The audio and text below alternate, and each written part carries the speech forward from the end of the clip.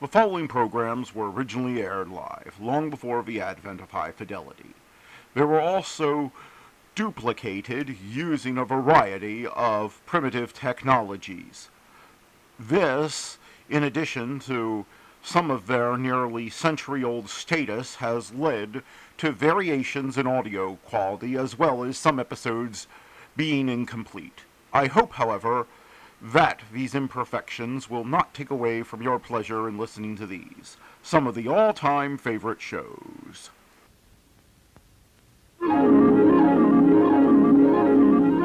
The following program is brought to you in living color on NBC.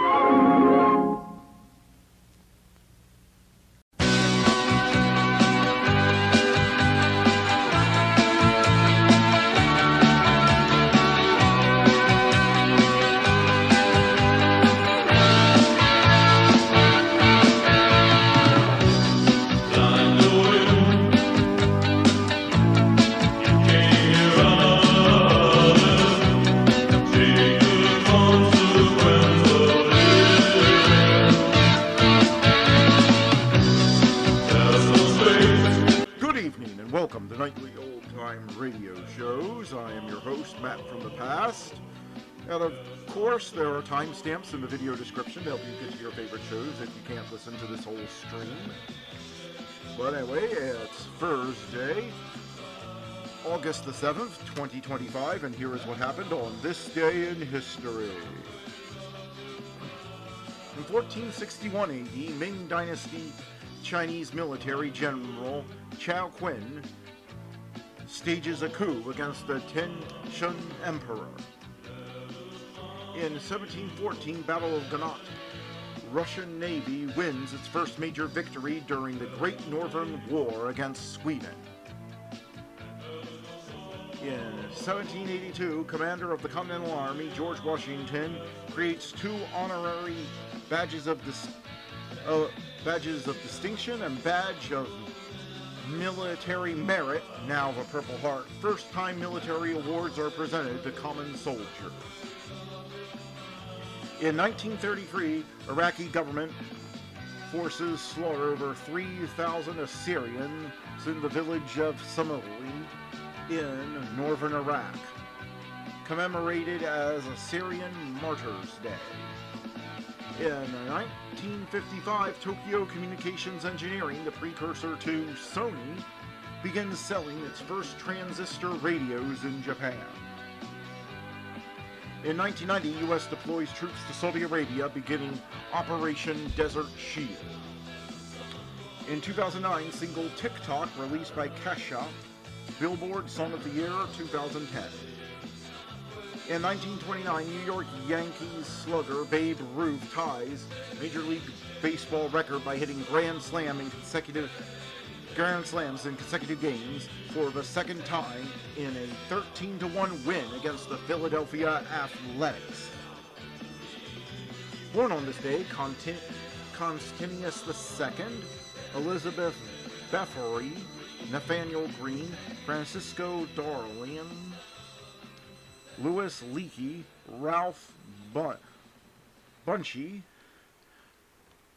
Charlize Theron, Mata Hari, Abe Becali, Greg Chappelle, Alberto Salazar, and Julian Hertz. Dying on this day, Henry IV, Holy Roman Emperor, Rabindranath Tagore, Oliver Hardy, Peter Jennings, and Stan Minikata. And that was this day in history. Now let's get on with the shows. Calling all cars, be on the lookout for excitement with our next show.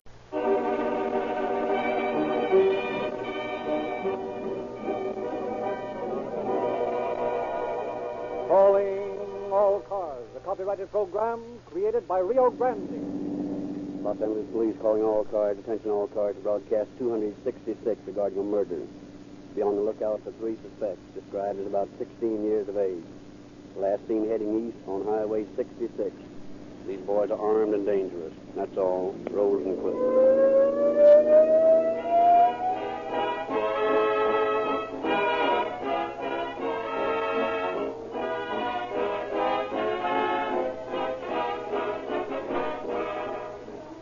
At the recent Pan-American Conference in Lima, Peru, 20 of the 21 republics were in agreement, almost from the first. But that wasn't enough. They didn't sign any declaration of solidarity until every delegation was ready, because it had to be unanimous in order to be effective. In a way, that situation is paralleled by our December test of listener loyalty, now rapidly drawing to a close. A large percentage of you have rallied to our friendly request that you make one visit to the Rio Grande station in your neighborhood, and your response in recent weeks has been heartening to watch. What you purchased, or how much it cost, wasn't important. It was the principle involved. At the same time, there are some of you friends of Calling All Cars, and we know you are friends because you seldom miss a program, who either missed the announcement or have been putting off your errand of loyalty. And there's only one day remaining in which to join Rio Grande's vast army of friends in showing our generous sponsor who puts the bills to give you this program a unanimous vote of confidence in the program, members of the cast and myself. Will you call on your nearest Rio Grande dealer tomorrow? It will be your last opportunity in 1938, and buy 1 quart of Realube or some cracked gasoline to demonstrate in the most practical way you could employ your allegiance to Calling All Cars.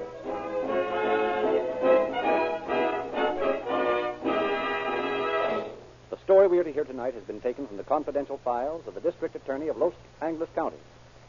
We have therefore asked District Attorney Buron Fitz to open our program. Mr. Fitz. Much criticism has been leveled at the youth of today.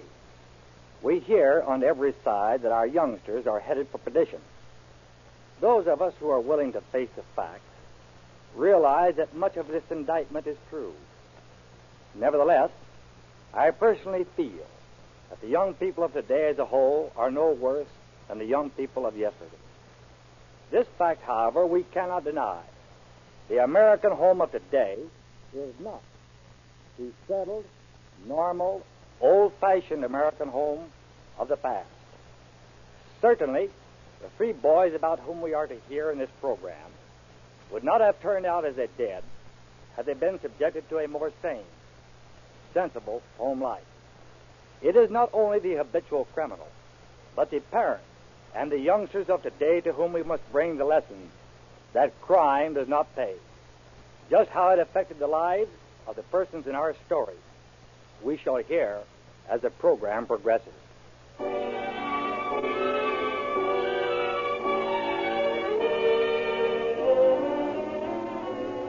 Our story opens in a small home in Philadelphia. A boy has just come home from school. Where are you, Mother? Here I am, Bill. Oh, what have we got for dinner? What's the matter? What are you crying about? Oh, the same thing I cry about every day, son. Oh, was Dad home yet? No. And I'm worried half to death for fear he'd stopped at some saloon and is drinking up his paycheck. Paycheck? Well, I thought he'd quit his job. Been threatening to quit for a week. But I've begged and pleaded with him to keep on working till you or I can find some kind of a job. Then he can do as he pleases. I'm through with him. You mean you're going to leave him for good? Don't ask me any questions now, Bill. Just go and see if you can find your father. The rent's due tomorrow, and he gets to drinking and spends all his money. Yeah, I'll go over to Dugan. That's where he generally stops on Saturday.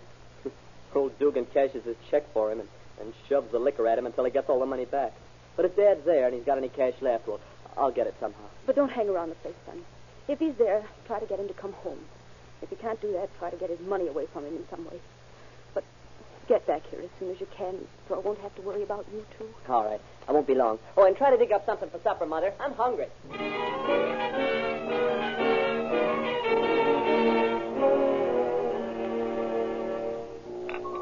Oh, hey, young fellow looking for your old man? Of course I am. Is he here? In the back room. Did you cash his paycheck for him? Sure, I'm always ready to do anything to help the fellows who work in the neighborhood. Yeah, and always ready to shove a bottle at them until they haven't got a cent left for food for their wife and kids. Oh, smart, ain't you? Well, I don't want none of your wisecracks. Now go on and get that old bum and drag him out of my place. Drag him out? Has he... Yes, he has. Go on back and take a look at him. He's out cold as a mackerel. You dirty rat. Dad. Dad, wake up. Dad, come on, let's go home, will you? Listen, Mother wants some money so she can get something for supper. Dad, wake up, I tell you. Yeah, Dugan was right. He's out cold. Well, I'll take the money anyway. Wait. Let me alone, will you? What do you want, huh? Here, get your hands out of my pocket, you little thief. Mother said to get what money you had left, and I'm going to do it. Take your hand out of my pocket or I'll slap your teeth out. No, I'm not until I get this money. You won't, eh? Oh. What do you like that, huh? Oh. Now, you leave me alone. I want to go to sleep. All right, go to sleep and stay here as long as you please. I don't care if you never come home. And don't give me none of your lip or I'll smack you again. Yes, I know you will. But you're going to smack me just once too often. And mind your business, you hear me? Sneaking in here and stealing the money out of my pockets. Well, why don't you bring your money home like other men do? You know Mom hasn't got a cent in the house. Don't you suppose we've got to have something to eat? Yeah, Mother's sick, too. She needs money for medicine. Boys should have respect for their fathers. Now, you know... How can I have any respect for you when you act like this? All we want is enough money to pay the rent and buy food. Yes. I could have some decent clothes to wear to school if you didn't spend all you made on liquor. You mind what you say now? Well, you know it's true. I look like a tramp. I'm ashamed to be seen at school. And it's all because well, it's not my fault. I'm a victim of circumstances. Oh, Dad. Dad, why don't you try to straighten up? Yeah. When I think of the money you used to make and the swell home we had and how happy Mother was, and you're going to lose her, too, if you don't stop all this drinking. Yes. She told me so just a few minutes ago. She's sick and tired of your drinking. She's going to leave you. Yeah, let her leave then, and you can go, too. Now, go on, get out of here. Get out and let me alone, yeah? You're not going to take another drink out of that bottle. Turn loose, sus. No, I'll smash it on the floor if you don't. I'll smash it against your head. Now, let it go, you hear? I'll show you whether I drink or not. All right. Stay here and drink your head off. Hey, come back here with my money. You just try and You get wait it. till I get home. I'll teach you to steal from me. You found him all right, did you, kid? Yeah, I found it. What's the matter with your mouth? Where'd the blood come from? It's a present from my old man. Oh, socked you, huh? Well, if he's in a fighting mood, you better get him out of my place before he starts trouble. Listen, you got him in that condition. And if you want him out of here, you can get him out yourself. Hey, come back here.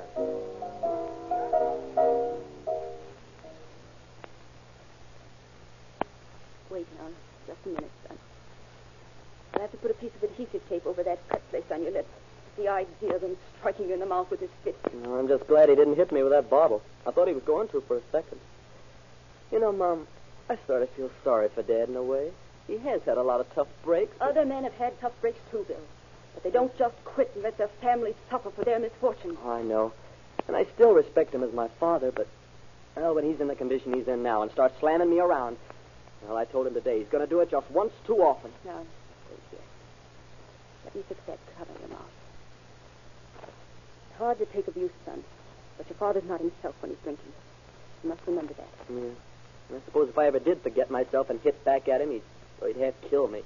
He's big enough to do it. Yeah, and mean enough, too, when he's full of liquor. There he is now. Put that money out of sight where he can't find it. Here you are, the two of you, huh? Yes. I've just finished patching up Bill's face. Not content with humiliating us in every other way, you use your fist on your own son in a public saloon. You've got a lot of nerves to talk to me about humiliating somebody. The idea of sending that boy down to Dugan's place to pick my pocket. If I want you to have my money, I'll give it to you. Then why don't you do it? Do you suppose I wanted Bill to go into that dirty dive? I had to send him so that we'd have money to eat and pay the rent tomorrow. I'll pay the rent. I'm the head of this family. You wouldn't have had $1 left if Bill hadn't taken it away from you while you were in a drunken stupor. Yeah. And you wouldn't be home until midnight if you had a cent left to buy any more of Dugan's rotten liquor. You're smart, ain't you? Huh? The head of this family. Yeah. You were once, yes. When you were a respectable businessman and your wife and child had a decent home. I don't want to hear none of your preaching. You won't have a chance to hear it after today. I've had all I can stand of you, George Trent. I've stuck to you through your bad luck as well as the good. And now... Now what? Now I'm through. Yeah. I can't stand any more. I'm leaving. You're leaving me, are you? This is all your fault. You meddling brat.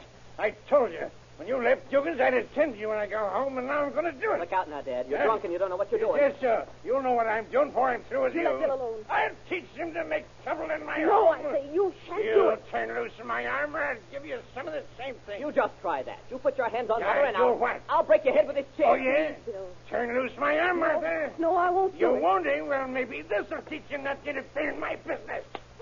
You dirty, low-down rat.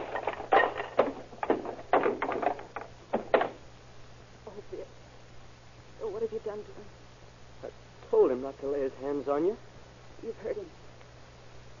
Hurt him badly. I don't care how bad he's hurt. He had it coming to him.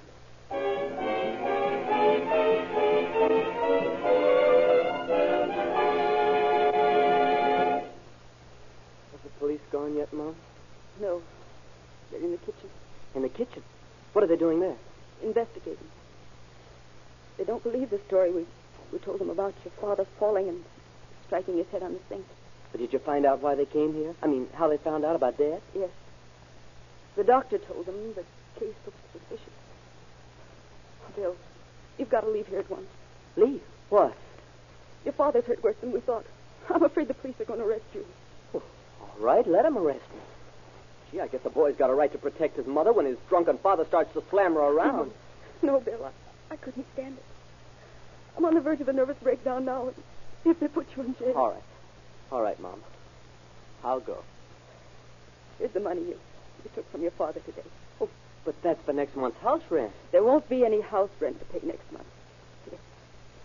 Take it and use it for your railroad fare. Well, where do you think I ought to go? To your Aunt Margaret in Los Angeles. I'll send her an airmail letter explaining everything. But now hurry. Pack a few things in your suitcase and slip out the window before the police come in here to question you.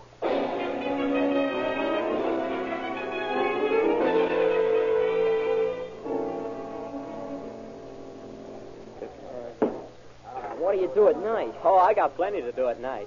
You see, I'm in my senior year at high school here, and boy, they sure do pile the homework on me, too. Boy, you sure do lead an exciting life. Well, why? What do you do? You'll be surprised. Hey, Johnny, shoot me that old fastball. Attaboy. Boy, that was a... Say, why don't you meet Johnny and me tonight and really have some fun? Well, What's the matter? Want to leave the house? Oh, sure. I can go anywhere I want to. Jiminy, my aunt's always asking me why I don't meet some of the fellas and go out sometime. She doesn't like me to stick around the house so much, but you see, I've only been out here in California about 2 months, and I don't know many people. Where'd you come from? Philadelphia. You from Philly? Yeah. Gee, so am I. Yeah? Yeah, that's Johnny's hometown, too. That's why me and him are such good pals. Hey, Johnny, come here. Well, how long have you fellas been going to school here? Oh, we don't go to school. We just wandered over here and started playing catch when we saw a couple of guys drop the ball and gloves. What do you want, Dick? Here's another guy from Philly. Yeah? What's his name? Well, I don't know. I ain't bothered to ask him. Oh, my name's Trent. Bill Trent. Okay. I'm Johnny Rutledge. And I'm Dick Morrow. He thought because we was playing catch on the grounds here that we went to school. I should say not. Our school days are over. Over? You mean you've graduated? No, he means we've quituated. Oh. We left school 6 months ago in Philadelphia when we decided to see the world. Yeah, we've been tourists ever since. Gosh, you must have lots of money to travel around like that. What kind of work do you do? Work. You hear that, Johnny?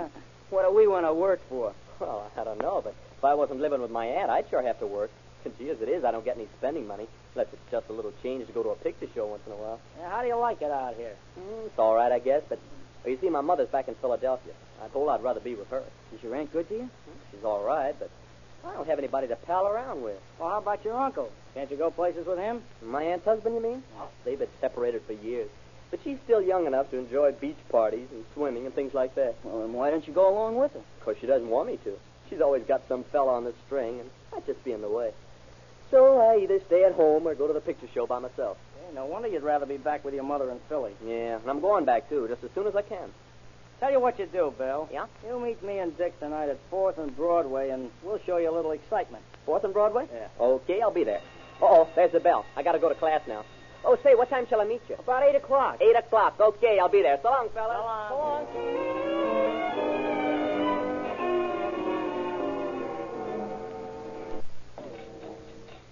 What's the matter, Aunt Margaret? I've hardly eaten anything. I'm not hungry tonight, Bill. You're worried about something, aren't you?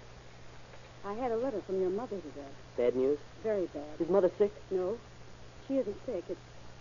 It's your father. Oh. Still drinking and making Mom's life miserable, is he? Your father is dead, Bill. Dead? Dead? Your mother sent this special delivery airmail letter yesterday.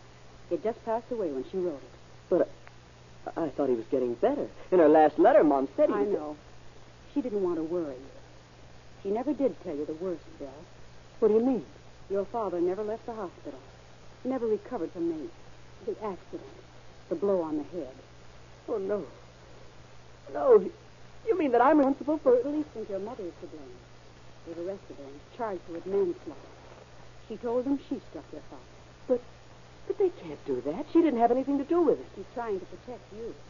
She told the police that she was entirely responsible. I'm going home, Aunt Margaret. I'm going tonight. But how will you get there? You haven't any money. Listen, can you loan me enough for railroad fare? I'll pay it back just as soon as I can. I'm sorry, Bill. You know how hard it is for me to make ends meet. I just barely have enough to get by each week. Maybe you could wire your mother. She could borrow the money from some of her friends. No, I've caused Mother enough worry as it is. No, never mind.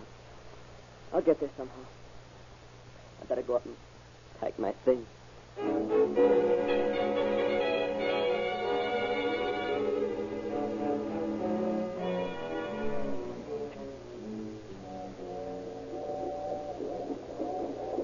Gee, it's swell of you and Dick to go along with me, Johnny. You know, I never rode a freight train in my life, and, well, if you hadn't been willing to come along and help me out, I don't know how I'd ever get home. Oh, forget it. We're pals, ain't we? We was figuring on going back next week anyhow. Yeah, besides, it's just like we told you. We're tired of this town, and Philadelphia sounds mighty good to us. We've been away from home longer than you have. Now, keep in the shadow of these boxcars going. Stick close to Johnny and me. Yeah, and if anything happens and we take it on the run, you just follow us and keep your mouth shut. You understand? Oh, yeah, sure, I understand, but well, I don't understand why you're carrying that gun. Now, look, I don't want to get mixed up in a shooting scrape. I'm in enough trouble now. You ain't going to get no trouble as long as you do what we tell you. But what are you carrying the gun for? So we can bluff our way through in case we run into any tramps or other bums in one of the cars. Sometimes they try to throw us off the train. Hey, and Dick, you don't... you and Bill come over here and see what I found. Yeah? What is it? A car loaded with canned goods, and the seal on the door was already broken. Oh, yeah? You wouldn't kid us, would you? Come on, Bill, crawl in. Hey, this is risky, ain't it? If they catch us in an empty car, it'll be bad enough, but if we're... Go on, crawl in. I don't know how lucky you are. At least you can eat till you get arrested. Oh, shut up, Dick. Ain't he going to have enough trouble with the cops when he gets home? Don't keep rubbing it in. Hey, fellas, quick, here comes somebody. Get back in the car, Bill, and keep quiet. That's a yard detective. I can tell by the way. Hey, you, come out of the car. Get your gun ready, Johnny. Gun? No, you said you only had that to scare off tramps. Pipe down. But this man's a detective. He's an officer. You can't Come shoot. out of there. You're all under arrest. He's coming for us, Johnny. If they ever get us in a police station, you know what it means. Yeah, this Dick will never take us to no police station. Are you coming out, or do we have to come in and get you? To arrest us all. Yeah, wait and see if he does. Come on. When you hit that ground, Bill, you want to be running. Follow me and Johnny, and don't pay no attention to that copper. Let's go now. Stop right where you are. Stop, I say. He's shooting at us. Stuck in between these cars. Let him have it, Johnny. Try to plug me, will you, copper? I'll show you. He's shooting while he runs. Yeah, and I'm going to stop him from doing both. You got him. He's down, flat on his face. You killed him, Johnny. Yeah, what of it? He was trying to plug us, wasn't he? Come on now. Take it on the land before the rest of the cops get here.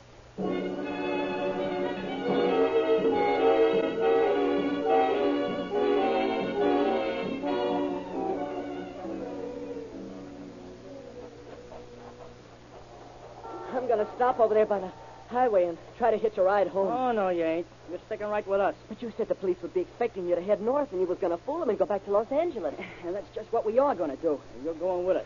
Oh, no, I'm not. Don't stop here, you fool. You want them railroad cops to grab you? I'm going to Philadelphia, Johnny. Now get this, Bill, and get it straight. I don't know whether you'd squeal about me plugging that cop or not, and I ain't taking no chances. I'm no squealer. I still say I ain't taking no chances. Cops have their own ways of making guys talk, and if they ever get their hands on you... Wait a minute. I told you fellas my mother was under arrest in Philly for a crime she didn't commit, and that's why I'm going home. You can go after me and Johnny find a safe hideout. You're not telling me when I'm going home. Do you think I'm going to let my mother sweat in jail just because you fellas want me to? Look, Johnny. Car stopping over there. Duck down. Maybe a patrol car. There'll be a dozen of them looking for us. No, it ain't a police car. See?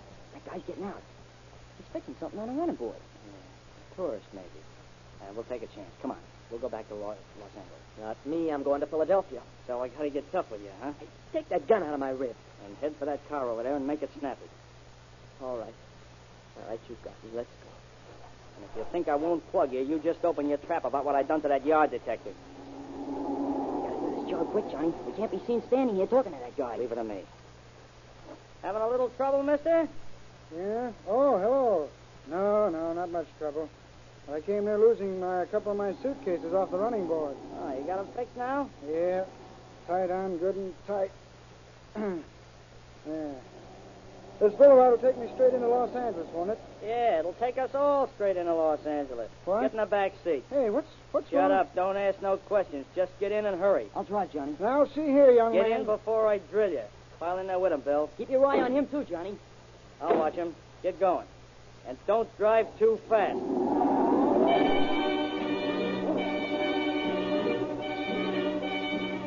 Attention all cars. Be on the lookout for 3 boys, 18 to 20 years of age, driving a Plymouth sedan, 3X-ray 176, 3X176.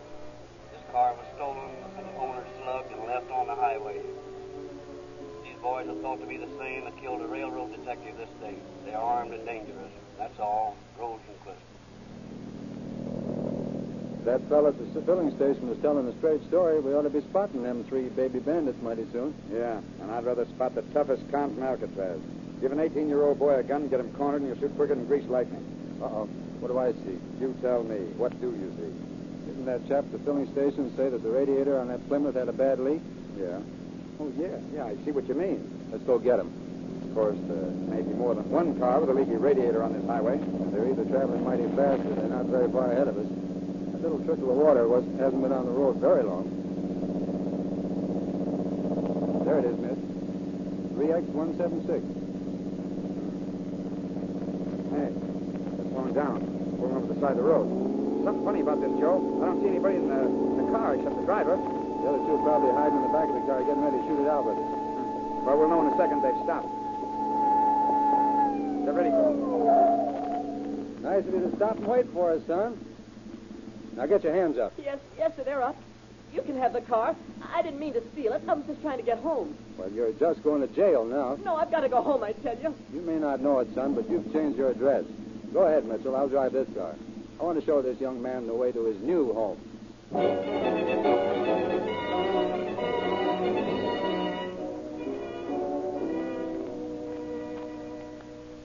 I hope you can break him, Captain Wallace. Reeves and I worked on him for about 3 hours this morning. We can't get a thing out of him. Just says he wants to go home, Says he's got to get home. And he lied about his name and also about where he lived. Well, bring him in. I'll see what I can do. If you don't mind my suggesting it, Captain. Yeah? The boy's practically a nervous wreck. Yeah, I'll go easy on him. Bring him in. Yes, sir. Come on in, son.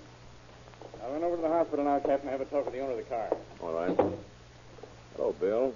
Sit down. What's your last name? My name's George Malcolm. Now, we may as well start off right, son, and the right way is to tell the truth. Your name's not George Malcolm, and you don't live in Pittsburgh. We have a telegram here which states you're Bill Trent, and you live in Philadelphia. How'd you find out? Simplest thing in the world. If you look at the label on the inside of your overcoat, you'll see the name of the store in Philadelphia where you bought it. Yeah. Yeah, I see. And I forgot about writing my name on the label inside the pocket. I guess I'm not very smart, or I'd have torn that out, huh? No, you're not very smart, Bill, or you'd open up and tell us what you know. Be a lot better for you. Look, Captain, I said I wasn't smart, but you fellas take me for a fool. Tell you what I know and stay in jail for 10 years, maybe? No, I'll tell you nothing. If you can keep me here for the rest of my life just because I won't talk, well, then you'll have to do it. You got the wrong end of that match in your mouth, Bill. Here, there's a couple of fresh ones. Chew on them for a while. Oh, wait till they talk to the man that owns the car. He'll tell you I didn't hold him up.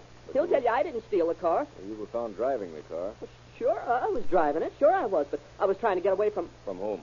Well, I can't tell you. And I'll tell you. First, you may as well know we've already talked to Mr. Barry, the man who owns the car, and we know you didn't hold him up. We also know that one of the other boys forced you in the back seat with Mr. Barry and held a gun on both of you. Now, you were trying to get away from those other 2 boys, Bill, weren't you? Sure I was. Who were they? Can't tell you. How'd you happen to be with them when they held up Mr. Barry and stole his car? I can't tell you that either. Were you with them when they killed the railroad detective? I won't tell you anything. You're trying to make a rat out of me. You want me to be a squealer, don't you? But I won't do it. You can't make me. Going to let your mother stay in jail because you want to protect a couple of murderers, huh? I told you I've got to get home. The Philadelphia police say your mother's accused of killing your father. She didn't do it. She's innocent. Oh, why don't you let me out of here so I can go home and clear my mother's name? Why don't you clear your own name? Well, because... Well, don't you see? Johnny and Dick were trying to help me get home when all this trouble happened. I can't turn on them now. You're a bigger fool than I took you for, Bill. Those other 2 boys were framing you from the start. No, I won't believe that. Well, we were trying to steal a ride on the freight train, but I had to get home somehow, and listen, that cop didn't have no right to shoot at us just because we How'd you happen to be in Mr. Barry's car alone? Well, the other boys hopped out, see, right after Johnny slugged Mr. Barry and threw him from the car, and... Yes, go on. They told me to go on to Philadelphia and keep my mouth shut, and I was worried about Mother, and I guess I just turned the car around and started for home. No, take it easy, son. My mother didn't kill Dad, honest, she didn't. I did it. You hear? I did it. She's taking the blame to save me, but I didn't mean to kill him. He was beating me, and then he turned and hit Mother, and I slammed him with a chair. And well, why don't you let me go home so I can help her? Where are Dick and Johnny now? I don't know. They tried to frame you with the car, Bill. They knew you'd be caught driving it. Now, where are they hiding? I don't know, I tell you. Why, they even left the gun in the car so you'd be accused of the murder of that yard detective. Now, where are those boys hiding? I don't know where they are. I don't care where they are. I'm not worrying about them. I'm only thinking about my mother. I've got to get to her. Can't you understand that? I've got to help her. You know where the boys lived here in Los Angeles? Yes. Did they tell you where they lived in Philadelphia? Yes. Will you help us to find them? Well, will you help me to get to my mother? If you'll tell us the truth, we'll help you.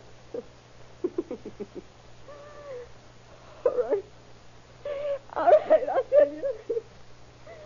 I'll tell you everything.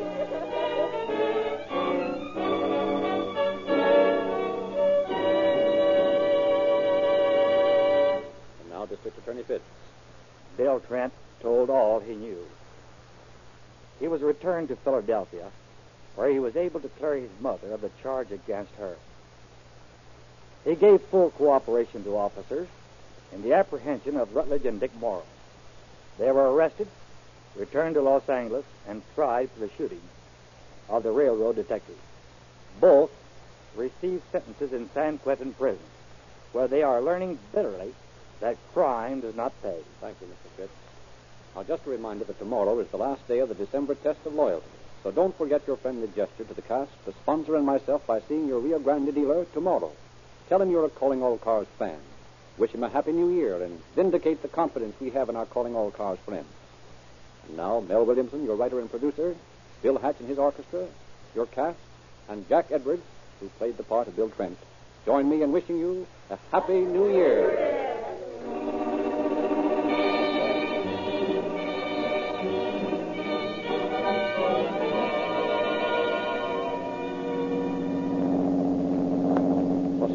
Calling all cars, attention all cars, the cancellation of broadcast 266 regarding a murder.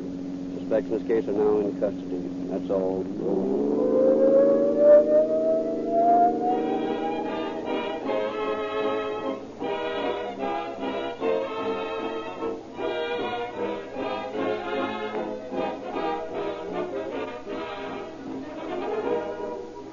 This is your narrator, Frederick Lindsley, bidding you good night for Rio Grande.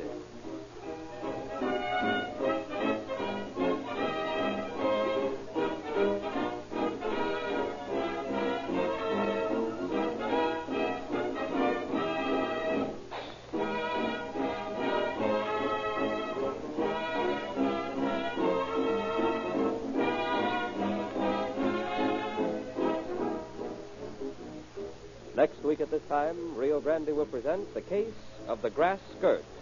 This is the Columbia Broadcasting System.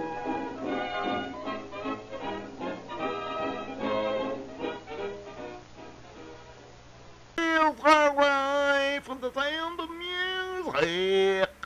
And Bing Crosby is up next. BC 20 for Saturday, September 28, 1957.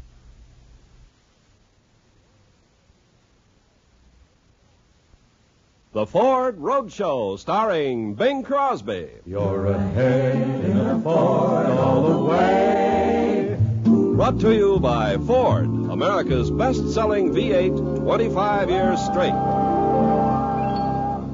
Whither are we drifting, Bing? Ken, we're heading for Old Cape Cod, musically. Big song for Patty Page. She's got a tremendous record on it. Makes us all happy. If you're fond of sand dunes and salty air, quaint little villages here and there, you're sure to fall in love with Old Cape Cod.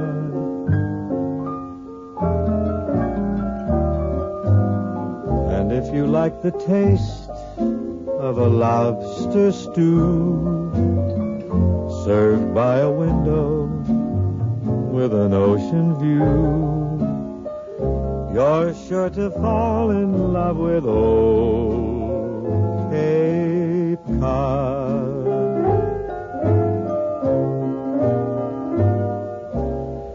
Winding roads that seem to beckon you. Miles of green beneath the skies of blue. Church bells chiming on a Sunday morn remind you of the town where you were born. And if you spend an evening, you'll want to stay watching the moonlight on Cape Cod Bay. You're sure to fall in love with old Cape Cod.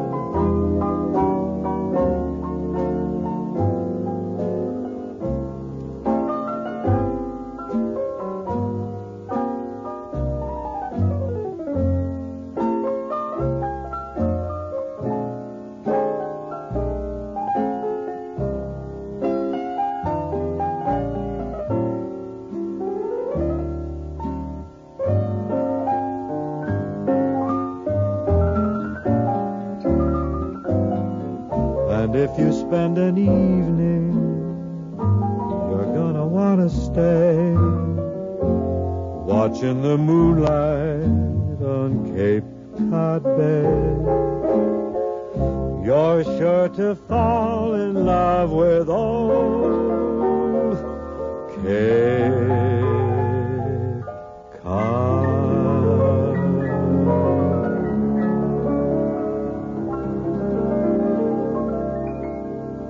Kenneth, what do you say we blend our voices in a round? A what? A round, square. Follow me, huh? You ready? Yeah. Hello, low is Ford. Lowest price of all. So make a date with Ford's V8, the greatest aid of all. V8, the greatest aid of all. Where have you been? What detained you? Kenneth, our voices blend like oil and water. We can get arrested. We get picked up. We get vagged for this. Sad, but we do have a really harmonious duet Which around one's that? here. Well, the 57 Ford and the Thunderbird V8 engine. Well, I'm glad you reclaimed our reputation with that statement. Yes, Ford V8s are the smoothest, liveliest, most modern V8s on the road. And why not? Ford pioneered low-cost V8s way back 25 years ago, and they're still the V8 leaders. And yet Ford's the lowest-priced V8 of all. And Ford costs less to run and less to trade, too.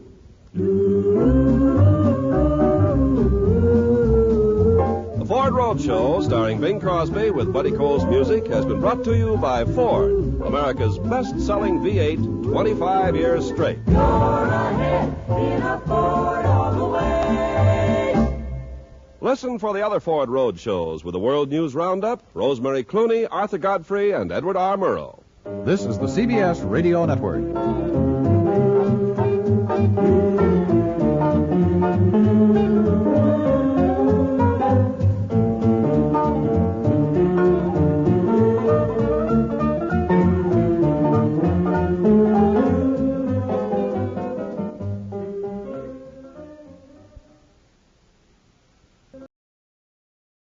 One of old-time radio's longest-running and most popular programs, CBS Mystery Theater, is up next.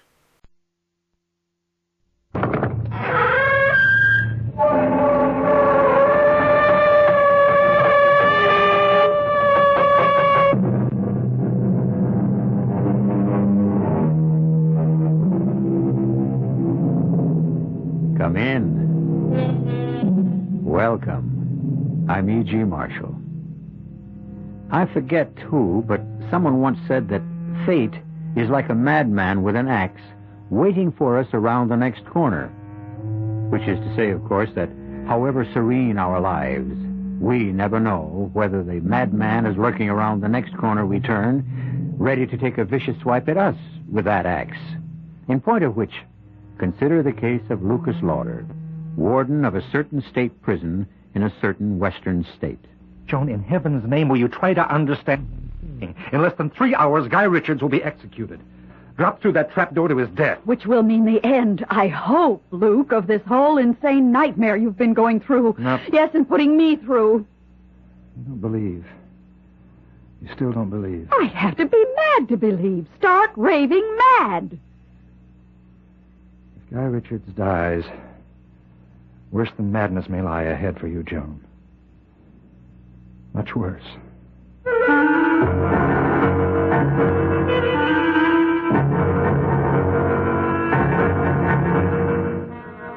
Our mystery drama, The Strange Case of Lucas Lauder, was written especially for the Mystery Theater by George Lothar and stars Robert Lansing.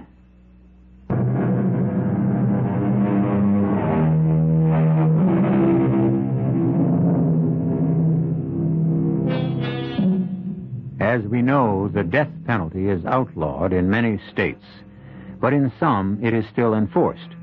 In such special cases as the murder of a policeman, death through kidnapping, and or particularly vicious crimes. Our story begins in just such a state, in the condemned cell of that state's prison. You sent a message you wanted to see me, Richards?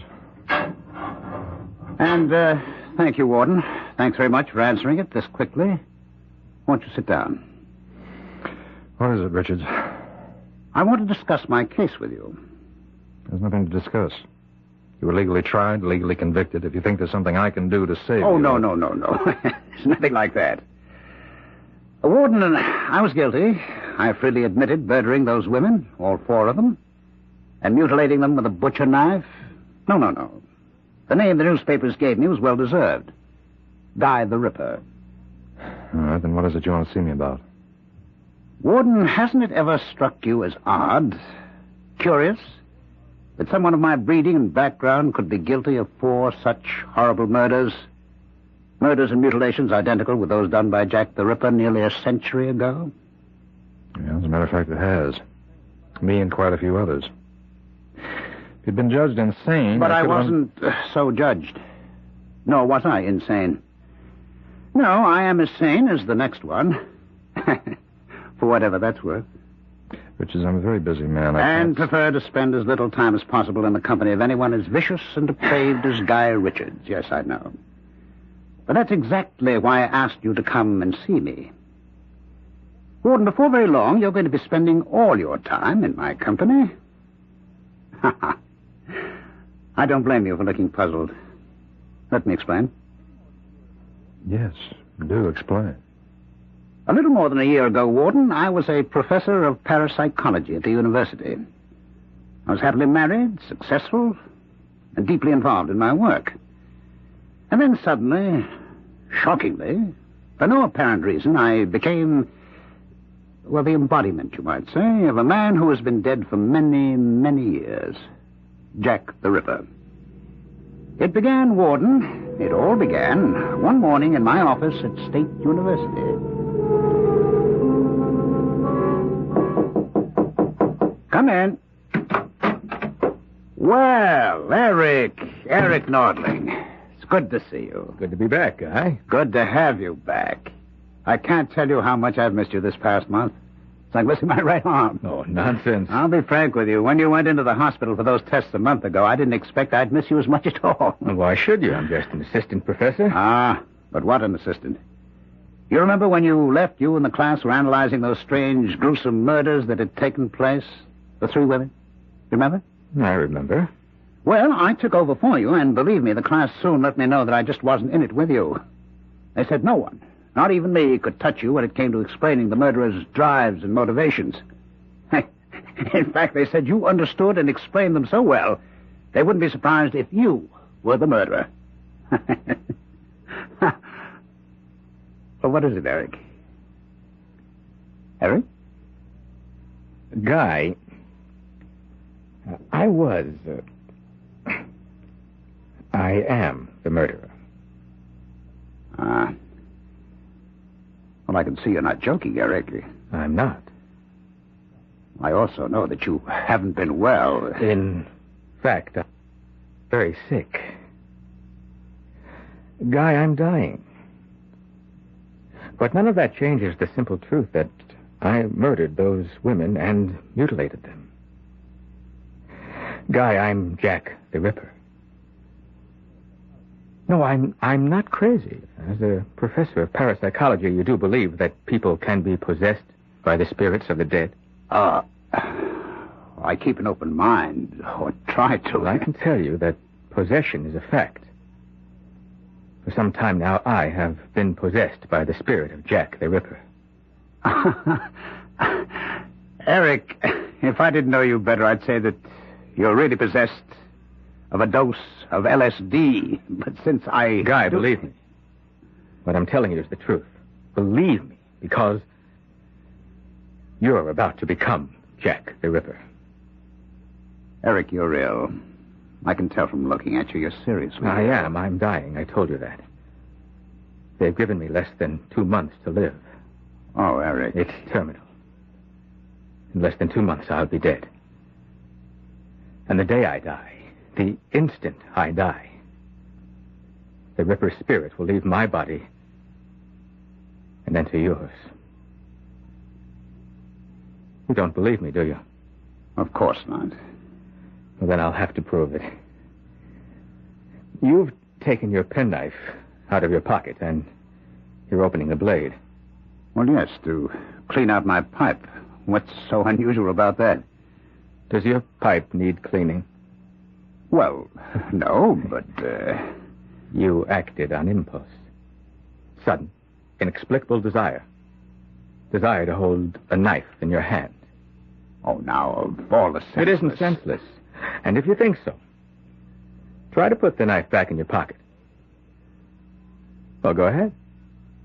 Close the blade. Put the knife back in your pocket. Well, I haven't done what I intended to do, clean out my pipe. Is that what you intended to do? Oh, in heaven's name, Guy, be honest with yourself, is it? No. Now, what do you intend to do with that knife? What do you want to do with it? I want to kill with it. To strike and slash. What is this? What? It's Jack the Ripper. Using your body. You needed proof, and I just gave it to you. I took possession of you for a few moments. But when Eric Nordling dies, I'll become Guy Richards. Till he dies. And after that... Oh, no, it's madness. You deny you felt an overwhelming urge to strike and slash? No, but there's got to be some explanation. There is. You can pick up your knife and put it away. Or clean your pipe. If you really want to. Well, Warden, those were Eric Nordling's words. Almost his identical words. Just before he told me what I'm about to tell you. Mm-hmm. That I'm about to become Jack the Ripper. The day, the instant, I die. Yes. Is there anything further you want? Now, wait, don't go. Now, look, Richard, your time is short, and Yours is. And I want to do everything I can to make the next few days easy for you. But when it comes to listening to the kind of story you just told me, I haven't the time. You don't believe it either, huh? Even I didn't. With all my knowledge of the occult, the psychic, I couldn't bring myself to believe in anything so impossible.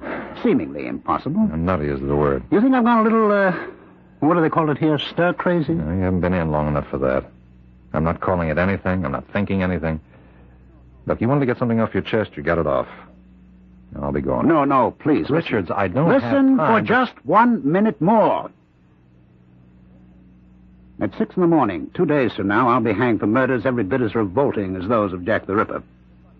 Because I am Jack the Ripper. This body, you see, is the body of Guy Richards, once respected university professor. But the spirit that inhabits this body, well, I am, I assure you, Jack the Ripper.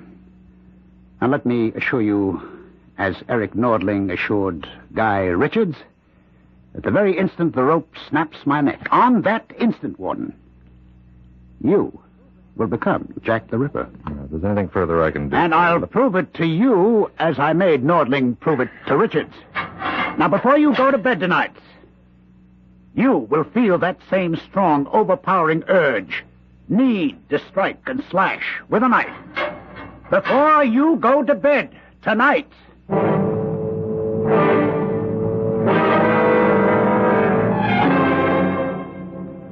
That's really one of the strangest stories you've ever brought home with you.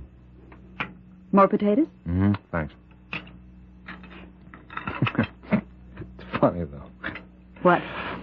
Well, and don't ask me why I did this. I certainly didn't believe a word of Richard's story. Not a word, but I guess curiosity got the better of me. What? Well, I checked at the university. Richards did have an assistant named Eric Nordling, and he did die when Richards said he did. Doesn't mean anything. Yeah, still, that part of Richard's story was true. Joni, what do you think? What do I think? Well, he was kind of interested in that stuff, yoga and astrology and the psychic and all Oh, that. not really. Yeah, but you do have an interest. And not a serious interest. Still, what do you think? I think I'd like another piece of roast beef. That's what I think. Okay. I'll try not to be so heavy-handed this time. Oh, you weren't heavy-handed. Just slice it a smidgen thinner, that's all. Just a smidgen. Smidgen it is, and easily done with a knife as razor sharp as this. Won't be done at all if you don't stop staring at that knife and cut me a slice. Luke? What? It's nothing. I was just thinking. Thinking what? The way Richards talked this afternoon, you'd have thought I was going to grab at the first chance I got to carve up some likely female. You, for instance. Don't say things like that, Luke, not even jokingly. I'm sorry. But can you imagine anyone like me, for instance, starting to cut a slice of roast beef and then changing my mind and deciding to carve a few slices out of you? No, I can't, and I'd just as soon not. Up on the table like this, and holding the carving knife in my hand. It's a razor-sharp carving knife. I'd come around the table toward you. Luke, please. And when I got to you, I'd stand over you. I'd look deep into your eyes, and then raise the knife high over my head and plunge it. Luke! Luke, what's come over you? If this is a joke, it isn't your kind of joke. It was a joke, wasn't it? Wasn't it?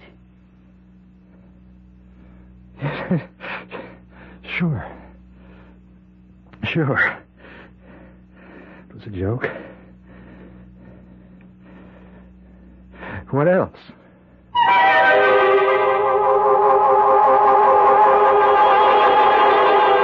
What else, indeed? What else could it be? It could be what Warden Lucas Lauder knows it was. No joke at all. That for a few moments in time, he was driven by an all but overwhelming urge to strike with that knife, slash with that knife, kill with that knife. I'll return in a moment for Act 2.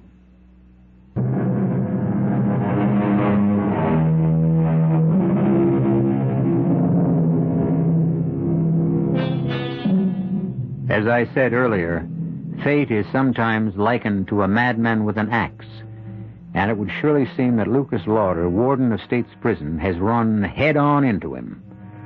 When Guy Richards told Lucas that he was really Jack the Ripper, that his body was possessed by the spirit of the Ripper, Lucas laughed. But his laugh turned to a worried frown when he came dangerously close to stabbing the wife he loves. Now in Lucas' office at State's Prison the following afternoon. No, Jerry. No, look, I don't mean to be harsh, but I think Maxwell's privileges should be taken away for a while. Yes, a week at least. All right, goodbye. Yes, Miss Conley? They brought Guy Richards over, Warden. All right, tell them to bring him in. Yes, sir. Bring him in. All right, boys, you wait outside. Sit down, Richards. Thank you. Richards, I want to talk to you about... well, among other things, I want to talk about your personal effects. Well, we've talked about that. I told you I don't give a damn what you do with them. Warden, you didn't have me brought here to talk about my property. You brought me here to talk about what happened to you last night. If you're going to start again on that nonsense about being Jack the Ripper... It isn't nonsense, and you know it. Now, you also know that when I go through the trap less than 48 hours from now, you'll become Jack the Ripper. You know it because I put you through a sort of trial run, you might say, last night. What did happen last night, Warden? I don't know what you're talking about. I'm talking about what your wife, Joan, thought was a sick joke, but was no joke at all. I'm talking about how you stood over her with a carving knife, the knife you'd been using for the roast beef. Right? Oh, look, you're not going to be sick, are you? How do you know that's what happened? I was there. How else? No. No, that's impossible. What you're saying is impossible. Incredible, yes, but not impossible. I explained to you yesterday, or tried to explain, that I took this body when Eric Nordling died, just as I occupied his body when... Oh, well, it doesn't matter who died before him or before him. All that matters to you, or should matter to you, is that you're next on that list to, shall we say, play host to Jack the Ripper. But why? Why? Yes. Look, he must have died... What am I saying? Jack the Ripper must have died many, many years ago. In 1907, to be exact. All right, then you've been dead. I mean, damn it, the Ripper has been dead nearly 70 years. But his spirit, my spirit, has lived on in others. Right, that's what I'm getting at. Why? Because I cannot rest. Why, because of the awful crimes you committed? No, not because of the crimes, but the reason behind them. The evil in me that drove me to what I did. The hate. No, I don't understand. There is nothing to understand. It's quite simple. A spirit, a soul, is given an earthly body and forced to suffer through what you call life. Forced to go through this agony again and again and again until it is cleansed completely of evil, of hate. The evil in me was so great it will take, well, only the Lord knows how many lifetimes to wipe it away. Unless it meets a love as pure as the hate is evil. A soul as tender as the hate is brutal. A spirit as compassionate as the hate is ruthless. And that will never be. Never? No such love exists. No such soul, no such spirit. Not on this earth, that's for sure. You really believe what you're saying, don't you? You really believe that you are actually Jack the Ripper? Oh, for the love... I'm going to give you another taste of what it's going to be like to be Jack the Ripper. If you think for 1 minute that I don't care what you believe. Just do me a favor and send me back to my cell. Yes, Warden? Richards will go back to his cell now. Yes, sir. Richards is going back now. Remember what I said, Warden. I'm going to give you another taste. Soon. All right, let's go. Warden? Yes, Miss Conway? It's near time for me to go home, and the buses get awful crowded in weather like this, so I was wondering, could I leave now? Sure, yes, of course. Go ahead. Wait a minute. Yes, sir? I was about to leave myself. I'll drive you home. Oh, no, sir. I couldn't take you out of your way. No, it's not out of my way. But not much, anyhow. Well, if you're sure it's no trouble. It's no trouble at all. It'll be a pleasure.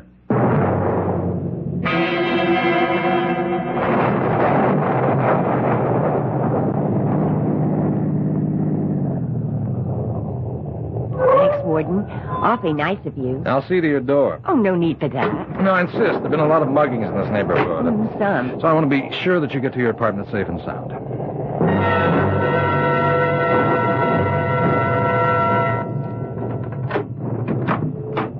Well, thanks again. You're awfully kind. That's not at all, Miss Conley. I wonder if I might use your phone. Oh, sure. Just call home, let my wife know I'll be a little late.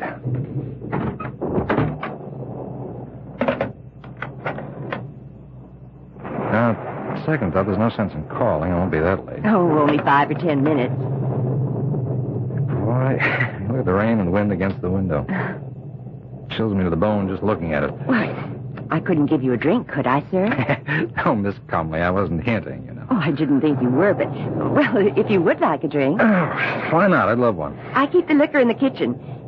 It's scotch, isn't it? Just a short one. I won't be a minute. No, I'll come with you, if you don't mind. Oh, of course not. Never been in your apartment before. I'd like to see how my secretary lives. Oh, not very fancy, I'm afraid. It looks nice. It's comfortable. You live alone? Yes, I tried living with someone else, but it just didn't work out. Here you are. Yeah, thanks. That's good scotch. Glad you like it. Where'd you get those knives? Knives? Yeah, the knife set on the wall.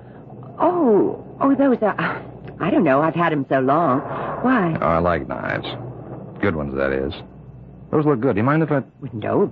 Be my guest. It's beautiful. Beautiful. Feel that edge. You don't often see knives kept in this good condition. This sharp. It's no thanks to me. I just use them, never sharpen them. Razor. Sharp. Fit in the hand perfectly. Those are the most beautiful knives I've seen in over 70 years. Jane.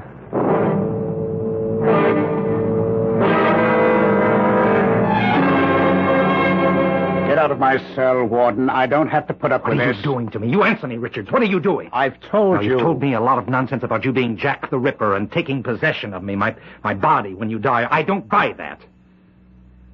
But you're up to something. You've done something to me. And I'm not leaving this cell till you tell me what it is. You're scared, Warden? Of what you came dangerously close to doing to your secretary yesterday? And will do not long after you hang me?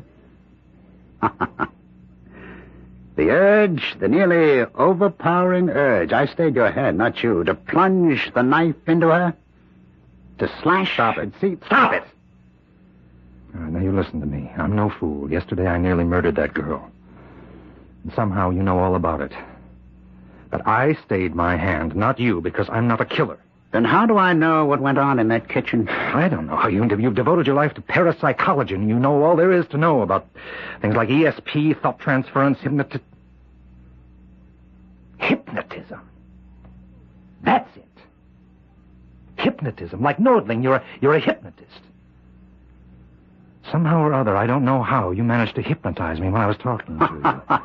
You put ideas in my head. Post-hypnotic suggestion, I think it's called. You cannot give a post-hypnotic command that's contrary to the subject's normal fiber. Warden, it would be impossible for me or anyone to command you to kill.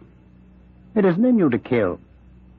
But that will all change when I am in you. At approximately a second or two after 6 o'clock tomorrow morning. Oh, which reminds me, I have a gift for you. Here. A knife? A knife. Where did you get this? It was made for me in the prison machine shop from a soup ladle. A soup ladle carefully ground down at the edges, skillfully shaped into a knife, expertly sharpened. How did you manage to have this made? How did you manage to have this made? Calm, Warden. You know your prison as well as I, or you should, and obviously don't. Anything can be done in a prison if you know the ropes. Here, the knife. Take it. Ed? You take that knife from Richards and get rid of it. See me in my office later and you explain how he got it. Oh, no, wait a minute. Here, give it to me. I'll get rid of it. Not until you've used it. Not till I, the Ripper, have used it. Again, and again, and again. Ed, I don't want to see this man again until his execution tomorrow morning at 6. If he has any last-minute requests, you handle them. If he has any questions, you answer them. If he wants to see me for any reasons, no. Tomorrow morning, Richards, I'll see you then, and not until then. 6 o'clock. On the scaffold, Richards.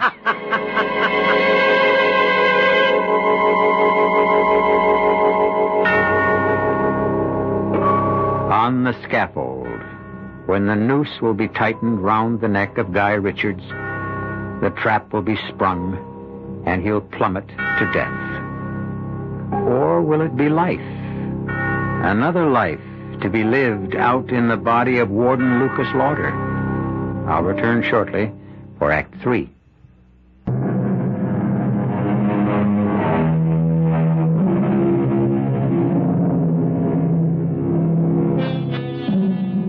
There's much talk these days about possession, the control of a human being by an evil spirit. Probably such talk has gone on since man can remember. Intense discussion, even violent debate, as to whether possession is a form of schizophrenia or a malignant spirit which has invaded an earthly body. For Lucas Lauder, warden of State's Prison, it isn't a subject for idle debate, but a frightening reality. In the bedroom of his home, a short distance from the prison itself.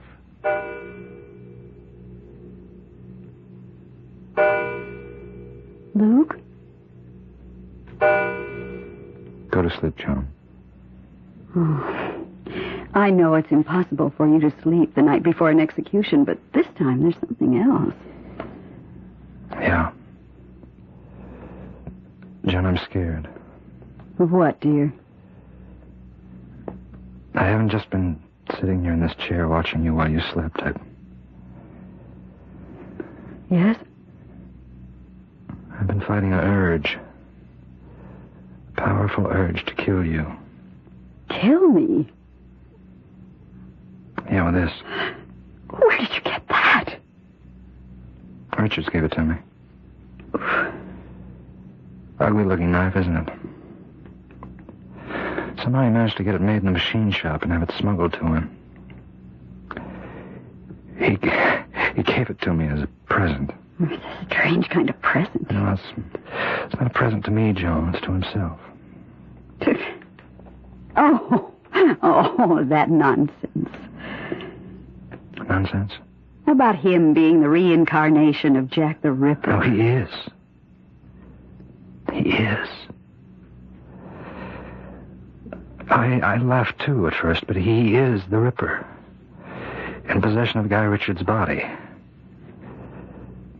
And at 6 this morning, less than 3 hours from now, he'll be in possession of mine.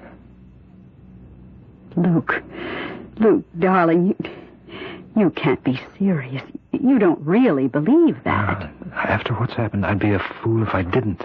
What has happened? I had to bring myself to talk about it. He told me he was going to take possession of me temporarily for a short time to prepare me for what's to come after he hangs. Well, you didn't take that seriously. No, not then, but within an hour, I nearly stabbed Miss Conley to death.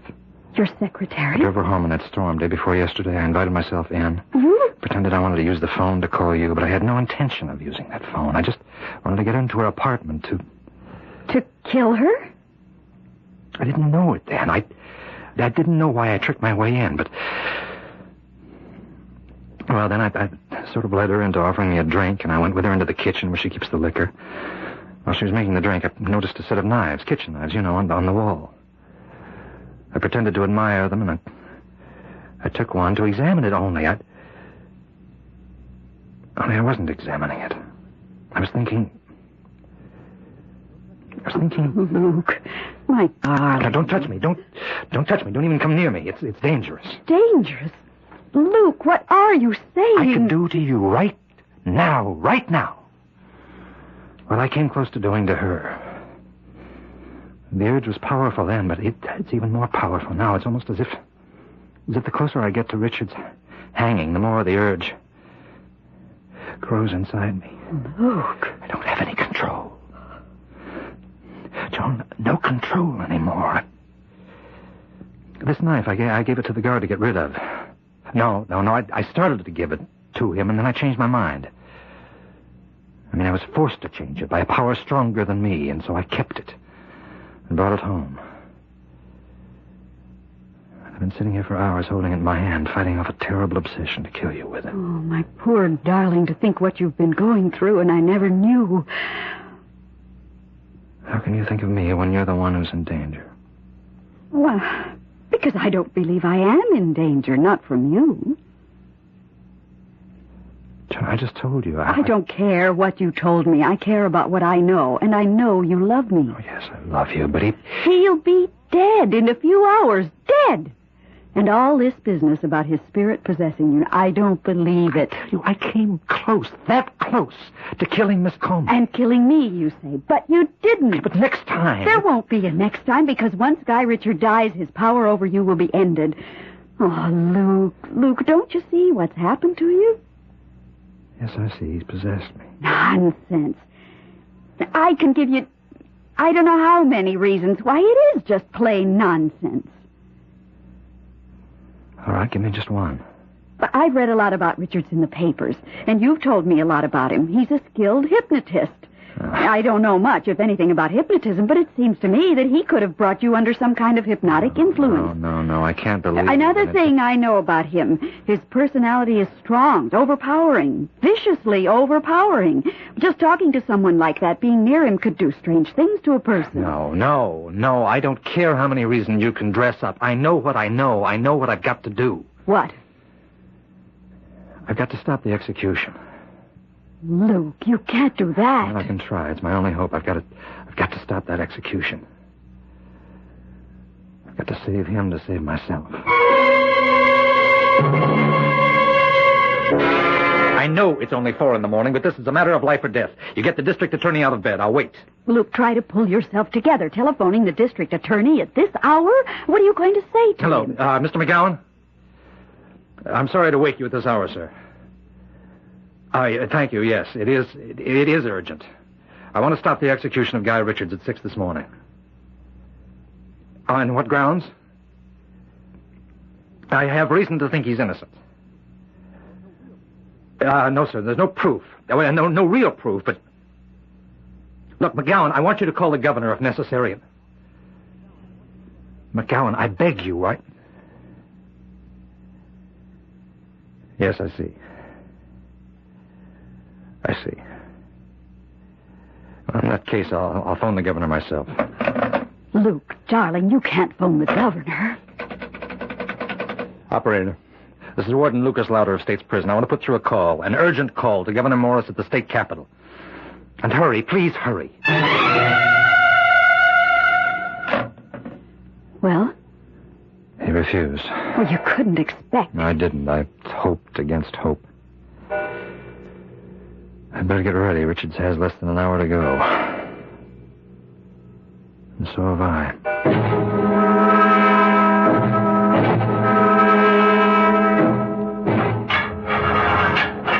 It's time, Richards. Huh. You're telling me. If you're ready. Question is, are you? Come on, let's go. You look tired, Warden. No sleep, eh? Well, don't worry about it. You'll sleep just fine tonight. The Ripper always sleeps well. Afterward. After what? Having killed. Well, I didn't know there'd be an audience to see the end of Guy Richards. The press. Straight ahead of the scaffold, Richards. You're sweating, Warden. Calm down. Make you feel any better, there's no pain to this. Over in an instant, you know. I've been through it once before. The man whose body I took before Eric Nortling's. Well, here we are. A moment in destiny. For us both. All right, Ed. Oh, do we really need the hood? Well, yes, I guess we do. Spare the feelings of our audience. Go ahead. Just, one thing to say, Warden, before you pull the trap. Yes? This isn't goodbye. I'll be with you again. Soon.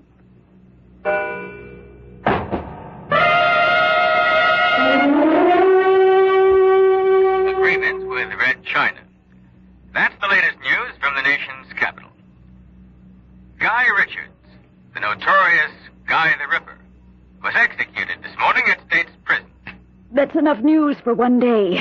I'm for bed. You, Luke? Luke? What?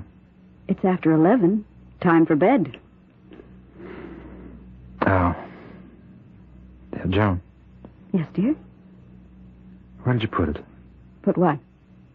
The knife.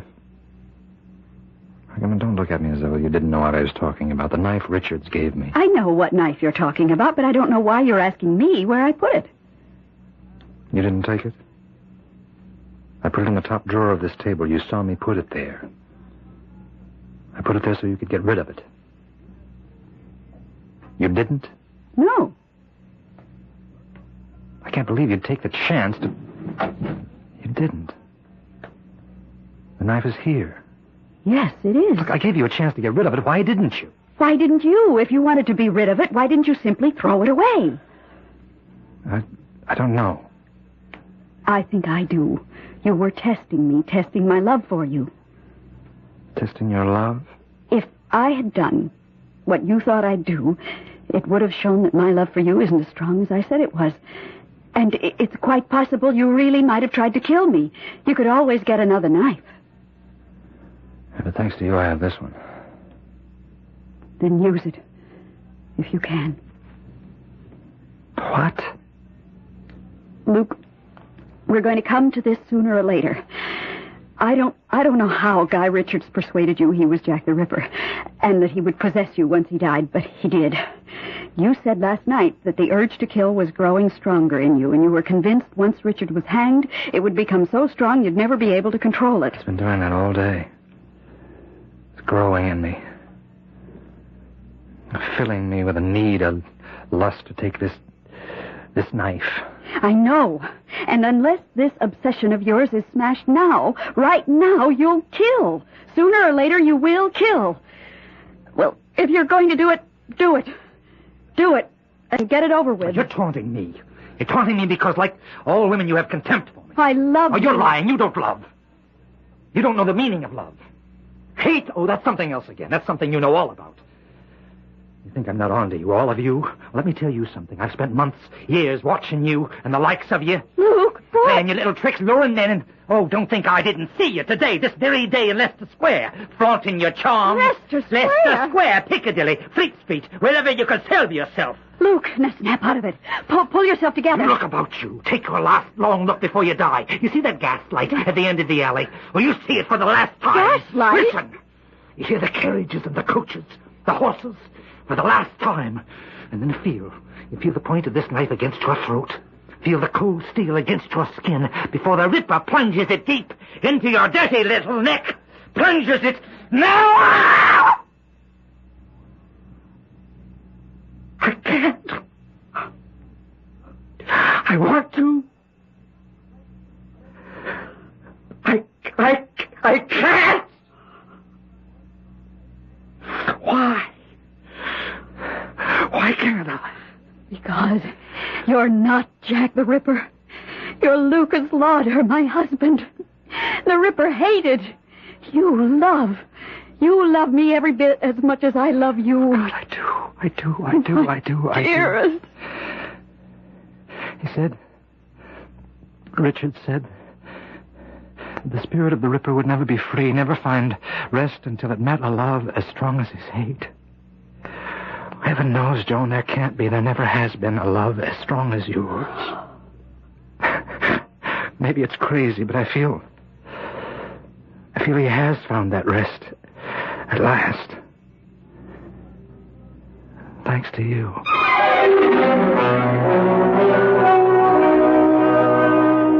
Well, if you're puzzled by this strange happening to Lucas Lauder, you've got nothing on me. Did Guy Richards in some way place Warden Lauder under an hypnotic influence? Did Richards believe he was truly Jack the Ripper? Was he? What do you think? I'll be back shortly.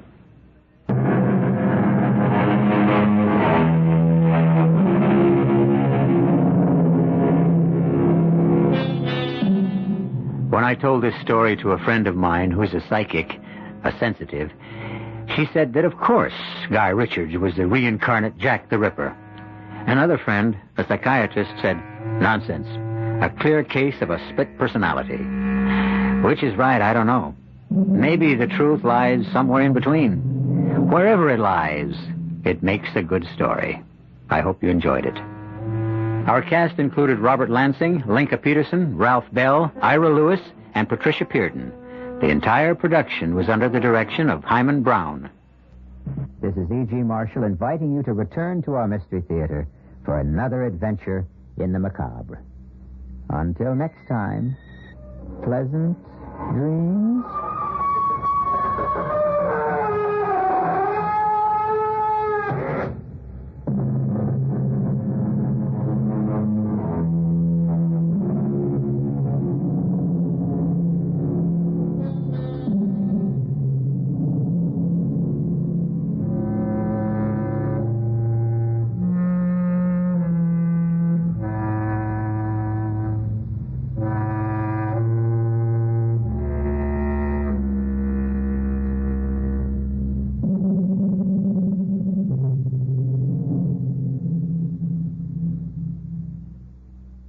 Up next in our prolific parade of programming, it is Eddie Cantor.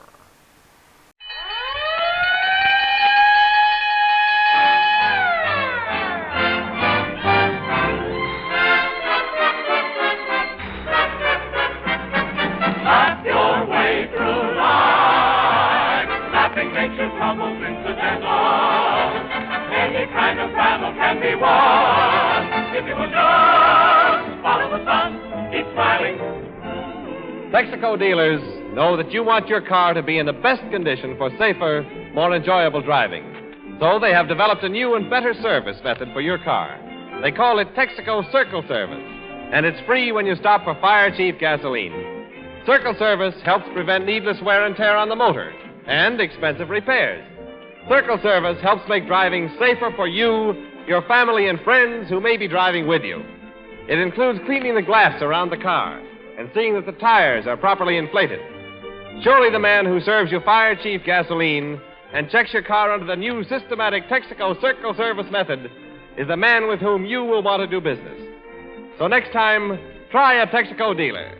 And now, for your pleasure, the 45,000 Texaco dealers present his honor, the Mayor, Eddie Cantor.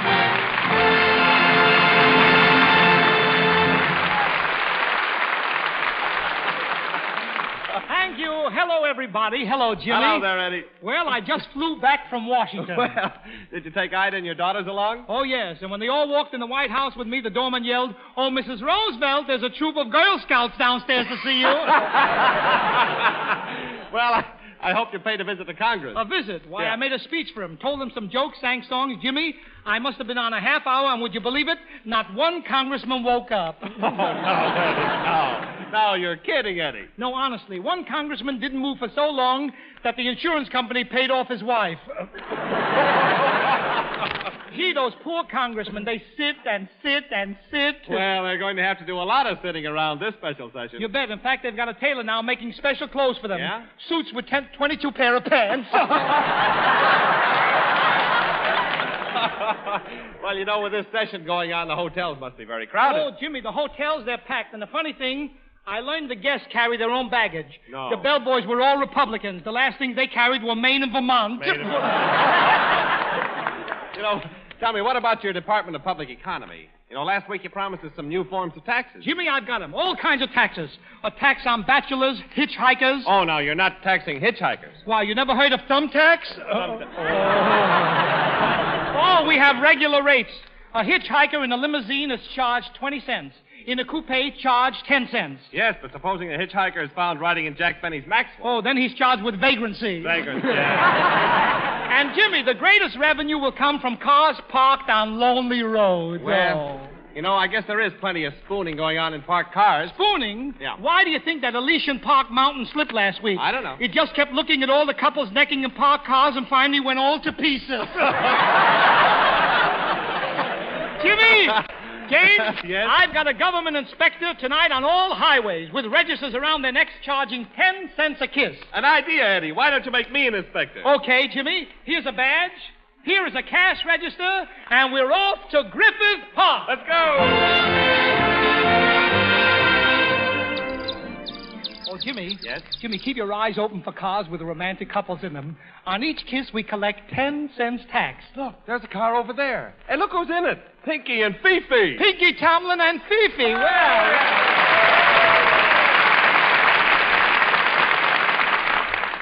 Pinky and Fifi, why, that cowboy can't make love. Let's listen to him. Right. You know, Fifi, Yes, Pinky? you sure are the best-looking filly I ever did see.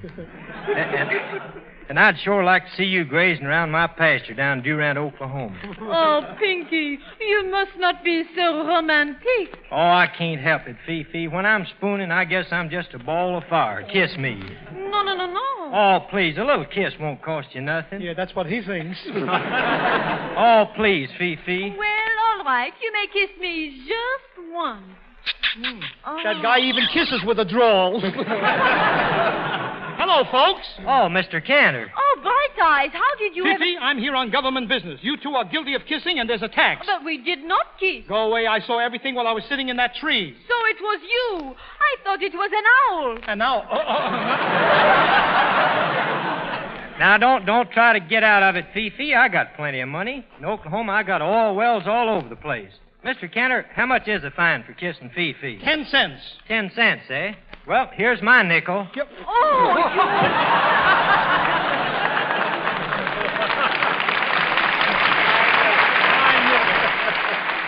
Jimmy, how do you like that? Jimmy, listen to that car. Listen to that car. Yeah. Come on. Oh, looks like we're gonna hit the jackpot. Yeah. Hello, mister. Howdy, stranger. What's the idea of butting in here? Button in. Look at my badge. I'm going to fine you 10 cents for every time you've kissed that woman since you've been parked here. Okay, here's $50. Wait a minute, $50?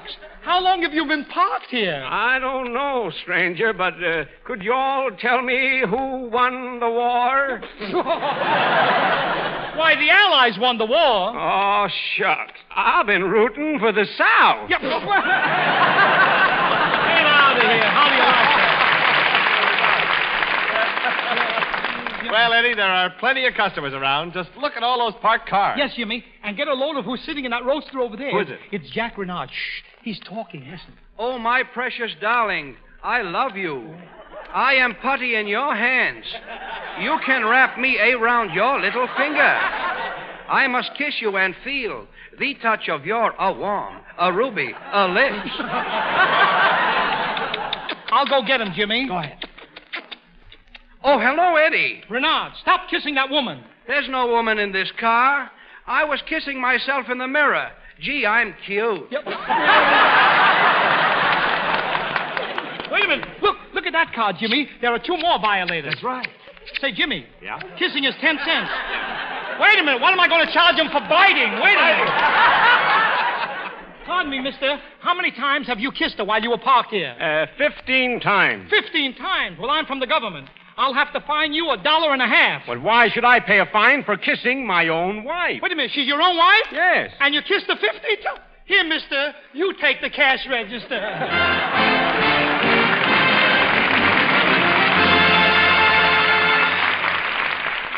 You know, Eddie, I think we better get back to the studio for the broadcast. No hurry. Let's tune in on the radio in this car. Okay. Pinky should be doing his new Christmas song about now, and if he is, we'll join him, huh? I don't want any skates or candy, and a choo-choo train will never do. But in my Christmas letter, I told Santa Claus to bring me you. Other presents would come in handy. I could use a little thing or two. But in my Christmas letter, I told Santa Claus to bring me you. Oh, the jingle bells are ringing through the hills and dells. Oh, the jingle bells are ringing. But I would much rather hear those wedding bells. Everything will be fine and dandy. And I hope my hope comes true. For in my Christmas letter, I told Santa Claus to bring me you. Mr. Santa Claus is short on dough. His financial standing must be mighty low. Maybe you'll think I'm touched in the head, but I saw Santa's suit and I know he's in the red. So you can give his gifts to Mr. and Mrs. Dokes. All I want is a razor to shave the whiskers off Cantor's jokes. The jingle bells are ringing, That's Cantor wringing my neck. ringing through the hills. Beverly Hills. Jingle bells are ringing. That makes twice you ring 'em. Everything will be fine and dandy, and I hope my hope comes true. For in my Christmas letter, I told Santa Claus to bring me you. Jingle bells, ringing loud and true. Oh, what fun the Santa Claus will only bring me you.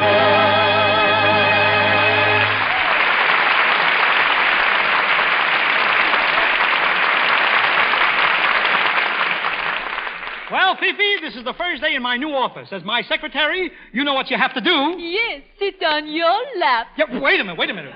What makes you think you must sit on your employer's lap? Well, in Paris, I was secretary to a man. Yeah? And he said to me, Fifi, if you do not sit on my lap and hug and kiss me, I will kill you with this knife. Fifi, what happened? Well, I am here.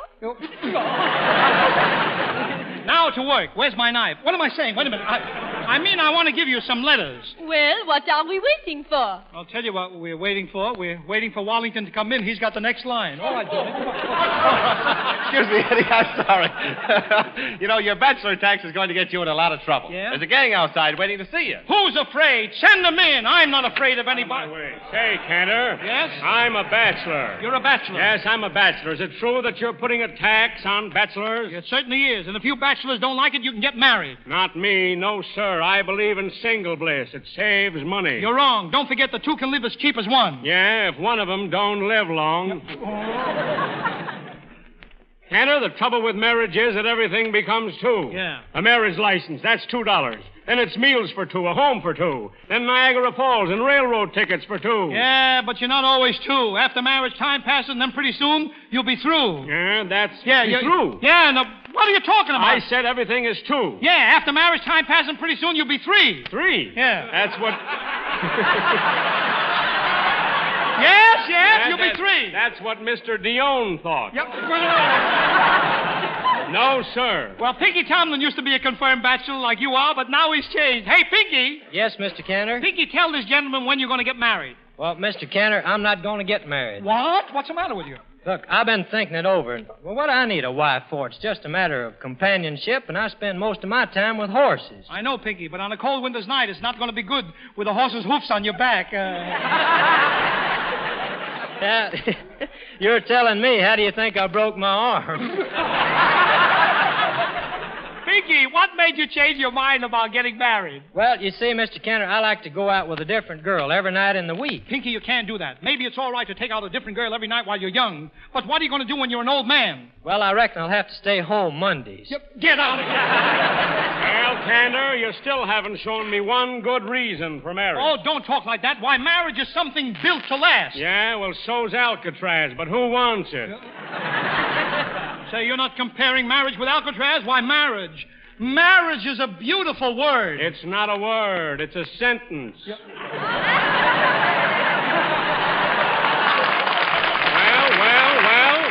Come on, speak up. I'm still waiting for someone who likes your tag. Yeah. Come in. Pardon me, Mr. Cantor, but I've been listening to you, and I think you're teaching a wonderful lesson. Yeah. Why everybody should get married. I and many like me are very thankful to you. Well, it's very nice of you to say so. You must be a happily married man. Not me. I'm a justice of the peace from Glendale. Get out.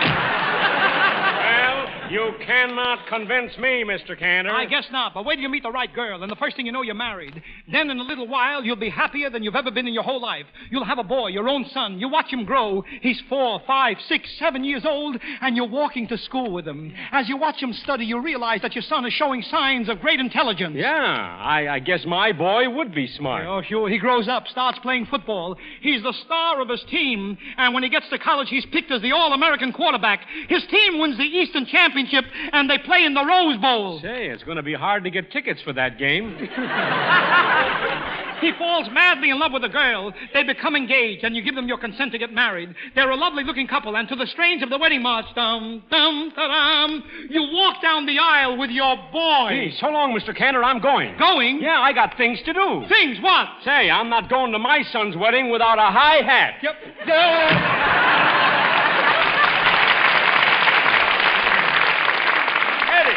Eddie, listen, the bad Russian's outside. He wants to take your tax plan back to Russia. Oh, he hates me when I speak English. I'll have to talk with a Russian accent. Out of my way! Out of my way! The mad Russian!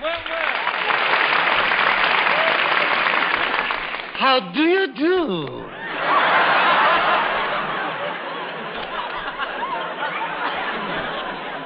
Listen, are you coming here to make trouble for me again? No, I only want to know one thing. Yes. What is the lowest thing in the whole world? The lowest thing in the whole world is a short, sawed-up, hammer-down shrimp with a big mouth and a homely puss. I'm pleased to meet you. Yep. Get away. You know, the Russian government sent me down. Yeah? They want me to find out what you do to people who don't pay their taxes. In America, if you don't pay taxes, bing, it's goodbye for 5 years. And in Russia, if you don't pay your taxes, bang, it's goodbye forever. How you like that, Weasel Puss? Yeah, wait a minute, Weasel Puss. You know, Russian, when I'm looking at you, I'm thinking of caviar. Oh, I give you an appetite, then. No, caviar. I'd like to cover your face with a blanket. With a blanket. With a blanket. WABC, New York.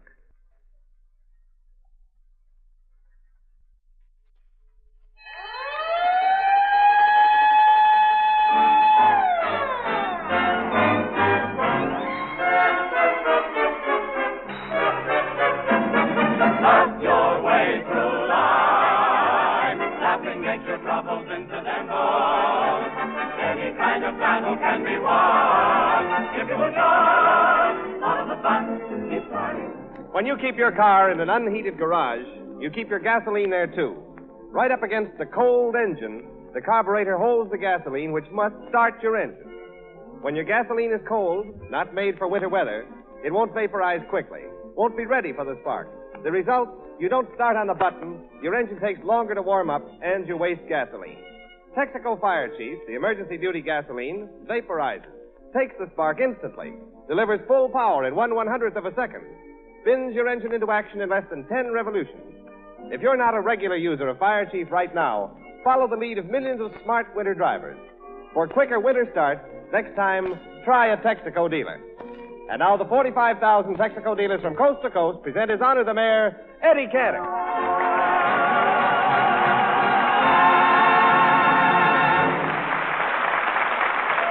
Thank you. Thank you. Hello, everybody. Hello, Jimmy. Hello, Eddie. Gosh, I wish Christmas was over. Oh, Christmas shopping's got you down, eh? Not only that, at home when I open my drawer, Ida yells, "Don't look in there, Eddie. Please, no, not now. Not now. If I try going into a closet, she hollers, no, Eddie. Now, please, I don't want you to see what you bought me for Christmas." James, we have 4 bathtubs in my house, and every one of them is filled with packages. Jimmy, I can hardly wait till December the 26th to start to take a bath again. You know, I'll bet you get a great thrill out of Christmas. Yes, Jimmy, and my little Janet, with her whole heart and soul, she believes in Santa Claus. She does. Only this morning she gave me a letter to mail, and I just can't read it. Well, here, Jimmy. let me read it. Go ahead. It says, Dear Santa Claus, I have been a good girl all year, so please bring me a lot of toys this Christmas. 10 years old. Yeah. Thank you. Oh, this morning. Yeah. Please, Santa Claus, bring me twice as many toys this Christmas as you brought me last Christmas. Just a baby. And there's a P.S. on it. Yeah? And if you don't bring them, Daddy, I'll slug you. Yeah, wait. How do you like that? Hey, Eddie, look who's coming in. It's Pinky Tomlin and Fifi. Where? Come in, folks.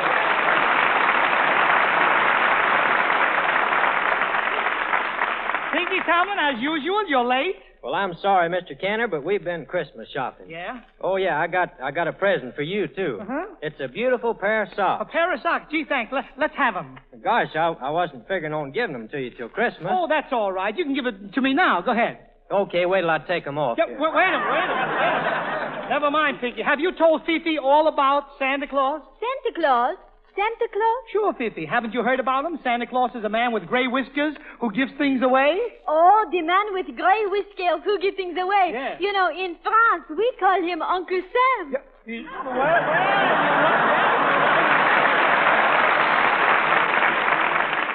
Fifi, you must have seen pictures of Santa Claus. He's a fellow with a big bag on his back. Oh, Uncle Sam, he's holding the bag too, n'est-ce pas? Yeah, you bet he is. You bet he is. You bet he is. Uncle Sam, he does not get anything for Christmas? Nothing for Christmas. Don't be silly. Uncle Sam, he's getting a lovely apology from Japan. Oh, yeah. And that's about all, too. Oh, Eddie, last year you gave me a very nice bonus, and I want to thank you. Oh, but you thanked me for last year's bonus, Jimmy. Oh, I'm thanking you for the bonus you're going to give me this year. Now, Jimmy, don't tell me my business now, please. Well, don't look at me with such a face. What's the matter with my face? If the right people saw my face, do you know what would happen? Yes, they tear up Boris Karloff's contract. Get away from me, will you, please? A bonus he wants. Bright eyes, don't be so stingy with Jimmy. I am not stingy. Oh, no, he's not stingy. Last week, he ate a hot dog and saved the skin to use for a tobacco pouch. Yep, wait a minute, I didn't. What do you say that for? Oh, Eddie. Yes, Renard, what is it? It's getting near to Christmas. Can I play the violin? No, you can't play. You never could play, and I'm not going to let you play. Then what should I do with my violin? Oh, have I got an answer for that? Renard, take your violin, place it against your chest. Yes, I've got it. Now I'm going to give you a nice big hug.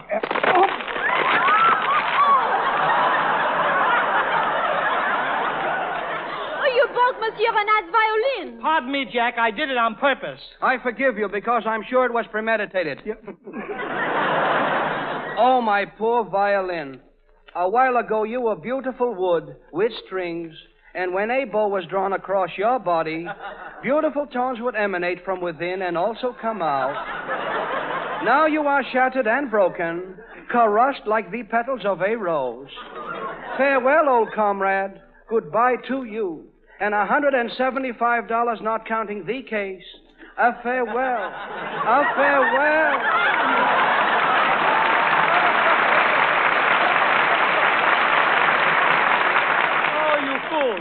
Fifi, to prove that I do know what the holiday spirit means, here it is 10 days before Christmas, and I bring a present for everybody. Make Believe from Showboat, sung by Deanna Durbin.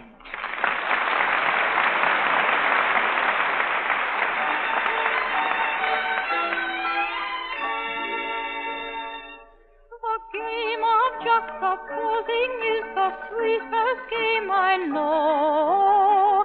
Our dreams are more romantic than the world we see. And if the things we dream about don't happen to be so, that's just an unimportant technicality. We could make believe I love you, only make believe that you love me. Oh, the slight peace of mind in pretending. Couldn't you, couldn't I, couldn't we make believe our lips are blending in a phantom kiss, or two or three might as well make believe I love you. For to tell the truth,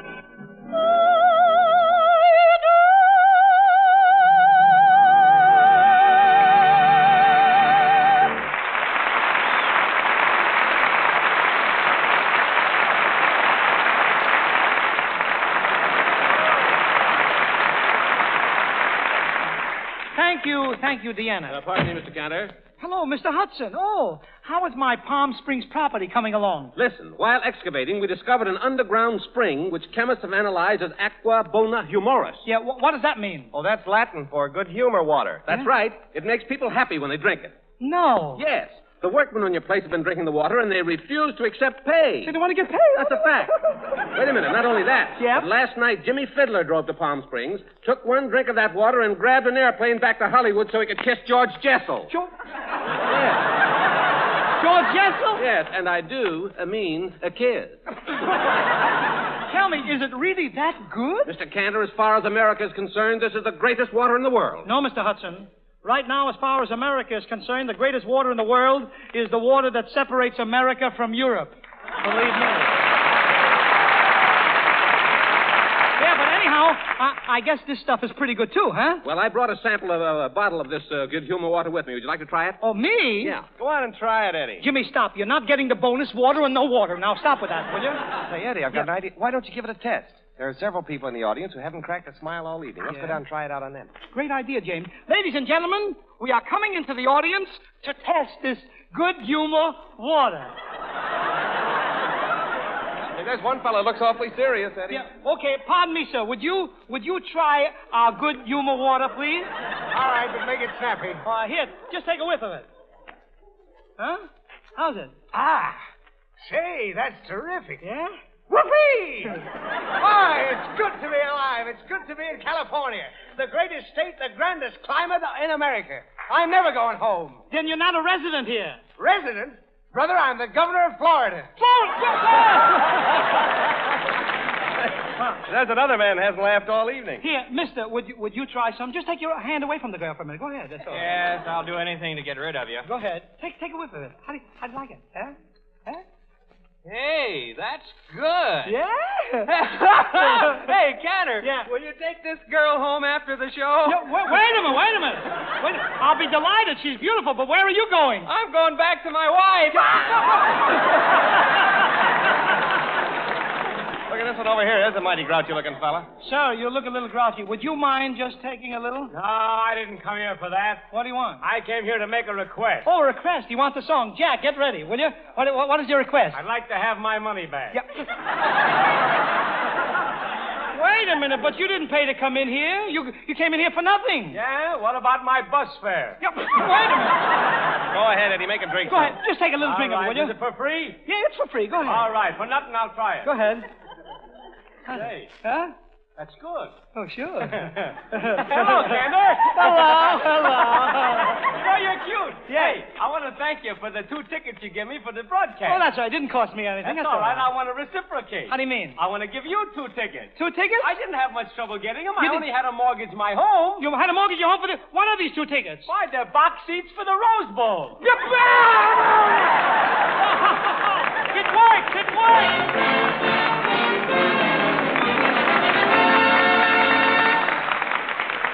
Ladies and gentlemen, I've had so many requests to repeat the song hit, Getting Some Fun Out of Life, so I'll sing it for years. Say, Pinky. What is it, Jimmy? Listen, when Cantor gets through singing, he always asks for a drink of water. Tonight we'll fool him. Pour some of this good humor water in his glass, huh? Okay, Jimmy.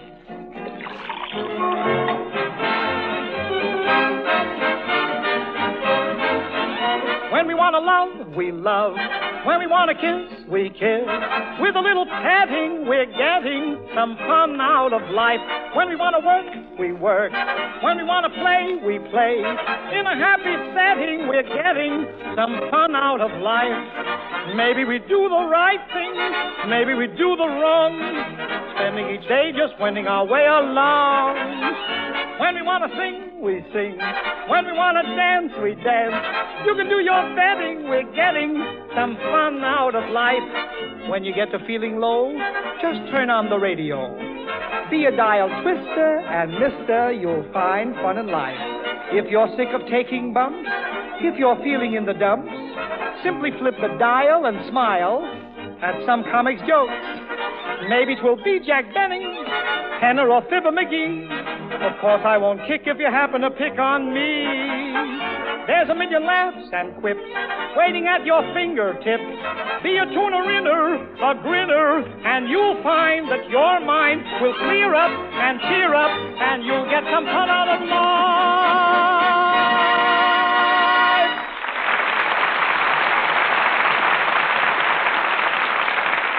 Thank you all.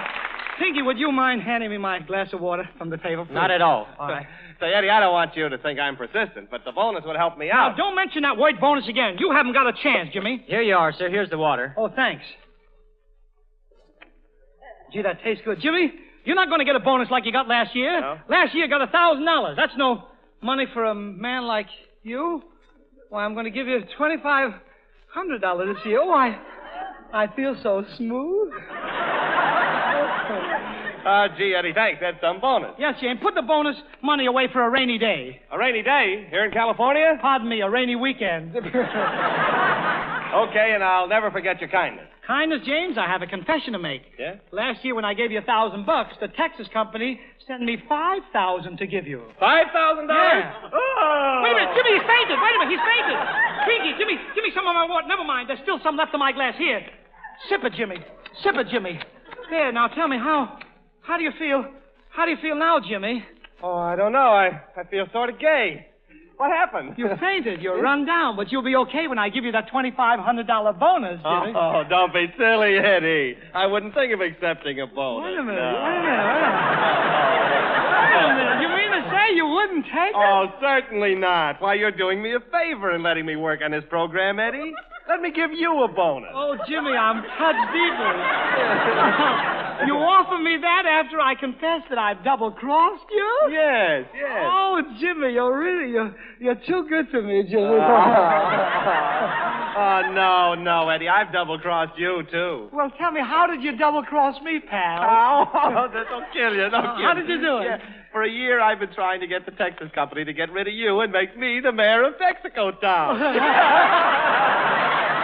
Now I'll tell you something. Yeah? I've been trying for 2 months to get Don Wilson to take your place on this program. Well, he would be better. Yeah. Jimmy, you're wonderful. Oh, yes. Say, you know. What? I should have been a thief. A thief? No. How come you say that, Jimmy? Huh? Well, in your store Monday night when you said, whatever became of that beautiful silver candelabra? Yeah. I was laughing to myself. Why? Because if you came to my house, you'd find it standing on the radio you gave me. Is that so? Yes. The surprise will be all yours, Jimmy, because when you go home tonight, Yes? you'll find that I took back the radio this morning. But don't worry, Jimmy. Yeah, Don't worry. no. I'm giving you a half interest in my Palm Springs property. We'll bottle the good humor water and we'll make a fortune. After what I've done? Oh, gee, you're sweet. Oh, I'm just a doll. Yeah. Yeah, let's get the gang and drive down to Palm Springs in my car. Oh, no. Come in my car. Let me drive. You're tired. Oh, you're just like a big brother.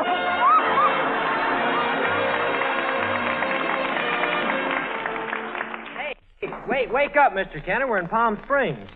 Oh, gee, I had a nice nap. Wake up, Wallington, you 6-foot hunk of cactus.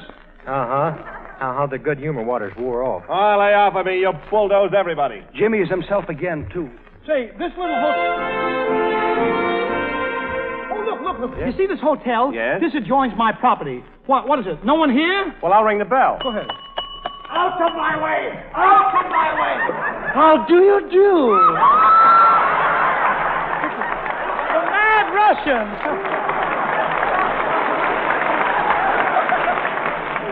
Say, Russian, what are you doing here? You are looking at the owner and the manager. What do you mean? You own and manage this hotel? Yes, but it's no good. I don't like working for myself. Why don't you like working for yourself? Because I'm a slave driver. Say, how do you like the appearance of mine hotel? There is something cheap and dirty about the lobby. I'm glad to know you. Wait a minute. Be civil, will you? Now tell me, where do you eat in this hotel? Why, you eat in the dining room. Yes. And with every meal, we serve a cocktail. A cocktail? Yes, a cocktail. Of course.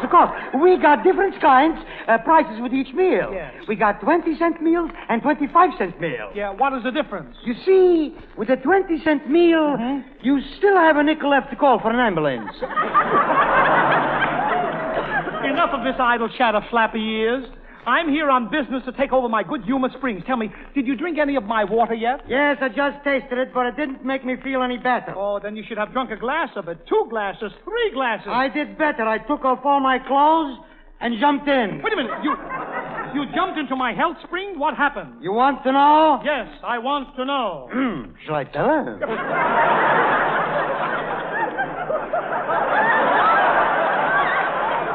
Yes, I can't look at him. Tell me, what happened when you took off your clothes and jumped into the water? I got wet. That must have been a novelty for you. Look, you're just a blundering, dim-witted, stupid ox. Stupid ox? Heady camper? You're a heady camper, and a heady camper. Wait a minute. Why do you keep repeating my name? Because I want to call you something low, and I can't think of anything lower than heady camper. Who? That isn't even a good insult. Maybe you want I shall get George Bernard Shaw to write insults for you? Your dog-faced George Bernard Shaw wouldn't have anything to do with you. So what? To insult you, do I need references? Will you do this for me? Take one drink of this good humor water, and I'm certain you'll like it. Okay, give it to me. Go ahead, take it. Well, flap the ears. Now tell me, do you like me? No, but I hate you a little less than I used to. Whew. My head feels very light. Very light. It's working. Speak to me, my darling Russian friend. Hetty Camphor, would you believe me if I told you I like you? Yes. Would you believe me if I told you I love you? Yes. Would you believe me if I told you I'm crazy about you? Yes. My, oh, my, you will believe anything, won't you? Get up!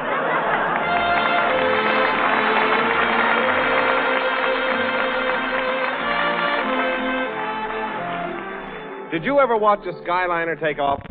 Thousands of people visit the airports just to see these giant ships roar across the field and rise into the air. Competent man, the pilot at the controls, isn't he?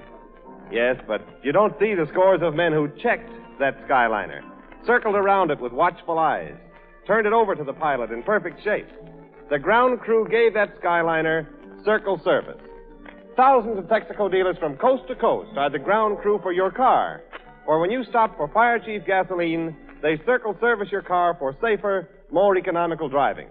Circle Service is the Texaco dealer's way of matching the quality Texaco products with helpful personal service. Next time, try a Texaco dealer.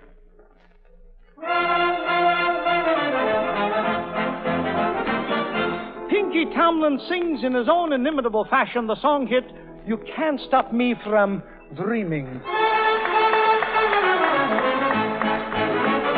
You can stop me from kissing you. You can stop me from cuddling too. You can treat me mean, honey, that's all right. But I'll get even with you tonight, 'cause you can't stop me from dreaming. You can stop me from holding hands.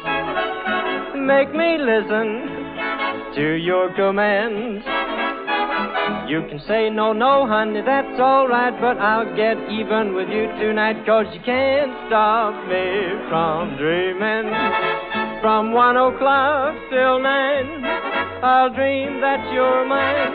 Oh, I'm gonna steal a kiss, see what you gonna miss. You can stop me romancing you. You're the boss now, baby, we're not through. You can turn me down, honey, that's all right, but I'll get even with you tonight, 'cause you can't stop me from dreaming.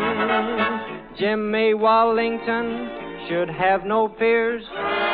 He's been with Cantor now for 7 years. And I'm going to stay with him the rest of my days. It'll take that long if you're waiting for a raise. But you can't stop me from dreaming. Mr. Jack Reynard is quite discreet. He keeps dreaming of good things to eat. He dreamt he ate marshmallows, and when came the dawn, he woke up and found both his pillows were gone. You can't stop me from dreaming. Now when you stop a horse, you holler whoa, but when you stop for gas, stop for Texaco, you can stop a train or a plane above. You can stop most anything but love. Now the love bug bit a mighty king and made him give up everything, but you can't stop him. You can't stop me. You can't stop nobody from dreaming on.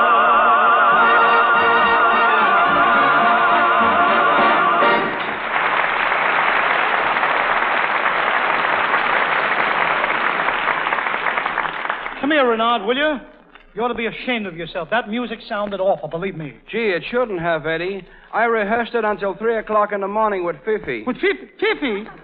But that's Pinky Tomlin's song. Yes, but it's no fun staying up with him until 3 o'clock in the morning. What's the matter? And that orchestra. Why, I could get more music out of a squeaky pair of shoes. What size? Wait a minute. What do you mean? Now, look, Renard, I can get along with anybody except you. You're a dope. You're an idiot. Do you understand? Yes. Now, I'm going to look around the grounds, and when I come back, I want you to keep quiet, Renard. I warn you, the first time you open your mouth, I'll knock you so bow-legged they can use you as a model for horseshoes. What size? Yeah, I mean, yes, sir. Yeah. I'll be as quiet as a mouse, Eddie. Yes. Goodbye, Mr. Cantor. Oh, goodbye, you meek miser. Oh, misery. Oh, misery. Oh, bitter feelings of remorse. Everyone bounces me around like a rubber ball. And I am so sad I cannot hold back the tears. Boo-hoo. Boo-hoo. Oh, Renard, please do not cry. I cannot help it, Fifi. But you must. You must learn how to be a man. You must keep your chin up. Which one? All of them. Look, you have been insulted. Why not challenge Monsieur Cantor to a duel? You could fight him with pistols. No. I am too good a target. No matter where he shoots, I should be there. There is no hope to solve my problems. All I can do is go over in the corner and cry my fat heart out. I will go with you. Boo-hoo. Boo-hoo. Jimmy. Yes, sir. Things are happening. I've discovered another spring. You mean another good humor spring? No, just the opposite. It's called Agua Coragia. This water makes you vicious, mean, tough, nasty, wicked. Well, it must be powerful stuff. It is, Jimmy. 10 minutes ago, I saw a worm wiggle out of this water, leap 4 feet in the air, and started chasing 2 hens and a rooster. Now he's on his way back to the jungle to bring Frank Buck back alive. This water is dangerous, Jimmy. I'm going out now and build a fence around it. Excuse me. Jimmy. Oh, don't bother me now, Fifi. Oh, please do something. Renard took a drink from a spring, and now he is a wild man. Look, here he comes now. Really?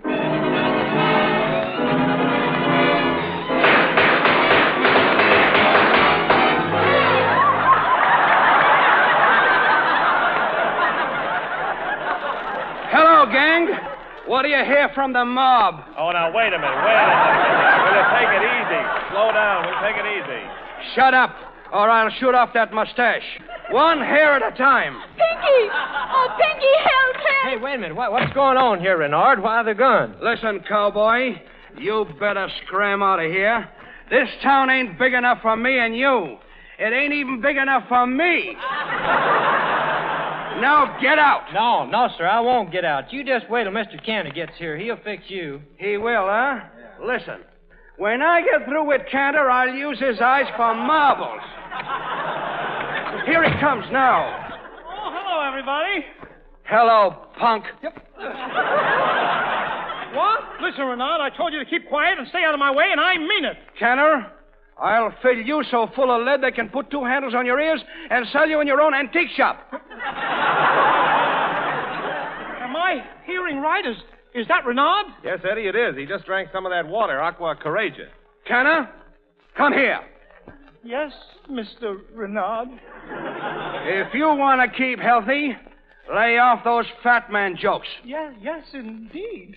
From now on, I'm the thin man. Yes, Mr. Powell. Now I've got you where I want you. Lay down on the floor. No, not that. Not that, please. No. Come on, flop. Oh, here I go, sir.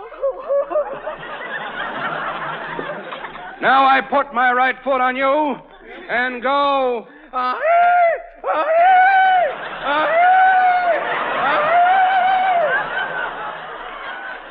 And now, sing, you snail, sing. I love to spend each Wednesday with you, as friend to friend. I'm sorry it's through. I'm telling you just how I feel. I'm running this show. Drown him out. Come on, drown him out there.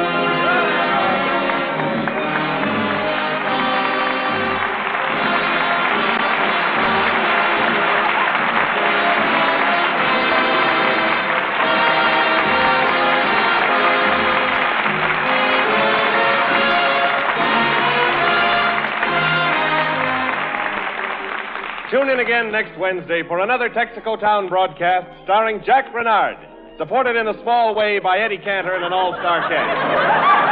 And next time, try a Texaco dealer.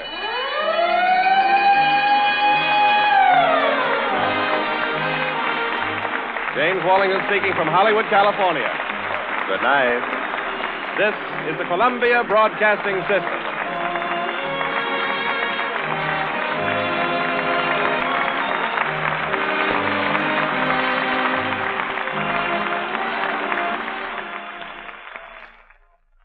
Take to the seas for adventure next with Horatio Hornblower.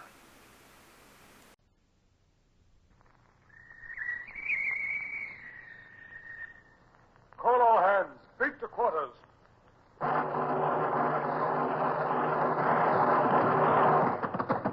out the guns. Stand by the starboard battery. One broadside into it, if you please, Captain Bush. Pointers on target. Linstops ready? Aye, aye, sir. Ready? Fire!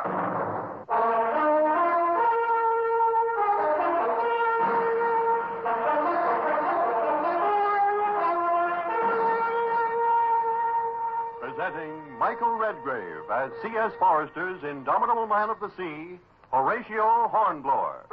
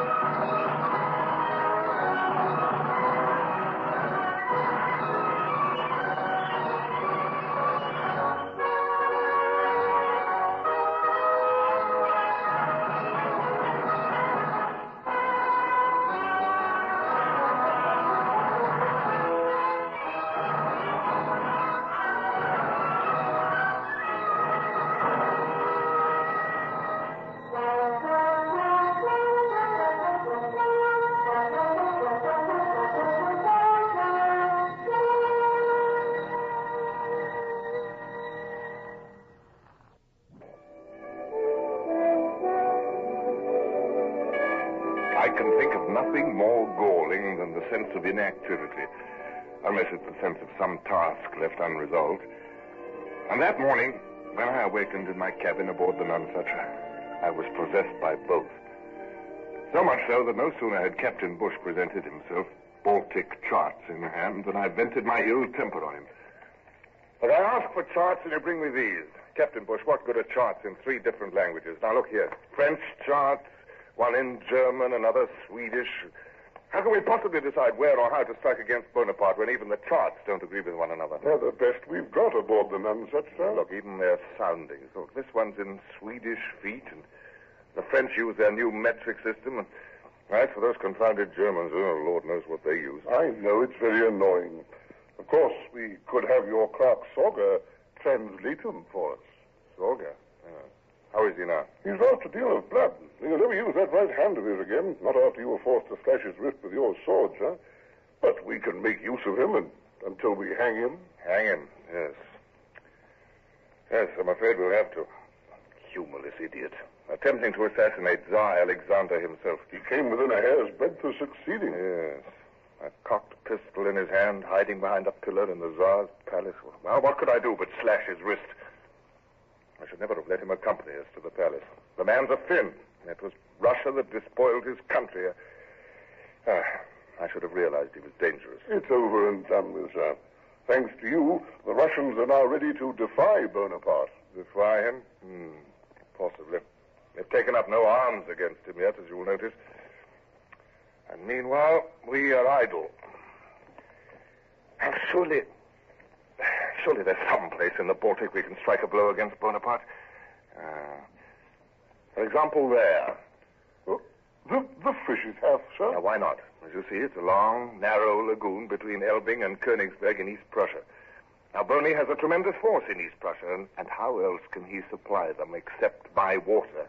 The Fisher's Half runs from the Polish River straight eastward, 50 miles long and a dozen miles wide.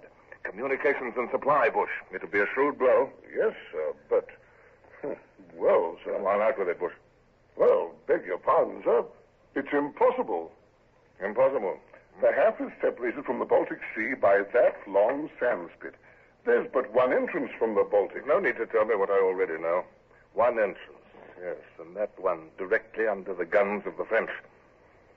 Oh, I suppose you consider it impossible for this squadron to attack French shipping in the Half. I hesitate to say, sir, but... Then don't, if you'll oblige me.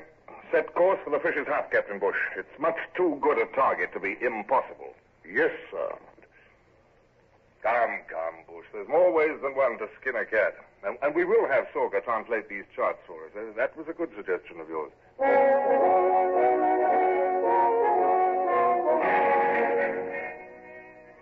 Sorga lay in sickbay, pale and worn from loss of blood. He presented another problem, one that made me angry and faintly sympathetic, both at once. Well, Sorga, better? I believe so. You're an idiot. You realize what you're in for. By the Articles of War and the laws of England, you're going to die for your foolishness. I am not English. I am a Finn. You fled from Finland. You took service in the British Navy. I would do it all over again. Our enemy is Bonaparte, not Russia. I repeat, I would do it all over again. I am homeless. What is my country now? A slave, helpless under the heel of Russia. One day I am the richest man in Finland, and the next the poorest man in England. There's but one question here, Sorga, whether you can legally face court-martial here at sea or whether you must be sent back to England for it. In either case, I am as good as dead. Yes. Bush, I'll trouble you for those charts now. Yes, sir. Mr. Sorga, I want these charts checked with particular attention to the Fisher's Half. The Half? Sir Horatio, that's impregnable to attack from the boat. It will be good enough to leave the decisions to me, Mr. Sorga. Where's the ship's doctor? Your wound must trouble you very much. Perhaps he can ease the pain. Oh, no, it is nothing. According to the Swedish map, the Fisher's Half is 3 or 4 fathoms deep at most. And here is Fort Pilo above the entrance.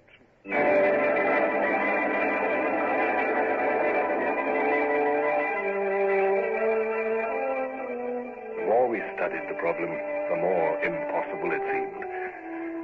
I was a fool.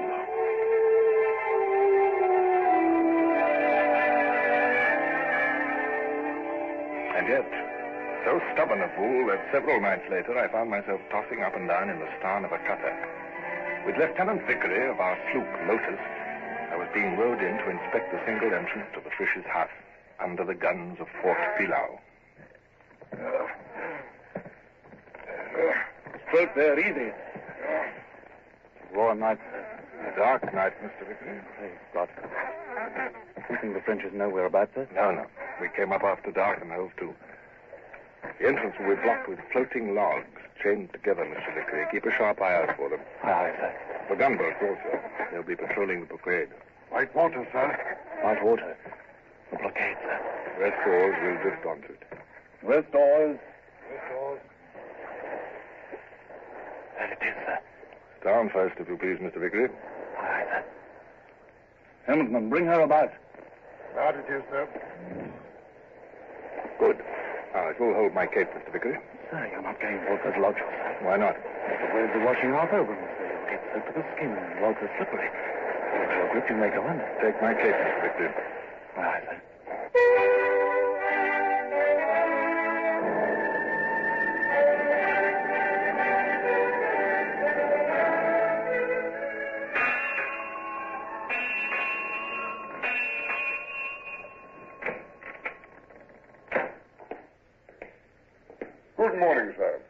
We've been standing off and on, out of sight of the Frenchies, since you came aboard last night, sir. It went poorly, sir. No worse than I expected, Bush. Could the Nonsuch ram through that blockade, sir? Logs the size of tree trunks and all connected by heavy cable. Impossible, Bush. Horatio, you've thought of the way out, haven't you? I'll be obliged if you'll make signal to the squadron, Captain Bush. All commanding officers are to report to my cabin this afternoon at 6 bells. You've solved the problem, sir.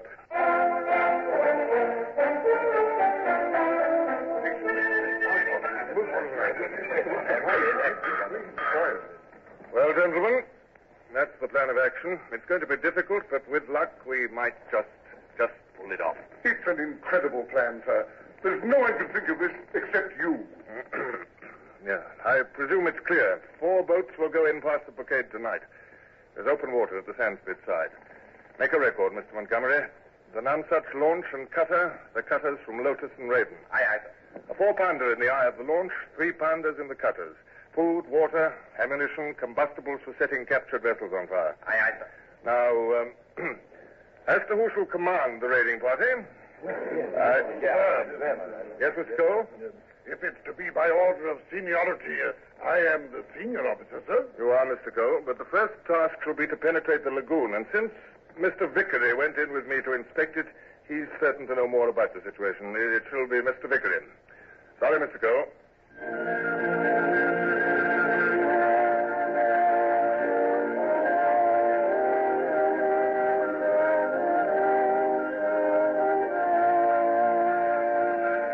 With difficulty that I looked at Cole during the rest of the conference.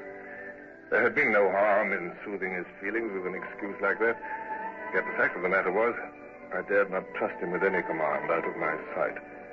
He was old, gray-haired, bowed, almost too old for the work he already had. Oh, well, no war can be fought without hurting someone's feelings. At nightfall, the squadron stood in toward the land. There's no moon, sir. There's every chance they'll slip through the blockade unobserved. Yes, Bush. Let's pray the rest of it will be as easy. I am praying. I've risked the lives of 150 men, sent them into the jaws of a trap. And if I'm wrong about how to fetch them out again safely... It's bound to work, sir. It's risky, but it'll work. I was certain before, but now I have serious doubts.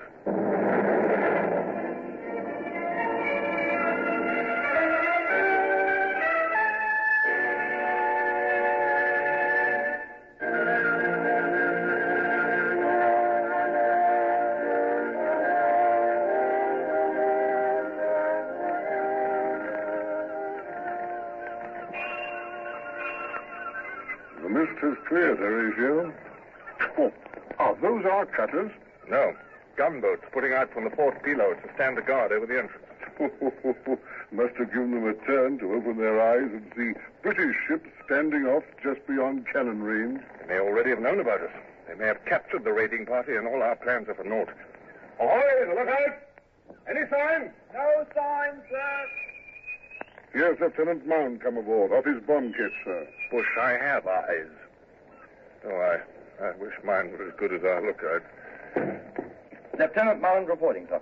Morning, Mound. Were your bomb kits ready for your part in this venture? Yes, sir. You understand what must be done? My bomb ketch will proceed out of sight of the Frenchies and go wide of that long sand spit that separates the Frisch's house from the sea proper. Then I'm to turn in on the seaward side of it. At a point 12 miles to westward, Mr. Mound? Yes, sir. And there will be there at precisely 2 a.m., 4 bells. The water is shallow. There may be surf. Look, Mr. Mound, I think I shall go with you. You, sir? Yes, I enjoyed my last outing on a bomb ketch, and I might find this extremely... Ahoy, the deck! He's spotted something. Ahoy, the masthead. What do you see? If you please, sir, there's a bit of smoke in sight now. It's well up in the bay. Smoke, by heaven, Bush. There's more smoke, sir. 2 ships on fire. Sir, I can see our cutters. Vickery. He's got out of Fisher's hut. Well, Captain Bush, so far, so good, eh?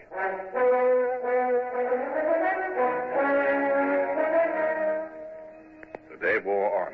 As far as lookouts eye could see, pillars of smoke were rising in the Fisher's hut, marking the destruction wrought by Vickery and his cutters.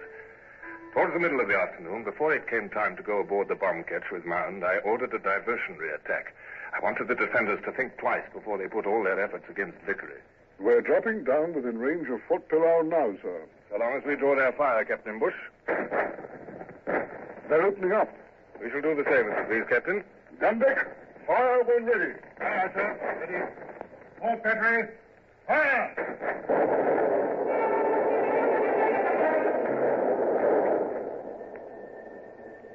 Mr. Mount? Yes, sir. Been waiting all day, eh? Yes, sir. So have I. We'll put off for the bomb catch now, if you please. All hands present, Mr. Vickery? Yes, sir. 2 wounded, but not badly. We destroyed and burned a number of crafts, sir, coasters and barges. Good 1,000 tons of shipping altogether. What are those fires? Have you burned your own cutters? We had to abandon them on the far side of the spit of sand. Why? I hated to have them fall into enemy hands. What do you mean? We may not get away scot-free, sir. When we came up on the other side of the sand spit, we flushed a patrol, 3 men. We took care of 2 of them, but 1 got away. By now, he's probably spread the alarm. I see. I knew there must be some good reason why you burned the boats. That's it, sir. With an alarm already spread, the fire could warn them no faster. Mr. Mount? Yes, sir. It's imperative that the men be passed on board as quickly as possible. In a matter of minutes, the enemy will go down on us like hornets, possibly a full company. And have them watch the undertow. If they must get rid of cutlasses and anything else that might weigh them down, have them do so. All must be taken aboard. I'll not have 1 man lost.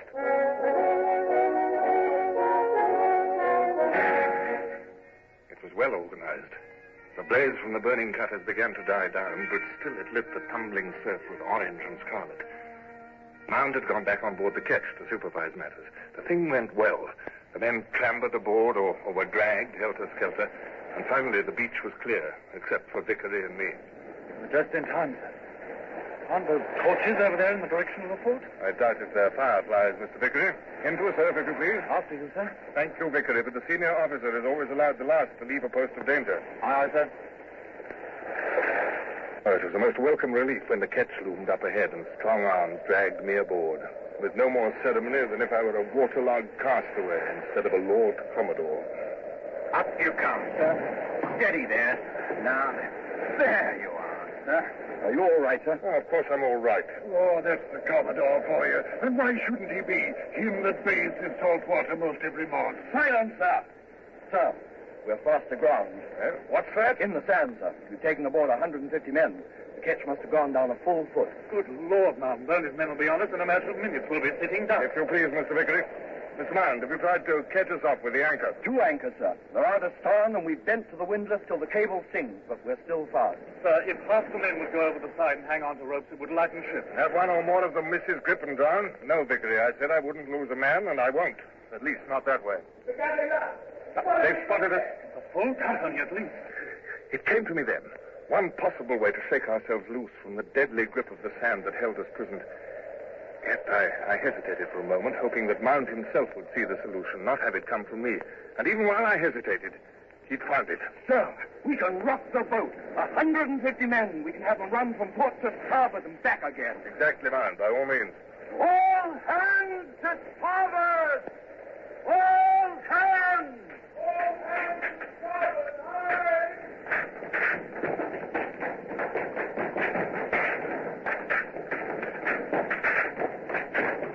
Vickery, they're firing random shots at us.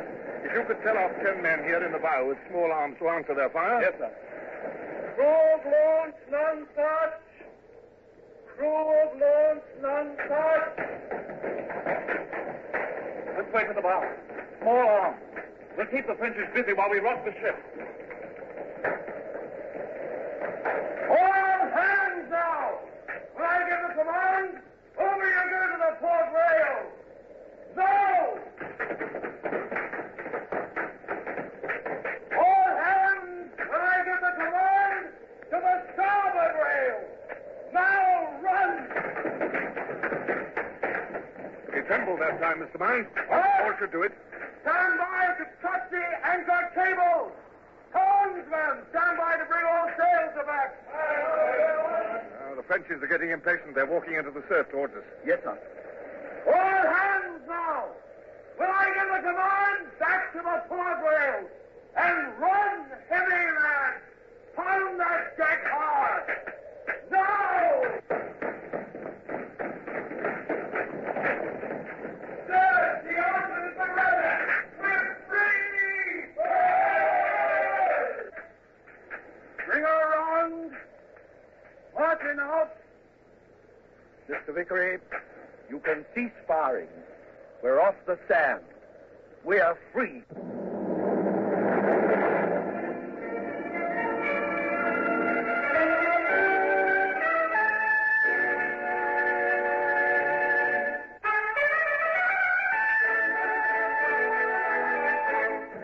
The Sam Spade dropped a beam.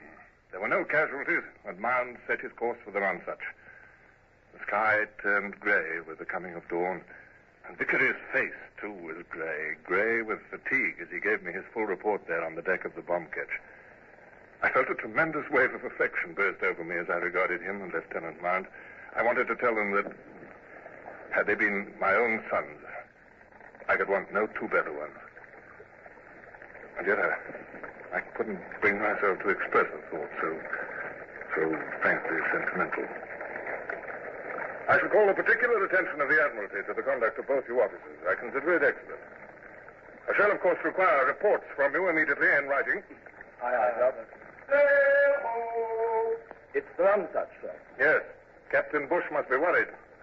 Make the proper signal, if you please, Mr. Mound. Commodore on board.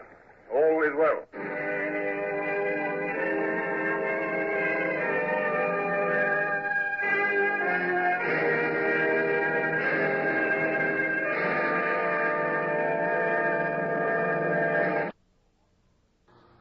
Horatio Hornblower, starring Michael Redgrave, is based on the novels by C.S. Forrester.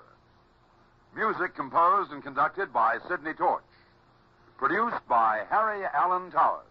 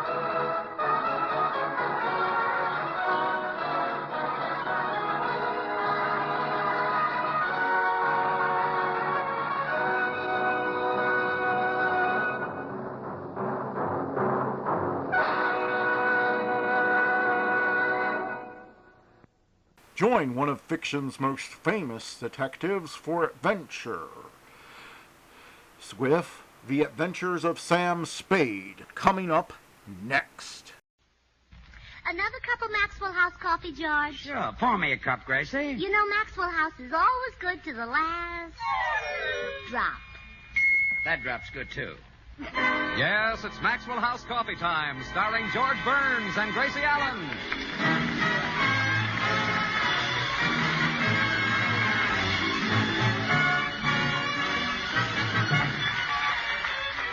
With our special guest, Howard Duff, who is the famous detective Sam Spade. Yours truly, Toby Reed, Joseph Kearns, Eric Snowden, Harry Lubin, the Maxwell House Orchestra, and Bill Goodwin. For America's Thursday night comedy enjoyment, it's George and Gracie.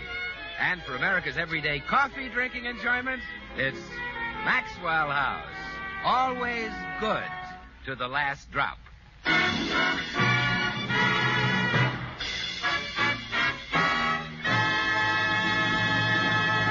Many people say that Gracie is responsible for George being where he is today, and that's certainly true. Gracie is also responsible for Sam Spade being where he is today. You see, George and Sam Spade are both in jail. How did it happen? Well, let's listen as George is being questioned by a police lieutenant. All right, let's start at the top. Name? George Burns. Occupation? I'm married to Gracie Allen. No. What do you do? What keeps you busy? I'm married to Gracie Allen. Let me put it this way. What's your source of income? I'm married to Gracie Allen.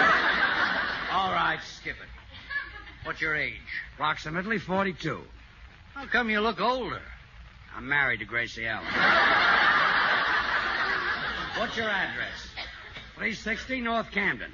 All right, Burns, now suppose you tell me why you're in this jam. I'm married to Gracie Allen.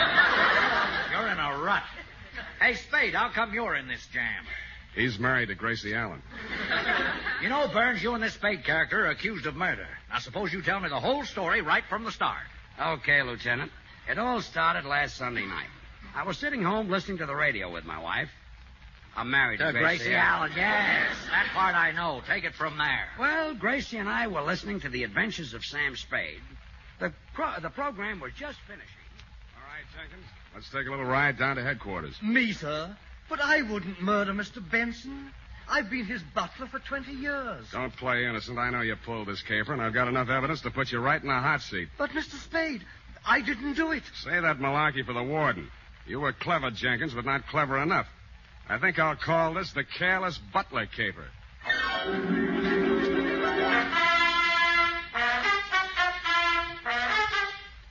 Why did you turn off the radio, Gracie? Sam Spade got the wrong man tonight. What? I'm positive that Jenkins the butler wasn't guilty. An innocent man is going to get the hot plate. Hot seat. And don't worry. He'll only get it on the radio. Well, who cares where they put it? When he sits down, it'll burn. I've got to talk to Sam Spade right away. Honey, Sam Spade is not a real detective. I'll say he isn't. Any man who'd make an innocent butler sit on the hot plate should... Gracie, he'll get a hot seat. Oh, he sure will after he sits on that hot plate. Look, here's what I mean. On his program, Sam Spade is a private detective. But in real life, he's just an ordinary guy. Just like on your program, you're a nitwit. But in real life...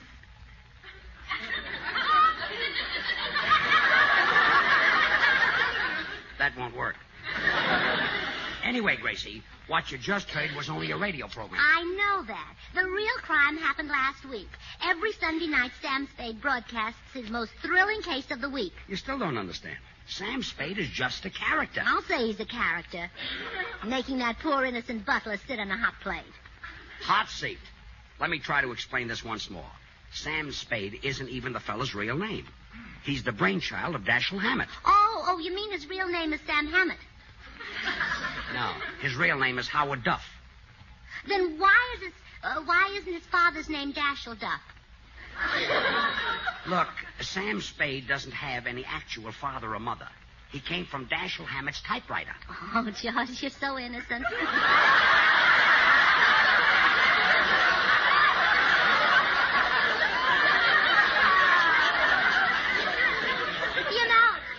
You believe that old story about coming from under cabbage leaves, too.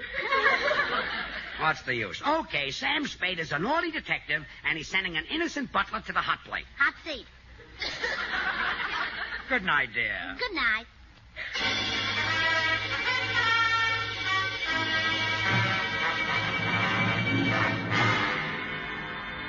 Well, Lieutenant, I didn't think any more about it. I was tired. It was past my bedtime. What time was it? It was after 9. Gee. So I went to bed thinking Gracie would follow me. Instead, she followed Sam Spade. Oh, what do you mean? Let me tell you about that part of it, Lieutenant. Okay, Spade. Well, I'd finished my regular Sunday night show at the broadcasting studio, after which the actors lingered on for a little bull session, you know, who stepped on whose lines, I want a bigger part next week, and so forth. So, it's about 10 when I step out into the California night air, which is also about 10. But, there's no snow, so I decide to walk home. I haven't taken 2 steps when this little lady grabs me by the sleeve and says... Are you Sam Spade? Well, if I had known then what I know now, I would have thrown myself under the wheels of a passing Sunset bus. But I'm a ham, and I figure she's maybe a fan, so I answer in my best Pasadena Playhouse voice. Why, yes, I'm Sam Spade. The butler didn't do it. Huh? You've got the wrong man. The butler didn't jerk that kipper. Jerk that kipper? Yank that copper? You mean pull that caper? That's it, yeah. You sent an innocent man to jail. No, I didn't. Yes, you did. Lady, I think you're a little mixed up about me. I'm just an actor on CBS. That's what everybody says. Look, little lady, I'm tired. It's been a tough day. I'll see you around, huh? Now, just a minute, Sam Spade. I heard you arrest that butler. Now, you've got to let him go free. You wouldn't give me a rib, would you? Anything to free that butler. Which rib do you want? I'll tell you what.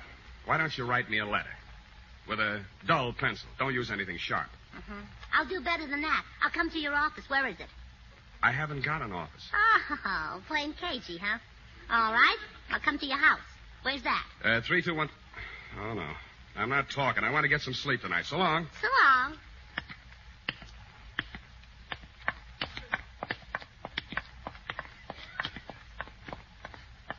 Why are you following me? What do you want? Got a cigarette? Sure. Here you are. Thanks. Got a match? Sure. Want me to light it for you? No, thanks. I don't smoke. Then why did you ask me for a cigarette? Well, I thought I'd better have it in case somebody asked me for one. I see. Would you like a cigarette? No, thanks. Well, good night. Good night.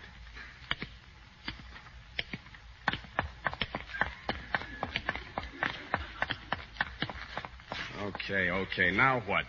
Got the time? Yeah, it's exactly 10:10. Thanks. No, I meant it's 10 minutes after 10. You're wrong. My watch says 15 after 10. You've got a watch? Sure. Then why did you ask me the time? Want a cigarette? No. Well, good night. Good night. Look, lady, stop following me. Oh, it's you again. Yeah, fancy meeting me here. Can't I give you the slip? Please.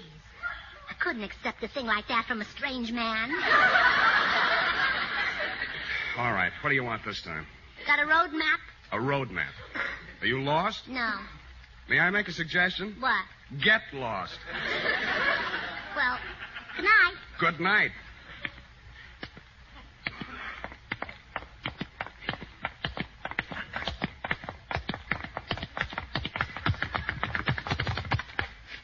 Well, I've had enough of this, little lady. You've seen the end of me. Yeah, for 2 blocks. This time I'll lose you. Hey, taxi. Let's get out of here, cabby, but fast.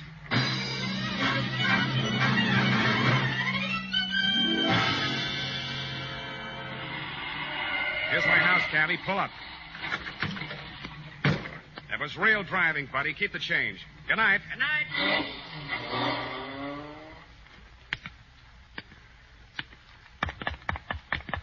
Oh, no. Oh, no.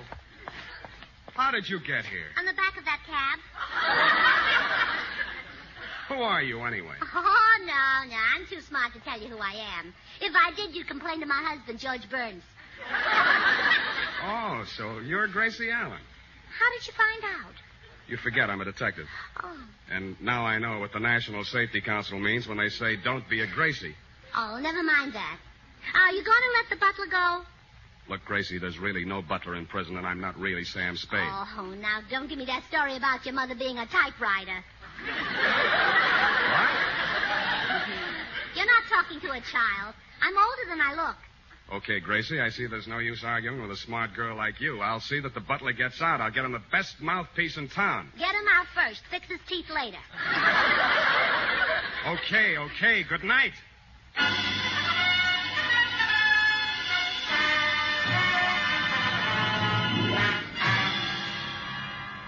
Well, Lieutenant, I thought that would be the end of the episode. But it wasn't, huh? Brother, you haven't heard anything yet. The next morning... Wait a minute, Mr. Burns. Before I listen any more of this story, I'll have to send out for some aspirin. Yeah, have some of mine. Hey, how come you walk around with your pockets full of aspirin? I'm married to Gracie Allen.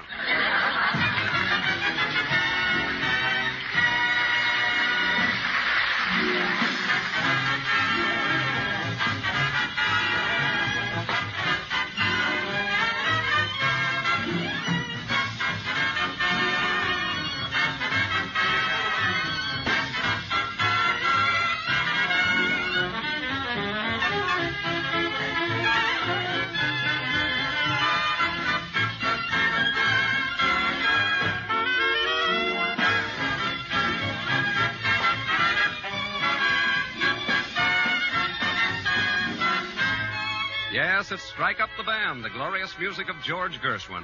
You know, you just can't mistake those melodies, those typical harmonies, the wonderful Gershwin rhythms. And it's all these things, all the separate musical elements skillfully combined, that make the music of George Gershwin so immortal. Listen a moment to one of his most famous compositions. It was heard for the first time just 25 years ago tonight. But see if you can recognize it when we play just the mellow harmony. With that, we'll blend this counter melody for richness. And now to add that vigorous Gershwin rhythm. Finally, we'll round out this great score as Gershwin intended you to hear and enjoy it by adding his full-bodied melody.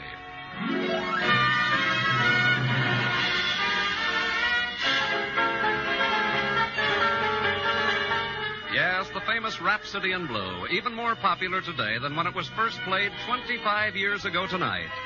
Like all great composers, George Gershwin knew well that great music requires not one, but many fine musical parts, all skillfully blended into one harmonious score. And friends, it takes the same skill in blending to bring you great coffee, famous Maxwell House coffee. Its flavor, rich, satisfying, good to the last drop flavor that's made Maxwell House America's favorite brand of coffee. And to create the superb flavor, our Maxwell House experts combine not one, but many choice coffees from the fertile highlands of Latin America. First, they select premium grades of Monticelli's coffees for mellowness. To these coffees, fine Medellins are added for richness. But famous Maxwell House flavor must be more than mellow and rich, so other choice coffees are added for vigor. And then Bucaramanga's coffees contribute their fine, full body.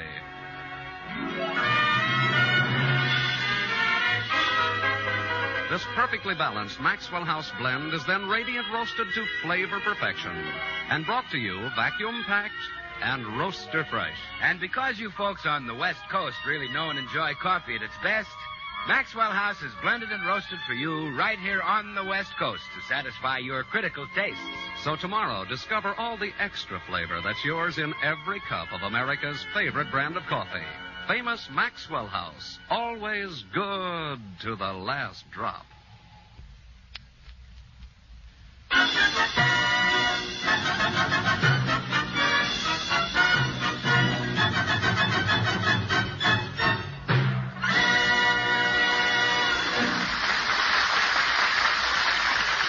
And now, back to the city jail, where George and Sam Spade are trying to explain how Gracie put them there. Let's see if I've got this straight so far, Burns. Your wife listened to Sam Spade's program, thought he was really sending an innocent butler to the chair, and started hounding him. That's right, Lieutenant. What did you think, Spade? I didn't know what to think, Lieutenant. The surveys tell me I have 10 million odd listeners, but I didn't think any of them were that odd. Well, anyway, to get rid of her, you told her that you'd free the butler. Yeah, but that didn't satisfy Gracie. She demanded to see the guy. That's when Spade came to me for help. He asked me to make Gracie leave him alone. What'd you say? I told him to ask me something easy, like getting Westbrook Pegler to dance with Eleanor Roosevelt.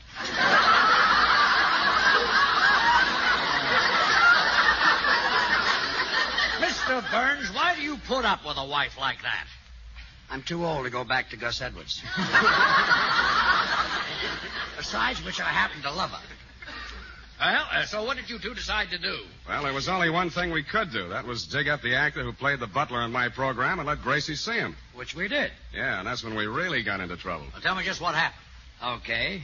Spade was giving the guy his final instructions.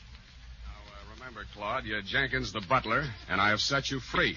Don't worry, I'll have Mrs. Burns crying like a baby. In radio, they don't call me the male Ma Perkins for nothing. Oh, come on, Gracie's in the next room. Honey, here's Sam Spade.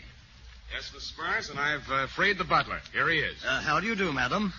It is the butler. I recognize that voice. Oh, I'm so happy for you, Jenkins. What will you do now that you're free? I shall return to the home of my youth. Where does your youth live? I had reference to my birthplace, madam. Dear old England. I shall go back there to regain my health. Really? Yes, America is nice, but I'll take Liverpool. Well, you don't have to go to England for Liverpools. They're made right here. Oh, yes, that's Carter's little Liverpools. They take them. Liverpool is the name of a city. Yes, now, thank Mrs. Burns for getting you out of jail and then disappear. Madam, your beneficent intervention has terminated a most injurious and humiliating incarceration. You'll never know what that means. Well, I won't unless you shorten the words. Goodbye, Jenkins. Farewell all. I go to a new and better life. Oh, goodbye. Write me from Kidney Creek. Liverpool. Well, I was in the right neighborhood. Goodbye. Well, that takes care of that, eh, George? You said it. I'll be running along, too. Goodbye, Gracie. Just a minute. Now, look, if the butler didn't murder Mr. Benson, who did? Huh? You proved that his wife and daughter didn't do it, and there was only one other person on the scene. So he must be the murderer. Who? You. Me? Confess, Sam Spade. You murdered Mr. Benson. But I had no motive. Then you did it with something else. Look, Gracie, Hand me my lipstick, George. I'm going to give him the 3rd degree. Lipstick? Well, I want to look nice when he shines that bright light in my face. You're supposed to shine it in his face. Oh, well, then give him the lipstick. I'm getting out of this madhouse. Goodbye.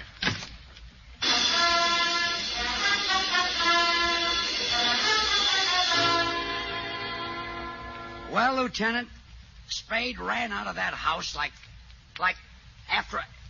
he was seeing a ghost, which was true because from then on Gracie started haunting him, trying to make him confess. Yeah, she found out that my radio sponsor was Wild Root Cream Oil, so she disguised herself with a big hat and a veil and knocked at my door.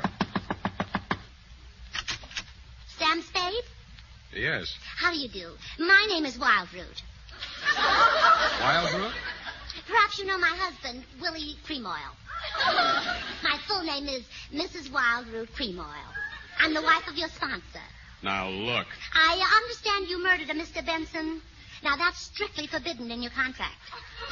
Mrs. Cream Oil, you look like Gracie Allen to me. Flattery will get you no place. Now, if you'd like to confess, perhaps we can get you off with life imprisonment. And when you come out, you can take over your program again. Gracie, I did not murder Mr. Benson. Go away. But the next day, she was back. This time with another disguise. Sam Spade? Yes? I'm from Western Union. I have a telegram here from President Truman. What? I'll read it to you. Dear Sam, confess. Signed, Harry. Any answer? Scram. Beat it. Go away. That's no way to talk to the president. Out. But the 3rd day topped everything. She posed as a private detective. Sam Spade? Yes? I'm Sally Shovel. Now, listen, chum. We're in the same racket, pal, and I want to help you, buddy, so why don't you confess, Mac? You're a private eye? Also ear, nose, and throat.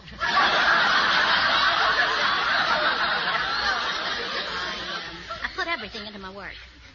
Now, confess, Doc. So you murdered Benson, so what? I've been mixed up with a few keepers. Or is it capers? In your case, it's keepers. Now go away. Well, Lieutenant, that's when Spade came to see me again, looking much older. Yeah, we hit on a brilliant scheme. We decided that I should confess the murder, then George would pretend to take me to the city hall to surrender, and Gracie would forget the whole thing. But Gracie did something we didn't count on. What was that? While I was going to pick up Spade, she called the police. Oh, yes, that's where I come into the picture. She called me. I suppose you tell us what happened then.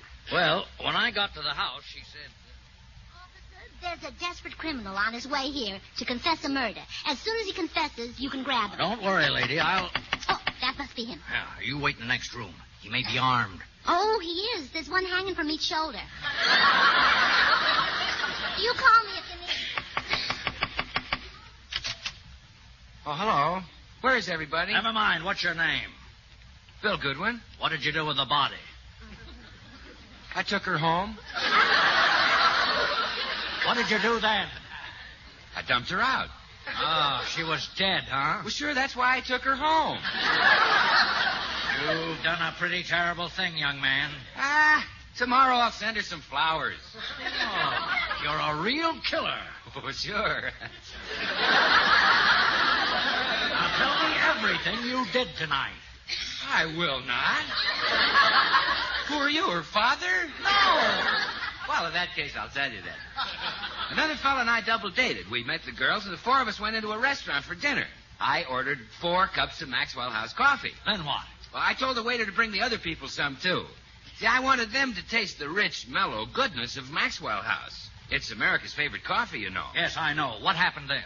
Well, that's when the girl and I got into a fight. Aha, what about? She caught me drinking her Maxwell House coffee. Hey, but you'd had 4 cups. Well, when you taste that good to the last drop flavor, you just don't know when to stop.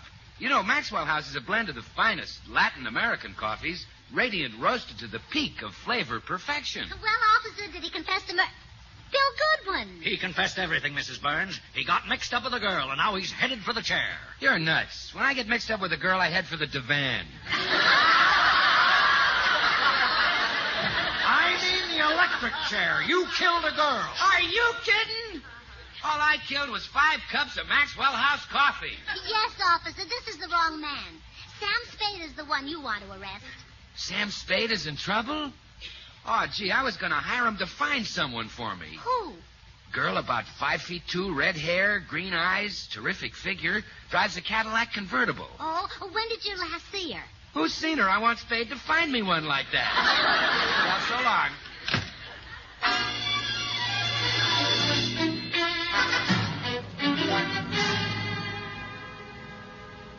Well, there won't be any mistake this time, officer.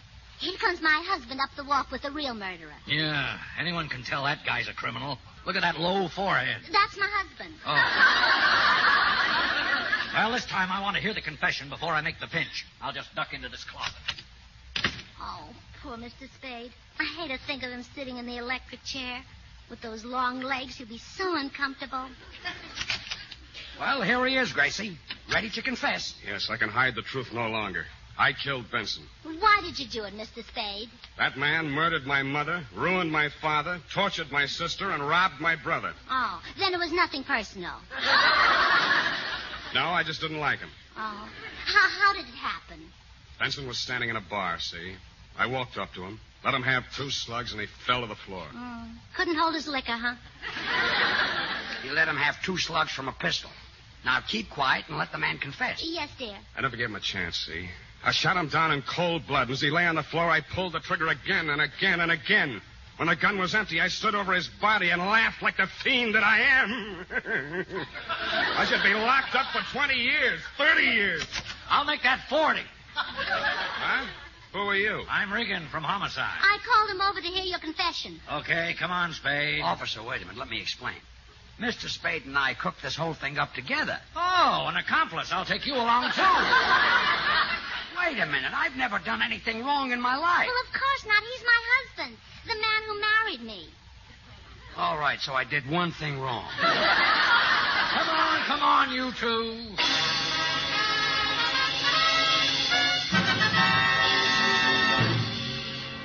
Well, Lieutenant, that's the whole story. My apologies, fellas. You're both free to go. Thanks.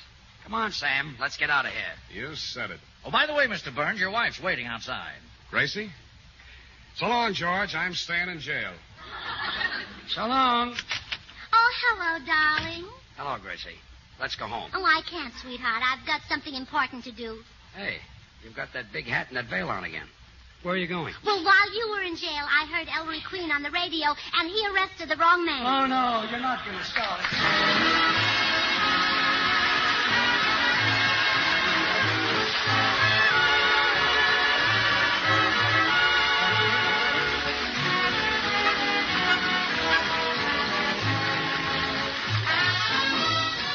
Join us again next Thursday when we'll all be back. George Burns, Gracie Allen, Bill Goodwin, Harry Lubin, and the Maxwell House Orchestra, and yours truly, Toby Reed. And now, here are our stars. Well, Gracie, next week we're going to have 2 guest stars.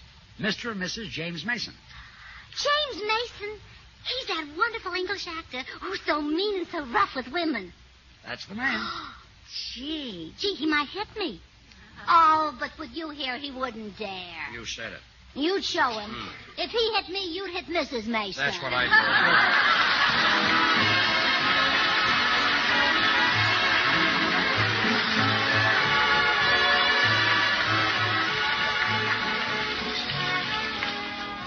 Ladies and gentlemen, let's all remember to help the National Safety Council in their campaign to cut down the terrible toll of home accidents. Be safe. Be careful. Don't be a Gracie. Good things. The easy way. Do you like good things the easy way? Then get instant Maxwell House coffee. So good. So good. True coffee flavor and fragrance, because instant Maxwell House is not a so-called coffee product. It's all pure Maxwell House coffee in instant form. And so easy. So easy. Instant Maxwell House means great coffee instantly in your cup. No fuss, no muss, no bother. Today, try Instant Maxwell House. Instantly good to the last drop.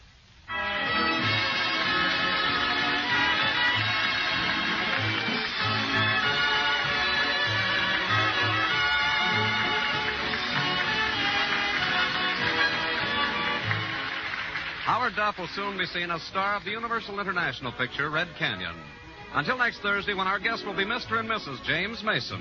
Good night and good luck from the makers of Maxwell House, America's favorite brand of coffee. Always good to the last drop.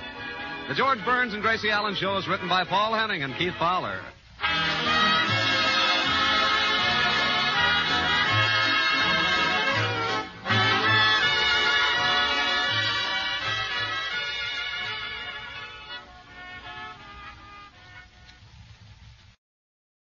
Hey, man, how about we check in with Fibber, Magee, and Molly next? That sounds good to me. The Fibber, Magee, and Molly Show.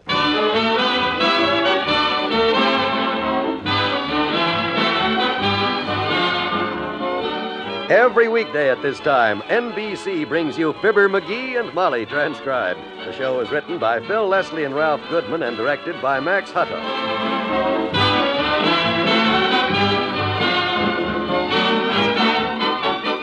Fibber and Molly will be with you in a minute. Every day last year on the highways, an average of 103 Americans like yourself or those in your family were killed in automobile accidents. But a lot of highway deaths don't seem to bother us much, unless someone in our own family is killed. We are shocked, however, and do become excited when an occasional disaster or catastrophe strikes and claims a large toll of life. Why? If a tornado over which man has no control strikes several states and kills 100 people, is that disaster any worse than 100 Americans being killed in a single day in automobile accidents, over which the drivers do have control in the way they conduct themselves on the highways? The daily toll of 103 deaths a day in traffic accidents is America's greatest shame because that toll is repeated year after year. You can do your part in helping to fight this disaster on the highways by being a safer driver and working in your community and state for strict law enforcement that means safer traveling for all of us. At all times, remember to drive as though your life depends on it. It does.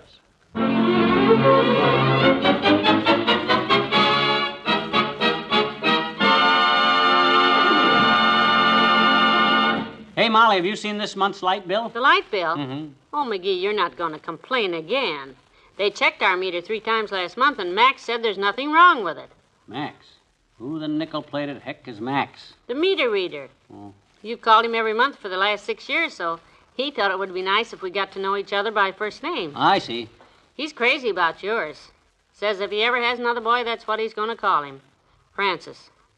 Francis? Well, I didn't want to tell him it was Fibber. You know the corny jokes that leads to, so I just said Francis. Francis Magee. I like that. Look, kiddo, I haven't got time to play name games.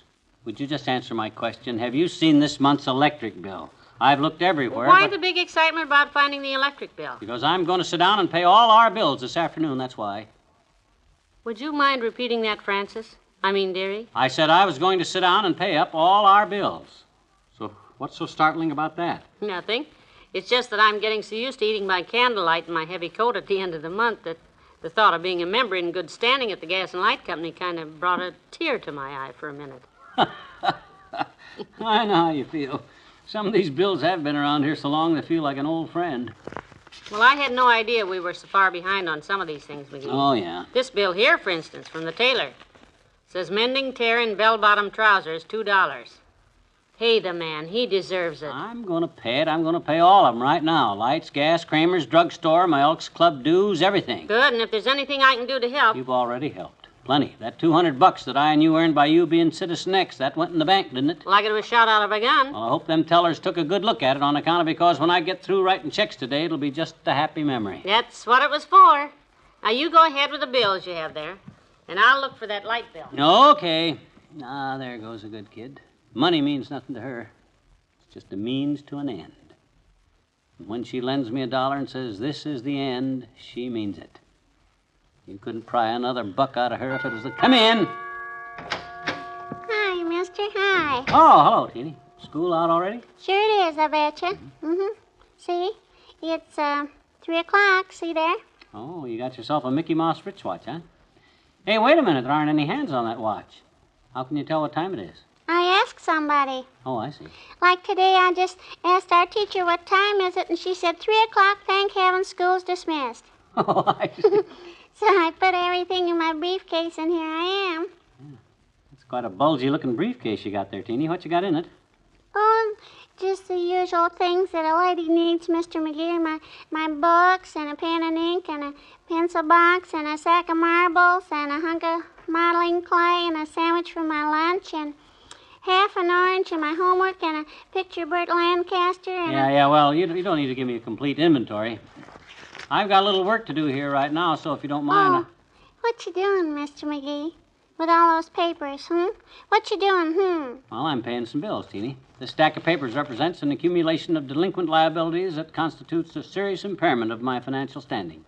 Well, I shall attempt today, through the satisfaction in full of all outstanding claims, to restore my credit to its original pristine condition, halt the flow of threatening missives from disgruntled tradesmen, and stop getting done by Bradstreet.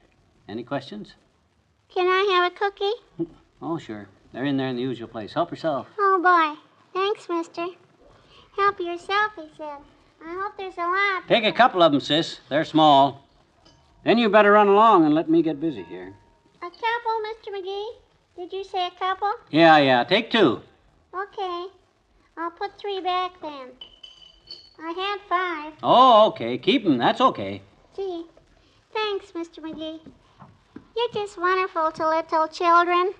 Bye now. Oh, boy. 5 cookies. I'm rich. Cute kid. And smart, too. She know... Oh, she forgot her briefcase. Hey, Teeny! Oh, well. She'll probably be back for the briefcase and 5 more cookies in a little while. Now that I think of it, that's the same stunt she pulled last week. Reminds me of some of the angles I used to shoot when I was...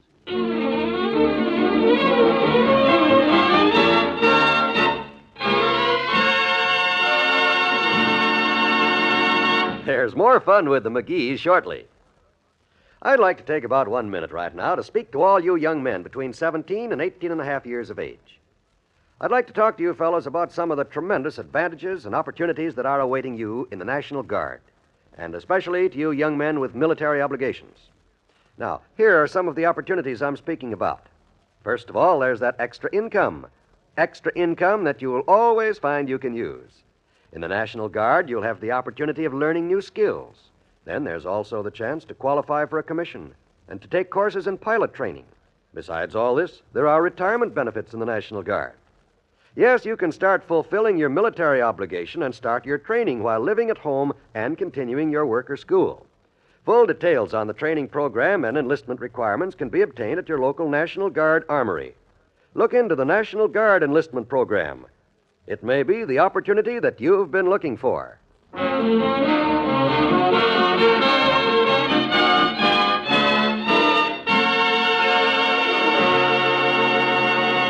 Well, Molly, I'm just about set here. Good. I've been all through these bills, checked them over, added them up, okayed them, initialed them, approved them, and I'm ready to start writing checks. Oh, this'll be a great day for the McGees. Yeah, not to mention our creditors. Doggone it.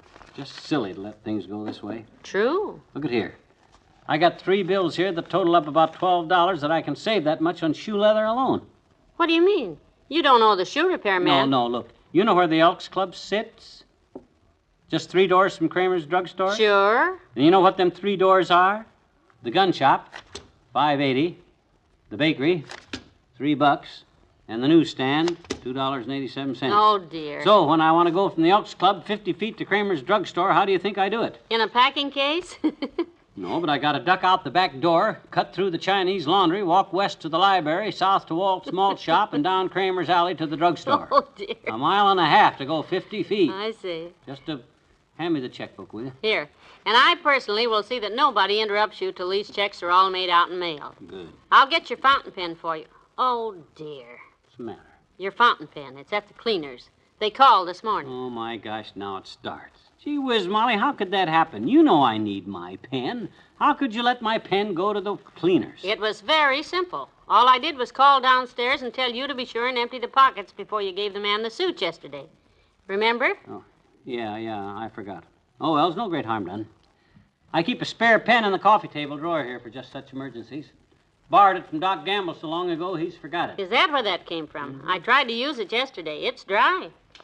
That presents no problem, my dear. I got a bottle of ink right here. Come to think of it, I dumped that ink out. Dumped it out? It was brand new. Well, I needed the bottle. I had a hunch that milkman of ours was using short quarts on us, and I needed something to measure with. The ink bottle was a 4-ounce bottle, and I figured 6 of them would make a quart. 24 ounces. Oh, never mind. I get the whole picture. Honestly, kiddo, did you ever see it to fail? Just let me try to do something out of the goodness of my heart for my fellow man so they won't turn off our lights and gas and I can get from the Elks Club to Kramer's, and what do I run into at every corner? The finance company? No, sir, adversity. Adversity? Yes, sir, adversity. That's what I run into. Nothing but adversity. Hey, wait a minute. I'm not going anywhere. Teeny, her briefcase. Yeah, look, she left her briefcase here. I bet she's got a bottle of ink right in here somewhere. Ah, look at that. What did I tell you? Saved by a bottle of ink. Thank goodness. Grab your pen. Let's get started. Right. I'll read off the amount and the name, and you can write out the check and get them in the mail. Good. Oh, this is exciting. Is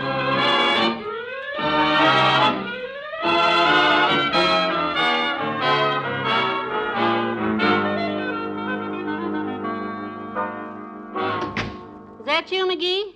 Wipe your feet good. I did. I got all them bills stamped and in the mail and on the way.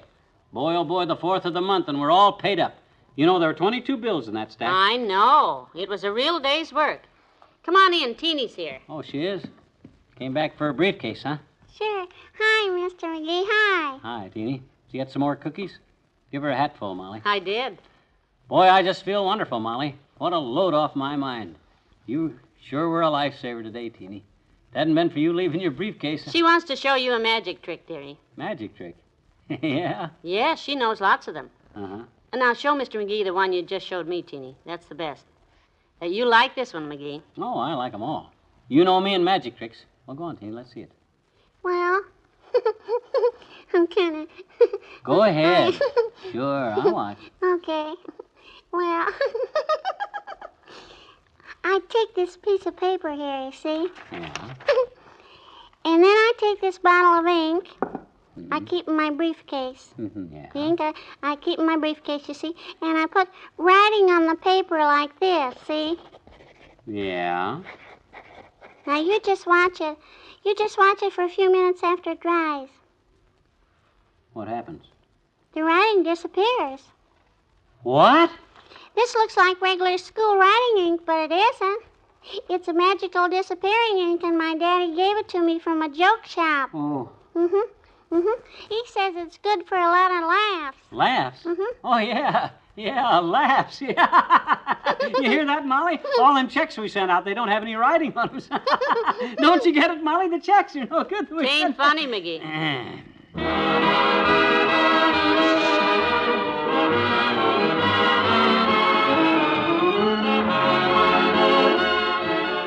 We'll say goodnight to Fibber and Molly in a moment.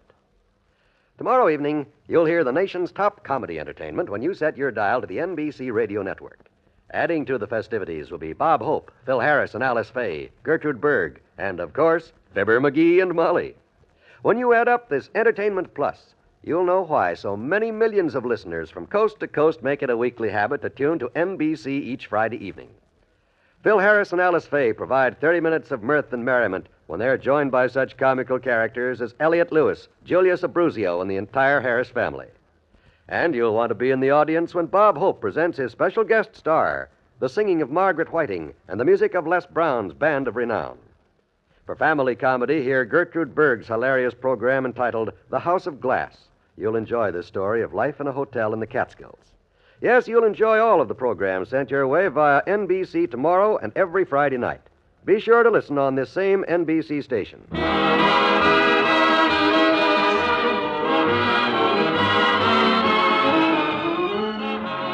as tired as I am, Molly, I'd get another bottle of ink and I'd sit right down and I'd start all over. Good idea. But I can't. I mailed all the bills back in the envelopes with the checks. I don't know how much we owe who. We'll hear from them. I'll say. Good night. Good night, all.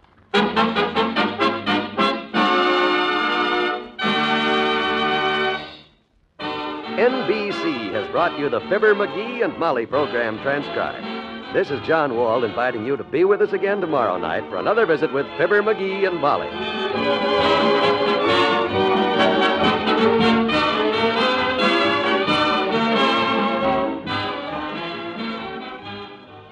This Saturday, enjoy a road show, an exciting new show on the NBC Radio Network.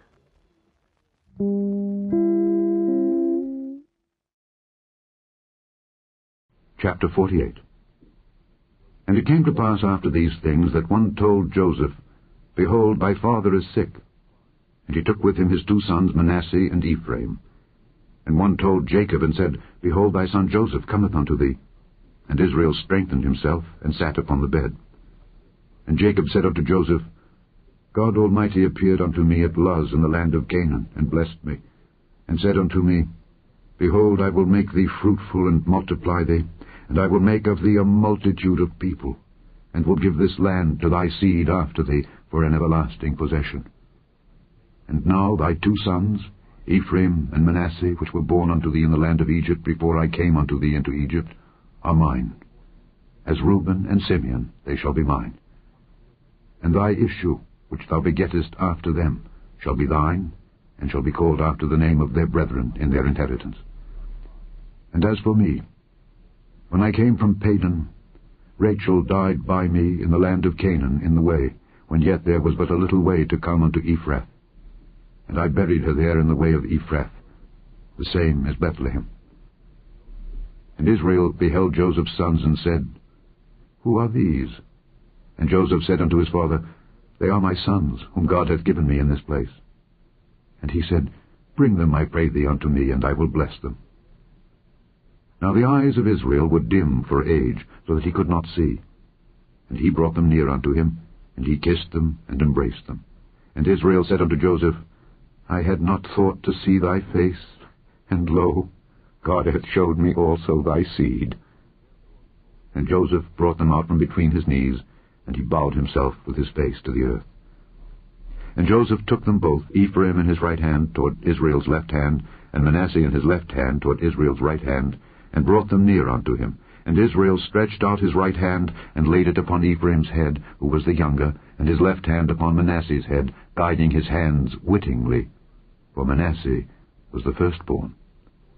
And he blessed Joseph, and said, God, before whom my fathers Abraham and Isaac did walk, the God which fed me all my life long unto this day, the angel which redeemed me from all evil, bless the lads. And let my name be named on them, and the name of my fathers Abraham and Isaac, and let them grow into a multitude in the midst of the earth. And when Joseph saw that his father laid his right hand upon the head of Ephraim, it displeased him.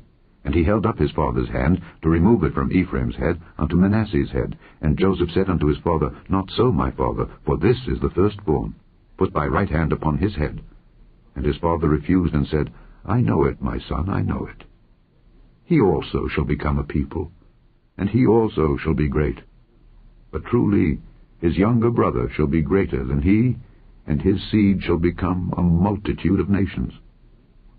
And he blessed them that day, saying, In thee shall Israel bless, saying, God make thee as Ephraim and as Manasseh.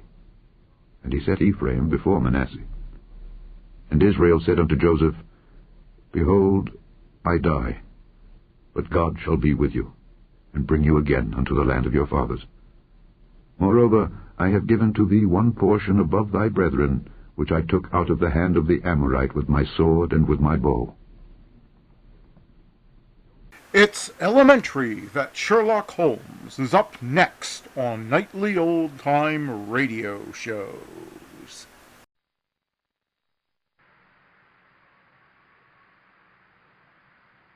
The story Dr. Watson has called The Adventures of the Bruce Portington Twins.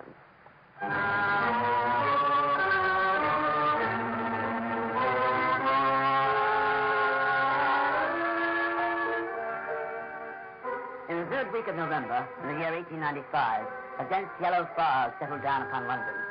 From the Monday to the Thursday, I doubt whether it was possible from our windows in Baker Street to see the opposite houses. The first days, Holmes spent his time cross-indexing his huge books of references on old crime. But when by the fourth day, we saw from our breakfast the heavy brown swirl still drifting past us and condensing in oily drops upon the window panes, my comrade's impatient, active nature could endure this drab existence no longer. He paced restlessly about our sitting room in a fever of suppressed energy, biting his nails, tapping on the furniture, chafing against inaction. Nothing of interest in the paper, Watson. No interesting crimes. No, Holmes, not that I found. Just the ordinary, commonplace things. The London criminal is certainly a dull fellow. There, Watson, look out this window. See how the figures loom up, or dimly seen, then blend once more into the fog. The thief or the murderer could roam London on... There have been numerous petty thefts. Oh, Watson, this great and somber stage is set for something more worthy than that. It is fortunate for this community that I am not a criminal. It is indeed. It's well that they don't have days of fog in the Latin countries, the countries of assassination. Ah, yes, Mrs. Hudson, have you something there that allows to break our dead monotony? Oh, thank you. Let me see. Well, what next, Watson? My brother Mycroft is coming round. Why not? Why not? Well, it's as if you met a tram car coming down a country lane. Mycroft has his rails, and he runs on them. His Pall Mall lodging, the Diogenes Club, Whitehall. That's his cycle. What upheaval can possibly have derailed him? What does the telegram say? It reads, must see you over Cadogan West. Coming at once. Mycroft. The name Cadogan West means nothing to me, but Mycroft should break out in this erratic fashion. A planet might as well have left his orbit. By the way, Watson, do you know what Mycroft is? You told me once that he had some small office under the British government. You're right in thinking he's under the British government. You would also be right in the sense if you said that occasionally he is the British government. Well, here, Holmes. I thought I might surprise you. Mycroft draws £450 a year, remains a subordinate, has no ambitions of any kind, will receive neither honor nor title, but remains the most indispensable man in the country. But how? Well, his position is unique. There's never been anything like it before, nor will there be again. He has the tidiest and most orderly brain, with the greatest capacity for storing facts of any man living. The same great powers which I have turned to deduction of crime he has used for this particular business. The conclusions of every department are passed to him, and he is the central exchange, the clearinghouse which makes out the balance. All men are specialists, but his specialism is omniscience.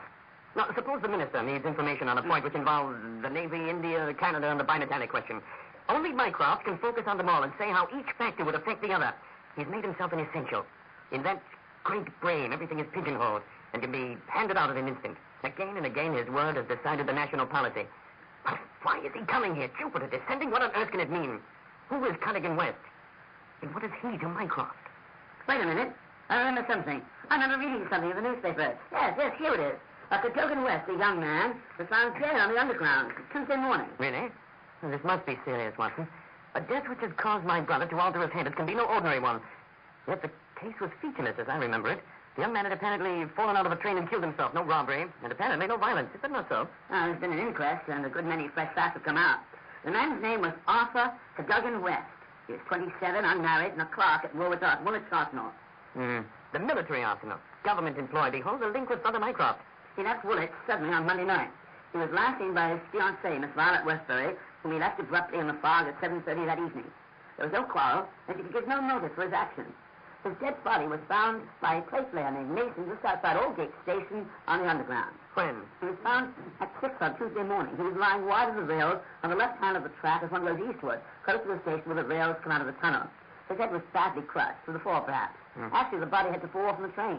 Had it been carried into the station from the street, the ticket collector would have seen it. He was always on duty. Very good. The case is definite enough. A man, dead or alive, either fell or was pushed from the crane. Continue. Many lines come in on the tracks next to which he was found. Some at the Carson and some from outlying junctions. What train he was riding and at what point he entered it are impossible to determine. Well, his ticket would show that. There was no ticket in his pocket. No ticket? Jimmy Watson, according to my experience, it is impossible to reach the platform of a metropolitan train without exhibiting a ticket. Was it taken from him? Did he drop it? Point is of curious interest. No sign of robbery, you say, Apparently not. His wallet contained £2.15 and a checkbook on the Woolwich branch of the Capital and Counties Bank. But that's how his identity was discovered. He also had 2 dress circle tickets for the Woolwich Theatre, dated for that very evening. Also, a small packet of technical papers. Ah, there we have it at last, Watson. British government, Woolwich Arsenal, technical papers, Brother Mycroft. The chain is complete. Ah, but here he comes, if I'm not mistaken, to speak for himself. Hello, Mycroft. And look who he's brought with him, Watson. Our old friend, Inspector Lestrade. Do sit down, both of you. Some breakfast? A most annoying business, Sherlock. I extremely dislike altering my habits, but the powers that be would take no denial. I have never seen the Prime Minister so upset. As to the Admiralty, it is buzzing like an overturned beehive. Have you read up on the case? Yes, we've just done so. What were the technical papers? Ah, there's the point. Unfortunately, it has not come out. The press would go wild if it did. The papers which this wretched youth had in his pocket were the plans of the Bruce Partington submarine. Oh? Surely you heard of that? No, only the name. I thought everyone had heard of it. Its importance can hardly be exaggerated. It has been the most jealously guarded of all government secrets. You may take it from me that naval warfare becomes impossible with this submarine. Every effort and a large sum of money has been expended to keep the invention a secret. The plans, which are exceedingly intricate, comprising some 30 different patents, and kept in an elaborate safe in a confidential office adjoining the arsenal. Under no conceivable circumstance were the plans to be taken from that office, not even for the chief naval architect himself. And yet here we find them, in the pockets of a dead junior clerk, in the heart of London. And from an official point of view, it's simply awful. But you have recovered the plans. No, Sherlock, no. That's the thing. We have not. 10 papers were taken from Woolwich. There are 7 in the pockets of Cadogan West. The 3 most essential are gone. Stolen. Vanished. You must drop everything, Sherlock. Never mind your usual petty police court puzzles. Do a service for your country. Why do you not solve it yourself, Mycroft? You can see as far as I. Possibly, Sherlock, possibly. But to run here, run there, to cross-question railway guards lie on my face with a lens to my eye, it is not my métier. No, you're the one man who can clear the matter up. If you have a fancy to see your name on the next honors list... My dear brother, I play the game for the game's own sake. But I shall be very pleased to look into the problem with you. Some more facts, please. Certainly. The actual official whose decorations entitled to fill 2 lines in any reference book, and a man whose patriotism is above suspicion. He is one of 2 men who have a key of the safe. Sir James left for London about 3 o'clock on that day, taking his key with him. He was at the house of Admiral Sinclair at Berkeley Square during the whole of that evening. Has that fact been verified? Yes. His brother, Colonel Valentine Walker, has testified to his departure from Woolwich, and Admiral Sinclair to his arrival in London, and so Sir James is no longer a direct factor in this problem. Who was the other man with the key? The senior clerk at Bradford, Mr. Sidney Johnson. A morose man and popular with his colleagues, but a hard worker with an excellent record. According to his own account, which could only be corroborated by his wife, he was at home all evening, the key on his watch chain and all that. Tell us about Cadogan West. 10 years in the service, a good worker, though with the reputation of being hot-headed and impetuous. With nothing against him. Duties brought him into daily personal contact with the plans, you know. Who locked up the plans that night? The senior clerk, Sidney Johnson. Well, as part of the plans was found on Cadogan West, it seems perfectly clear it was he who carried them away. The obvious motive would be to sell them. The plans are easily worth several £1,000s. But to take the papers, he needed a false key. Several false keys. He had to open the building and the room. He took the plans to London, intending, no doubt, to have them back in the safe next morning, before they were missed. While in London on this treasonable mission, he met his end. How? On his way back to Woolwich, he was killed and thrown off the train. But Aldgate, where he was crowded considerably, past London Bridge Station, which would be his line for Woolwich. Many circumstances could be imagined under which he would pass under London Bridge. He was determined someone was in his carriage. A discussion may have led to violence, or possibly he might have tried to leave the carriage between stations and fell to his death. In a thick fog, nothing would be seen. But consider, Sherlock, how much did you leave untouched? If he did have an appointment in London with Say a foreign agent. Why did he have 2 tickets for the theater in Woolwich, escort his fiancée halfway there, and then suddenly disappear?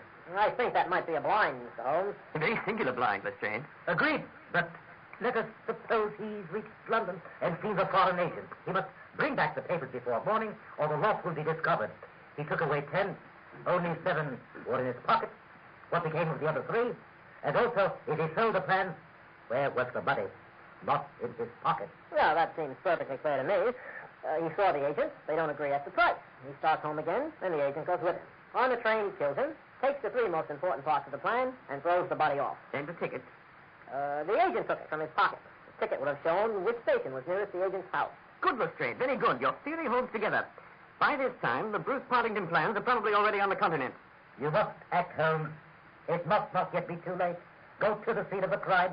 See the people concerned. Leave no stone unturned. In all your career, you've never had a greater chance to serve your country. Well then come, Watson. And you too, Lestrade. Favor us with your company for an hour or 2. We shall begin our investigation with a visit to the tracks of Aldgate Station.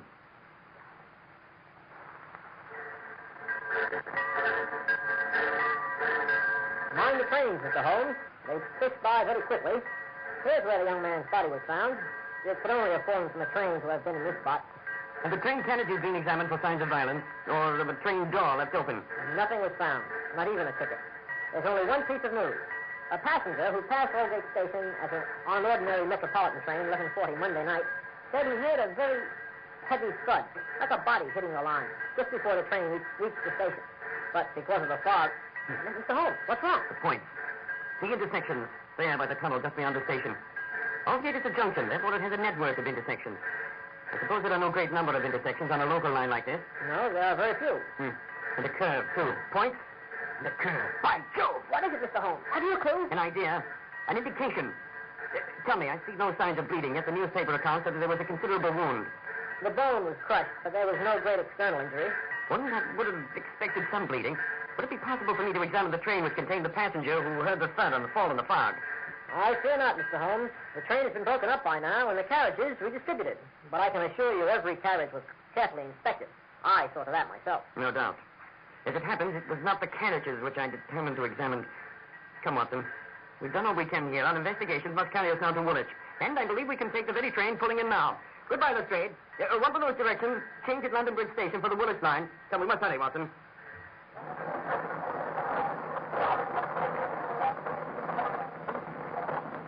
We certainly owe Brother Mycroft thanks for having introduced us to what promises to be a really very remarkable case. I'm still completely in the... Which may lead us there. The young man met his death elsewhere, and his body was on the roof of a carriage. On the roof? Remarkable, is it not? But consider the facts. The body is found at the very point where the train pitches and sways as it comes round the curve and over the intersection rails. Isn't that a place where an object on the roof might fall off? Also, consider the blood. Naturally, there would be no bleeding on the line if the body had bled elsewhere. That would explain the absence of a ticket, too. Exactly. He was not carrying a ticket because he was not inside the train. And yet, we're still as far as ever from unraveling the mystery of his death. Indeed, it's not become simpler, it's become stranger. Perhaps. We've quite a few afternoon calls to make when we reach Woolwich. I think that the eminent Sir James Walter claims our first attention.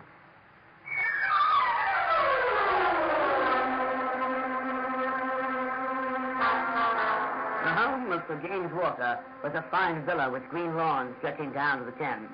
As he reached it, the fog was lifting, and the thin, watery sunshine was breaking through. We were horrified to learn, however, that Sir James had died that very morning. A distraught younger brother, Colonel Valentine Walter, met us. It was a horrible scandal, Mr. Holmes. My brother was always so proud of the efficiency of his department. It broke his heart. It was a crushing blow. I had hoped he might have helped us clear the matter up. I assure you it is all a mystery to him as it is to you and all of us. He had already put all his knowledge at the disposal of the police. Naturally, he had no doubt that Cadogan West was guilty, but the rest was inconceivable. You cannot throw any new light on the affair? I know nothing save what I have read or heard. And now, Mr. Holmes, I must ask you to end this interview. We are all still very much disturbed.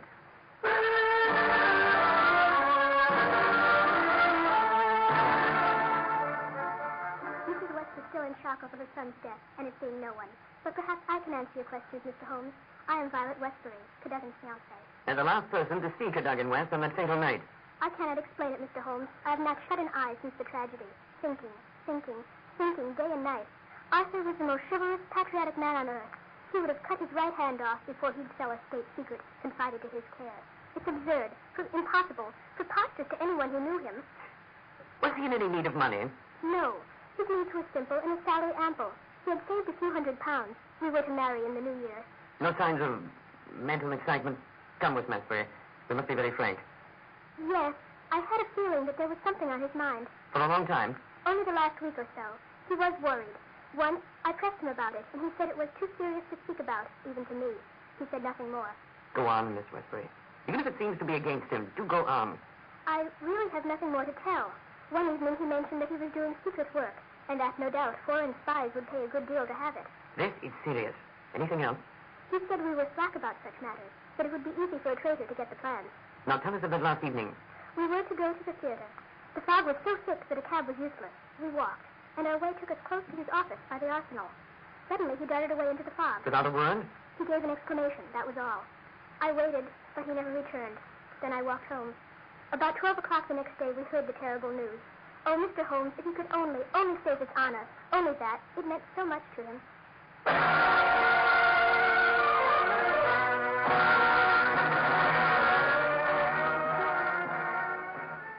Yes, Mr. Holmes, I'm Sidney Johnson, the senior clerk. This is all a bad business, very bad. Have you heard of the death of the chief? We left the home of Sir James Walter earlier this afternoon. Poor Sir James. The chief dead, Cadogan West dead, our papers stolen. And yet, only last Monday we were as efficient an office as any in the government service. Good God, it's dreadful to think of. That West, of all people, should have done such a thing. You were sure of his guilt, then? I can see no other way out of it. I suppose he needed the money for his upcoming marriage. And yet, I would have trusted him as I trust myself. To get to the papers that night, Cadogan West would have needed 3 keys, would he not? Yes, sir, 3 keys. To the outer door, to the office, to the safe. Only Sir James and you had those keys. I had no keys to the doors, only to the safe. And Sir James took his keys with him when he went to London earlier that day. So he said. And my keys never left my person. It follows that West had a duplicate, yet none was found on his body. But one more point. If someone in this office wanted to sell the plans, wouldn't it be simpler to copy the plans rather than take the original? I suppose so. It would take considerable technical knowledge. And Cadogan West had this technical knowledge? No doubt. But please don't drag into the matter, Mr. Holmes. Of what use is this speculation? The plans were found on him. Exactly. And yet there are 3 papers still missing. They are, as I understand, the vital ones. Tell me, could someone holding these 3 papers, but without the other 7, construct the Bruce Partington submarine? So I reported to the Admiralty. But after looking at the drawings, I'm not so sure. The double valves with the automatic self-adjusting slots are in one of the plans that were returned. Of course, they might soon get over that difficulty. Thank you, Mr. Johnson. You've been most helpful. Now, with your permission, I think we'd like to take a stroll around the arsenal. I would like to, if I may, examine all the doors and windows.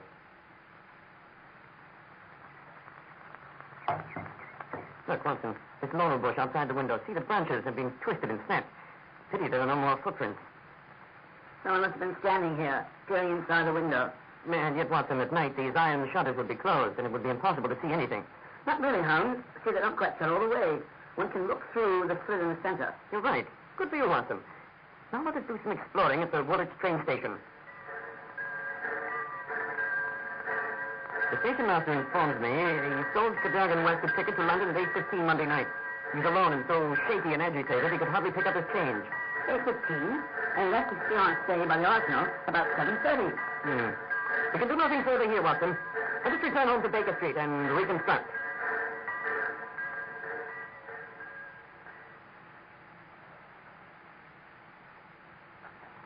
It's good to be wound on fire again, Anne. Even though the fog seems to have lifted today, there's still a damp chill in the air. Listen, there are numerous small fry spies, but the only men who would handle so big an affair are Adolph Meyer of 13 Great George Street in Westminster, Louis Laropiere of Camden Mansions in Notting Hill, and Hugo Oberstein of 13 Garfield Gardens in Kensington. Oberstein was known to be in town on Monday, but he is now reported as having left. Well, that doesn't seem to tell us very much, does it? On the contrary, things are turning a little in our direction at last. Well, hand me that big map of London, will you? Right, John. Thank you, Watson. Yes, just as I thought. Thomas, what is it? Why, Watson, I do honestly believe that we're going to pull it off after all. I'm going out now for a bit, for a short reconnaissance. Stay here, Watson, but be on tap. I may have need of you later.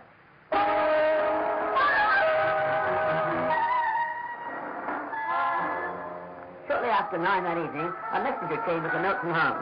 He was dining at Goldini's restaurant in Gloucester Road, Kensington, and I should join him. Moreover, I should bring him a jemmy, a dark lantern, a chisel, and a revolver. A nice equipment for a respectable citizen to carry with him through the foggy streets. I drove there at once and found my friend at a little round table near the door of a garish Italian restaurant. Have you had something to eat? Join me for a coffee in Toronto. Try one of the proprietor's cigars. They're a lot less poisonous than one would expect. Have you the tools? Here under my overcoat. But really, Excitement. Excellent. Let me give you a short sketch of my plans, Watson.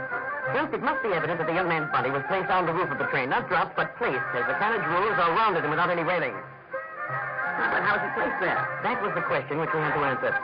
There is only one possible way. You were aware that the underground runs clear of tunnels at some point on the western end. I had a vague memory that while traveling on trains, I had occasionally seen windows just above my head. Now, suppose that a train halted under such a window. Would there be any difficulty in laying a body on the roof? It seems most improbable. We must fall back on the old axiom that when all other contingencies fail, whatever remains, however improbable, must be the truth. Especially as the leading international agent who has just left London live in a row of houses which abutted upon the underground. Oh, so that was your amusement over the map. Yes, that was it. Mr. Hugo Oberstein of 13 Caulfield Gardens had become my objective. Not only do his back windows open on the line, but more importantly, owing to an intersection at the next station, the underground trains are held motionless for some minutes at the very spot. Splendid, Holmes. You've got it. So far, Watson. I examined the house. Oberstein lived there with a single valet, probably a Confederate. He's gone now to the continent to dispose of his booty, but not with any idea of flight, for he cannot know we suspect him, or that we will make an illegal visit to his rooms tonight. No, I don't like it, Holmes. My dear fellow, it's not a time to stick at trifles. Think of what Mycroft said. We must go. All right, we're bound to go. I knew you would not shrink at the last. Come, Watson. But don't drop the instruments, I beg you. Your arrest as a suspicious character would be a most unfortunate complication.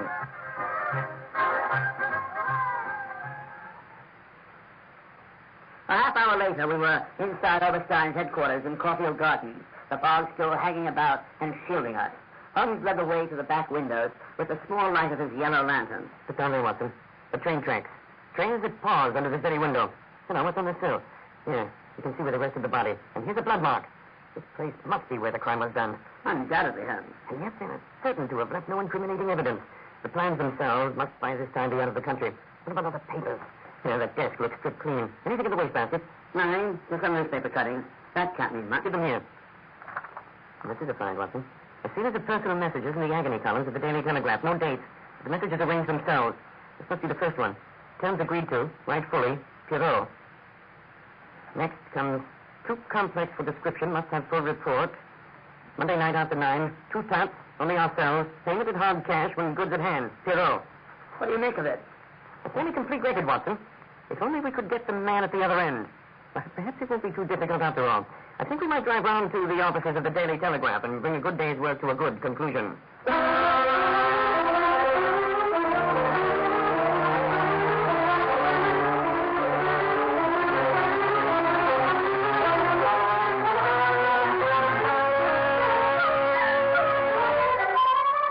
Come in, Mycroft. You too, Inspector Lestrade. Have some breakfast. No, thank you, Mr. Holmes.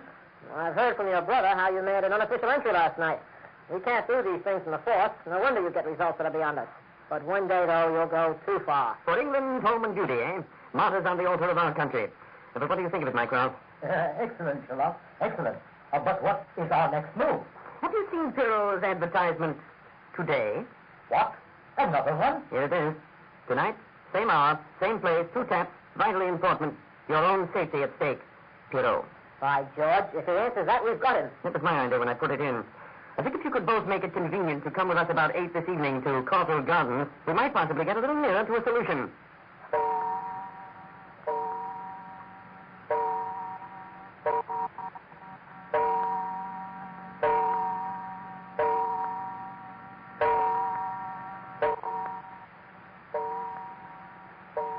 It's 11 o'clock, Mr. Holmes. We've been sitting in this big empty house for 3 hours now. Yes, Sherlock. I'm afraid your trap has failed to snare the victim. I'm very chilled, and the fog outside is doing me little good. I really need my club in this weather end for these. Quiet, Mycroft, quiet. I think I hear him. He's coming. Soon now. Soon. Open the door, Watson. Yes. Can I help you? I thought Mr. Oberstein lived here. Wait a minute. Shut the door, Watson. Don't be in such a hurry to leave, Colonel. You're Sherlock Holmes. Let me out of here. Not so fast. Who is here? Let me present Colonel Valentine Walter, the younger brother of the late Sir James Walter, head of the submarine department. You have no right to detain me. I'm here to see Mr. Oberstein. Everything is known, Colonel. How an English gentleman could behave in such a manner is beyond my comprehension. I haven't the faintest idea what you're talking about. Oh, come, Colonel. We know that you made a copy of the keys your brother held, that you entered into a correspondence with Oberstein through the agony columns. We're aware that you went down to the office in the fog on Monday night, but that you were seen and followed by a young Cadogan West, who had probably some previous reason to suspect you. Leaving all his private concerns, like the good citizen he was, he kept you to his heels until you reached this very house. Here he intervened, and here it was, Colonel, that to treason you added the more terrible crime of murder. I did not. Before God, I swear I did not kill him. Then tell us how Cadogan West met his end before you laid him on the roof of a railway carriage. I swear to you that I didn't kill him. I did the rest. I confess it. It was just as you say. I had losses on the stock exchange, and I needed the money badly.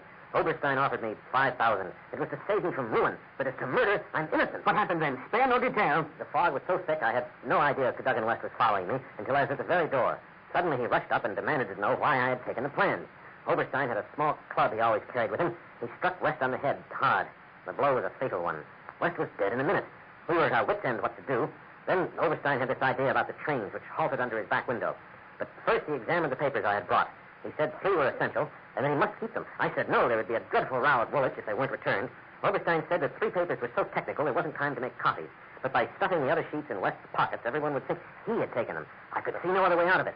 Then we loaded the body on top of a passing train. And your brother? He said nothing, but he had caught me once with his keys. I think he's suspected. I know he's suspected. I do not know. Did he give you no address? He said that letters addressed to the Hotel de Louvre, Paris, would eventually reach him. Then reparation is still within your grasp. I will do anything. This man Oberstein has been my ruin and my downfall. Here are paper and pen. Sit at the desk and write as I dictate. Dear sir, with regard to our transaction, you will no doubt have observed by now that one essential detail is missing. I have a tracing, which will make it complete. For this I will need an extra £500. I would come abroad, but it would be suspicious if I left the country at present. So I shall expect you to be in the smoking room of the Charing Cross Hotel at noon next Saturday. I should be very surprised if that doesn't fetch our man.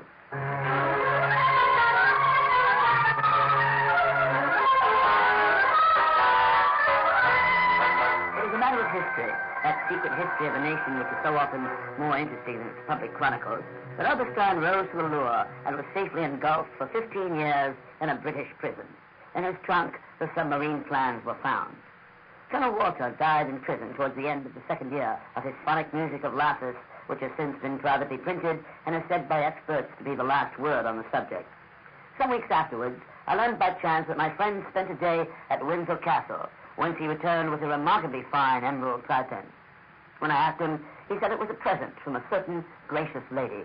I fancy I could guess at that lady's august name, and I have little doubt that the emerald tin will forever recall to my friend's memory the adventure of the Bruce Pottington plan.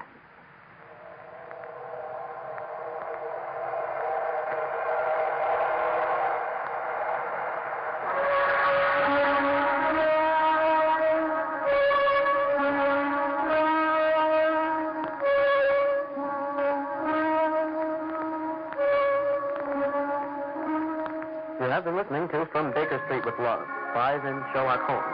Presented tonight by the Priory Scholars of Fordham, the Science Society of the Baker Street Irregulars. Robert Steelangle was Sherlock Holmes, Chris Steinbrenner was Dr. Watson, Jim Saunders was Inspector Lestrade, and Anne Le Carre was Mrs. Hudson.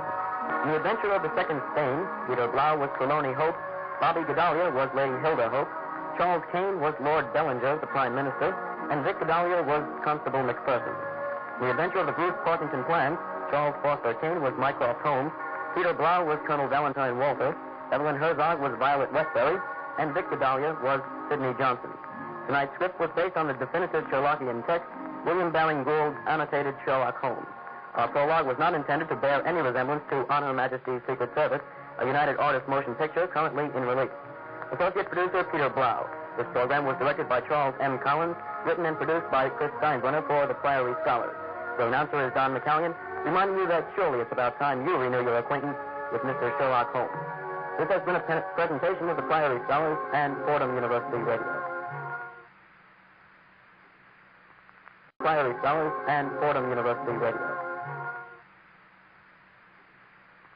Priory Sellers and Fordham University Radio. Now it is time to go back to Dodge City with Gunsmoke.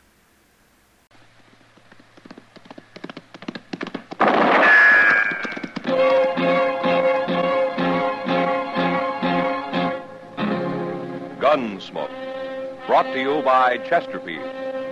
Chesterfield packs more pleasure because it's more perfectly packed, thanks to Accuray. They satisfy the most. Around Dodge City and in the territory on West, there's just one way to handle the killers and the spoilers, and that's with a U.S. Marshal and the smell of Gunsmoke.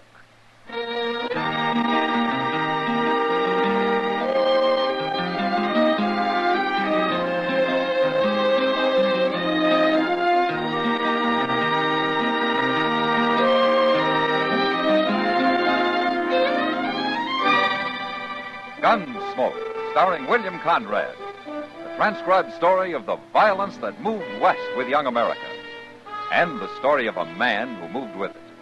I'm that man, Matt Dillon, United States Marshal. The first man they look for and the last they want to meet. It's a chancy job, and it makes a man watchful and a little lonely.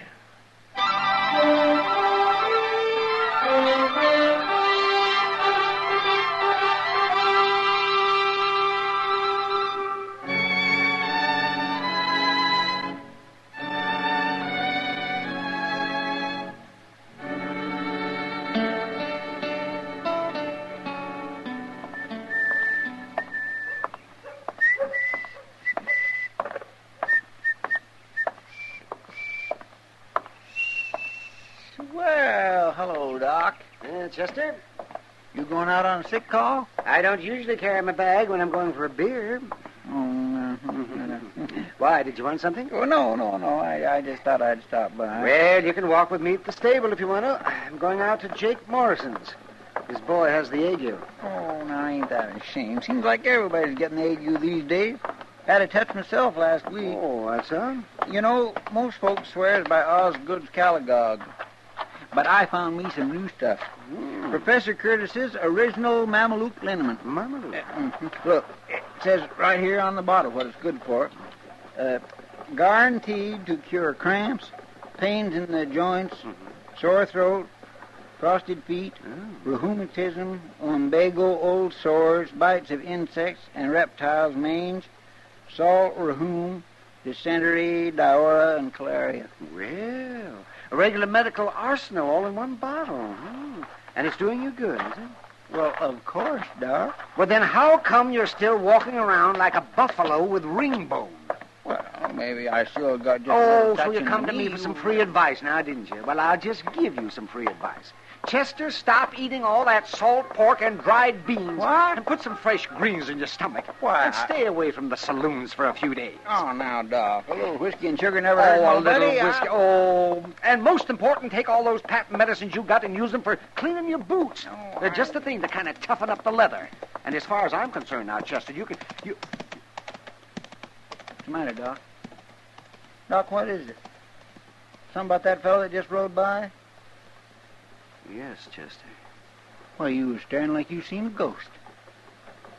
You go ahead, Chester. I'm going back to the office. The office? What for? To get my gun. Your gun? Why? I'm going to kill that man.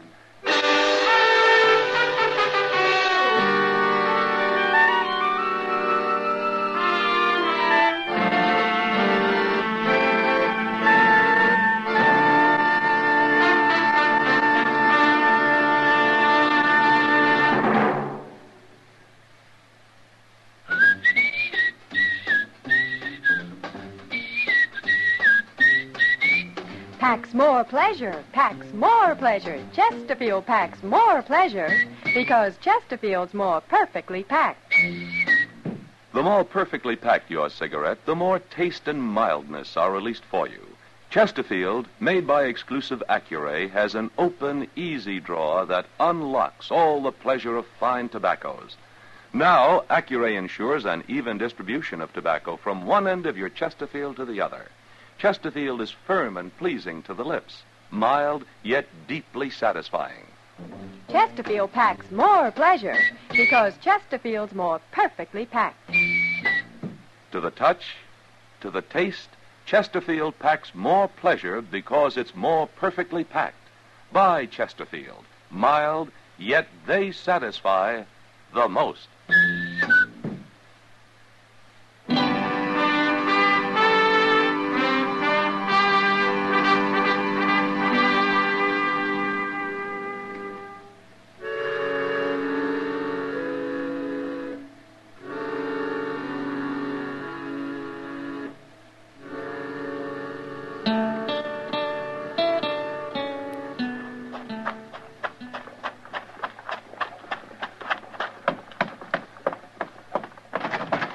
Mr. Dillon?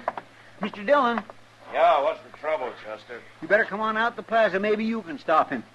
I'll stop who? Doc, he's going to kill a man. Doc? Doc, yes, sir. He's gone and got his old army walker and strapped it to his belt, and he's marching up Front Street looking for the fellow, whoever he is. All right, let's go. I tried my best to stop him, but he wouldn't listen. Oh, you should have saw his face, Mr. Dillon. He means business. I never seen Doc like this. Who was the fellow, Chester? I never seen him before. Well, you know what it's all about? No, sir, but I do know one thing. I'd hate to have to face that old Walker pistol, even if 'tis an old cap and ball. Why, it'd blow a hole clean through a buffalo. Matt! Oh, wait a minute. It's Kitty at the door of the long ranch. She's waving. He must be down there. Yeah, come on. Matt, it's Doc. Is he in there, Kitty? Yeah, and he's got a gun. He's threatening some man. All right, thanks, Kitty. And if you won't come outside, I'll kill you where you stand. I told you I'm not going to fight you. That's up to you. But I'm going to kill you whether you defend yourself or not. Doc. That's enough. Matt, you stay out of this. Happens to be my business, Doc, when a man threatens another man in this town. When the other man doesn't want to fight, won't defend himself, it could turn out to be murder. You think I don't know that? You must want to kill him pretty bad. I've wanted to for a lot of years. Why? I've got good reasons, Matt. But you won't tell me, huh? No. All right, what about you? I could say I don't know, but I'm just a stranger passing through town. But I know. There's no good reason for murder. I guess he thinks there is. Do you? Not many men would say yes to that, now would they, Marshal? But you won't defend yourself, huh? I won't draw with him, no. If he's going to shoot me, he'll have to take the consequences. I'm not a fighting man, Marshal. I'm a miner. Me and my partner here, we're just traveling through Dodge. We don't want any trouble. That's right, Marshal. We made our strike out in Arizona Territory, and we're headed back for St. Louis. Oh, we was just minding our own business, having a quiet drink when this fella comes along. What's your name? Clem Maddow. This is Ben Bartlett, my partner. We don't want no trouble. You won't have any. Go on back to your drinks. I'm going to kill him one way or the other, Matt. And you can't stop me. Look, Doc, you're taking an awful lot for granted. Maybe you think I won't throw you in jail for threatening murder. Maybe you think because you're the town's only doctor that you can get away Matt, listen. No, you listen to me. You're forgetting a lot you ought to remember, Doc. For instance, your position in this town. You ought to be setting an example instead of acting like an ordinary gun hand. And more important, your responsibility. Another man's life may be his own risk, but yours belongs to this whole town. And a good many lives depend on you. So you calm down and you put that gun away.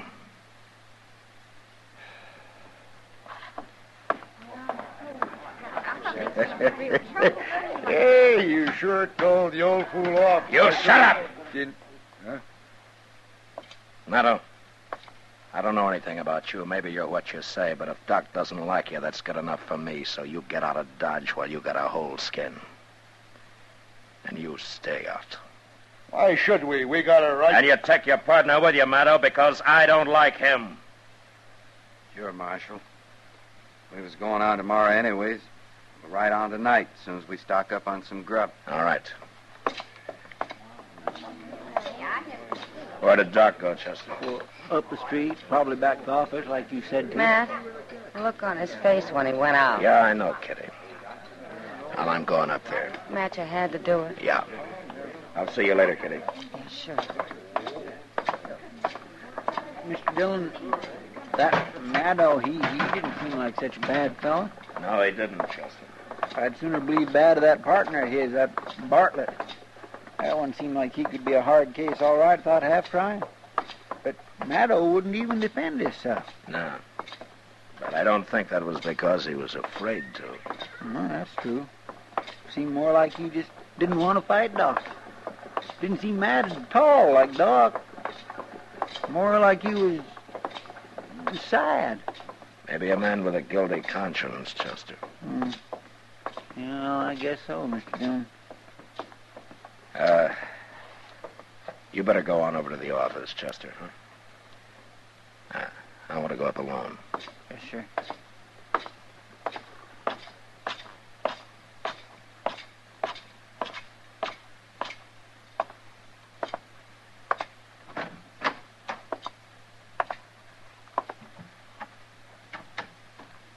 Doc.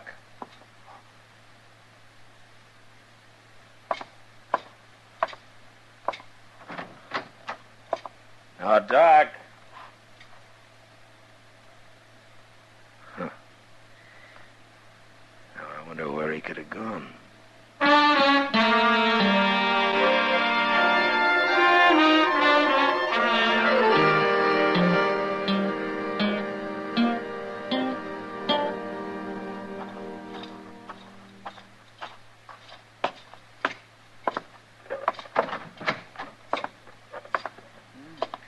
Did you find him, Mr. Dillon?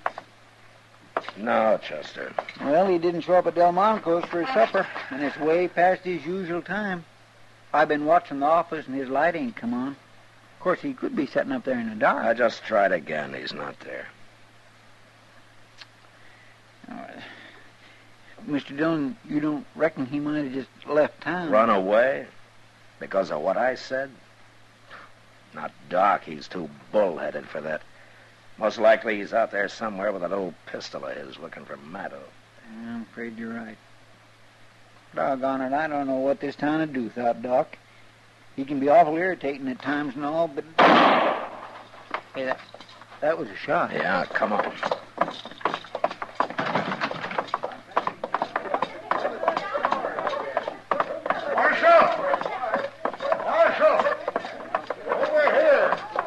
It's that Bartlett, Mr. Dillon.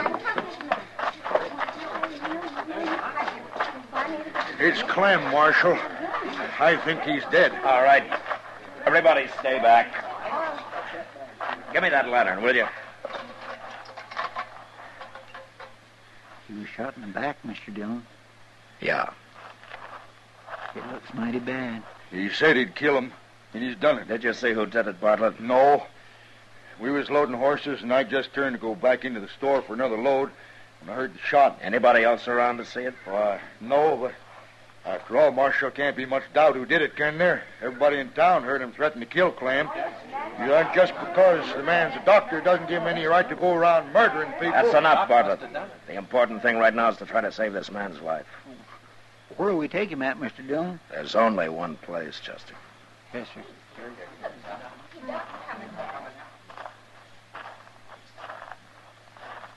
Now, where have you been, Doc? I was down by the stable, and I heard a shot. It's Maddow. He's still alive, but he was shot in the back. Oh, I see. As if you didn't know. Doc, I could understand you getting into a fair fight, but not shooting a man in the back. Why, you just gonna let him walk away like that, Marshal? Doc! He's gonna die if he doesn't get attention right away, and you're the only doctor in town. You gonna let him die? Where do you think I was going, Matt? Bring him up to the office. I'll have everything ready.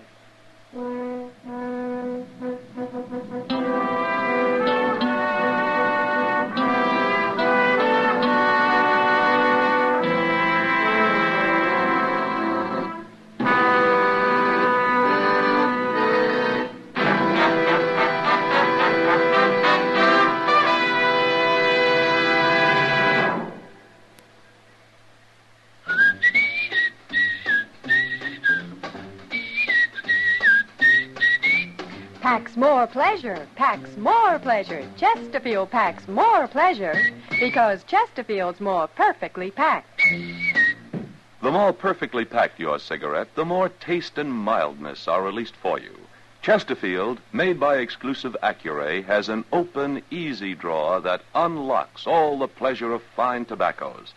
Now, Accuray ensures an even distribution of tobacco from one end of your Chesterfield to the other. Chesterfield is firm and pleasing to the lips, mild yet deeply satisfying. Chesterfield packs more pleasure because Chesterfield's more perfectly packed.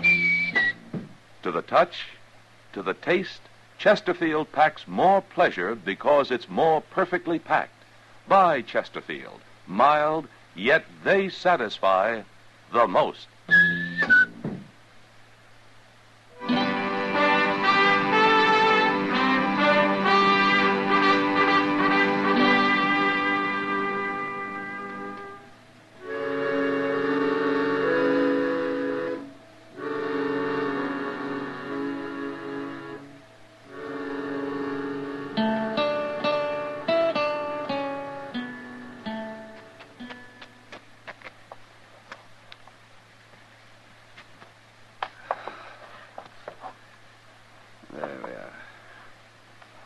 Gonna pull through, Doc?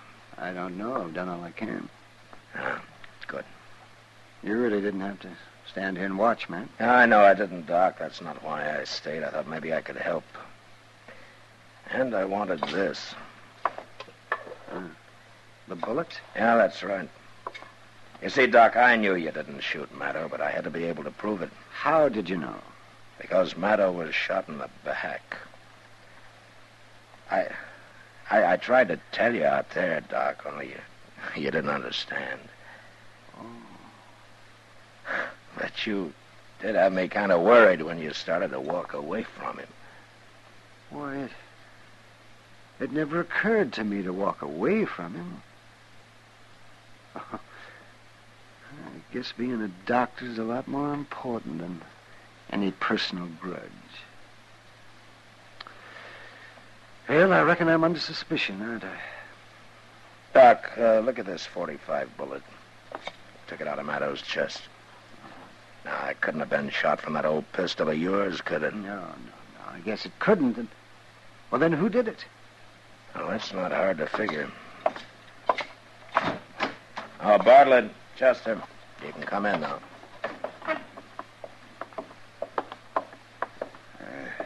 How is he, Marshal? I think he's going to be all right. He ain't going to die? Say, that's mighty fine. Well, I was plenty scared with this man operating and all. You needn't have worried. He's a doctor and a good one. You see, he didn't shoot your partner.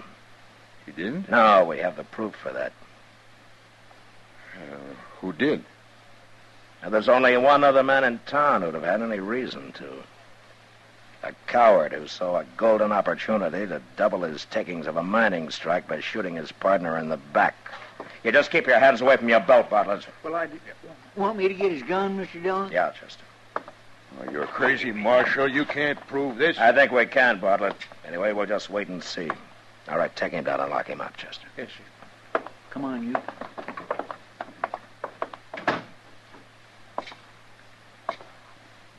Doc, looks like Maddow's gonna come too. Yes, maybe. His color's better. You know, it's funny. I don't hate him anymore. You mind telling me why you ever did? It happened a long time ago. It had to do with a girl we were both pretty fond of. She chose Maddow, but he jilted her. She drowned herself. I swore I'd kill him.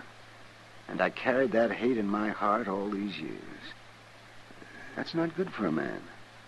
No, it's not, Doc. Well, you brought me to my senses, Matt, in that saloon. Thank you. Well, I looked all over for you afterwards. Well, I guess I was out of Jake Morrison's. I remembered I had to treat his boy for the ague, so I did.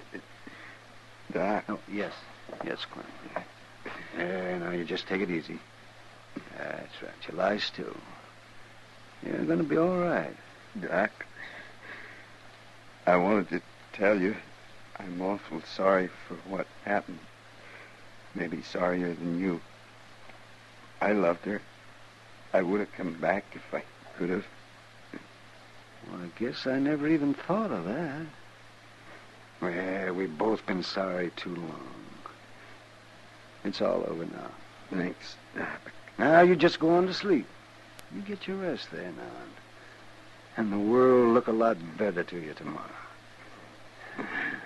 That's it. That's it. Well, good night, Doctor. Good night, man.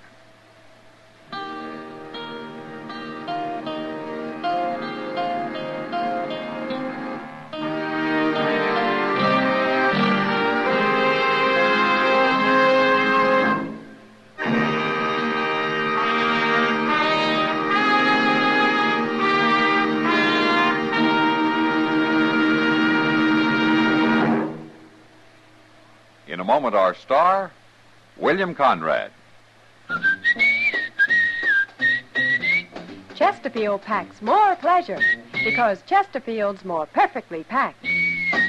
Chesterfield, made by exclusive Accuray, packs more pleasure because it's more perfectly packed. Unlocks all the pleasure of fine tobaccos.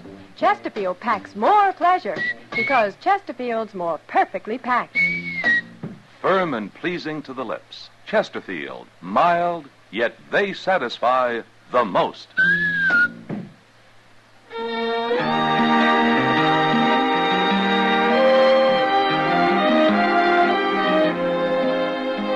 You know, cowboys with 6 months trail pay made the frontier a good place for a crooked gambler. Next week, one comes to town and gets cured of his bad habits the hard way. And that was the West. Good night. Gunsmoke, produced and directed by Norman McDonald, stars William Conrad as Matt Dillon, U.S. Marshal. The special music for Gunsmoke was composed and conducted by Rex Corey. Sound patterns by Tom Hanley and Bill James. Featured in the cast were Vic Perrin and John Daner. Parley Bear is Chester, Howard McNear is Doc, and Georgia Ellis is Kitty.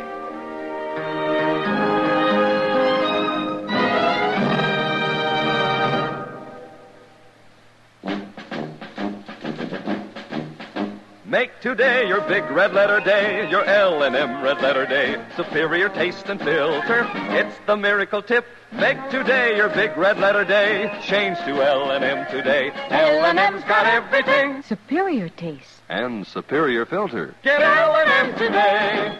This is it. L&M, superior taste and filter. L&M, America's best filter tip cigarette.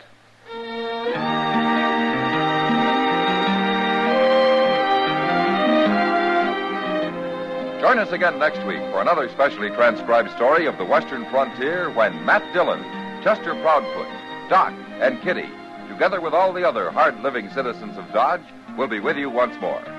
It's America growing west in the 1870s. It's Gunsmoke.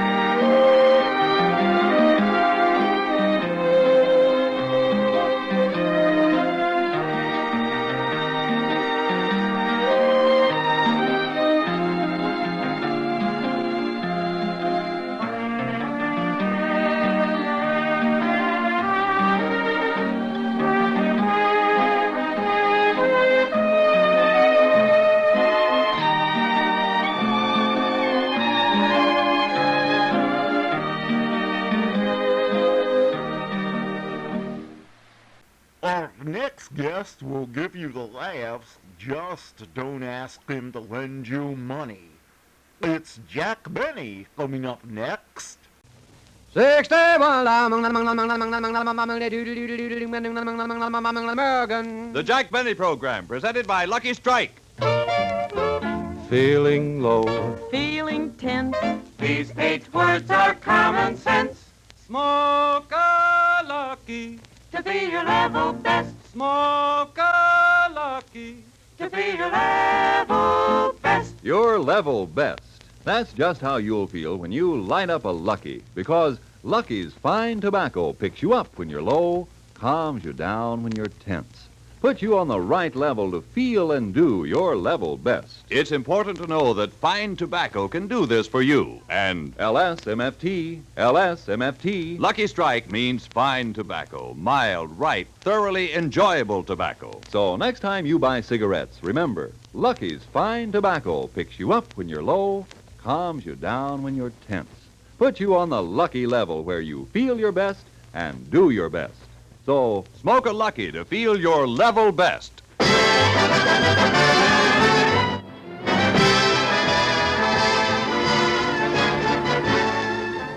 The Lucky Strike program, starring Jack Benny with Phil Harris, Rochester's Dennis Day, Don Wilson, and yours truly, Mary Livingston.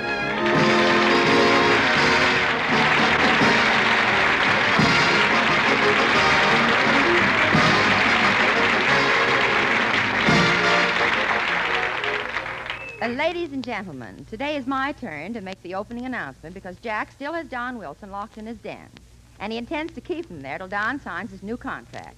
As we look in on Jack's home, we find him and Rochester discussing the situation. Boss, I don't like to butt into your affairs, but I think that if you won't let Mr. Wilson go, you ought to at least give him a little food. He's lost so much weight, his face is getting awful thin. It is? Yeah, this morning I peeked in at him through the keyhole and saw both his eyes peeking back. Well, look, Rochester, I'll let Mr. Wilson out when he signs the contract and not before. But, boss, he's desperate for food. You know that moose head hanging over the piano? Don't tell me he ate the moose head. No, the piano. What? And with those keys sticking out of his mouth, he looks like Don Magee. Rochester, stop making up such silly things. I'll get it. Oh, hello, kids. Hello, Jack. Hello, Jackson. Well, this is a coincidence, all 3 of you coming at the same time. Well, Jack, it's no coincidence. We're over here to make a protest. A protest? Yes, just because Don won't sign his contract, you lock him up like a common criminal. It's awful. It's humiliating. It's insulting to his dignity. Oh, it is, eh? What have you got to say about it, Dennis?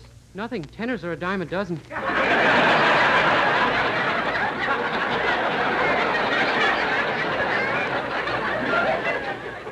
Well, look, kids, I don't think this is any of your business. I happen to be the boss of my program, and I'll run things the way I want to. Well, we're making it our business. Oh, you are, eh? Let me tell you something. A business is like a ship, and whether it sinks or floats depends upon the captain.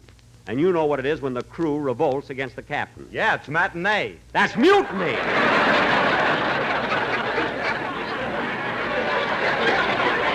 Matinee.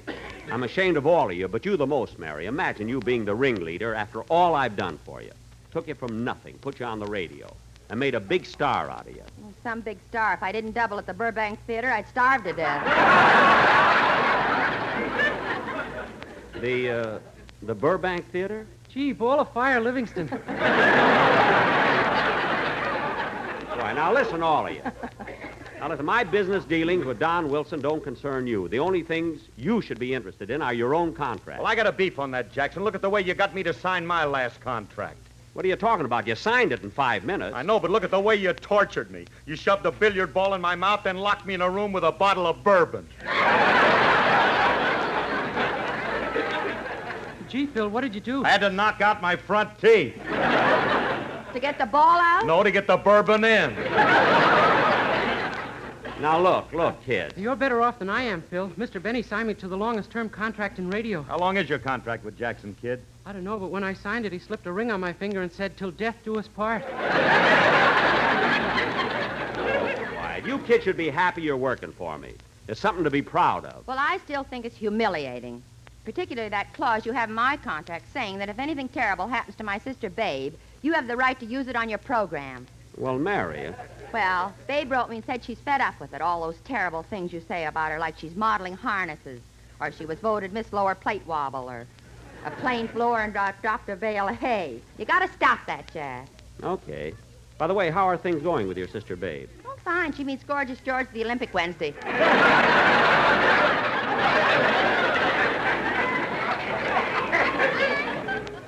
Did you write that down, Rochester? Got it. Good. Jack, there's Don rattling at the door. He must be starved. Yeah, Jackson, unlock that door so we can talk to him. I will now. Jack, open that door. We want to talk to Don. Oh, all right. We'll talk to Don. Well, Don, are you going to sign that contract? I won't. Who's there with you? Who are those people? Well, Don, don't you recognize us? I'm Mary, and there's Phil and Dennis. I don't know these people. Get them out of here, Jack. They're just here to torture me. Now, look, Don. Don, I'm your friend, Mary Livingston. Oh, yes, Mary. Mary, please talk to Jack about my contract. Dennis, tell Jack to give me a fair deal. Tell him how lousy he is. Oh, he knows that. Quiet, kid. You better sign that contract, Don, till you ain't round and firm anymore. Now, why don't you listen to reason, and then... Who's that? Oh, look out the window, Mr. Benny. It's your quartet. The sportsmen? I wonder what they want. Jack, that's the only pleasure I get. They come over every day and serenade me. Raise the window, Jack. Please. Okay. Go ahead, fellas. Sing to me. If you had the wings of an angel, over these prison walls you could fly. If you could fly. And then you could light up a lucky and write Honest John in the sky, up in the sky. Oh, we miss you, dear Don, we all miss you. And we're hoping that you won't be there long. Won't be there long. But if Jack keeps you in there forever, just smile and sing the words of this song. I'm feeling low, I'm feeling tense. These 8 words are common sense. Smoke a lucky. You feel your level best. Smoke a lucky. And we are sure that you will always feel your very level best. Best, level best.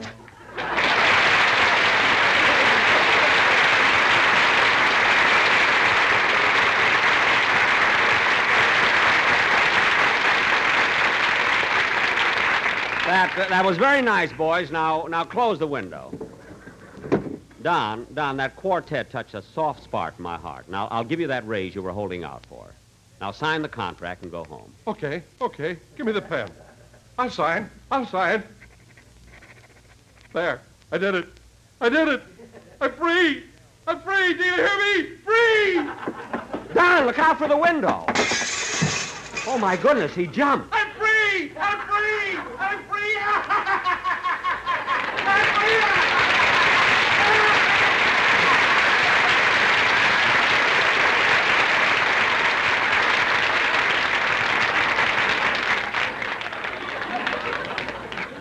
Gee, it's too bad he ran away so fast. I was going to give him a new suit and a $5 bill. Now, look, kids, I hope you all learned something from this. Now that I let Don out, I don't want to have trouble with anyone else. From now on, when we have rehearsals, be on time, pay attention to your job, and take direction from me, and there'll be no trouble. Direction from you? Certainly. I've been in radio for 17 years, and I know how things should be done. That's why I'm so much in demand. In demand? Wait a minute, Dad. You told me you were going to be on the Ford Theater last Friday night, so I tuned in and heard Claudette Colbert and Vincent Price. You weren't even on. Well, Phil, they begged me, but at the last minute, I couldn't make it. Begged you? That isn't what Claudette told me. Mary, we're not discussing that now. What did Claudette tell you, Mary? Mary, if you say one word, I'm leaving the room. I don't want to hear this silly talk. I don't care. I'm going to tell him. All right, then I'm going out. Come on, Livy, tell us. Well, here's what happened. Last week, when Jack heard that Claudette Colbert was going to be on the Ford Theater program... Yeah. He immediately called up Fletcher Markle, the director of the show, and tried to get on it, too. He couldn't wait to get to the phone and call Mr. Markle. Hello, Kenyon and Eckhart, radio advertising agency. May I speak to Mr. Markle, please? Who's calling? Jack Benny. What's your hooper?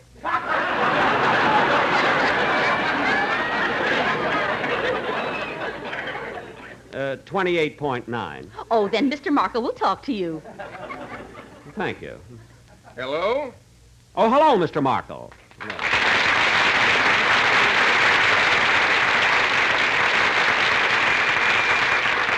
Mr. Markle, this is Jack Benny. Yes, Mr. Benny. What can I do for you? Well, I understand that Claudette Colbert and Vincent Price are appearing on your Ford Theater program. That's right.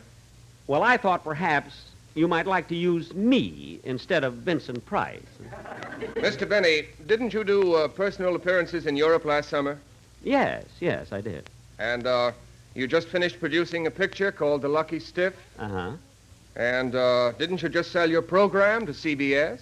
Yes, that's right. Well, please let somebody else make a buck, will you?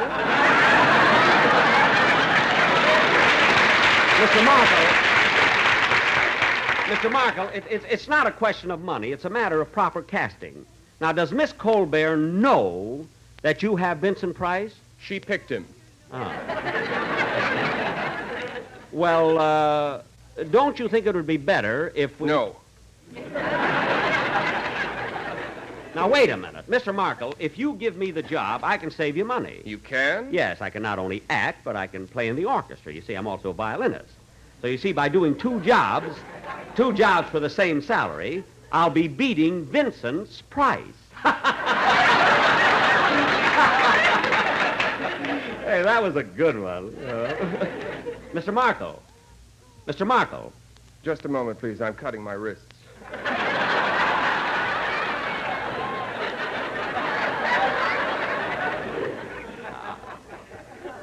I'll wait. I mean, wait a minute. Look, there's no need for bloodshed. Now, Mr. Markle, if you don't mind, I'll call Miss Colbert and take the matter up directly with her. I wish you would. Thank you. Goodbye. Now, let's see. I'll look Claudette's number up in the phone book here. Here we are. Caldwell, Cauldron, Colfax, Cold Cuts. I used to go with a girl named Cold Cuts. Blossom Cold Cuts.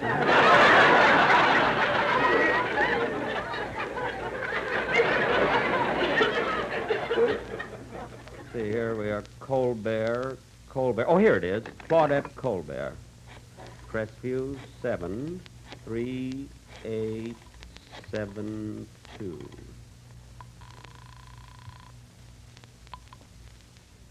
Hello? Hello, I'd like to speak to Claudette Colbert, please. This is Miss Colbert speaking.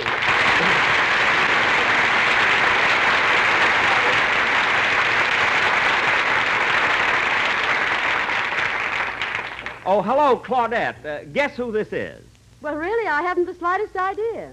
Well, you know me very well. Now, come on, guess. Well, now... Remember a few years ago at Paramount? Who had the dressing room next to yours? Oh, hello, Dorothy.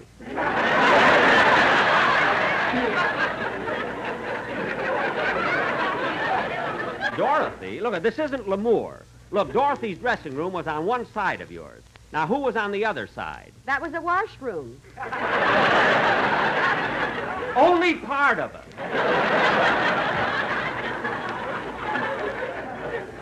Claudette, this is Jack. Oh, Jack, hello. Jack who?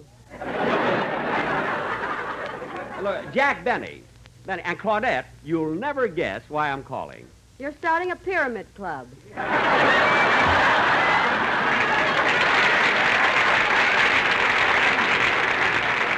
I mean, besides that, look,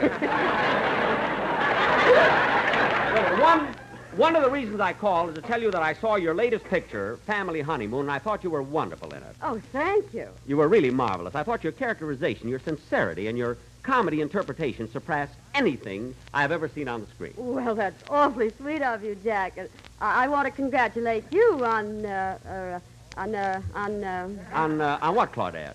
what have you been doing lately? Lately, I'm with Columbia now. Oh, well, how are things on Broadway at 9? No. You're thinking of Eastern Columbia. See, I'm with CBS. Oh. But look, Claudette, here's what I want to talk to you about. You see, Fletcher Markle, the director of the Ford Theater, just called me about the show you're going to do. Called you? Yes. And he suggested that I play the part of your husband in the sketch. But I understood Vincent Price was playing the part. Well, he was scheduled to, but if you want me, all you've got to do is speak up.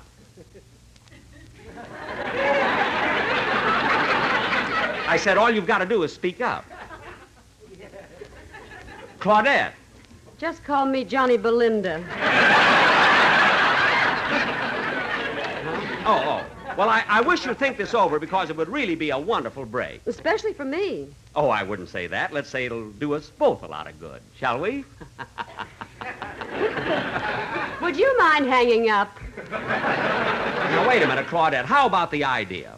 Huh? Honestly, Jack, I have nothing to do Now, look, with Claudette, it. I've got another idea. Why can't Will you please deposit 5 cents for an additional 3 minutes?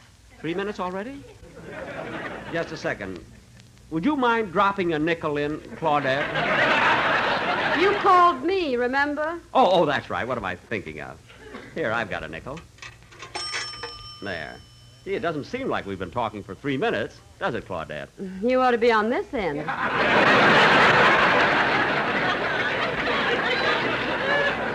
Oh. Well, to come to the point, when do you start rehearsing for the play? Tonight at my house, but I don't think Well, you ought... tonight, well, look, at your house. At what time? No, Jack, 8 o'clock. I really don't think 8 o'clock? you Well, ought thanks, to. Claudette. See you tonight.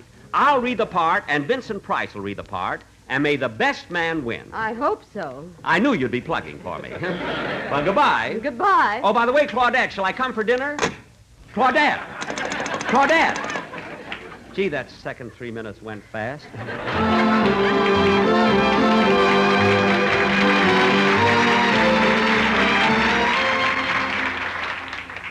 And you know, kids, after that, you think Jack would have sense enough to stay away, but not little Blue Eyes. No kidding. No, at 8 o'clock sharp, he showed up at Claudette Colbert's house. Gee, Claudette has a nice home. Yes, sir? Miss Colbert is expecting me for rehearsal. I'm Jack Benny. All right, this way, Mr. Benny. May I take your hat and coat? Here you are. Thank you. Well, it's the first time I ever saw a hat with a bird nest in it. Give me that. It came off. Oh.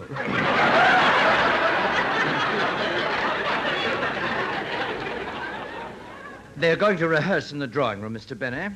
I'll show you in. Thank you. Mr. Price is already here. Oh, he is? One of those anxious guys, eh?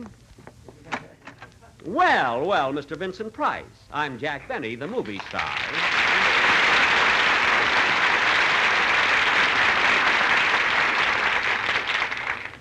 How do you do? How do you do, Mr. Price? So the two rivals meet, eh? Rivals? What do you mean? Well, perhaps I should let Claudette tell you, but it looks like I'm taking your place on the Ford Theater program. That's ridiculous, old boy. Oh, no, it isn't. You see, at rehearsal tonight, you and I are both going to read the part. And, of course, the best man will win. The best man? Yes. Mr. Benny, when only two people are involved in a statement, the comparative is used. You don't say the best man will win, you say the better man will win. Oh. Now, if 3 or more people are involved, then the word best is the correct adjective. I see. So before we compete for this part, Mr. Benny, it might be well if you first learn to speak English.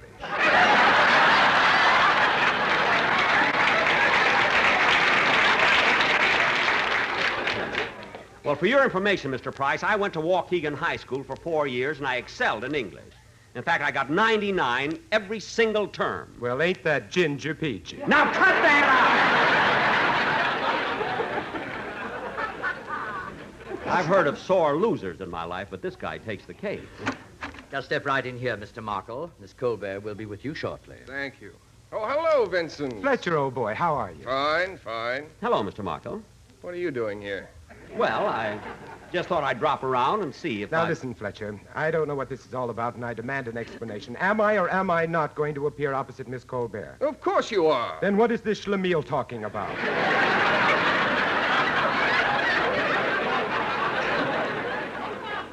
Schlemiel? Yes, S-H-L-E... I know how to spell it. I didn't get 99 in English for nothing. Now, let me tell you something. Good evening, everybody. Oh, look, here's Claudette. Oh, hello, Claudette. How are you doing? Well, everybody's here now. Just set the coffee on the table, Richard. Yes, madam. Coffee, Fletcher? No, thank you. Vincent? Yes, please. I'll have a cup, too. Oh, I'm sorry. Here you are, Jack. Thanks. Gee, Claudette, this is the better coffee I ever tasted.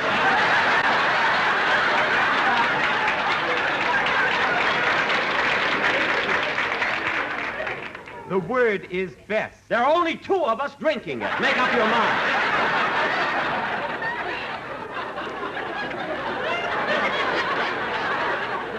For heaven's sake.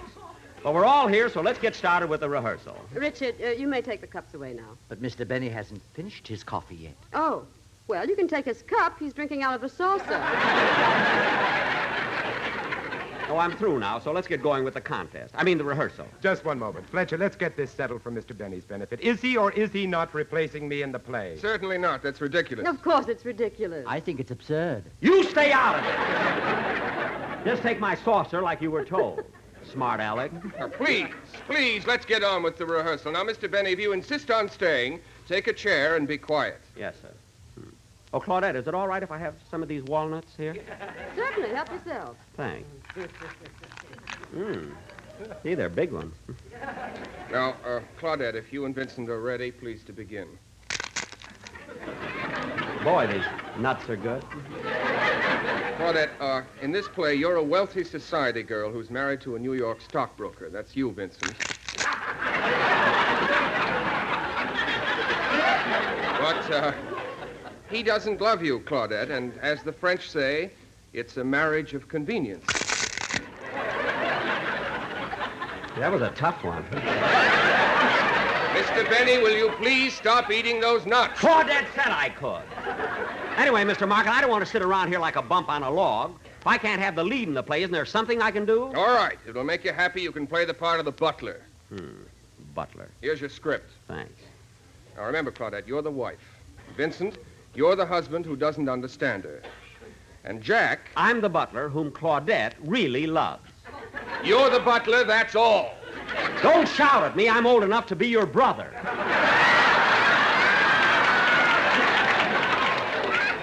Heavens to Betsy. All right, Claudette. Now, you start the scene. Remember, your husband is 2 hours late for dinner, and you're a nervous wreck. I understand. Now, go ahead. You call the butler. Yes. Oh, Smedley. Smedley. Yes, madam. Smedley, yes.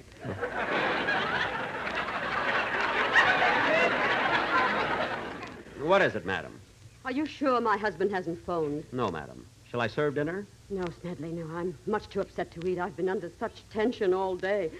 I feel so miserable and low. Oh. Feeling low, feeling tense. Jack! These 8 words are common sense. Jack! Smoke a lucky to feel your level better. That's not in the script! Oh. Oh, I'm sorry. Some butler was singing commercials yet. Yeah. Now, Claudette, at this point, the husband enters the room. Go ahead, Vincent, make your entrance. Okay. Good evening, darling. So sorry I'm late. Oh, Michael, you're always late, and you're always sorry. It's been like this for months. What's come between us? If I only knew, maybe we could work things out. Oh, it's nothing, my dear. It's just that I've been so busy lately at the office. Now, let's forget it. Come here and give me a kiss, and perhaps we can... Dinner served. Oh, pardon me. I came in too soon.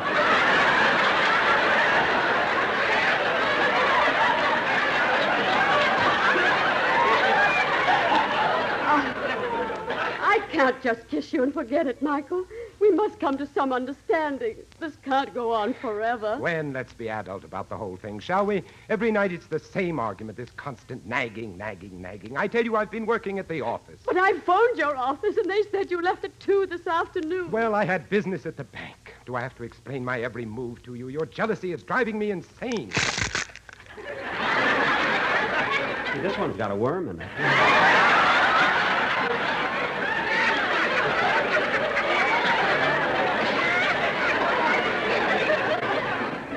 put it back in the bowl. Jack, stop interrupting.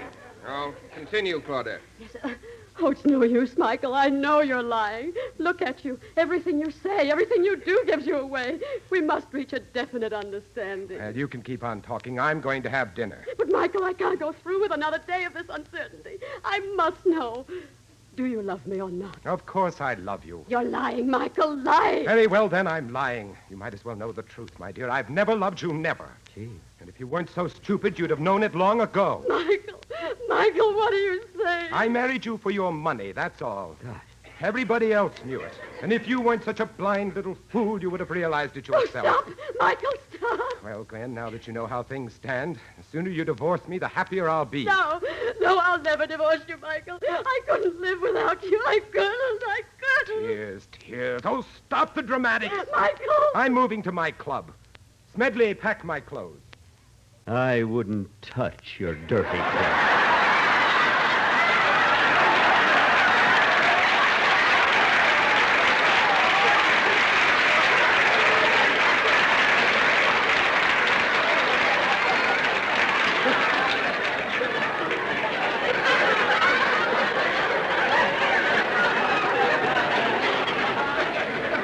You stinker! Jack! Please be quiet, Jack. Continue, Vincent. Well, goodbye, Gwen. I'm going to the club. Our attorneys can get together tomorrow. Don't go, Michael. Please don't go. Stop hanging on to me. But I won't give you up. I won't. Stop it, I say. Let go of me. No. Then take that. That does it. Striking a woman. Put up your dukes, Mr. Price. What? Come on, fight. Ooh. Well, look at Benny. He's out cold. Vincent, you shouldn't have hit him so hard. I didn't hit him. I did, madam. Shall I throw some cold water in his face? No, we'll just go in the other room and rehearse. Come on, Vincent, and bring the walnut.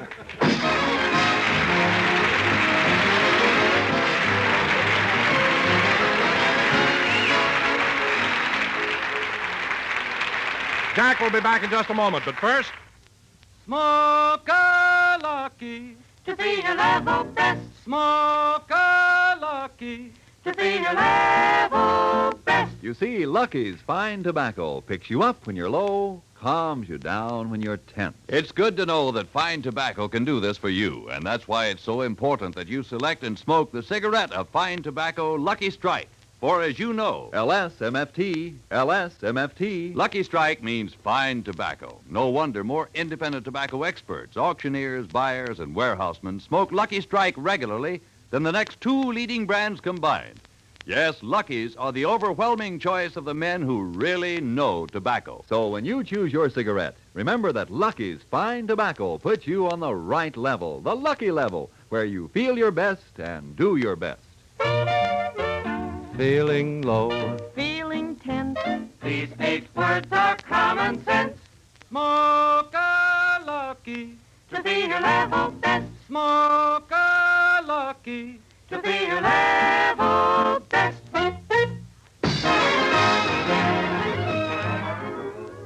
That Mary has a lot of nerve. Oh, Jack. Oh, hello, Claudette.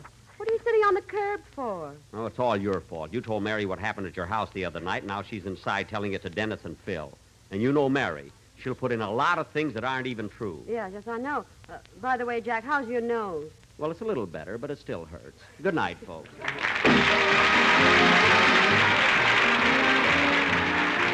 Ladies and gentlemen, be sure to tune in to the CBS Sunday lineup, which includes the Prudential Hour, Jack Benny, Amos and Andy, Sam Spade, and Lemon Abner. Don't miss Don Amici in Your Lucky Strike every afternoon. And listen to Dennis Day in A Day in the Life of Dennis Day.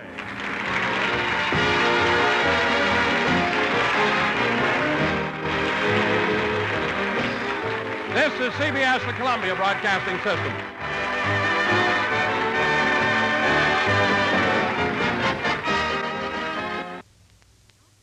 Join the wisecracking sleuth, the Thin Man, on his latest adventure, up next.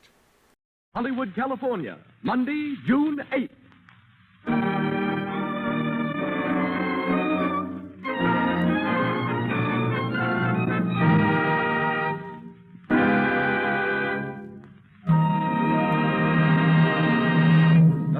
Radio Theater, presented from its new home on Hollywood Boulevard, Hollywood, California.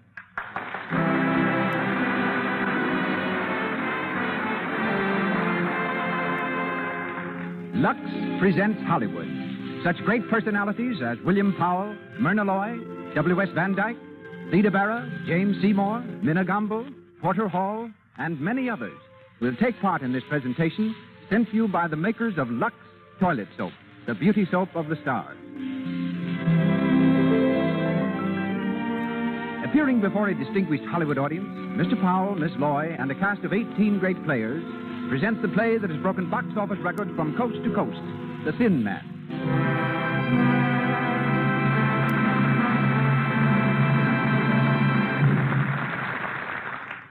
And as producer tonight, we present the director who did The Thin Man on the screen, together with such triumphs as Naughty Marietta, Trader Horn, Rose Marie, I Live My Life, and countless other smash hit pictures. Mr. W.S. Van Dyke. Mr. Van Dyke.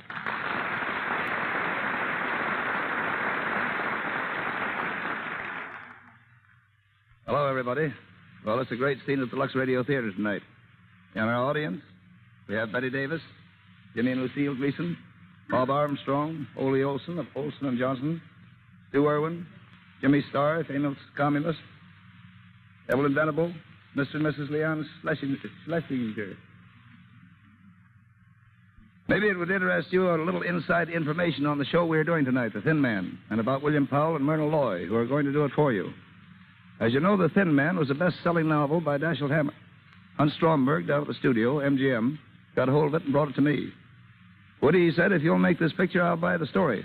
Well, I read it, and while it was a good enough mystery story, there was something else about the book that struck me. Here was something new and fresh and very charming. A romance between a man and his wife. It's a story of a couple of kids that understood each other and had a blessed confidence in each other. Beneath all the casualness and all the wisecracking, there's a lovely, wholesome relationship. Something really deep and sweet and inspiring. Well, we decided to make the picture. Albert Hackett and Francis Goodrich wrote a swell script. William Powell and Myrna Loy played the parts. And how? They played them beautifully, because Powell was just Powell and Loy was just Loy. Both of them wisecracking all the time and clowning right through the picture. I suppose you know that plenty of motion pictures take from 2 months to a year to shoot. We did The Thin Man in 16 days, retakes and all. Of course, it wasn't a pretentious picture. We didn't make it as one. I hate epics. But it is evident that people liked it. It has been very interesting to study out how they could tell this story on the radio. Bill and Myrna have had a lot of fun getting it ready for you, just as they did making the picture. And from the original story, from the original motion picture cast, we have, and are fortunate in having, Minna Gamble, Porter Hall, William Henry, and Thomas Jackson here tonight. So here we go, with William Powell and Nick Charles, and Myrna Loy as Nora in The Thin Man. Here they come, Bill Powell and Myrna Loy.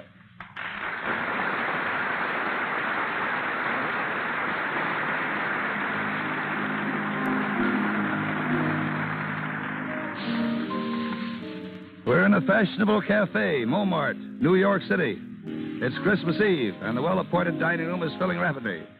From the bar comes a good-looking young fellow of about 35, tall, casual, and worldly wise. He's Nick Charles, the well-known private detective, played by William Powell. And he's waiting for his charming wife, Nora, played by Myrna Loy.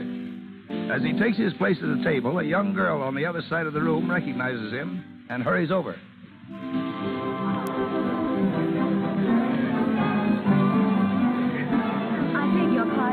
Aren't you Mr. Nick Charles, the detective?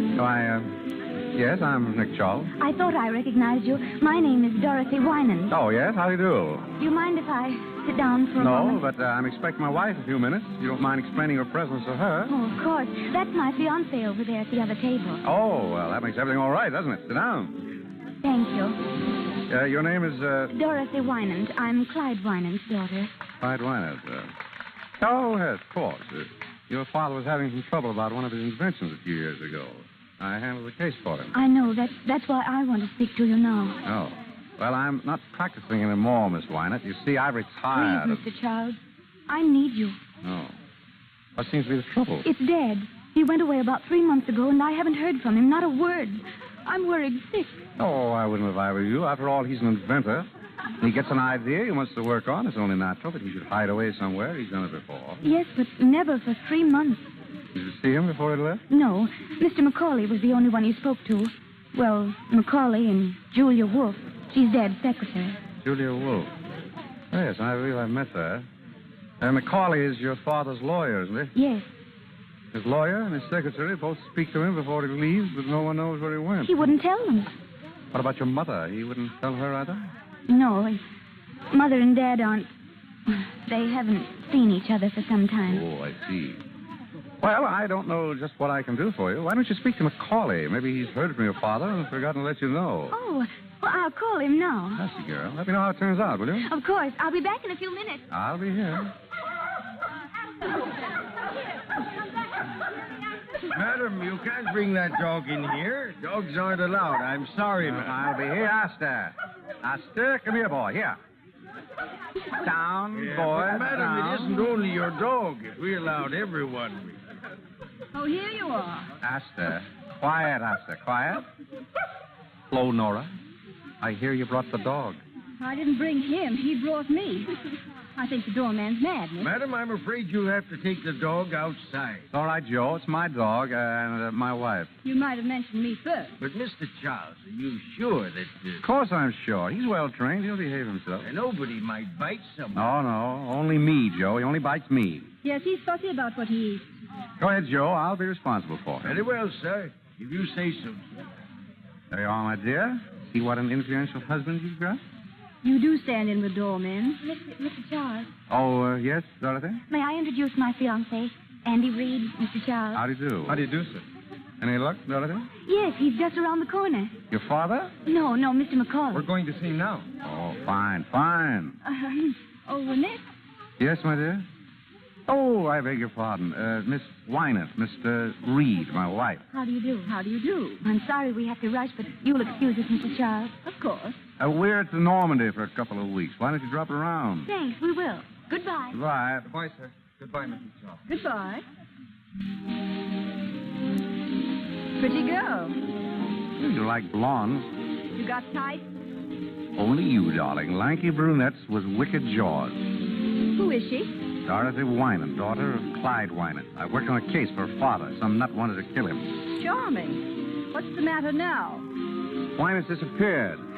Dodge's afraid something happened to him. Has anything happened to him? My darling wife. How do I know? Funny, though. That secretary of his ought to know something. Secretaries usually do. Who is she? Julia Wolfe. Smart girl, Julia. I always suspected she had some kind of hold on Wynant, and that's why he kept her on. Maybe you ought to give her a ring. What for? Oh, just to say hello. Maybe. Want a nickel? No, I've got one. I'll be right back. Hello? I want Skylar, 40962. No, Skylar. That's right, 409.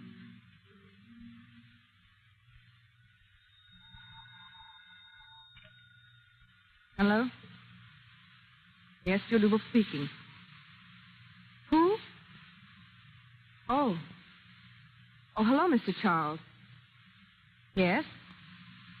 What was it you wanted to... Oh, no, I don't. He didn't tell me. Not a word. I'm sorry. That's all right. Goodbye. Morelli. Coming.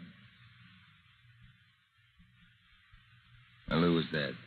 Nick Charles. The detective? He wanted to know where Wynant was. Oh, yeah? Why? He didn't say. Did anyone see Wynant come here that night? The night you and him had the scrap? I don't know. Oh, no? Well, I guess I'll scram. Wait a minute, Morelli. Where are you going? Oh, taking a little stroll, that's all.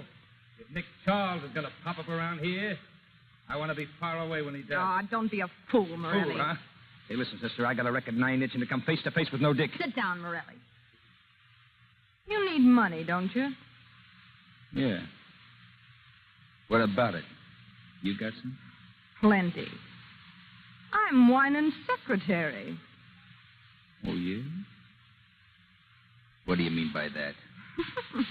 Wouldn't you like to know?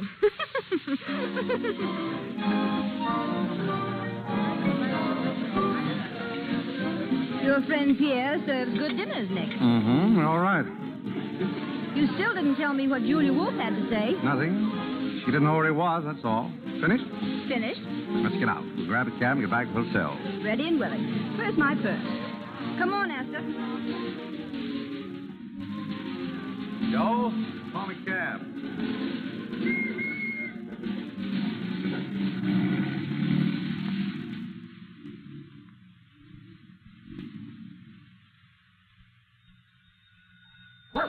Hello? Hello? Esther, be quiet. Stop it. Hello? Yes? Who is it? Miss... Oh, he is. I see. Thank you. Oh, Nick, Yeah? it's Mr. McCauley. He's on his way up. Call, eh? I wonder what he wants. Isn't he Wynant's lawyer? Yeah? Maybe he's got some news. Well, he ought... Say, you're worrying an awful lot about this business. Forget it. I'll open it. I'm Mrs. Charles. Come in, Mrs. McCauley. Hello, Macaulay. Well, hello, Charles. Well, how are you? Fine. Sit down. Thanks. Dorothy told me you were here. I took the liberty of coming to see you. Of course. Charles, what's Mimi up to? Mimi? Oh, Dorothy's mother. Does she have to be up to something? She usually is, trying one way or another to get money out of Wynant. I wanted to find out if you were, sleuthing for her. I haven't been a detective 4 years. Oh, you don't say. Oh, my wife's father died and left her a lumber mill, a narrow gauge railroad, and, a couple of other things. I'm looking after them. I see. What's all the fuss about? Is Wynant in hiding? Yeah, you know as much about it as I do. I haven't seen him in 3 months. He sends word through Julia Wolf when he wants money. I give it to her, and she gives it to him. Mine? Hello? Oh, just a moment, please. It's for you, Mr. McCauley. Your office. Oh, thank you. Hello? What? He is? Oh, where is he? Oh, very well. Well, he's back in town. Mr. Wynant? Yes, thank heaven. He's waiting for me now. Well, I've got to rush. I'll tell you, it's no joke working for a man like that. Oh, goodbye, Mrs. Charles. Goodbye, Charles. So long. Merry Christmas. Same to you.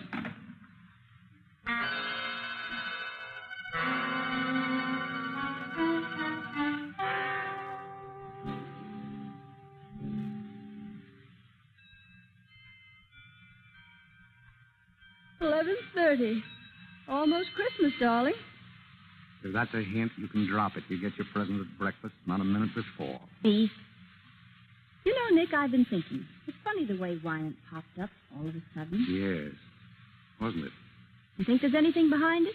Why should there be? I don't know. It just strikes me as being funny, that's all. You're nearer than I am, darling. Hello? Speaking. Oh, hello, Dorothy. What? What? When? Oh, I see. Well, yes, of course I'll be here. What is it, darling? Darling, what is it? Julia Wolf has just been murdered.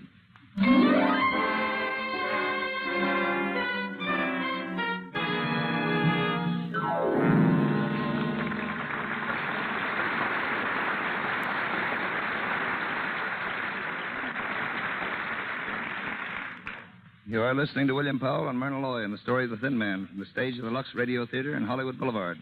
Before we go on with the story of Nick and Nora, we want to take you on a quick tour of Hollywood.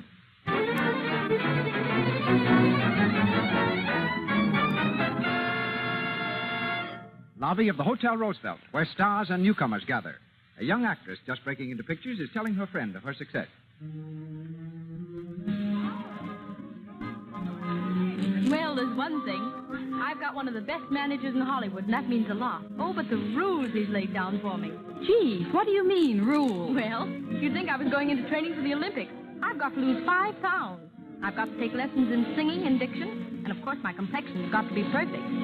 I've got to be more careful than ever not to get little blemishes or enlarged pores and what they call cosmetic skin. Thank goodness I know enough to use Lux toilet soap regularly, the way everybody around here does.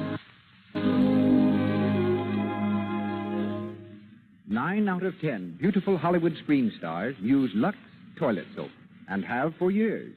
Here's what the famous Claudette Colbert has to say. When I tell people how simple my complexion care is, they always seem surprised. I use cosmetics, of course, but I always use Lux toilet soap to guard against cosmetic skin. It's easy to keep skin lovely my way. And now, on with the show of the Thin Man.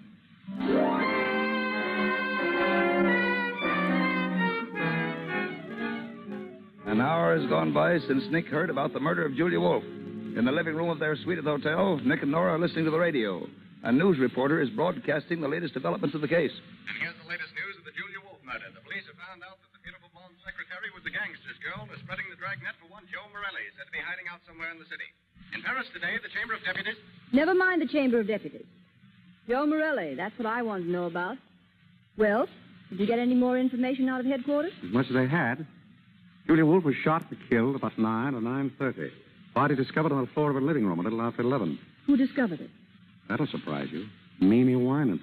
Dorothy's mother? Right. What was she doing there? I don't know. Where's Clyde Wynant? Still missing. Missing? But Macaulay was going to see him. They had an appointment. And I spoke to Macaulay. Wynant never showed up. Nobody knows where he is. It's going to be pretty tough on Dorothy, isn't it? Meaning what? Meaning that it looks as if Clyde Wynant skipped one appointment in order to keep another with Julia Wolfe. You think he killed her? Oh, it's just a guess. You're the detective around here, darling. Oh, that's Dorothy. Said she wanted to see me. Well, come in, Dorothy. Thank you. Is anyone here? That's Nora. Have a seat. Oh. Hello, Dorothy. I'm sorry for breaking in on you like this. Oh, that's all right. We're used to it. Anything wrong? Julia Wolfe is dead. Yes, we know that. Here's the gun she was shot with. What are you trying to tell me? That you did it? Yes. I hated her. She kept me from seeing my father. I went down there to ask her where he was. She wouldn't tell me. I shot her. Where did you hit her? Why, in the heart. Pretty good shot you are. What did she do? She fell down. Did she make any sound? Didn't scream? I don't know. Which way did she fall? She fell over backwards. Oh, yes? People fall toward a shot, you know, not back from it. I knew you were lying. Oh. All right, come on now, brace up. Where did you get this gun? I bought it in a pawn shop. I thought so. Why did you say you did it? Whom are you trying to shield? Oh, please, don't ask me. You got to tell me. Nick, let me handle this, will you? Dorothy, look at me. Nick is trying to help you. Why don't you help him? You were trying to shield your mother, weren't you? No. Your father, then. Dorothy. Yes. My father. Why did you think he did it? Mother was the first one to find Julia Wolfe. She saw something in Julia's hand, and she took it. What was it? A watch chain. It belonged to my father. So you think your father did it? I don't know. Did your mother turn the chain over to the police? No, she kept it. She didn't tell them anything about it. But she showed it to you? Yes. Why did your mother go to Julia Wolfe's apartment in the first place? She went to ask for money. Oh, money again, huh? Yes? Oh, have them come up, please. Who is it? Dorothy, I wonder if you'd mind waiting in the bedroom. Of course. It'll be only a minute. Well, Nick? It's Mimi Wynant. Alone? She's never alone. Dorothy's brother is with her. Screwy college kid. And some guy by the name of Chris Jorgensen. Jorgensen? Who's he? Macaulay told me about him. A hanger-on type. I think he's after Mimi's dough. But she hasn't any. Maybe that's why she wanted to get some from Julia. I'll take it. Hello. Nick, how are you? Fine. Come in, Mimi. Thank you, Nick. This is my son, Gilbert. How are you? Very well, thank you. And Mr. Chris Jorgensen. He's an old friend of mine. How do you do? How do you do? Sit down. Sit down. My wife, Mrs. Wynant, Gilbert Wynant, and Mr. Jorgensen. How do you do? Well, Mimi? Nick, I've never been in such a state in my life. You know, of course, that I was the one who found Julia Wolfe. So we've heard. Oh, my dear, it was terrible. I walked in and there she was, lying dead on the floor. I meant to ask you, Mother, was there much blood? Gilbert, don't be so morbid. But I'm interested in murders. You know, Mr. Charles, I formed a theory about this one already. So? In my opinion, the man who did it... Gilbert, be quiet. You don't know anything about it. Oh, but I do. Be quiet. You were saying, Mrs. Wyman? About finding Julia Wolfe. I was simply petrified, and such a mystery. Clyde Winans crazy, absolutely crazy to stay away at a time like this. No wonder the police think he had something to do with it. What do you think? Oh, I know he didn't, but I wish I could find him. I have something very important to tell him. Macaulay won't help at all. He thinks I just want money. Well, don't you?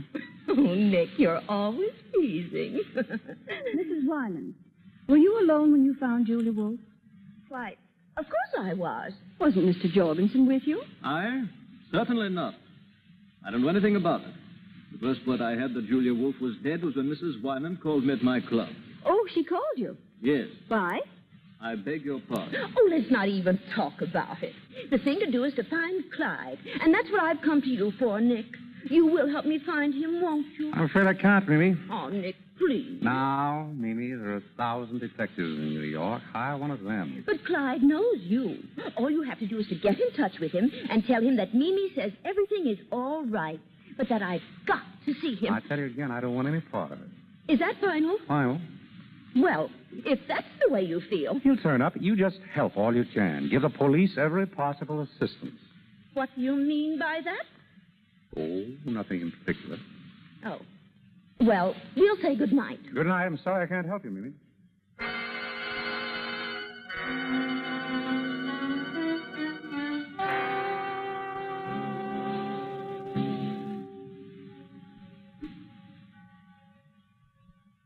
Hello. Is this the Normandy Hotel? I want to speak to Mr. Charles. Yeah, Nick Charles. Hello, Mr. Charles? Say, I'm sorry I woke you up. But, Mr. Charles, I'd like to lay a proposition before you. It's about the murder of Julia Wolfe. Well, what's the difference who I am? Wait a minute. All right. Wait a minute. Don't hang up. I'll tell you who I am. But you got to keep it under your hat. I'm Al Nunheim. Yeah, Nunheim. Now listen. I know who murdered Julia Wolfe, see? Sure I do. And I'll spill it to you for $5,000. I'll tell you how I know. Because I was outside of her apartment when she was shot. And I saw the one who did it. And I'll spill it to you when I get... Hey, wait a minute. Hey, I can't talk now. I'll call you again. Hello? Hello? Hello, are you still there? Hello? Well, what's up? Now what's on? I don't know. I'm crank, I guess. He hung up. You better get back to bed and get some sleep.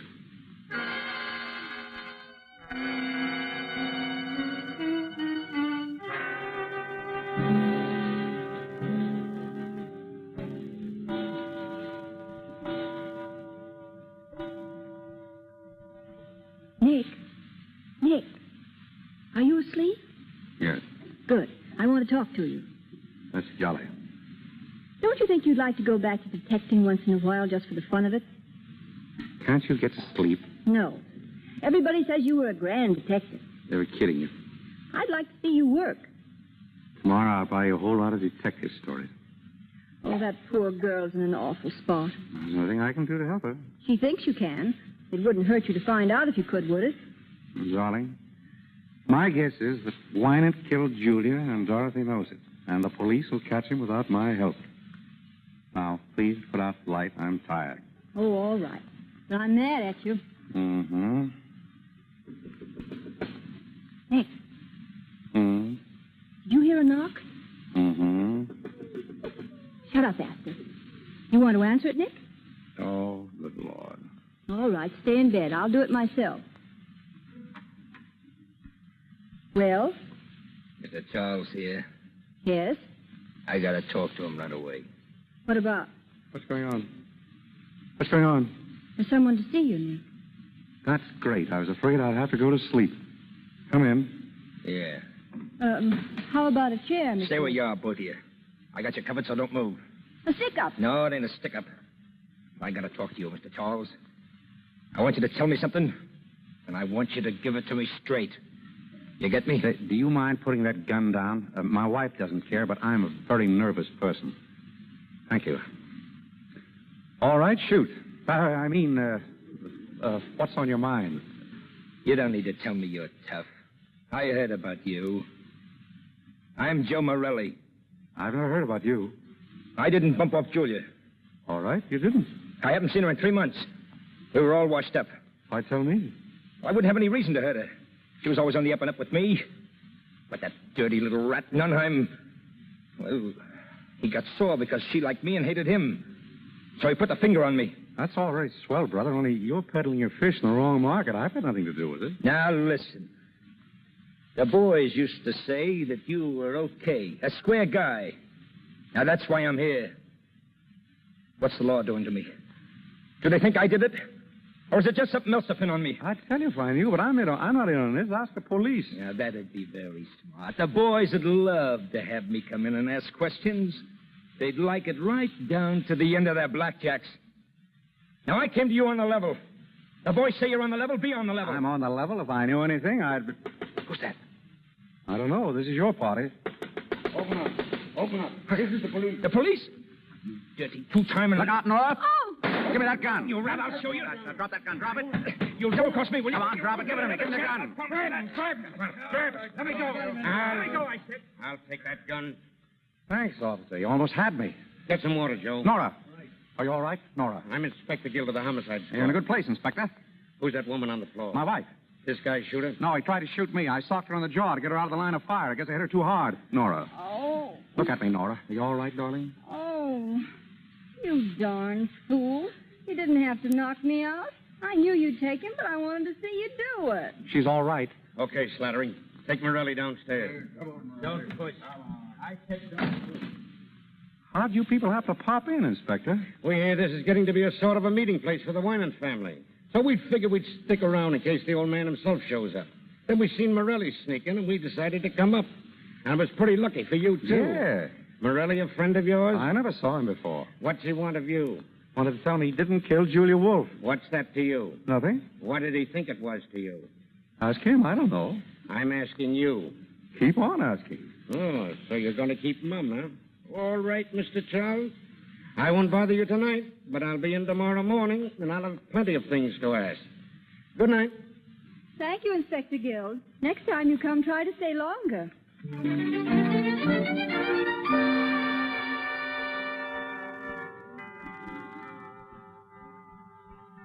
Nick, wake up. It's Christmas. Oh, yeah? Look, here's a telegram for you. It just came. Open it, will you? Probably a touch from somebody. Well? Nick. What is it? It's from Clyde Winans. Listen. Will you take charge of investigation on Julia Wolfe murder? Communicate with Herbert Macaulay. Clyde Winans. Where's it from? Philadelphia. Then he didn't do it, did he, Nick? I don't know. Communicate with Macaulay, huh? All right, we'll ask him up here this morning.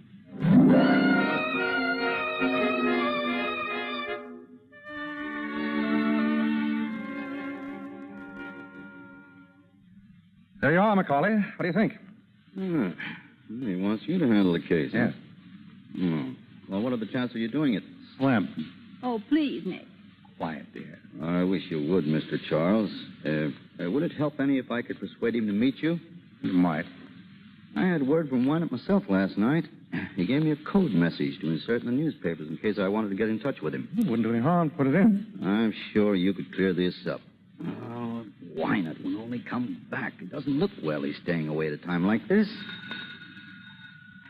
Yes? Oh, just a minute. For you, Mr. Macaulay, police department. Police department? Hello? Where? In Allentown. Yes. Well, when's the next train? Right. I'll get that. Well? Winant's tried to commit suicide. They want him to go down and identify him. Well, I guess this changes the whole story, doesn't it? That looks like an admission of guilt. Oh, I had such hopes. I thought if you got on this case... well. Well, it's no use thinking about it now. Well, I'm sorry to have wasted so much of your time. You'll excuse me, won't you? Of course. Goodbye. Bye. Well, that's that. Finish.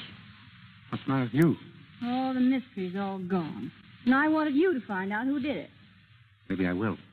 But Winans. I don't believe he did it. Why don't you? No reason. Just a hunch.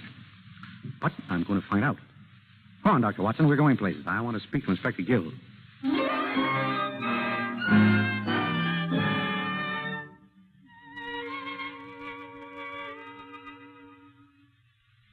Man to man, Mr. Charles. Are you working on this case? Man to man, Inspector Gill, I'm not. But he's interested. I don't mind telling you, I'd rather have you in on the right side. You mean not on Winans' side? I'd rather have you working with us than against us. So would I. It's a bargain, then. Do you know about the case? I read the papers. And what about the suicide? Oh, that's a phony. The men didn't even have to go down. Yeah, I thought it might be. From now on, they're going to think that every thin man over 6 feet with white hair is Winans. Do you think that Winans did it? Looks like he planned something. He shut up his apartment and his shop. But there's nothing yet to clinch it. 50 will get you 100 that Winans didn't do it. Who's your candidate? I haven't got that far yet. I don't think that everything points to Winans. What about the alibis? They're all okay. Mrs. Winans, the boy, Dorothy, Macaulay, even Morelli. What about Jorgensen? Huh? Oh, I'll check on that. Well, I'm afraid this is kind of dull for you, Mrs. Charles. Dull? I'm sitting on the edge of my chair. Frankly, I'm stunned. I don't know what to do next. What about you, Charles? Me? No, but I've got a hunch. What is it? I got a call last night. I thought it was from a crank, but I changed my mind. Whoever it was knew something, and I've got a feeling I'll hear from him again.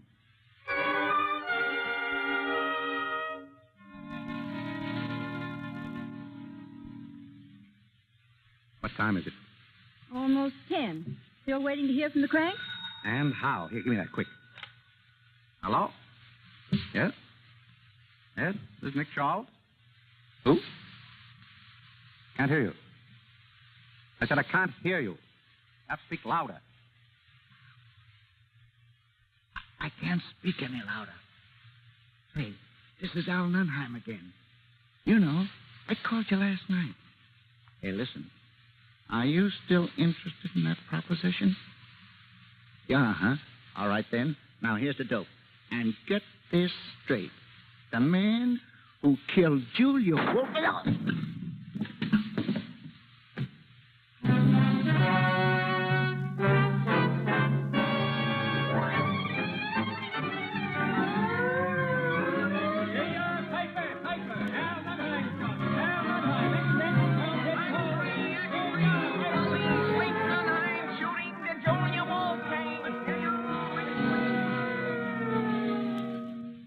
What's this, Gill? You think Winans killed Julia Wolf and Nunheim? Right. Why? 2 reasons. First off, Mimi Winans came across with a watch chain. She plucked off Julia's body. Oh, she did, huh? It belonged to Clyde Winans. Yeah. What's the second reason? A pip. The bullet that killed Nunheim came from the same gun. That's all right, Inspector. All right, it's perfect. Clyde Winans is guilty of both those murders. Maybe. What? 50 will still get you 100. I say Winans innocent. You can say what you want, but I'm spreading a dragnet for that guy over every town in these United States. And I'll get him, too.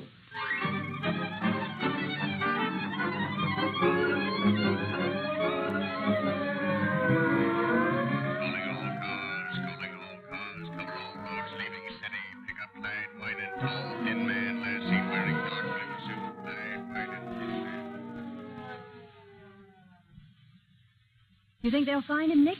He must be in New York. Probably is. Oh, it's getting me down. I saw Dorothy today. Yeah? What? She's broken off her engagement. What for? Oh, don't ask me. She was a little hysterical. Something about not wanting to ruin her fiancé's life. Daughter of a murderer and all that. Poor kid. Well, see you later, darling. Where do you think you're going? I'm going to take us for a walk. He's just been for a walk. We're going sightseeing, aren't we, Esther? Nick, what are you up to? I've got a hunch. I'm going down to look at Winans' shop.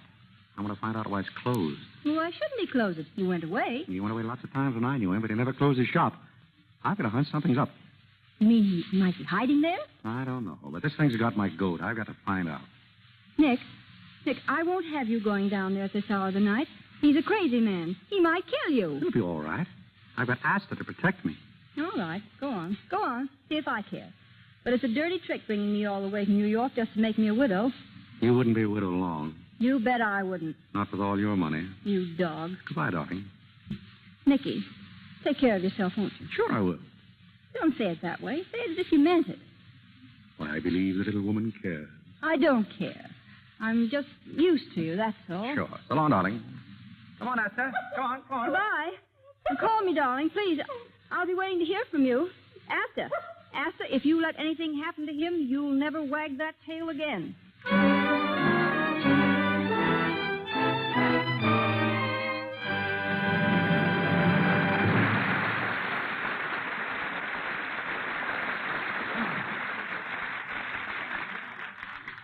You are listening to the Lux Radio Theater's production of The Thin Man, starring William Powell and Myrna Loy, with the music under the direction of Louis Silvers. This is W.S. Van Dyke speaking.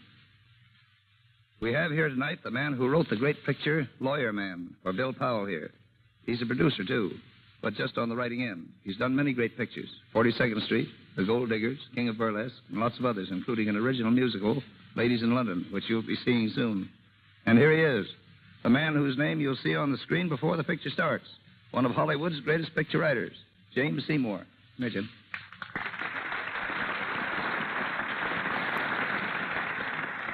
Thanks, Woody. I've been a movie writer for 10 years. That's the first kind word anybody has said to me. Listen, Jim, the average person thinks a movie writer is a fellow that sits by himself at a typewriter, hammers out a lot of dialogue, and hands it in. Would you like to correct that impression? I certainly would. Nobody works alone and by himself to make a picture. It's a matter of constant cooperation between producer, director, technician, actors, and the writers. Some of the best story ideas come out of the conferences. Jim, how many writers would you say there are on an average picture? Plenty. Believe it or not, I've seen pictures where there were more writers than actors. If all the people who contributed to the story got screen credit, it would look like a page from the telephone directory. You've written on both the stage and screen, Jim. Tell the folks how they're different. Well, pictures have less talk, but they tell more in less time. Like concentrated foods, all the good and none of the waste. In the theater, everything must be brought to the audience. On the screen, you take your audience wherever the camera can go. And here's another important point that comes right back to your Lux Radio Theater. On the stage, the star just enters. But on the screen, she's introduced with a big close-up, a picture of the star's face many times larger than life-size. Every time a movie star's complexion is mentioned in this Lux Radio Theater, I think of those close-ups. Those stars just have to be beautiful, and they found that Lux toilet soap helps them look their best. Producers know it, too, and that's why it's the official soap in all the great studios in Hollywood. Right, Woody? Right on the nose, Jim. Thanks for coming over. Thanks for asking me. Good night. Good night, Jim.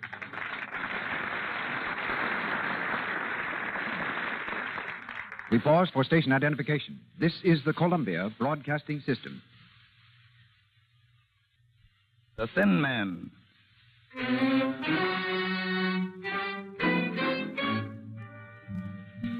Nick is on his way to Clyde Winans' deserted laboratory. In a dark and desolate section of the city, his cab veers sharply around the corner and pulls up in front of a gloomy, old, rickety building.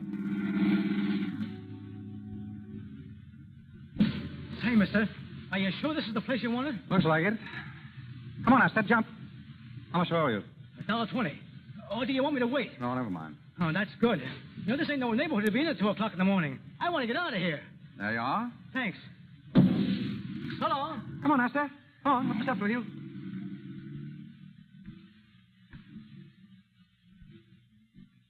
Hello. Nora, what are you doing here? I beat you down. I want to go with you, Nick. Now, listen. No. You're not going in that place alone, and that settles it. Now get out that skeleton key of yours and open that door. I'm here to stay. All right, come on. Test. Dog. Nice neighborhood Winans picked out for his laboratory. I can almost hear the chains rattling. Do you believe in ghosts, Nicky? There we are. Come in. Be quiet. Nick, it's dark in here. I've got a flashlight. We'd like to close the door. Master, shut up. Go on, Nora. Which way? Straight ahead. Till we get the layout of the place. Looks awfully big to me. You can't even see into the corners. And don't let the shadows frighten you. Who's frightened? Now, hold it. What's the matter? This looks like Winans' work table. More like a slab in a morgue. Look, Nick. a cement floor all around. Yeah, probably a lot of weight goes on that table. Come on. Where to now? There's an old desk over there by the wall. I want to take a look at it. What do you expect to find? Darling, if I knew what I'd find, I wouldn't be... Nick. What's it, Nick? Just a loose board, I guess. It sounds like somebody was walking over that way. Oh, just your imagination. There's no one in here but us. No. What about Winewood? The Sears workshop. Why couldn't he be hiding out here? What's that? Asta. Asta, come here. Scratching on the cement around the work table. Asta. Stop it. Stop it. Did you hear what I said, Asta? Nick, look at him. He's after something. I've seen him scratch the ground like that when he was looking for... Asta. Nora, look. Look at this. New cement. Listen. Nick. It's hollow. I wonder if I could find something to dig it up. There's an iron bar on the table. I just saw it. Here it is. Ah, good. Now, if I just knock a hole in that cement, we'll find out what's under there. Oh, Nick, I'm scared. Asta, quiet. Keep away, Nora. Asta, come here. Once more. There she goes. I'm through the cement. Asta, get away from there. Get away. Nick, what is it? What's he after? We must get Inspector Gill here. What's under there? A body. Must have been there for weeks. Oh, Nick.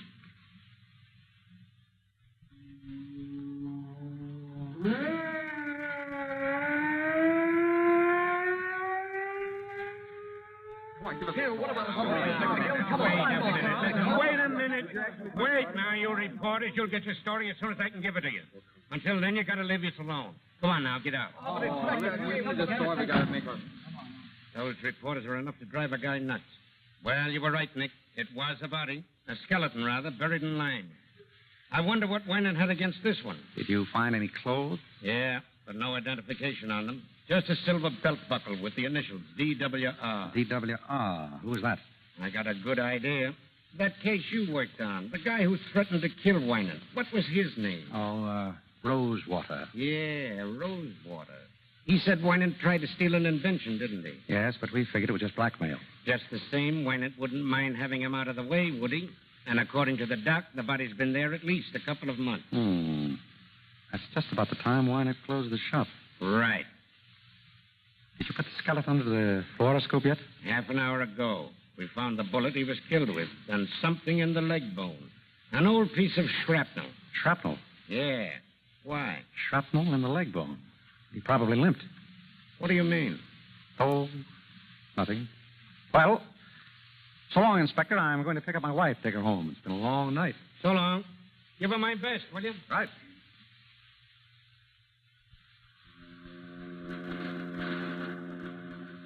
Where are we going, Nick? Back to the hotel, my sweet. Pack our bags and take a nice trip somewhere. A trip? Oh, no. My soul, woman, I gave you 3 murders and you aren't satisfied. I want you to stay and find one. I did find him. What do you mean? He was down in the shop. Nick. It was his body that was buried there. Winan's body? Yep. But they all said it was Rosewater. Oh, that's what they think. What makes you so sure it's Winan's body? Several things. Clothes, for instance. They were carefully preserved. The body was just as carefully destroyed. The person who killed him counted on one thing, that all skeletons look alike. Well, don't they? Sure. But I remembered that Wynette had some shrapnel in his shin. They found it under the fluoroscope. How long has he been dead? A couple of months, anyway. Then he couldn't have committed those other murders. Smart gal. Wynette dead. Does Dorothy know? No, nobody but you. I didn't even tell Gil. Why not? I want to lie low till I get the whole dope. I don't want to go off half-cocked. What are you going to do? I'm going to get the real murderer. I've got an idea. Want to see me take him? Yes. You got a nice evening dress? Oh, I've got a Lulu. Why? I'm going to give a party, a dinner party. Everything from Russian caviar to camembert cheese, an orchestra behind the palms, subdued lighting. What is this? And I'm going to invite all of the suspects. The suspects? They won't come. Oh, they'll come. I'll have Gil issue the invitations. Nick, who's going to be there? Everybody. You, me, Dorothy, her ex-fiancé, His name's Andy. Right. Macaulay, Mimi, Gilbert, Jorgensen, and Morelli. Oh, darling, what a lovely party.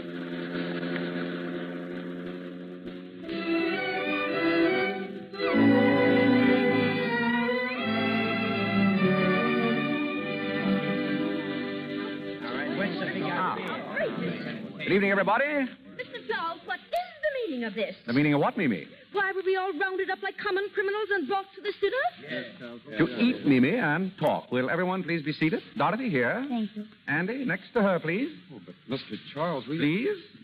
Very well. Mimi on the other side of Andy. Mr. Jorgensen over there, please. Very kind, Mr. Charles. Not at all. Mr. Macaulay next. Of course. Morelli? What? Right where you are. Now, say, listen. Sit down. And, Gilbert, you can sit just opposite Mama. Mr. Charles, I have a theory. We'll listen to it later. Inspector Guild, you and your men will stand by the door, please. Sure. Fine. Now, Nora, if you'll sit here by me. Delighted, Mr. Charles. Pleasure, Mrs. Charles. Now, we're all ready to begin. Will you please pass the celery, Mrs. Weiner? No, I will not. I demand to know why we are here. Before dinner? All right. I've got some important news. I've seen Wynant. You've seen Harvey? Level? Certainly, I mean it. That's nothing. I saw him myself. Yes, Mimi? When? Last night. He came to see me in my apartment. Oh, did he? What did he say? He didn't say very much. He wanted to know how I was and how the children were. I'm afraid you're lying, Mimi. You see, I really did see Wynant last night. Are you kidding? No. Why didn't you tell me? Why didn't you hold him? Because I found out for certain that he didn't commit the murders. No, that's ridiculous. Wait a minute. Let him have his say. Thank you. Morelli, you knew Julia. Was she jipping Wynant? Taking dough on the sly? Well, she don't say she is, but I figure she is, yeah. Thank you. Now I'll tell you why I know Wynant didn't commit those murders. 3 months ago, Wynant found out that Julia was cheating him and was splitting with some man. He went to find the man, and he did. That man was desperate. He knew that he was caught dead to rights. And at prison, staring him in the face, he took the only way out. He killed Wynant. Oh, It's terrible to tell you this way, Dorothy, but your father's dead. dead, He's been dead for 3 months. dead. Oh. Oh, darling, don't cry, please. Oh.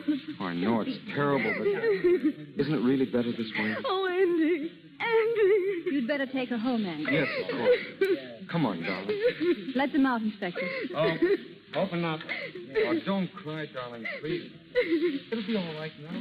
Oh, take your big daddy. Oh, this is absurd. How can Clyde be dead? You said yourself you saw him last night. So I did. I saw him lying buried in his shop. You mean that body? Was Wynant. Perfectly absurd. And the murderer is right here in this room tonight. He's sitting at this table. What? Who is it? I don't know. But I thought if we all had a little get-together, we might be able to find out. I'll tell you as much as I know. This murderer is a very clever man. He planned the whole thing beautifully. After he killed Wynant, he wired Macaulay, using Wynant's name, and told him to shut up the shop. Then he took Wynant's body and buried it in the shop with another man's clothes to throw us off the track. He even put a belt buckle with an R on it, hoping that we'd think it was Rosewater, an old enemy of Wynant's who dropped out of sight years ago. Morelli. Yeah? Would you mind holding your knife the other way? You're worrying Gilbert. Oh, right. Yeah. Nick, if that knife is missing, I'll look for it in your back. I'll help you look. Well, after our hero had killed Wynant, he got a brilliant idea. He realized that he and Julia could still collect money. Wynant was supposed to be on a trip. No one knew where. So our dinner guest wrote letters to Macaulay, signing Wynant's name, so that Macaulay would continue to send the money to Julia. He even telephoned Macaulay. Do you remember Macaulay? The first day that you came to see me. He telephoned that he was in town. Oh, it must have been Wynant. I should have known if it weren't his voice. Oh, he was clever about that. He called when you were out. Now, that same afternoon, Julia telephoned him. She said that you were coming, Mimi, to ask about Wynant. He got terrified. He was afraid that Julia would break down and tell. So he went to Julia and killed her. And left Wynant's watch chain in her hand. Mimi, what did you tell me about that? If I ever get... I don't know. Guy that did that to Julia, It makes sense. I hope you're well. Quiet, please. His plan was still working beautifully. The only hitch was a man named Nunheim who had found out something. So our hero bumped him off, too. But our hero overlooked just one item. The telegrams, wires, and telephones were all very well, but no one had seen Wynant. So the murderer picked on poor Mimi here to strengthen his case. Mimi is the only one at this table who can tell us who the real murderer is. Mimi?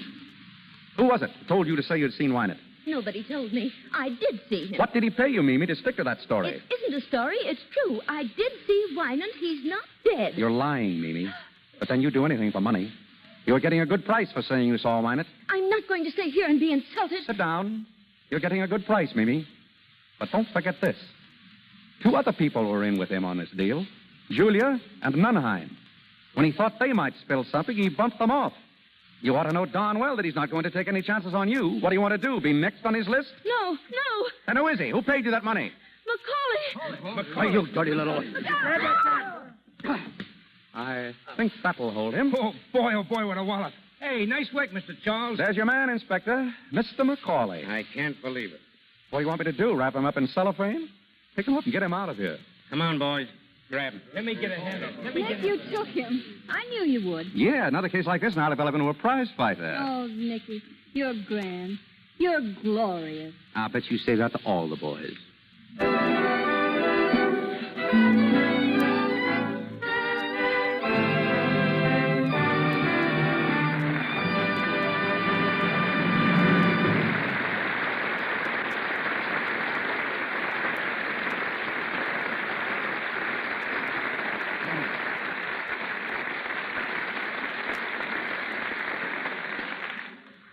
Well, that's that. The story of the Thin Man with William Powell and Myrna Loy. I'm going to get them back out here in a minute to talk to you. As you know, these broadcasts from the Lux Radio Theater are quite an event in Hollywood. And among our many friends here tonight is one of the greatest stars of the silent pictures.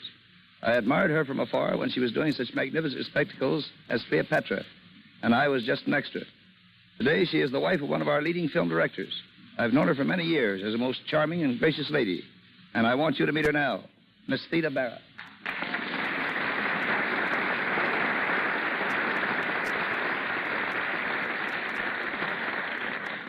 Thank you, Woody. Our Hollywood entertainment has certainly developed amazingly since I was making pictures. Yes, everything's different now. As you and I know, before pictures grew up and started to talk, we had to translate all emotion into pantomime. Oh, you may think you have trouble today, but do you remember the difficulties we had working with a split screen? We had to express jealousy, hate, love, or devotion, all in pantomime, and at the same time keep pace as the director guided us with a 1, 2, 3, 4, just as a metronome guides a pianist. Pantomime has always been one of the greatest of arts. And may I say, Miss Bara, I have always thought that you were one of the greatest masters of that art. Oh, you're very kind, Woody. We worked awfully hard making those pictures. For instance, in making Cleopatra, we had no research department at the studio.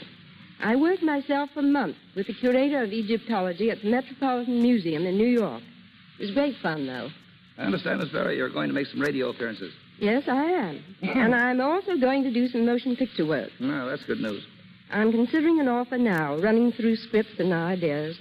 Oh, I just hope everyone will be as happy about another Philo Vance picture as I am. The public has been very good to me in the past. And I know they'll be awfully glad to see you again. I'm sure it'll be a great thrill not only seeing you, but hearing your voice. Thanks, Miss Bara, for joining us tonight. I'm glad I could. Good night.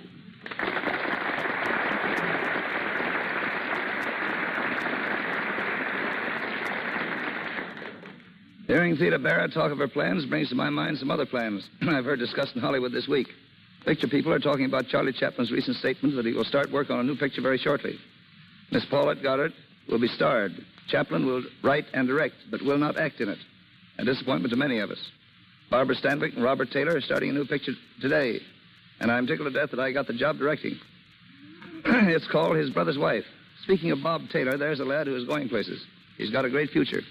And sometime in that future, he's going to do Armand to Greta Garbo's Camille. Bill Powell and Myrna Loy here are interested in the making of MGM's picture, The Good Earth. Louise Rayner, who was with them in The Great Ziegfeld, and Paul Muni are the stars. And now Bill Powell and Myrna Loy are coming out on the stage. Arise, Bill, Myrna.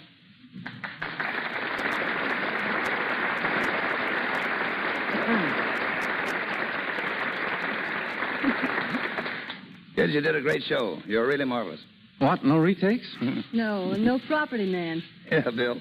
I'll bet you're glad my property man isn't here. Remember how he used to swat you with a broomstick when you weren't hurrying on the set fast enough? Yes, that Harry Alvarez is a great fellow. He's the most independent cuss in the whole picture business. Listen, Bill, that fellow was with me in the Arctic when we made Eskimo. He was with me in African jungle when we made Trader Horn. And after a man has handled crocodiles, sharks, pythons, and polar bears, you can't expect him to be afraid of a mere actor. Yeah, there's only one thing I can ever understand about that picture, Eskimo, Woody. How did they tell you from the polar bears? He wore rubbers. I wore a hat. It must be pretty tough, Woody, when you have to plow through swamps, jungles, tropics, and the Arctic. I suppose when you call up and say you're going on location, your wife says, oh, yes, location. Do you want the snowshoes or the snakebite medicine? Unfortunately, she doesn't say that. When I say I'm going on location, she just says, you are not. Incidentally, I thought all about that traveling. I thought all about it when the Lux Soap people asked me to do this broadcast. Isn't it funny? In the Arctic, soap is something they like to eat. In the tropics, they use soap for money. And here in Hollywood, soap is something that keeps the stars beautiful. Now, I can see that it keeps Myrna beautiful, Woody, but when are you going to start using that? Nice talk, nice talk. What I do use is that. And that's no kidding. Anyway, thanks for coming up, kids. Goodbye, Woody. Goodbye. Bye-bye.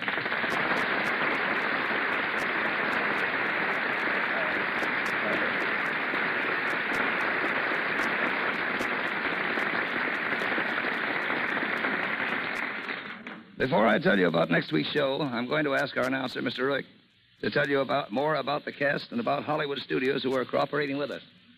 Our cast of characters tonight: Nick, William Powell; Nora, Myrna Loy; Mimi, Minna Gamble; Macaulay, Porter Hall; Dorothy, Barbara Luddy; Gilbert, William Henry; Chris Jorgensen, Brett Morrison; Julia Wolfe, Margaret Brayton; Inspector Guild, Thomas Jackson; Morelli, Wally Mayer; Nunheim, Ernie Adams. Our director, W.S. Van Dyke, and our stars, William Powell and Myrna Loy, appeared through courtesy of Metro-Goldwyn-Mayer, as did Mr. William Henry, and Porter Hall through the courtesy of Paramount. The musical director of this program, Mr. Louis Silvers, appears through the kindness of 20th Century Fox. And now, here is your producer, Mr. W.S. Van Dyke. Thanks to all of you in the cast. You did a swell job.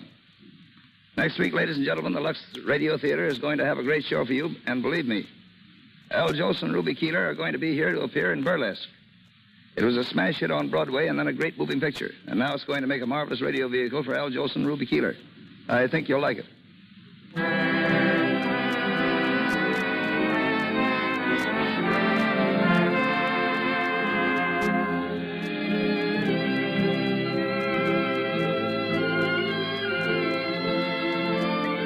Cecil B. DeMille will return to the Lux Radio Theater in time to produce Burlesque. And you know he'll give you a great show. I've enjoyed being with you all, and good night.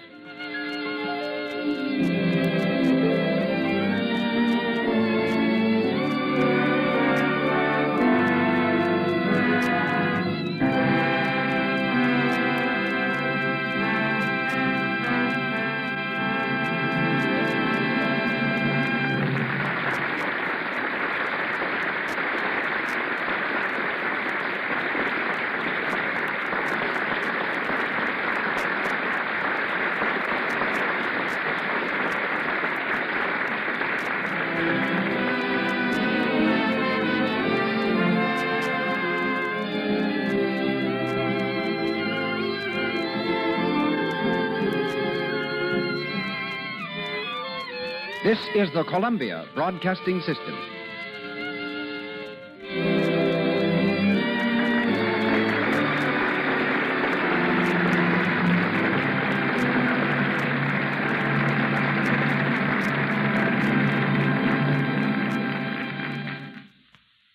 Adventure awaits with the Lord of the Jungle, Tarzan, up next on Nightly Old Time Radio Shows.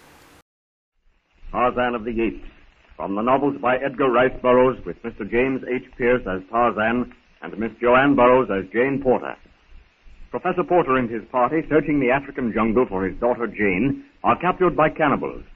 In a trial by poison, Philander outwits the witch doctor, and the party escapes death. In the jungle, Tarzan, called to settle a dispute among the apes, leaves Tog, a bull ape, to guard Jane. While Tog hunts grubs at the base of a tree, Histar, the snake, whips himself about the great ape. Now, are you ready? Hold your breath. Jane Porter stumbles to the edge of the platform. With wide, staring eyes, she looks down on the deadly combat below. Hister, the snake, secure in his anchorage to the stout branch, draws Tog tighter and tighter in his struggling, crushing, twining coils. Tog strikes and claws, trying in vain to free himself from the twisting, writhing horror. Tog beats futilely at empty air. The snake's jaws are dangerously close to the great ape's neck. Tog throws up a mighty, hairy arm. The snake hisses, draws back, and tightens his coils. Jane watches horrified as Tog's struggles grow weaker and weaker. Tog's yells and screams grow fainter and fainter as the horror of the jungle hister tightens about the great ape's massive chest. Oh, if I can only get to him in time. Fight, Tog, fight. I'm coming to help you. Jane remembers her revolver. If only she can get close enough to shoot the snake without killing Tog. Jane swings from the platform as she has seen Tarzan do so many times. She drops. Her slender arms reach out to catch a lower branch. She holds it. The rough bark cuts and bites into her hands, but she holds on. Her feet reach for a yet lower limb. They touch it. Quickly, she drops again. Now, she's on the ground.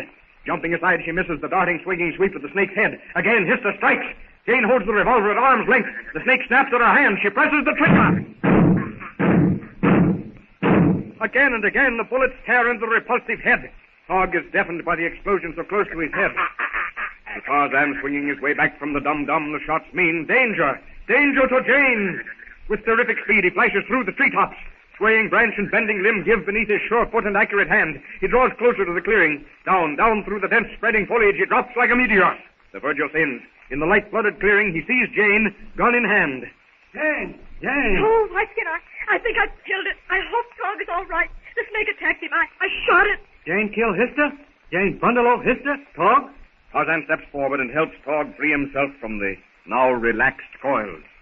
Tog shakes his huge head in an effort to rid it of the ringing sound caused by the shot.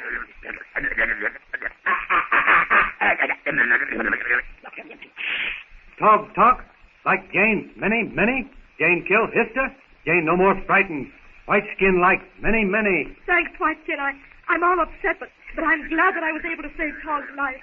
Oh, I hate to kill anything, but I hate snakes worse. All jungle afraid, Hister. Yes, the beastly thing. I don't wonder that all the jungle fears them. Is Tog all right? Jane turns to find Tog grasping the snake in his hands. The great ape examines the dead reptile with mystified eyes. He knows that Jane killed it, but how? He twists and turns the dead snake about. Then he turns to Tarzan.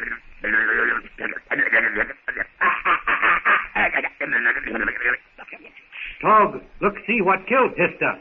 Jane, shoot gun. Bundle, Hister. I wonder. Now is my opportunity to prove that with a gun I am able to defend myself. I am to be feared, Whiteskin. Yes, Jane. Jane want Tog look see. Jane shoot gun. Numa, Sheeta, any jungle frighten Jane. Jane shoot. Whiteskin talk Tog. Talk. Jane, same as Whiteskin. Numa, Sabor, Kerchak, frighten. Jane kill quick. Yes, Whiteskin, and I'm going to show Tog. Jane shoot gun. Tog look see why Hister kill. Tog, yato mood, Hamangani, Han, Belut, and Bundalo. Look, Tog, tree. As Jane raises the gun and points it at a distant tree, Tog claps his hairy hands over his ears to shut out the sound he knows will come. Tog ambles forward and tries to dig the bullet from the plowed-up bark of the tree. Tarzan picks Jane up in his arms and starts back to the platform. Jane smiles, for she knows that Tog will tell the ape tribe of the killing, knows that from now on she, Jane Porter, is a power to be reckoned with in this vast African jungle.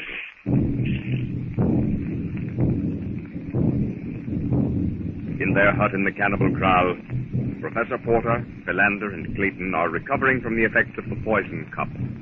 Lying in the center of the hut is the witch doctor, eyes glazed, hideous wrinkled face drawn, and bending over him threateningly, Lieutenant Darno. Tisi kalobago kikobo, parto tisi. Mange sana kutua mashi. Bien, do not forget it. Did you make any headway, Darno? As much as could be expected with this jackal. I threatened him with the fire, the cooking pot, everything I could think of in his native tongue. What did he say, Darno? I mean, what sort of promise did you get out of him? As to promises, monsieur, for such as they are, he promises to leave us alone, to use what influence he has left in promoting our your interest with the chief. And what of my Jane? He says that she will not be harmed. Then that at least is something. But not to be relied upon, Monsieur le Professeur. That is something beyond the witch doctor's power. No, Monsieur. If Mademoiselle Jane ever falls into the hands of these sauvages after what has happened, but then that is what we must prevent. And here are some things that will help prevent them. Ready, Donald, we are listening. In the first place, the most important thing to the cannibals is rain. Yes, rain, but how? Just what I was thinking, Professor. Making rain is not one of my accomplishments. Vraiment, Monsieur, true. But the natives' own stupidity will help us out. Are you sufficiently recovered from that poison to travel? I believe I am. By the way, Donald, do you know what that beastly stuff was, or is? Oui, it is made from the bark of a tree. A vile tasting infusion, but not deadly. Well, I knew that because the witch doctor drank it. But how did the witch doctor expect us to die if he didn't? Monsieur Clayton, the witch doctor has played on the credulity of these natives until they thoroughly believe that this witch's brew is poison. The effect on them, believing that they will die if they drink it, is that they actually die. And the witch doctor thought that he would be successful with us? That's it, but that is past. The main point is, I have information that will, I am sure, get us out of here. Oh, I've heard that so many times. Yes, Monsieur Clayton. I freely admit that had I known that Mademoiselle Porter was not in this compound, we would not now find ourselves in this predicament. But, what is the use of crying when the milk it is spilled? And what is this information? The natives have a rock temple, a cave, I imagine. And in that cave is a mummy, which they believe to be possessed by a powerful spirit or demon. A mummy? That is not so extraordinary, Clayton. Numerous mummies have been found in Central Africa. I see no reason why one should not have found its way here. Puis alors, to be brief, the natives believe that the spirit has left the mummy because of some wrongdoing on the part of the tribe. Similar to ancient Egyptian belief. And the spirit must be returned to the mummy in order to bring rain. Exactement. And further, they believe that the spirit has occupied the body of the devil god that haunts them, steals their arrows, and so on. Then we may have these savages on our side, looking for, I still say, Tarzan of the Apes. And eventually, Jane, when do we start? I knew that you would be anxious, so we shall start. A shot! That means the cruiser must have returned. Quick, Donald! This temple or cave, is it outside the compound? Yes, then tell the natives we must go to perform the ceremonies once. It's a chance to get out of here. Come on!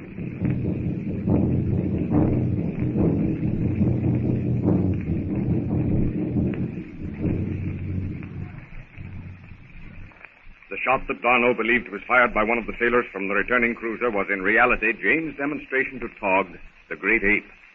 Tog has dragged off the dead snake to display it at the Ape Dum-Dum.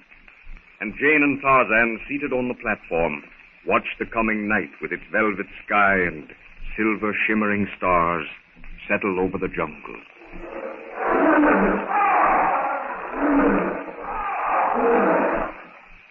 Listen.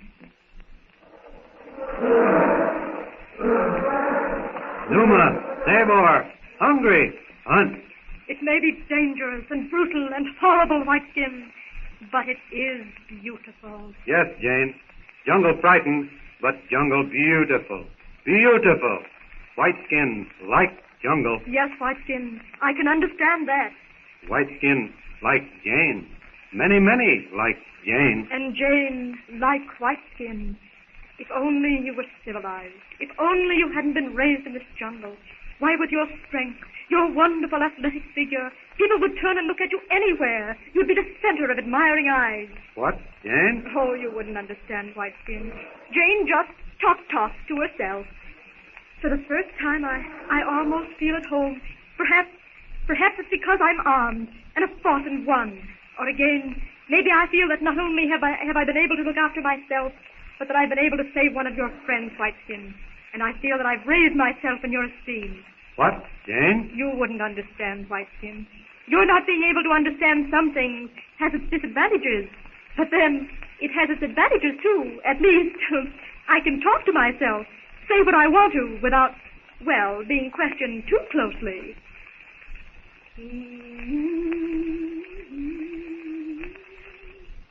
Falling night softens the stark outlines of the jungle trees. Numa, Saber, all the jungle cats start their prowl for food. But tonight their deep-throated roars mean nothing to Jane Porter. She's safe, happy, contented, with Tarzan by her side.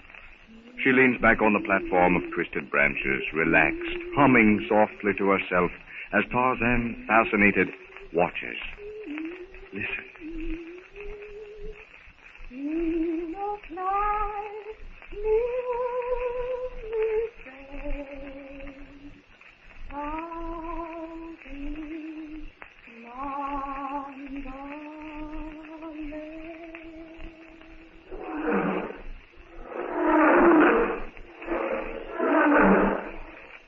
Again, Jane. Again.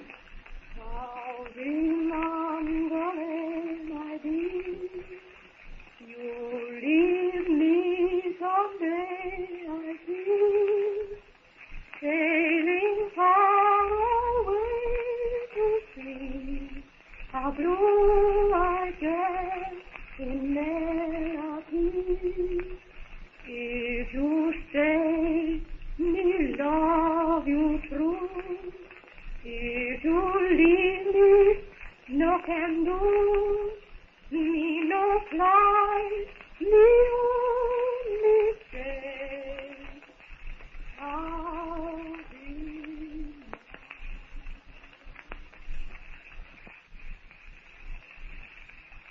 At last, Professor Porter and his party see a chance to get out of the cannibal kraal. Will they find Jane when they leave, or is the witch doctor planning revenge?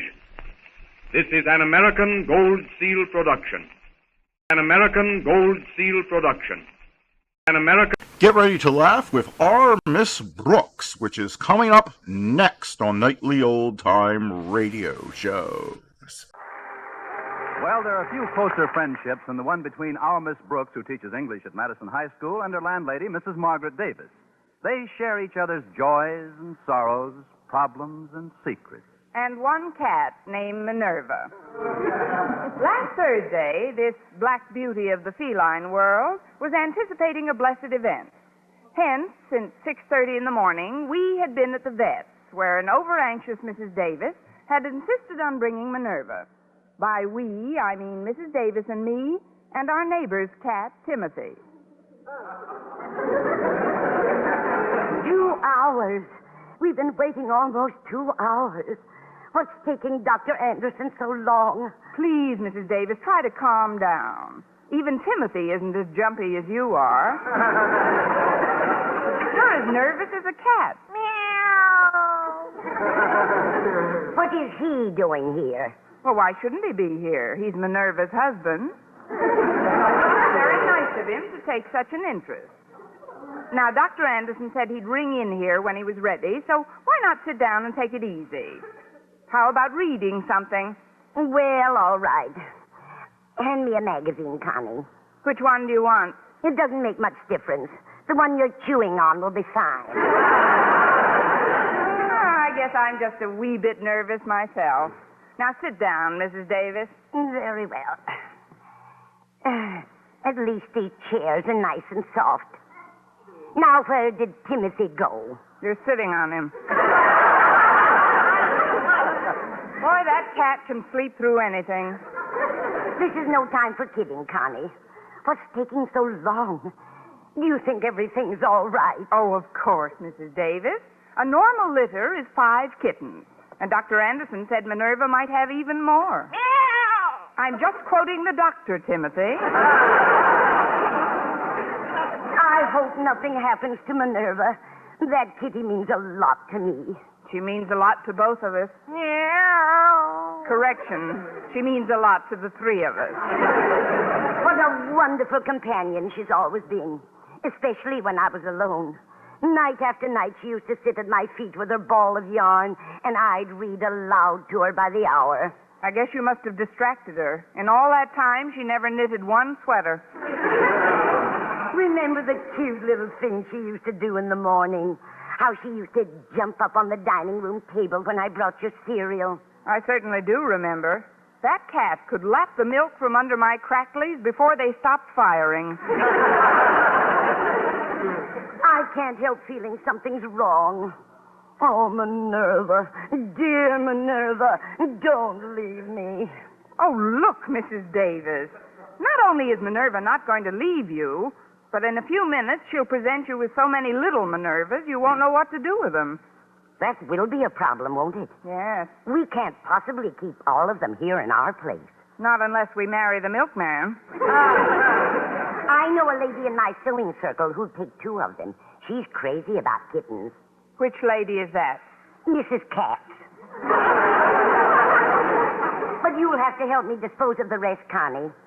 Perhaps somebody at Madison would help us out. Maybe Mr. Boynton would want a pet. If he did, I wouldn't be single now. Well, we'll cross that bridge. The signal. Dr. Anderson's finished. I'll be right back, Connie. Wait for me. Well, only a few minutes more, Timothy, and you'll know how large a family you've got. I hope for the children's sake they look like Minerva. Well, anyway, the girls. But perhaps I'm jumping the gun. Until we get Mrs. Davis's report, there's no sense in conjecturing. Connie, guess what? I'm a father. At least Timothy is. You hear that, Tim? You're a father. Meow. Of 8 cuddly kittens. Meow.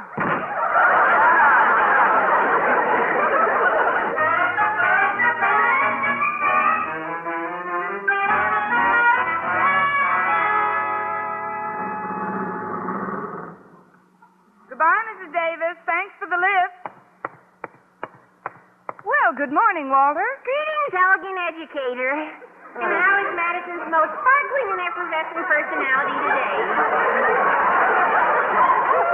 She stopped fizzing an hour ago. I noticed Mrs. Davis dropped you off. How come you didn't avail yourself of the Denton delivery service today? It was sort of an emergency, Walter. I had to visit the veterinarian with Mrs. Davis. Really? Oh, I hope you didn't find anything wrong with her.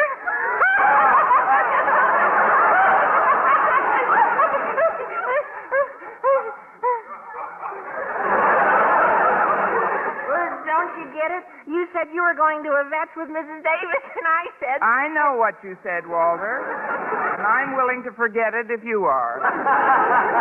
Actually, Mrs. Davis became a grandmother today. A grandmother? No fooling. What did he weigh? About 1/4 pound each. That's 2 pounds altogether. 8 times 1/4 pound. You're not reaching me, Miss Brooks. It was Minerva, Walter. It's like this. Minerva... Oh, what's the use? You're old enough to have heard about the birds and bees, aren't you? Don't tell me Minerva gave birth to 8 bees. No, but the kittens she had aren't much bigger.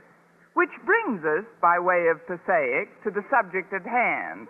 What are Mrs. Davis and I going to do with 8 kittens? Well, you should have thought of that before you... What am I saying?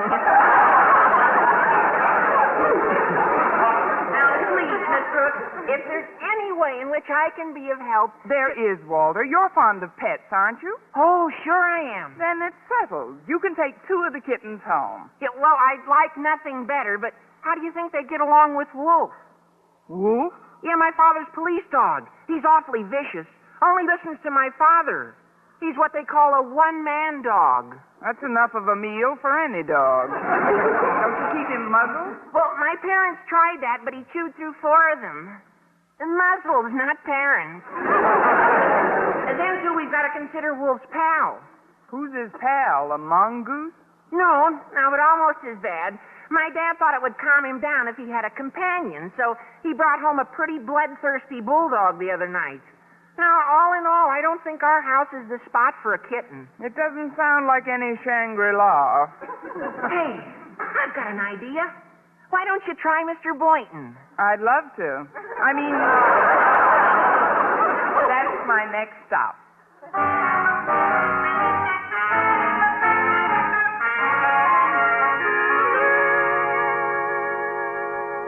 I hope you don't mind my dropping in on you before class, Mr. Boynton. Not at all, Miss Brooks. It's nice to have you visit my lab occasionally. You'll have to excuse me for a moment while I finish feeding these rabbits. Go right ahead. I bet you've never seen anyone fed with an eyedropper before. Not since the last time you treated for lunch. No, I never have. have, Mr. Boynton. Now, open your mouth. Wider. Come on, wider still. Why not go? Please, Miss Brooks, they won't eat when you're clowning like that. It'll just take another minute. Well, if I'm disturbing you, Mr. Boynton... No, you're not disturbing me at all, Miss Brooks. That's one thing about you. When you're in the lab with me, I can always concentrate perfectly on whatever else I'm doing. That's what I get for buying a perfume called...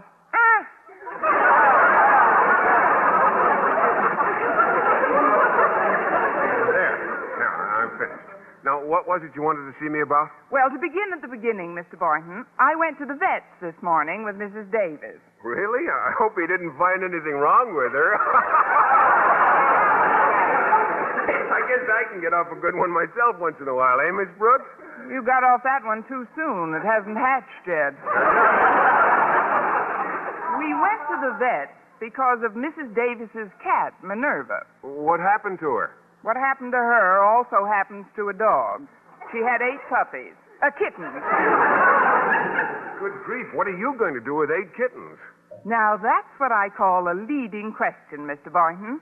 Since you're so fond of pets, it gives me great pleasure to offer you any 2 of the kittens you want. Why, I'd love to take a couple of them, Miss Brooks. Good, then it's settled. As soon as they can leave their mother... You didn't let me finish. I'd love to take them, but I can't. Why not?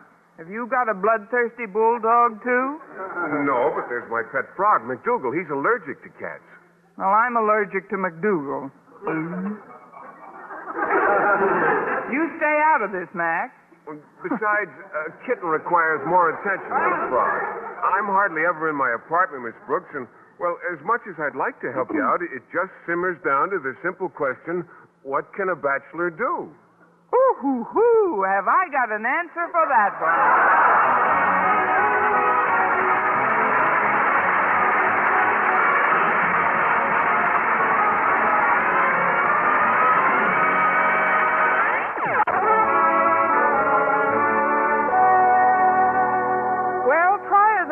I couldn't find a home for any of Minerva's kittens. And by lunchtime, I had almost exhausted my list of prospects. That is, all except one, our beloved principal, Mr. Conklin.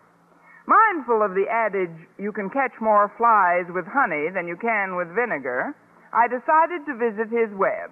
I went to his office at noon, bearing a large slab of his favorite dessert, banana cream pie. When Mr. Conklin saw me in his doorway, his reaction was one of pure delight. Please, Miss Brooks, whatever you were going to do with that pie, don't do it. But, Mr. Conklin, I know you've been under a strain lately, but I've just had this suit cleaned. And it's such a gooey pie. But, sir, I was just going to let you have it.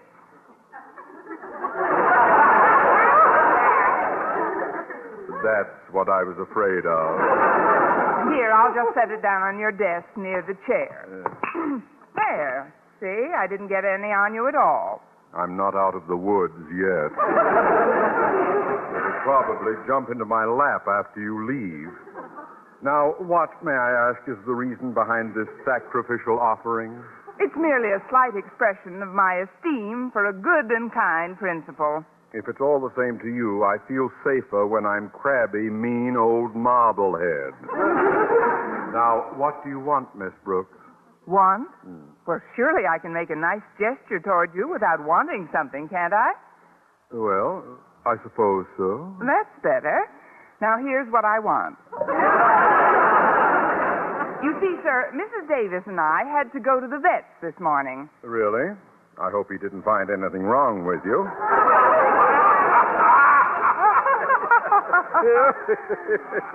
Well, at least it's a switch. I hope he didn't find anything wrong with you. Do you get it? I've had it. Look, Mr. Conklin, we went to the vet's because our cat Minerva had a litter this morning. Oh, congratulations. Was it a preponderance of boys or girls? Oh, we don't know yet, but they're 8 of the cutest kittens you ever saw. Minerva's so proud. Indeed. Remind me to drop her a card on Mother's Day. Now, tell me, Miss Brooks, what in heaven's name are you going to do with 8 kittens? That's just the question I needed here. Mr. Conklin, we can't possibly keep all those kittens, so I thought you and Mrs. Conklin might take a couple off our hands. You thought what? For your information, Miss Brooks, my home is not now, nor will it ever be, a depot for stray felines. I am definitely anti-cat. But, Mr. Conklin... And even if I were, you have chosen the worst possible time to bring up the subject of household pets. Only last month, I got rid of a gigantic police dog. A police dog? My wife had taken a fancy to the brute. Why, for weeks she spent every evening with him in our living room. Where did you spend yours? On top of the piano. What a vicious beast he was. Even his name made me nervous. Wolf. Wolf? But I know a wolf. There's... Keep your private affairs to yourself. The only reason I permitted the animal to enter my house was because of my wife. Someone told her the previous owner had been mean to the creature, and that's all she needed. My wife falls for every sob story she hears about animals. She must be awfully tender-headed. Hearted. She is indeed. In the last few years, we've had a steady procession of parrots, canaries, goldfish, monkeys, and dogs. Why, we even harbored a small deer at one time. A deer? How did she happen to take that? Someone told her he'd sprained his ankle falling out of a tree. But to get back to the latest monster, I got rid of Wolf by presenting him to the father of one of my pet peeves, Walter Denton. Yes, I know. Sometimes I can picture them both in the backyard together, and I conjure up a rather delightful vision. A vision wherein one of them slips his leash and they clash. But enough of the animal world. You'll have to work out some other means. Excuse me, Daddy, but it's important. Oh, what is it, Harriet? The school custodian wants to see you right away. One of the furnace pipes is leaking. Harriet, don't get so close to the desk. But he says it's urgent, Daddy, and... Watch out for that pie. Oh, there's no damage, sir. Luckily, it fell on this old rag on the chair. That old rag happens to be my top coat. I knew you'd get me sooner or later. But it wasn't Miss Brooks' fault, Daddy. She just... Quiet, collaborator. Now, come on. Lead me to the trouble spot. You stay here and take any incoming phone calls, Miss Brooks. But, sir, what about my lunch? You'll find a delicious piece of banana pie on the second button of that coat. I do everything in this school with my own 2 hands. It doesn't get done at all. I have to do everything in this school with my own 2 hands. It doesn't get... What a sour ball. Really. Oh, well, we can't all be... Hello? Sour Ball's office? Is that you, Connie? Yes, Mrs. Davis? That's right, dear. I haven't been able to find a home for any of the kittens yet. Me either, Mrs. Davis, but I think I've got an idea. Good. Oh, before you tell me what it is, Connie, the funniest thing happened when I spoke to the chairwoman of the Ladies' Aid about our dilemma. What was it? Well, first I said, I went to the vet's this morning with Connie Brooks, and then she said... Really? I hope he didn't find anything wrong with her. Well, now we've completed the cycle. But, Mrs. Davis, through Mr. Conklin, I think I've picked up a clue that may solve our problem. That is, if Walter and Harriet and Mr. Boynton cooperate. Now, here's the scheme. You bring Minerva and the kittens down to the side entrance of Madison right after school.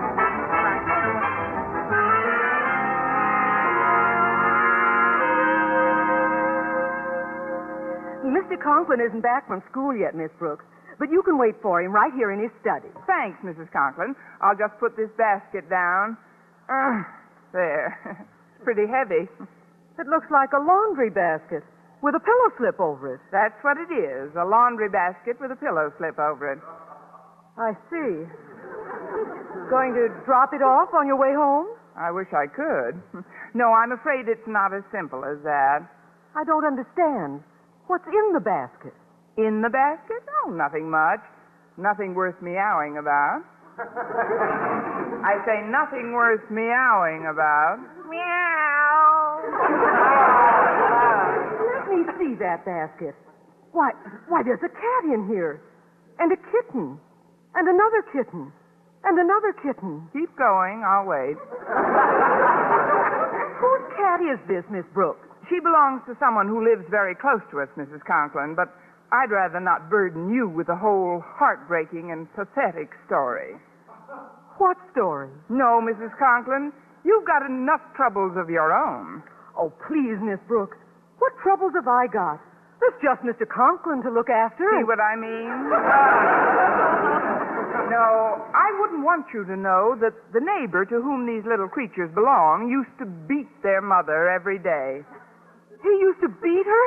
Not only that, but he made her work for him. Every night when he cleaned out his furnace, he tied a cart to her and made her haul the ashes outside.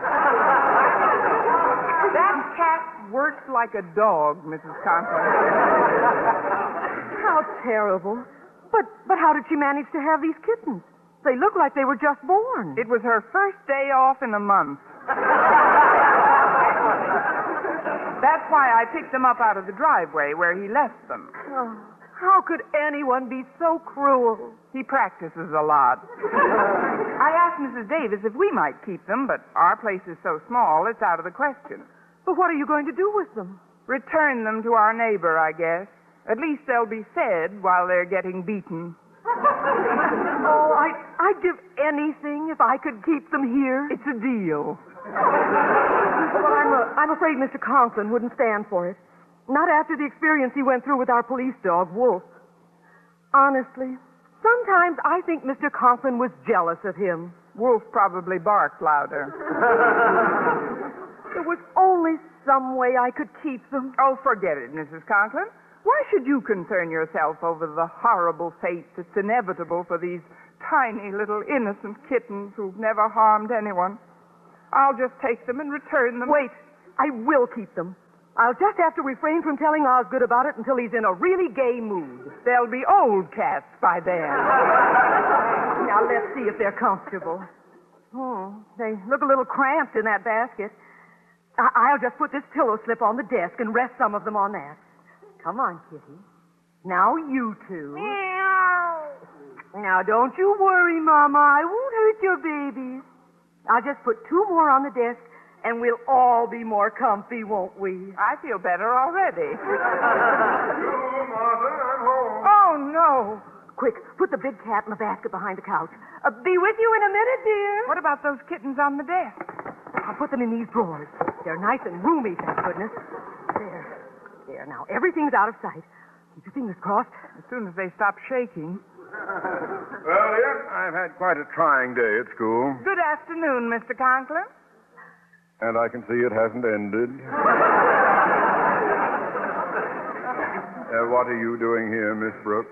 Oh, I invited her over to have tea with us, Osgood. I thought that would be nice. Tea? Where is the tea? It's in us. We couldn't wait.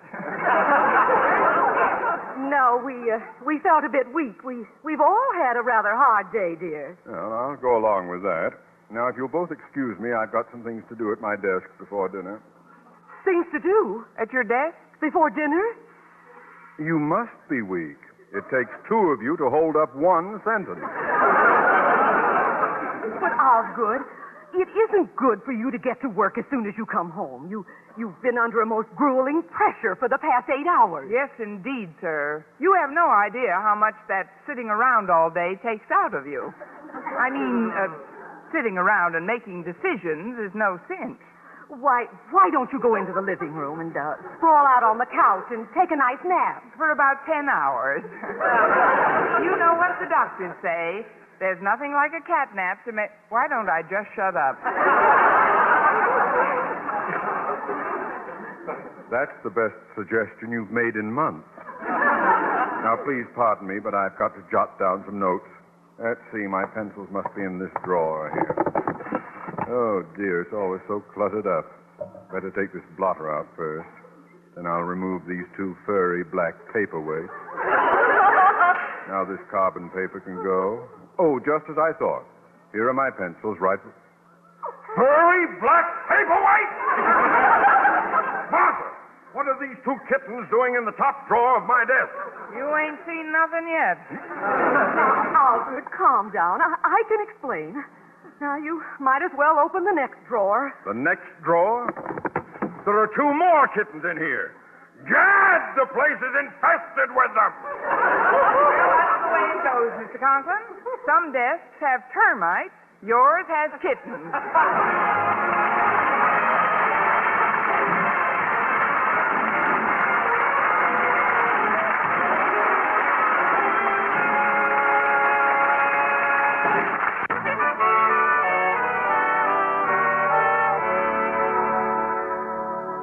And now, once again, here is our Miss Brooks. Well, Mr. Conklin soon put two and two together. Then I took the four of them and put them back in the basket with their mother. Even though I had told her a rather large fib, Mrs. Conklin was quick to forgive. After all, Osgood, Miss Brooks is only guilty of wanting to find a home for these 8 helpless kittens. Granted.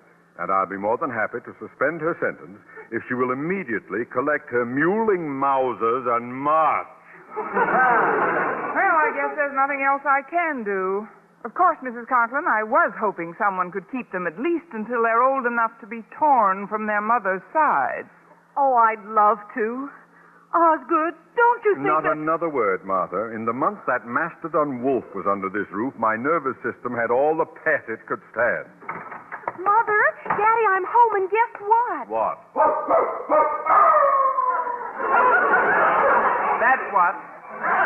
Oh, Gad! He's back! Yes, Daddy. Wolf broke out of the Denton's backyard, and he's on our front porch this very minute. Well, what's he doing there? Well, when I left him, he'd just eaten up half the welcome mat. Oh, the poor dear. I hope it doesn't dull his fangs. He just won't stay at the Denton's, Daddy. I think he wants to come back and live with us. I couldn't stand it. Not for another minute. You've got to get rid of him. Somebody's got to take him away. Mr. Conklin, I'll make you a proposition. If you'll let Mrs. Conklin keep the kittens here, I'll take Wolf home with me. What's that? If we keep the kittens, you'll remove that dinosaur from the premises? Yes, sir. What do you say? Here, kitty, nice kitty. Here, kitty. Then it's agreed. Goodbye, Mrs. Conklin, and thanks for everything. Good night, Miss Brooks, and thank you. Wolf? Where are you, Wolf? Right over here, Miss Brooks. Did I do a good job of barking? Oh, just perfect, Mr. Boynton. You were very convincing. Then they're going to keep the kitten. They certainly are. And now the least I can do is keep my end of the bargain. What do you mean, Miss Brooks? Come on, Wolf. We're going home.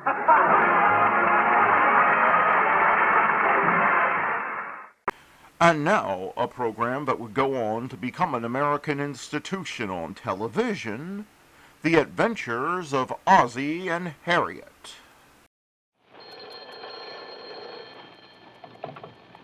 Hello? Hello, Harriet. It's Mother. Oh, hello, Mother. Did you have a nice time at the luncheon? Oh, yes, it was a lot of fun. You should see her new silver. It looked just beautiful. And why not? America's finest silver plate is 1847 Rogers Brothers. Tell your mother she can say that again. What did Ozzie say? He said you can say that again. What's that, dear? America's finest silver plate is 1847 Rogers Brothers.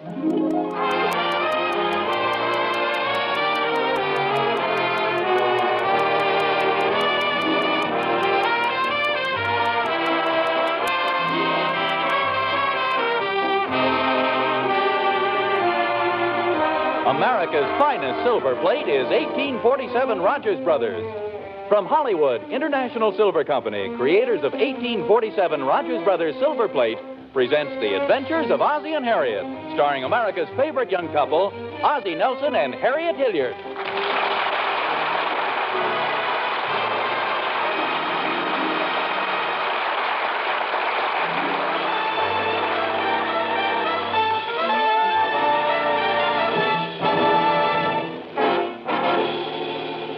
Okay, coppers, I'll talk. Only no more questions. Please, no more questions.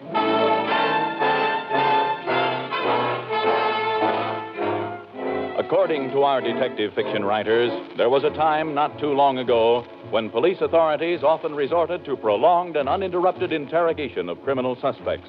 This was known as the third degree.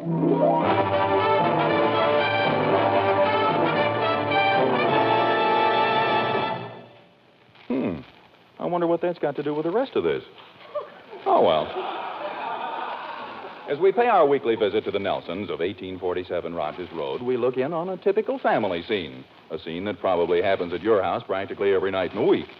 Ozzie is leaning back in his favorite easy chair, glancing through the evening paper, and Harriet casually asks, Anything exciting happened downtown today? Oh, I'm sorry, dear. What'd you say? I said, what happened downtown today? Nothing special. Just, same old stuff. Who'd you have lunch with? Lunch? Oh, yes, I had lunch. No, I say, who did you have lunch with? Oh, I had lunch with George Dunkel. Did you eat at the Elks Club? No. Where did you eat? We ate at the Emporium down in the grill room. Who did you say you ate with? I ate with George Dunkel. I had scrambled eggs, corn muffins, and milk, and the corn muffins were burned to a crisp. I rode home on the bus with Joe Randolph, and he had a sore thumb. Questions. Holy smokes, Harriet, what is this, the third degree? Well, I should think you'd be very happy to know I take such an interest in things. Stop being so grouchy. I'll get it, although it's probably for you. Hello? Hello, Harriet. Ruth Hodges. Oh, hello, Ruth. We had such a good time at the luncheon today. Well, I was so glad you could come, dear. Wasn't it a pity Betty Randolph couldn't make it? Yes, she had a headache, didn't she? Well, she said she did, but I know the real reason. Now, don't you dare tell anyone. I haven't told another soul. My phone's been out of order. But Joe and Betty Randolph have separated. Oh, that's awful, Ruth. Isn't that terrible? I just hate to talk about it. Now, listen to this. Betty found a picture in Joe's wallet, a very curvaceous blonde in a skimpy bathing suit. No. Yes. He tried to tell her it was his grandmother. Well, Ozzie met Joe downtown today, but he didn't say anything about that. Oh, was Ozzie downtown today? Well, then he must have seen the big fire at the Emporium Grill. Really? Well, Ozzie and George Dunkel had lunch there, but he didn't say anything about a fire. Oh, did Ozzie have lunch with Dunkel? Well, how's his broken arm? Whose broken arm? Well, George Dunkel. Didn't you know he broke his arm? Well, no. Ozzie didn't say anything about that either. Well, that is strange. Well, I have to be going, dear. All right, Ruth. Thanks for telling me all the news. You're welcome, dear. And Harriet. Yes? Don't forget, you heard it here first. Ozzie? Stop reading the paper. That was Ruth Hodges. You're sure nothing interesting happened today? No, Harriet, I told you. What about the fire at the Emporium? Oh, that. Well, I told you the corn muffins were burned. Fire wasn't much. They had it out in a jiffy. What about Dunkel? Ruth said he had a broken arm. Oh, yes, that's right. I meant to tell you. He had his arm in a sling. How did he break it? Well, I don't know. Didn't you ask him? Well, of course not. I figured if he wanted to tell me, he would have. Golly, what curiosity. Well, it isn't a question of curiosity. It just seems a little silly. A man sits there with a broken arm, and you don't even ask him how he got it. Well, maybe he lost a bet on the election, and the other guy got to break it. They were giving some pretty big odds, you know. You also met Joe Randolph, but you didn't say a word about him and Betty being separated. Well, Harriet, I remember distinctly telling you he showed me his sore thumb. Now, what's that got to do with them being separated? Well, his wife bit him on the thumb. Why are women so curious about things? It's curiosity that caused Joe all of this trouble. It was really his wife's fault. Oh, she finds a picture of another woman in his wallet, and it's her fault they're separated. If she hadn't been so curious, she wouldn't have found it. Besides, Joe doesn't know how the picture got in his wallet. He's never even seen the girl before. Did he tell Betty that? He tried to. He kept shouting it over his shoulder all the way down the street. Hey, Mom, David's got a girl that carried her books home from school. Oh, keep quiet, you little blabbermouth. David, don't talk that way to your brother. Well, he is. And, Ricky, you stop teasing David. Nothing wrong with his having a girl if he wants to. You never had a girl, did you, Pop? Ozzie, would you point me out to them? Yes, I've had a few girls in my time. Did you ever carry their books home, Pop? No, they always carried mine. Harriet, show the boys where the calluses used to be on your hand. What's your girlfriend's name, David? Oh, now, wait a minute, Harriet. Don't start giving David the third degree. The girl's name is his own business. I don't mind telling, Pa. Her name is Mildred Marshall. Her name's Mildred Marshall, Harriet. Now, what else would you like to pry out of the boy? She's a very nice girl, just a little younger than I am. We're both in the same class in school. She sits right across the aisle. She's got blonde hair and blue eyes and just a few freckles. And she only lives a block from here. Guy, she's plenty smart, too. Her father works in the bank, and they got a big house. How long have you known her, David? Harriet, can't you see he'd rather not talk about her?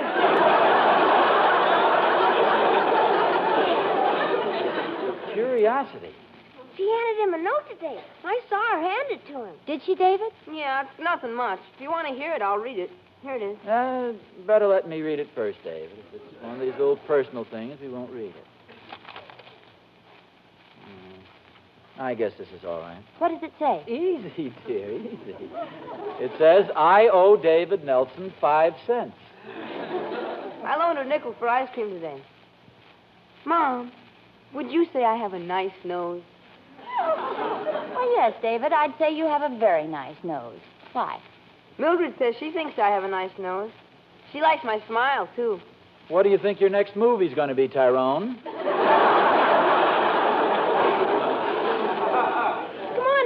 Go throw the football around. Okay, but you better be careful of my nose. Well, I guess David's growing up. Oh, the poor little guy. The way you gave him that third degree. Oh, stop it. Naturally, I'm interested in what my own family's doing. Aren't you interested in hearing about what I did at the luncheon this afternoon? Not especially. I know it's hard for women to understand, but, well, men just aren't naturally curious like women are. I suppose you wouldn't be interested if I told you a rather attractive girl said something about you today. Not especially. Did an attractive girl say something about me? Why, are you interested? Well, not necessarily. I'd just like to know who she was and what she said. Who was she? Oh, now who's curious? I'm not curious. I'm just interested. Who was this ravishing creature who said the wonderful things about me? I didn't say she was ravishing. You said she was attractive. Look, you don't have to tell me who she was. Just give me a little hint. What kind of a little hint? Well, her name.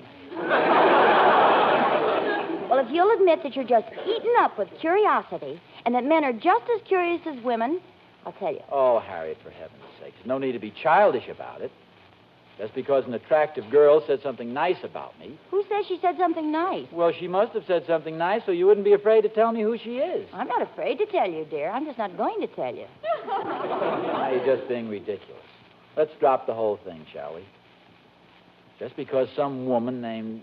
What'd you say her name was?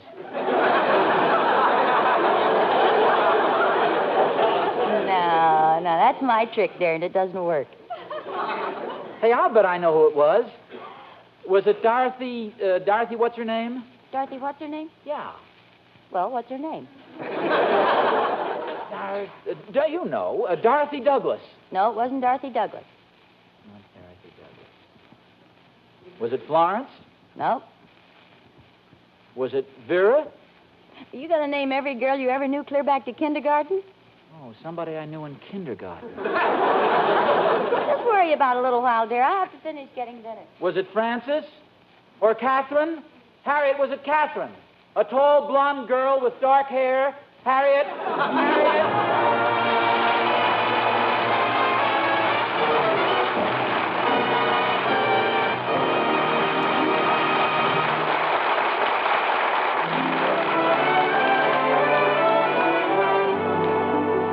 Well, Ozzie Nelson can say what he wants to about feminine curiosity, but I don't know. In certain situations, it's a very good thing. Like when a woman is buying silverware for her home. Now, there's an instance that demands curiosity, because naturally, she wants only the best. And before she makes her choice, she'll want to know many things about the silverware she sees. She'll question its beauty and workmanship, its quality and durability, the way it will fit in with her scheme of decoration. And you know something? More than likely, she'll choose the beautiful silver plate made by 1847 Rogers Brothers. Because 1847 Rogers Brothers meets every one of those tests perfectly. Its beauty and workmanship are unexcelled. No other silver plate in the world can match its lovely features. And the 4 stunning 1847 patterns, Adoration, First Love, Eternally Yours, and Remembrance, are designed to suit every taste, every scheme of decoration. It's no wonder 1847 is owned and loved by more women than any other. It is the best, the finest silver plate in America. Yet, amazingly enough, it hasn't gone up in price since 1945. See it tomorrow, why don't you? The one and only 1847 Rogers Brothers.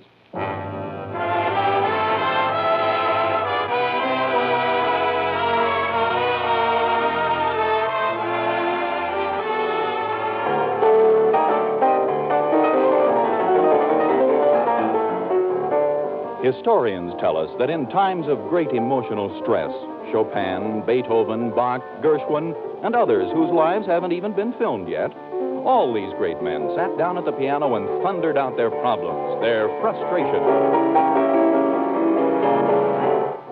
And so Ozzie Nelson, lord and master of 1847 Rogers Road, sits down at the keyboard to seek the answer to his problem.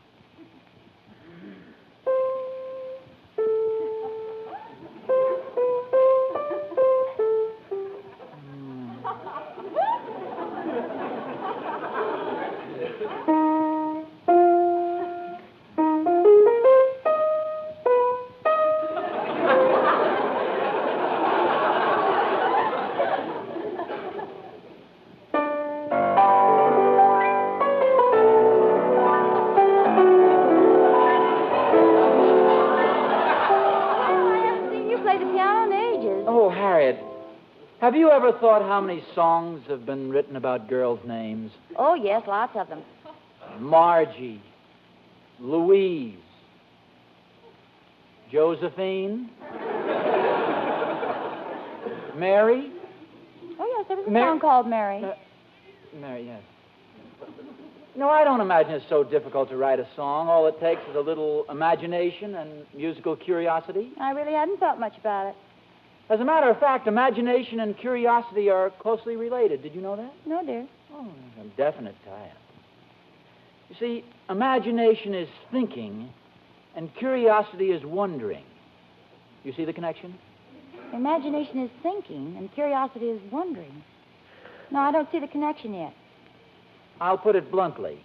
I'm wondering who that girl was.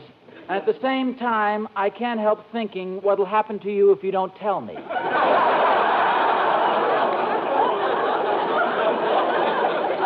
I can't hold out any longer, dear. You're so curious now your face is green. My face isn't green from curiosity. That's my tall grass aftershave lotion. I'm going to end your torment, dear. I made the whole thing up. Made what up? The girl. You talk so much about a woman's curiosity, I thought I'd do something to arouse yours. I think I did a pretty good job. Harriet. No matter how beautiful she is, regardless of what she said, there's no reason for you to hide it from me. Ozzie, honestly, I made it up. What you're really trying to say is you're sorry you mentioned the thing. There's no need to be jealous about it. What difference does it make? Just because this gorgeous thing has a schoolgirl crush on me? We've been married now for 12 years. We've been married for 13 years. Oh, yes. We've been married for 13 years. I'm not going to run off and leave you. What was that silly thing you called me when we were first married? Your hubby-wubby? I'm still the same. Perhaps a little more wubby, but still your hubby.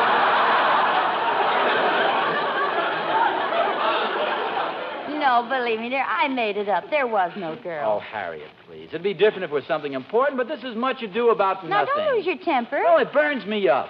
Here, I don't care whether you tell me or not, and you won't tell me. Well, if you don't care, dear, why don't we just forget about the whole Fine, thing? we're just getting upset over nothing. But will you tell me one thing? What, dear? Now, this is completely off the subject, just an afterthought. Yes? What is the girl's name?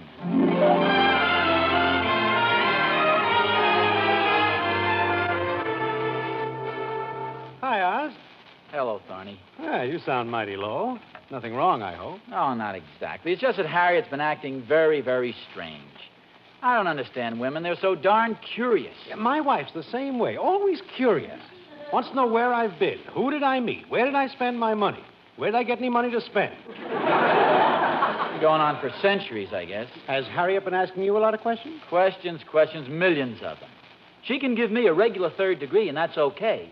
But let me ask her one simple little question, Thorny, and it becomes a big thing right away. I don't seem to follow this. Well, I wanted to find out who a certain girl was. Girl? What girl? Well, Harriet went to a luncheon today, and while she was there, some beautiful, shapely girl said some wonderful things about me. Oz, there's nothing wrong with Harriet. It's that girl that's out of her mind.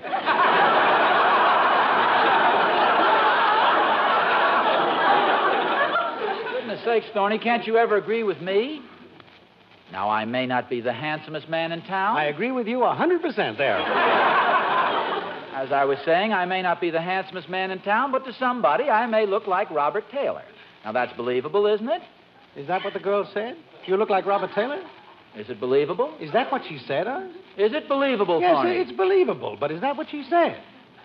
Well, no. I thought not. I couldn't possibly believe that. Well, you just said it was believable. Well, we weren't getting anywhere the other way.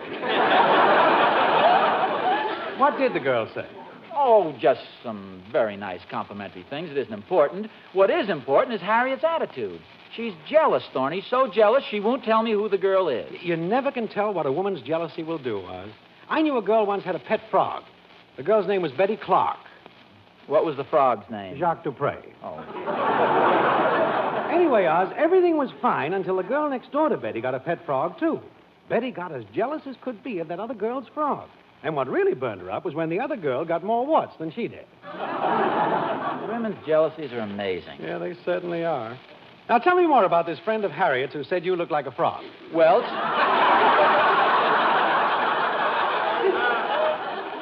she complimented me, Thorny. I'm not sure what she said, but it must have been pretty nice, or Harriet wouldn't be so darn afraid to tell me who the girl is. Say, I don't mean to butt into your family problems, Oz, but I think I know a very simple way to find out this girl's name. Oh, really? Not that it makes so much difference, but what's your idea? Well, it's very simple. Tell Harriet you found out who the girl is. Tell her it's some old flame of yours who happens to be visiting in town. Then make up a real wild story about this girl and yourself, and when you have Harriet dying to hear more, stop. Stop? Stop cold. Refuse to say another word until she tells you who the girl really is. She'll blurt it out. Her curiosity will kill her if she doesn't. Thorny, I've got to hand it to you. You're a genius at times. I am clever. Let me know how you make out, will you, Oz?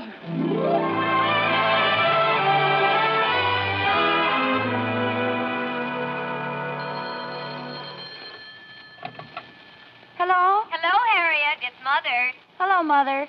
Anything wrong, dear? You sound kind of worried. Oh, it's nothing serious. It's just Ozzie's a little peeved at me. Is it anything I should know about, dear? Oh, it's really nothing. I told Ozzie there was an attractive girl at the luncheon today who said something about him. Is that what he's angry about? No, he's mad because I won't tell him who the girl is. Well, then why don't you tell him? Because there isn't any such girl. I made the whole thing up just to arouse Ozzie's curiosity. To show him that men can be just as curious as women. Oh, I see. Well, I hope you know what you're doing, dear. I hope so, too. Ozzie thinks I won't tell him the girl's name because I'm jealous. Well, you know how curious men are, dear. I'm not going to tell you what I'd do if I were you, but if I were you, I'd tell him. Well, there's nothing to tell, Mother. I just told you I made the whole thing up. Well, I don't like to interfere, Harriet, but why don't you just make up a name, any old name, and then he'll be satisfied and forget about the whole thing. Yeah, I think you've got something there, Mother. Let's see. How about Mary Jones or Betty Brown? Oh, no, dear. Make up something that sounds like a real name. Okay, I'll think up a good one. Thanks, Mother. You're welcome, dear. And, oh, Harriet. Yes, Mother? Be sure and let me know how it works out.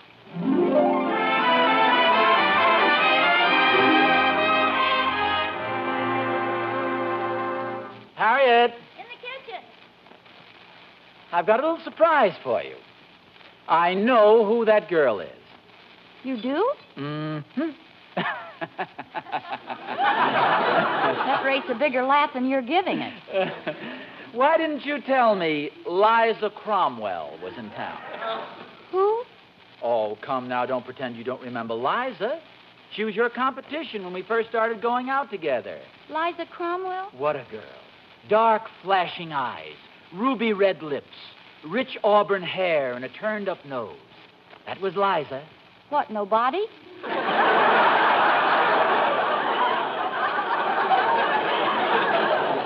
Roll that jealousy, Harriet, and stop being so curious about her. You know that time I was supposed to take you to the barn dance, and I called and said I couldn't make it? I was allergic to banjos. They always made me talk with a twang. Go on. Well, actually, it was just an excuse. I'd forgotten that I already had a date with Liza Cromwell. We went out to the amusement park. The Ferris wheel stopped on top, and you know how you're strapped in. I was absolutely helpless. Sounds interesting. Well, when we got off the Ferris wheel, we went in the tunnel of love. We had a whole boat all to ourselves. We got where it was good and dark. I put my arm around her, and that's all I'm going to tell you. All right, dear. Yes, sir? Put my arm around her, and that's all I'm going to tell you.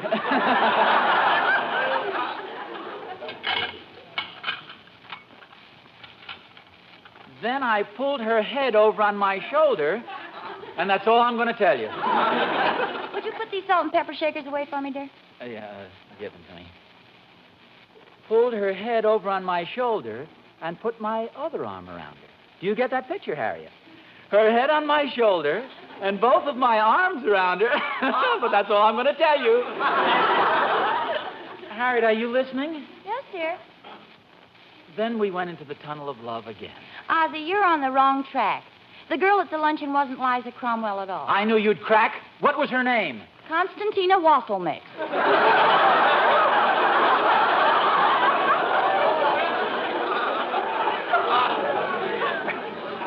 Constantina Wasselmix. Well, I don't seem to recall... She used to sit 3 seats behind you in the 2nd grade. Well, I still don't recall it.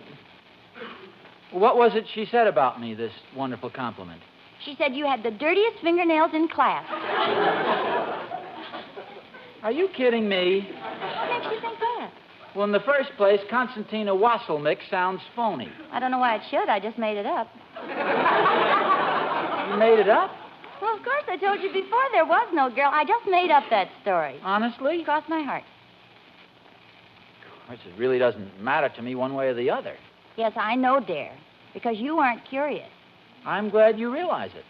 You go on in the living room and read. I want to do these dishes. That's ridiculous. Of course, you might ask me if I want any help. Ask you a question and have you think I'm curious? Will you get that, dear? Come in, Thorny. Hi, Oz. I just had to come over and see how you made out. Did it work? Yeah, Thorny. Constantina Wasselmix. Oz, I didn't come over here to be insulted. I'm not insulting you, Thorny. Well, come on, tell me about it. Did you give Harriet a story? Oh, yeah, quite a story. All about a girl named Liza Cromwell. Who cares about names? What I want to know, did it work? It more than worked, Thorny. I not only got the business settled about the girl at luncheon, but I got a confession off my chest that's been bothering me for 13 years. What are you talking about? The story I told Harriet. It was true. I used to go with a girl named Liza Cromwell, but I never had the nerve to tell Harriet. Hi, Harriet. Go on, Oz. Yes, go on, dear. Oh, Harriet. I didn't hear you come into the living room. What were you just saying about that story being true? Oh, there's no use starting. I just said that. I heard you walk up behind me, and I thought I'd have a little fun.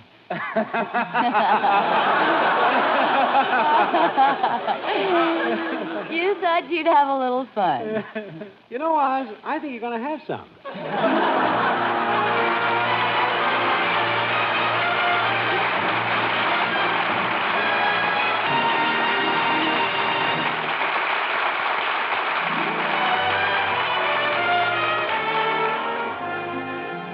Ozzie and Harriet will be back in just a moment. Say, you know, our boy Ozzie really has a remarkable memory. He remembered the name of a girl he had a date with 13 years ago. That's good. I remember a certain Thanksgiving dinner that took place 13 years ago, Mr. Smith. Maybe you'd like to hear about it. Oh, indeed I would. What happened? Well, it was the year we moved from England and settled down here on Rogers Road. We were asked out to dinner on Thanksgiving Day, and one of the things that made it so memorable was the silverware on the table. It was 1847 Rogers Brothers silver plate, the first time I'd seen it, and I fell in love with it right away. Its richness and beauty seemed just perfect for that gleaming festive table. Well, 1847 Rogers Brothers will hold a shining spotlight on a great many Thanksgiving tables this year, too. Mine included. I'm the proud owner of 1847's first love pattern. Really a lovely one. Mm-hmm. And the unusual height and depth of that stunning first love ornamentation is a perfect example of 1847 Rogers Brothers' exceptional workmanship. In fact, everything about 1847 Rogers Brothers makes it the silverware you just naturally want to own. And the wonderful part is that 1847 is so easy to buy. The stunning 52-piece chest with 8 place settings in it costs under $65, for instance. Don't you think it would be a fine idea if every woman listening had a set of 1847 Rogers Brothers on her Thanksgiving table, Mr. Smith? There's still 4 days to get it, you know. Would be wonderful. But anyway, friends, see 1847 Rogers Brothers as soon as you can. 1847 Rogers Brothers, the finest silver plate in America.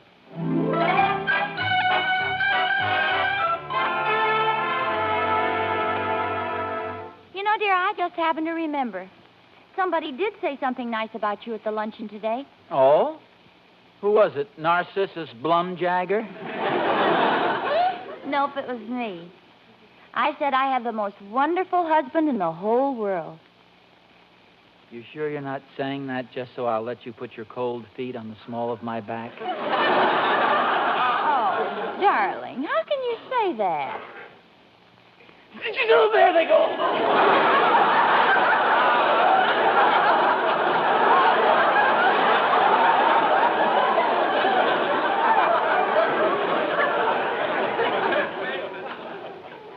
Harriet, tell me this. I hate to sound curious, but how can a woman possibly have such a mellow disposition, such a warm, sunny smile, and such icy cold feet?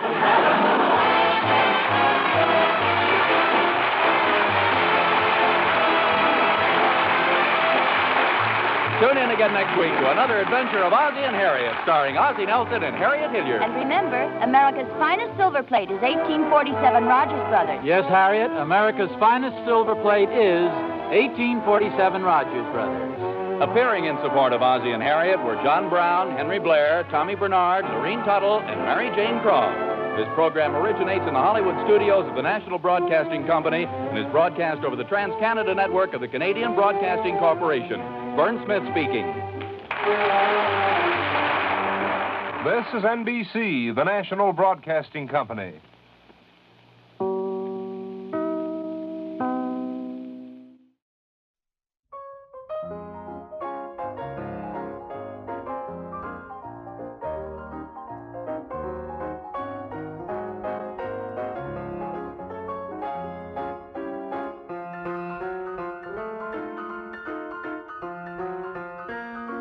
All right, it is time for the Trivia Minute, and here we go. Henry IV of the Holy Roman Empire was Holy Roman Emperor from 1084 AD to 1105 AD. King of Germany from 1054 to 1105. King of Italy and Burgundy from 1056 to 1105. And Duke of Bavaria from 1052 to 1054. He was the son of Henry III, Holy Roman Emperor, second monarch of the Salian dynasty, and Agnes of Poitou. After his father's death on October 5th, 1056, Henry was placed under his mother's guardianship. She made grants to German aristocrats to secure their support. Unlike her late husband, she could not control the election of the popes. Thus, the idea of the liberty of the church strengthened during her rule. Taking advantage of her weakness, Archbishop Annio of Cologne kidnapped Henry in April 1062. He was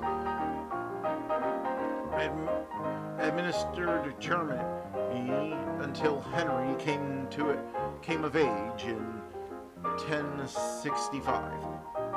Henry endeavored to recover the royal estates that had been lost during his minority. He employed low-ranking officials to carry out his new policies, causing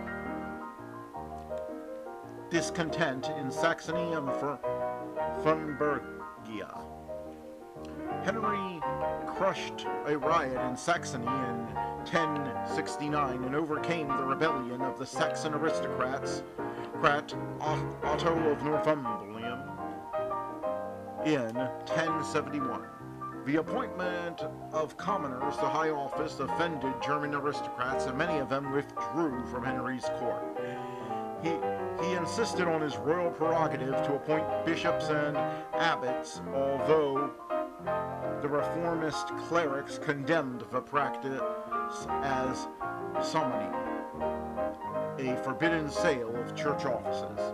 Pope Alexander II blamed Henry's advisors for his acts and excommunicated them in early 1073. Henry's conflicts with the Holy See and the German dukes weakened his position, and the Saxons rose up in open rebellion in the summer of 1074. Taking advantage of a quarrel between the Saxon aristocrats and peasantry, he forced the rebels into submission in October 1075. Henry adopted an active policy in Italy, alarming Pope Alexander II's successor, Gregory VII, who threatened him with excommunications for summoning. Henry persuaded most of the German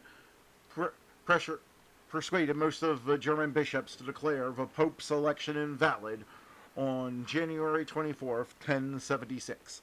In response, the Pope excommunicated Henry and released his subjects from their allegiance. German aristocrats who were hostile to Henry called for the Pope to hold an assembly in Germany to hear Henry's case. To prevent the Pope from sitting in judgment of him, Henry went to Italy as far as Cassonia to meet with the Pope. His potential walk to Cassonia was a success, and Gregory VII had no choice but to absolve him in January 1077. Henry's German appointments ignored his absolution and elected an anti-king, Rudolph of Rennenfelden, on March the 14th, 1077. The Pope was initially neutral to the two kings' conflict, enabling Henry to consolidate his position. Henry continued to appoint high-ranking clerics, for which the Pope again excommunicated him on March the 7th, 1080. Most Germans and northern Italian bishops remained loyal to Henry, and they elected the anti-pope Clement III. Rudolph of Rennenfelden was killed in battle, and his successor, Hermann of Salem, could only exert royal authority in Saxony. From 1081, Henry launched a series of military campaigns to Italy, and Clement III crowned him emperor in Rome on April the 1st, 1084. Hermann of Salem died, and Henry pacified Saxony with local aristocrats' assistance in 1088. He launched an invasion against the Pope's principal Italian ally, Matilda of Tuscany, in 1089. She convinced Henry's elder son, Conrad II, to take up arms against his father in 1093. Her alliance with Wolf I, Duke of Bavaria, prevented Henry's return to Germany until 1096, when he was reconciled with Welf. After Clement III's death, Henry did not support new anti-popes and did not make peace with Pope Paschal II. Henry proclaimed the first imperial peace, which covered the whole territory of Germany, in 1103. His younger son, Henry V, forced him to abdicate on December 31st, 1105. He tried to regain his throne with the assistance of Lufengarian aristocrats, but became ill and died without receiving absolution due to his excommunication. Henry's preeminent role in the investiture controversy, his walk to Cassona, and his conflict with his sons and wives established his controversial reputation, with some regarding him as the stereotype of a tyrant, and others describing him as an exemplary monarch who protected the poor. And that was the Trivia Minute, and now let's get back to the show. Well, Silver, wait those thrilling days of yesteryear with the Lone Ranger up next.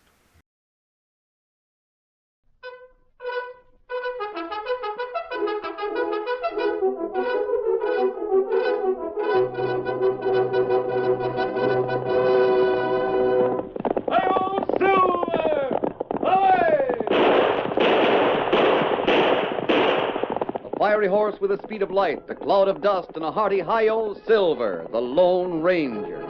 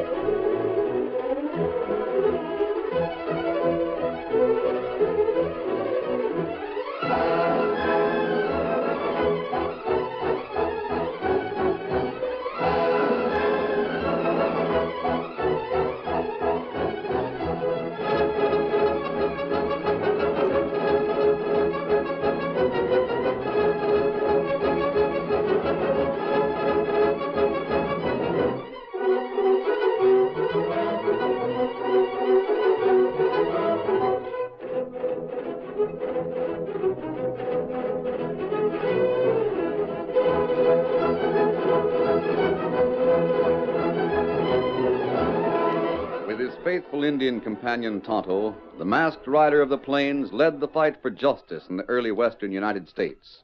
No one could match his strength and courage, his daring and resourcefulness. He broke the power of the outlaw bands that roamed the new territory and finally brought peace and security to the lawless frontier. Return with us now to those thrilling days when the West was young. From out of the past come the thundering hoofbeats of the great horse Silver. The Lone Ranger rides again. Come on, Silver! We're on the trail of the Parker gang. Tunnel's waiting on the trail ahead. Hi-yo, Silver! Away!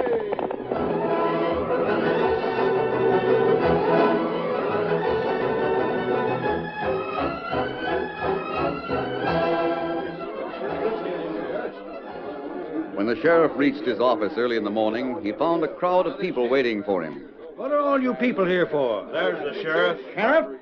Last night it was the bank. Don't tell me there's been another robbery around here. Yeah, they got a plenty of cash. The banker's boiling mad. Same crooks that have done the other robberies. No clues at all. Where's Deputy Brady? Yes, Sheriff. Come inside my office. Rest of you keep out.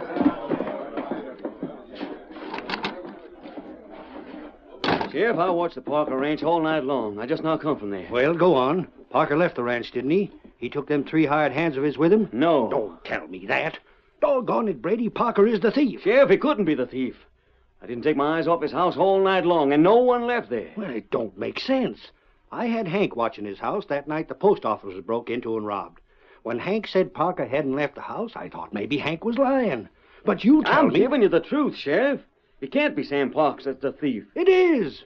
I know it is by the smirking way he looks at me when I question him. He knows I know he's guilty, and he's just defying me to prove it. Come on, we're going to see him. Sheriff. Mask. You. Take it easy. I'll go for a gun. Who unlocked that back door? I want to talk to you, Sheriff. You're having a lot of robberies around here. I know. Did you know that Sam Parker and two of the three men who worked for him worked a thieves' game in Colorado? I know Parker's the thief, but who are you? I want to help you. I ain't time for masked men. I'm leaving here on business, mister, and if you take a shot at me, you won't get out of town alive. Now, come on, Brady. We're calling on Sam Parker.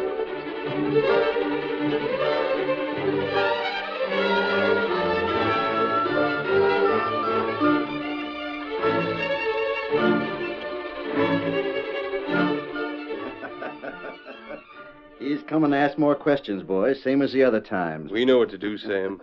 See that you do it, Butch. Look, Sheriff has fetched Brady and another deputy along with him. Wait till he rein up before the house, and I'll open the door and welcome him. Remember what we seen last night, boys? Yeah. Well, good morning, Sheriff. Good morning, Sam. Come on in. I saw you riding up the trail. Wait there for me, boys. Nice here. I got a few questions I want to ask you, Sam. Sure thing. Sit down there, won't you? Oh, you know my men, Butch there, and Lem and Hank. Yep, I know 'em. What's on your mind? Just wondering where you was last night, Sam. Here, same as usual. All evening? Sure, all evening. From when till when? Oh, shucks. We finished chores at sundown, then had our grub and sat around playing cards till we turned in around 10 o'clock. Butch, you left your knife near the bank last night. Couldn't have been me, Sheriff. I wasn't near the bank. I ain't been in town for 2 weeks. That's curious. Your knife was found. Well, must be a mistake, Sheriff. My knife's right here. Yeah, see? I ain't lost no knife. What you driving at, Sheriff? You heard about the robbery, ain't you? No. A bank was robbed last night. You don't say. Now, ain't that terrible? By ginger, there must be a right bad pack of thieves around here. Lots of robberies going on of late, ain't there? You sure you don't know more about it than I do, Sam? Well, now, why should I? How's things here at your ranch? You making money here? Always have. Reckon I'll keep doing so. You must pay your men more in most ranches. Give them special privileges, too, don't you? I pay good. Oh, if it's the clothes the boys have been wearing when they went to town, Sheriff, you might ask a couple of them where they got the cash. Butch will tell you. The boss made a deal for some mining land he owned. He sold it and whacked the cash up with us. I keep my men loyal that way, you see, Sheriff. You got any more mining land to sell? I reckon so. Be another divvy of cash real soon then, huh? Maybe. About $2,500 to whack up, ain't that it? Maybe. Just the amount that was stole from the bank. Now, ain't that a coincidence?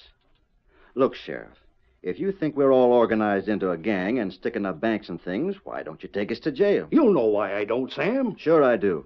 Because we ain't guilty. That ain't why. Matter of fact, I think you are guilty. I think you critters are as guilty as sin. But you all stick together and swear that you was here on the ranch, and each of you has an alibi. You got it all figured out, ain't you, Sheriff? Where is this mining land of yours? Over near Durango, a long ways from here. Someday, if you like, we'll set out and take a trip there.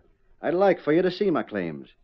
Take about a month to ride there and back. No use my going there. You'd have it fixed so I'd really think you'd been telling me the truth.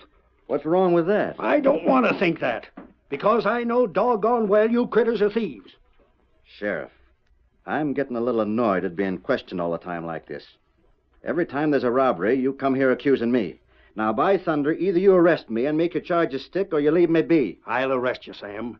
And when I do, I'll make the charges stick. I'm fed up with your attitude. Who you got with you out there? Frank Hawks and Jim Brady. Brady? Good. Brady. Yeah? Come here a second. What is it? Sheriff want me? You were watching this house last night. Huh? How did you tell him, Sheriff? No. He didn't need to tell me. We seen you standing guard. The sheriff's had a man watching this house ever since he first started thinking I was thieving. You was on the job last night. Ain't that so? Well... Ain't it, Sheriff? All right, he was. I admit I had men watching this place of yours. Then why in Tunket do you keep pestering me? You know none of us left here. Now get out and leave us be. You're working it some way, Sam. Blast it all, I know you're crooked. And I know my rights. Now, don't come here Next time I come, Sam Parker, I'll have proof. I promise you that. Hey, ain't that Dolly March riding here? Yeah, so 'tis. Sheriff, Dolly March is riding down there like she's needing help. Huh? Doggone, she sure looks excited. Is the sheriff in Parker's house? Yes. Miss Dolly, what's the trouble? You looking for me? Yeah. Sheriff, Paul's wanting you. Well, is there something wrong at the express office? Don't tell me that's been robbed, too. No, it hasn't been robbed yet, but Paul's real worried on account of having so much gold on hand. Now, wait, Miss Dolly. Oh, I know you wanted him to keep it secret, but it's known now that he has all that gold. Man was trying to find out about where he kept it hid. Miss Dolly, you'd better come with but me. I've got to tell you. Don't mind us, Miss Dolly. The sheriff was finished with his business here. All right, Mr. Parker. Sheriff, you know how Pa's been holding off the delivery of that gold until the thieves around here were caught. Doggone it, Dolly. Save telling Now it he's until... afraid to hold off any longer. He's afraid the thieves will steal it from him. There was a masked man hanging around. Come this way. Yes, but we I can got to talk tell while you. we travel. Come on now. Drop in again, Sheriff, when you got something important. I sure will, Sam. You sure handled him neat, Sam. As long as the law's like him, we'll have nothing to worry about, boys. You heard what was said about March having a lot of gold in the express office. I heard it. And there being a masked man hanging around. I didn't miss that, Butch. Gave me a few ideas. Maybe so. Now, Sheriff Doyle is going to be right glad if he can only arrest someone for all the robberies. Why wouldn't it be a good idea to let him arrest someone? Not us. No, not us. Of course not. But if Dolly March and her pa have seen a masked man hanging around, thinking. I don't know why. Shut up. Sit down there and be quiet. I got a lot of thinking I want to do. Maybe I'll go into town and have a talk with March at the express office. I might be able to give him some good advice.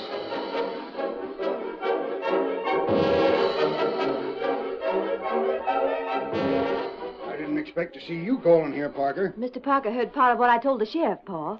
I found the sheriff at the Parker Ranch. Oh, I see. I don't like to bust into things that are none of my business, March, but I understand you've seen a crook around town here. I can't call him a crook. Well... He wore a mask, though. Yeah. Now, Sheriff Doyle has been having an idea for a long time that I got something to do with the robberies around here. I've heard talk, Parker. Oh, shucks, just because I seem to have more cash than I earn with my ranch and because I pay my boys well, the old fool thinks I'm stealing. Yeah. Now, between you and me, March, the job is too big for Doyle. The point is, though, I'd like to be rid of his pestering me. Go on, Parker. I thought maybe if there was something I could do to help prove that this masked stranger is a thief, it'd straighten the sheriff out as far as I'm concerned. I reckon it would if you could prove someone else guilty of the thieving. Well, why don't you tell me all you can about this masked hombre?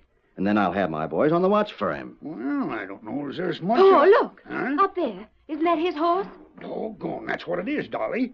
There, Parker. See that white stallion? That's the horse the masked man rode. He must be close by somewhere. He must be. I'll go out and have a look at the animal.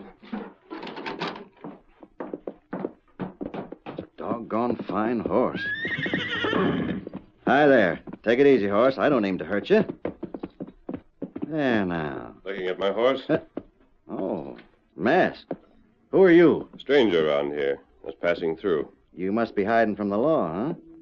Now, I ain't a lawman, so you needn't be afeard of me. What gave you the idea I was afraid of you? Figuring on staying near here? What do you want to know? Well, you needn't get sore about a simple question, stranger. I run a sizable ranch not far from here, and I thought you was looking for work. I'm not looking for work. It's the Parker Ranch, about 8 miles out on the trail east. Come on, Silver. You didn't get far talking to him, Parker. No, but I bet he's after the gold you got here. Drat it all. I didn't want it to get out that I had much gold here. I figured it'd be all right to keep it here, at least while I had it hid. I wasn't going to send it east till I figured it'd be safe. Now, hang it all, it ain't safe to send it, and it ain't safe to keep it. Reckon I'll have to put it on the next stage out. Now, that'd be best. Get rid of it as soon as you can. It's too big a responsibility for you to keep it here. Who's it belong to? It's from west of here, to be shipped east. Well, you take my advice, March. Get it on that stage tomorrow.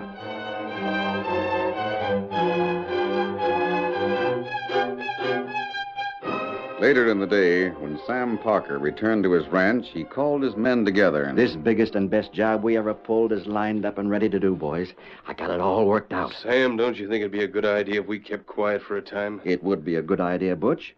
But it's a better idea to take things as they come. We won't have a chance like this very often. Everything is in our favor. What's it about?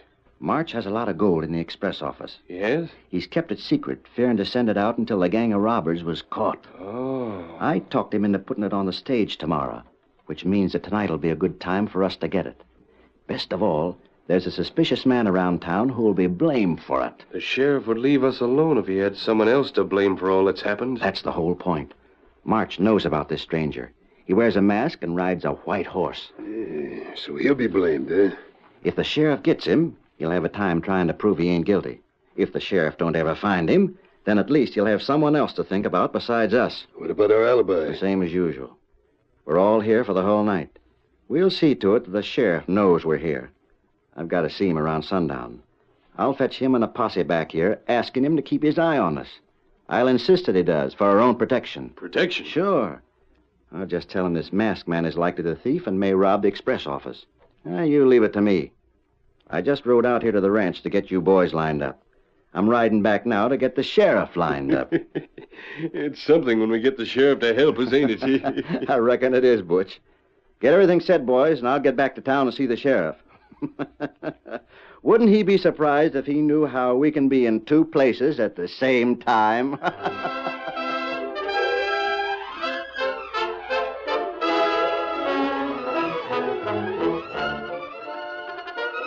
The curtain falls on the first act of our Lone Ranger story. Before the next exciting scenes, please permit us to pause for just a few moments.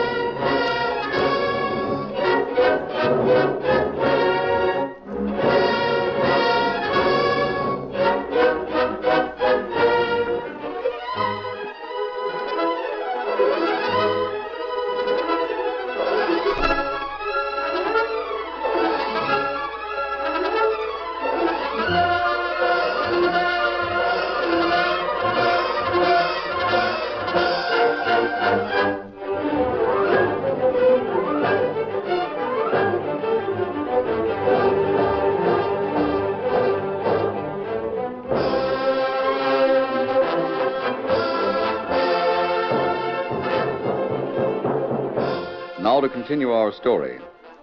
When Sam Parker had given all the necessary orders to his men, he was ready for the second step in his plan to rob the express office. It was just at sundown that he met the sheriff in town. Sheriff, I've been thinking about the gold March told about in the express office. I reckon you have, Parker. You'd like to get your hands on it, wouldn't you? I'd appreciate it if you wouldn't make them remarks, Sheriff. I'm no thief. Not proved. All right, that's why I'm here. March is planning to ship that gold tomorrow by stage. That stage will be guarded, too. Come on out, Sam, and bring your men. Make a play to rob that gold, will you? You think I'm crazy? Just try it. I think you ought to keep a guard on the express office tonight. Yeah? You may have heard about the masked man. Well, maybe I have. What about it?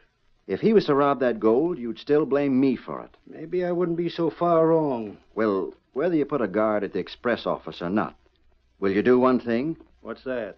Have a lot of your men around my house tonight. Why?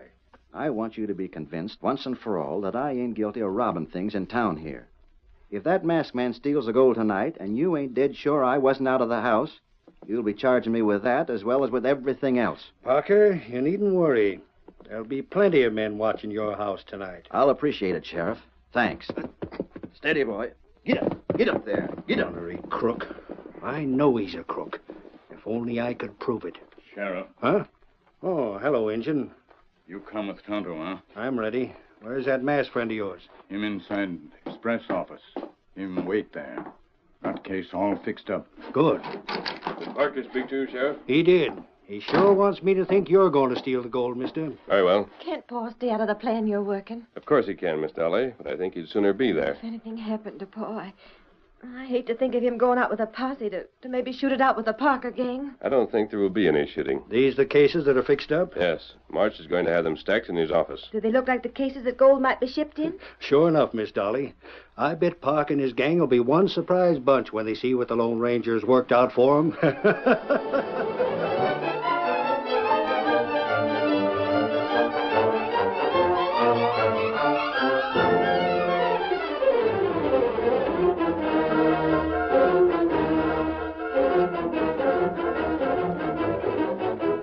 That night, the sheriff and his men, under cover of darkness, rode out to the Parker spread. They left their horses half a mile from the ranch house and then continued on foot until they were less than 100 yards away. Wait right there, boys. I can see Parker inside the house there. Yep, he's still there. What about the rest of the men? There's one of them at the back door near the shed. Looks like we wasn't planning anything in particular. How'd it be to surround the place? Wait, I'm going to keep together here till the Lone Ranger sends word. Where's he? I don't know. Did he tell you what his scheme was, March? Not a word. I wonder if that masked man's really the Lone Ranger. Why do you wonder? It's his idea that we all come here. It sure leaves the town unguarded. But what's there to steal in town? I don't know.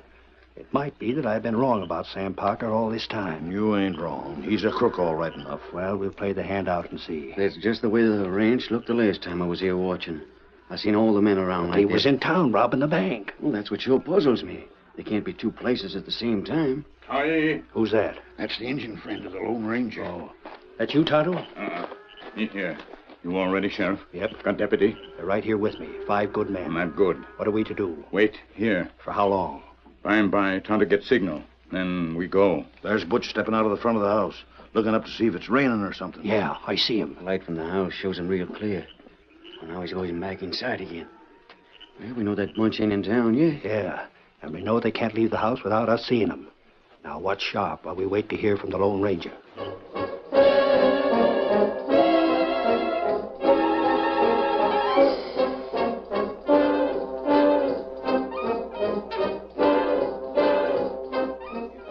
Inside of a pocket at midnight, Sam.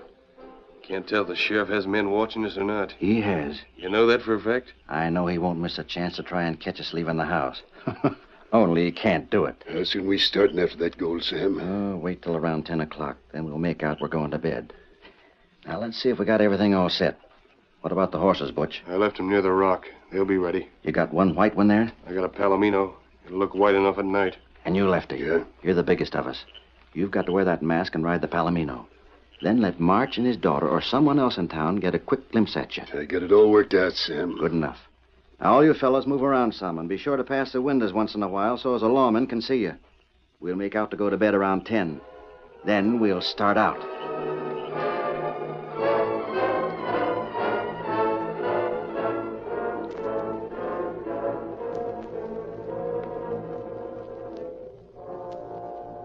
The lawman saw the lights in the house turned out as the men apparently settled themselves for the night. In reality, Sam Parker opened a trap door in the floor of the house and descended to a cellar with his men following. Now we can strike a light. Get the lantern going, Butch. Lefty, you close that trap door before you come down the ladder. Yeah. Come on down now, Lefty. All set, Sam. You go ahead with the lamp, Butch. You know your way through the tunnel. Yeah. Shall we lock this door into the tunnel? No. Do you think there's a chance the sheriff might find our tunnel someday? No, I don't think so. The entrance is well hid. No one to know it was there unless they went right into the middle of all that underbrush. If the sheriff ever did find it... Then we'd have to get the sheriff out in the way. And when folks give up hunting for him, get a new sheriff elected. Seems odd to me that he ain't never figured out that we might have some way of getting out of the house without him seeing us. You don't think that far. If he did, he wouldn't figure there'd be a tunnel this long. Must have been an underground river or something here sometime in the past. Yeah, I reckon so. The closer the sheriff gets to the house and watching it, the further he gets from where the tunnel opens out. He'll be good and close to the house tonight. We can be sure of that. I can see the underbrush ahead. We're near the opening now. Here we are. What sound our horses make when we leave will be covered by the cattle over yonder. Sure. Look back toward the house. You see that big rock? That's likely where the lawmen are waiting. After tonight, the sheriff should be doggone sure we ain't guilty of nothing.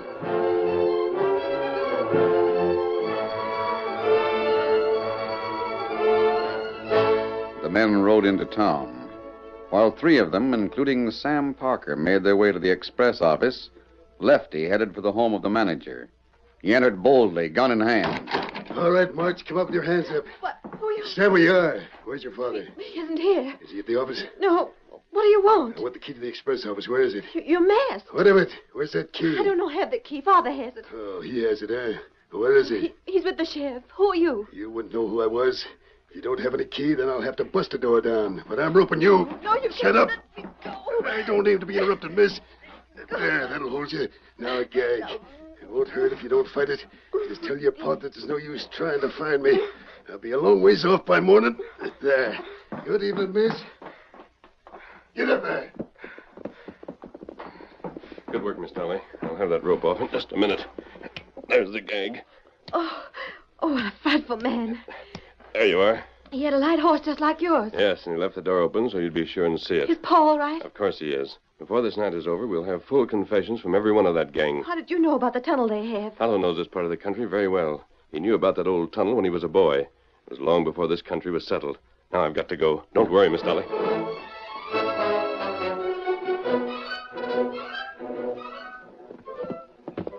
You located the boxes of gold, Sam? The boys are fetching them out right now. They're nailed up real tight. Have to take them to the ranch and open them there. How'd you make out, Lefty? Fine. I let the girl see a mask on the light horse. She'll tell a story that'll put us in the clear and put all the blame on the masked man. The last of the boxes is being loaded now, Sam. We can start back. Good. Let's get going then. I wonder if March will figure one man couldn't carry all the gold. He'll figure the masked man had a couple of pack mules or something. It don't matter how he figures. He can't prove a thing on us, Sam. Come on, back to the house. Get up. Get up. Get up. Get up.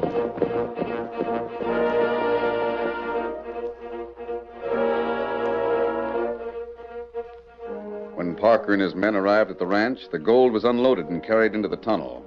At last, the cellar of the house was reached, and Sam himself went up the ladder and pressed against the trap door. Door's stuck or something. Push harder, Sam. I'm pushing all I can, won't budge. Yeah, here. Let me give you a hand. Yeah. Crowd over so we can both stand here on the ladder. Now, together. Seems like it's locked. It can't be. There wasn't nobody in the house. Doggone it all. We'll have to find another way of getting to the house. Boss. What's the matter? I thought I heard someone coming. In the tunnel? Yeah. You did. There's the masked man. You. How'd you know about this? I followed you from town. You're covered. Don't move. You followed us. You were here alone? I untied Dolly March as soon as you left that house. I was in the house at the time you were, so the girl knows the truth. It's your word against ours, mister. The sheriff won't have much confidence in the word of a masked man. You see, we won't go to jail. You will. We'll tell a story that'll send you there. Now, if you'd like to join up with us... You suggested something like that before. How'd you know about the tunnel? I told you I followed you from town. I can use you, stranger. I can make you rich. Not where you're going. Why? You think a respectable man like me will go to jail on the strength of what you have to tell? You'll go to jail on the strength of what you tell. See those boxes you stole from the express office? Well, what about them? They don't hold gold. They're wetted with lead and filled with hornets. What? The sheriff is waiting in your house above the trap door. His men in March are there with him. I'm barring the door to the tunnel. You'll get out of the cellar when you confess everything to the sheriff. In the meantime, let's see you fight the hornets. I'll let them out. Stop! Wait! There's 3 boxes opened. Let's open some more. There's the rest of them. Oh, get him out of here. Adios.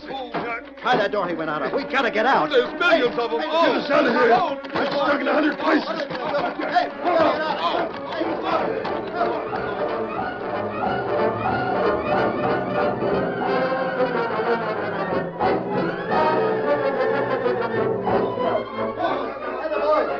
They're having a right fancy time down below there.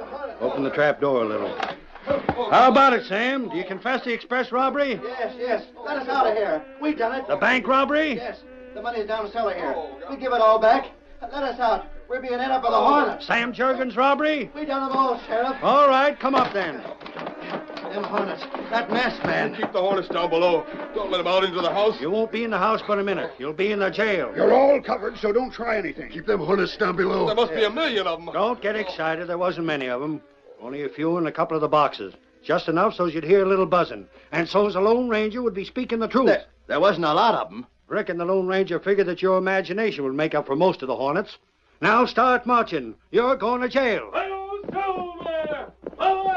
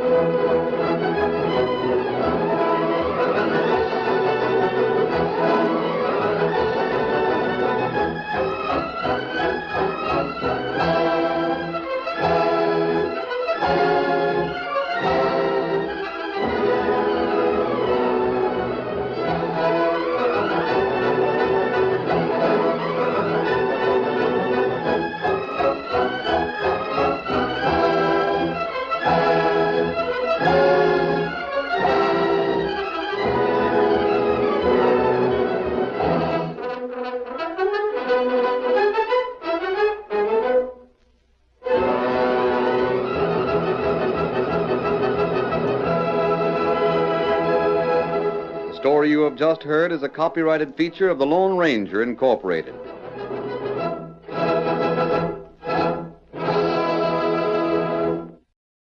Up next on Nightly Old Time Radio Shows, enjoy the adventures of Nick Carter, Master Detective. Post-war Old Dutch cleanser, famous for chasing dirt, presents Nick Carter, famous for chasing crime.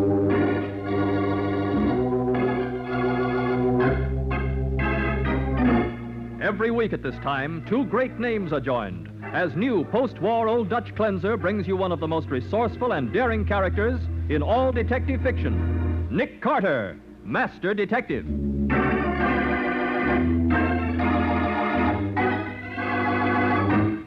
Look, Matty, you have a description of the killer, don't you? Yes, Scubby, and what a description. An average-sized man wearing a dark overcoat. Why, I can pick up a dozen suspects on every corner with that description. That's going to be tough, all right, Matty. Yeah. You don't know where the murdered man went last night. Don't know whom he was with. Don't even know where he was killed. Aren't there any clues at all, Nick? Just one, Scubby. And you're looking right at it. Yeah, a fine clue that is. A dead body with a knife in its back. And now, the case of the henpecked husband. Today's adventure starring Lon Clark as Nick Carter, brought to you by new post-war Old Dutch cleanser. Professor Harold Thompson has never been inside a gambling house in all his 53 years. His wife wouldn't allow it. But since reading about the game of roulette in his encyclopedia, the professor is willing to risk Mrs. Thompson's anger because he has a wonderful plan. That's why he's come to Nick Carter. I shall win $20,000 each evening, Mr. Carter, and then cease my activities. Well, what do you want me to do? First, show me the establishments where this game is played.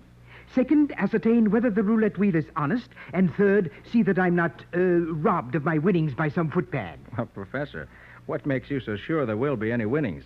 Well, from reading the article on roulette in my encyclopedia, I have evolved a system of wagering by which I can't possibly lose. Take my word for it, Professor. You can't possibly win. Not over any period of time. Oh, but you don't know my system. Here, let me have a piece of paper. Believe me, Professor Thompson, no system will beat a roulette wheel. Ah, but it's quite simple to the mathematical mind. Now, here we have... Oh, my fountain pen is dry. Excuse me.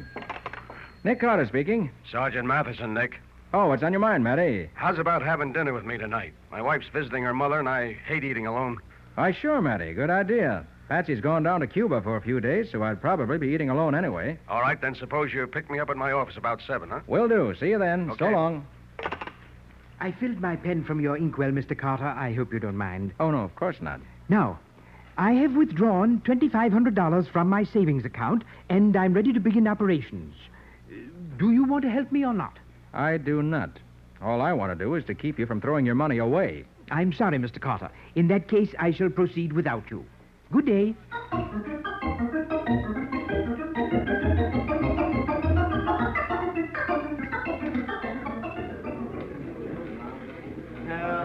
Hey, Daisy, take a look at the little old guy at the roulette table.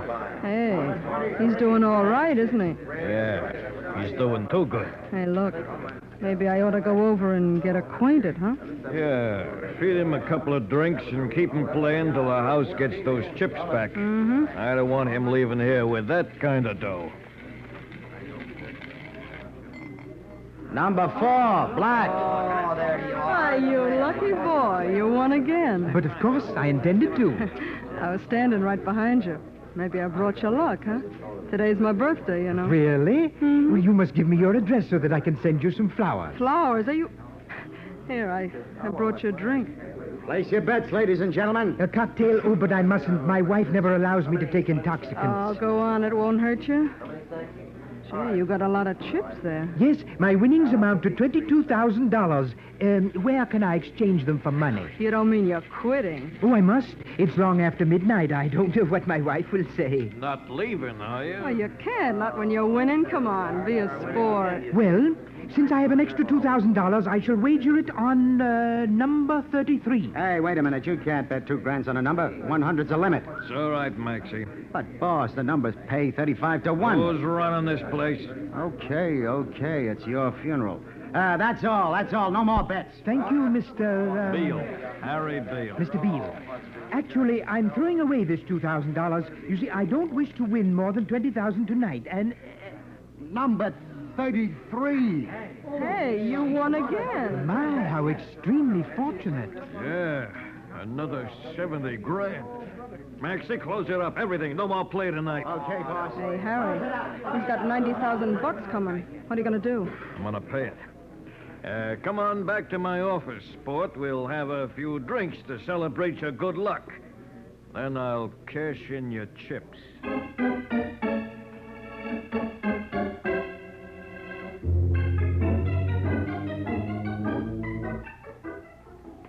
Imagine me winning all this money. Imagine. Oh, my. Come on, Palsy. You'll be all right when you get in the car. Oh, he's all right now, Maxie. Oh, but I should have been home long ago. Hey, maybe you'd like to stop for another drink before you go home, huh, Prof? Oh, no, Miss Gilmore, no. I might become a bit tipsy. And my wife... She don't like drinking, huh? My wife doesn't like anything. My wife doesn't like anybody. Except her brother Wilfred, of course. He's been visiting us for 9 years. Yeah. Here's the boss's car, Prof. This blue convertible. Pile in. Very well. I shall drive. Oh, no, I'm driving, chum. You sit in the middle. Oh, okay. Oh, where do you live, Prof? Far away. In the suburbs. Eastview. Oh. Hey, Maxie, it's going to be too windy driving out there with the car all open like this. You better put the top up, hadn't you? Nuts, yeah, I'll do 'em good.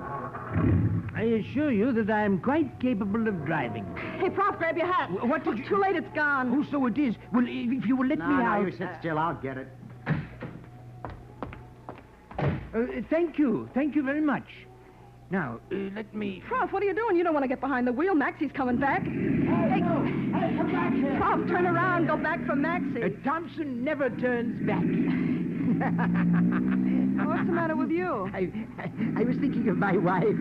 If she could see me now with you, Miss Gilmore, she'd murder me.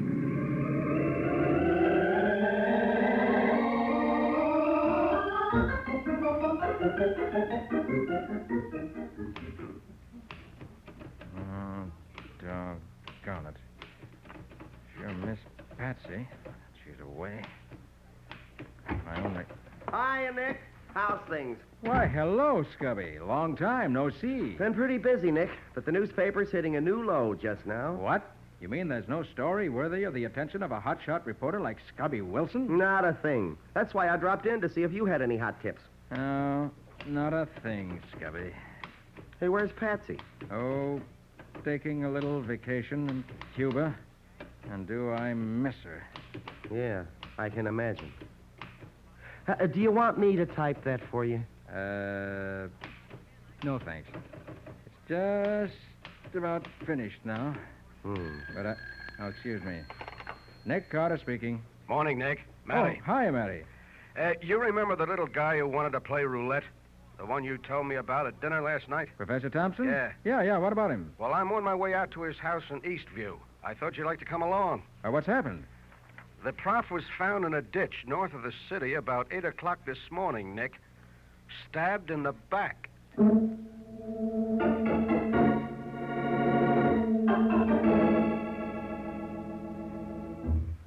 When did you see your husband last, Mrs. Thompson? He left immediately after dinner last night, and... Is your name Mrs. Thompson? Well, now, look here. Never mind, Wilfred, dear. I feel strong enough to talk now. Now, don't excite yourself, Hannah. Remember your indigestion. All right, now, Mrs. Thompson. You know, I suffer terribly from nervous indigestion. Last night, when Harold wasn't home by midnight, I was so furious. So worried, Hannah. Yes, so worried that poor brother Wilfred had to get out of bed and phone the doctor. Mrs. Thompson, do you know where your husband went last night? I do not. Some den of iniquity, no doubt. What makes you say that? No respectable place would keep a man out after midnight. You're right, Hannah. When the doctor left at 1:30, I told Brother to lock the front door and bolt it. Well, the medical examiner says Professor Thompson was killed at least an hour later than that. And we found him clear on the other side of town. Did you say he'd been robbed? That's right. His pockets were turned inside out. If his pockets were empty, Matty, how did you identify the body so quickly? His initials were in his hatband, Scubby, and the inside pocket of his overcoat had been overlooked. His notebook and a letter were there. I can't imagine why anyone would want to rob Harold. I never allowed him to carry more than $5 in cash. According to what he told Nick, Mrs. Thompson, he had just drawn $2,500 from the bank. 20.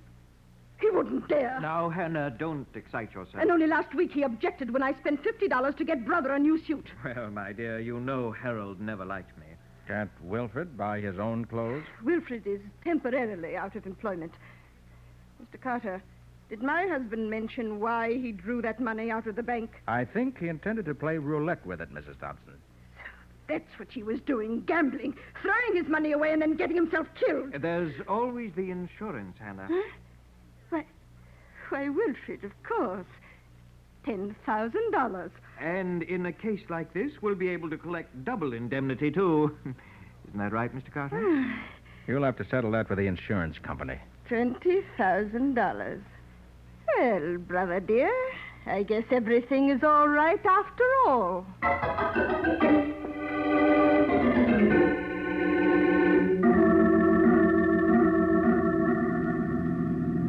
Hey, Nick, where are we driving to? An address I found in the professor's notebook, apartment 9B, 176 Van Arnhem Street. But he had a couple of dozen addresses in that book. Why pick this one? Who lives there? I don't know, Matty. There wasn't any name. But the address was written in blue ink. Huh? And everything else in the notebook was in black ink. You think the blue ink means something, Nick? I do, Scubby. See, the professor filled his fountain pen in my office late yesterday afternoon with blue ink. Which makes you think he wrote down this address after he met you, huh? It's the way I figure it. And it may be someone who was with him last night. Well, 176 should be in this block. Yeah, this building on the right's the only one that looks like an apartment house. Yeah. Now, I can't see the number, but there's a guy walking over here that ought to be able to tell us. Hey, you fellas sure made good time. Is this 176? Yeah, you're the police, ain't you? I am, but Well, come on, and I'll take you up. Up where? We're looking for apartment 9B. Sure, I know. I'm the one that sent for you. What? You sent for the police? Yeah, I'm the superintendent of the apartment house. It was me that found the body. What body? Daisy Gilmore's, of course. Like I said over the phone, she'd been murdered.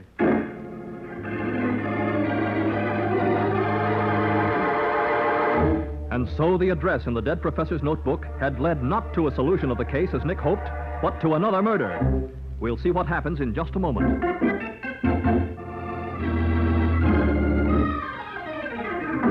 Now, back to the case of the henpecked husband. Today's adventure with Nick Carter, brought to you by new post-war Old Dutch cleanser.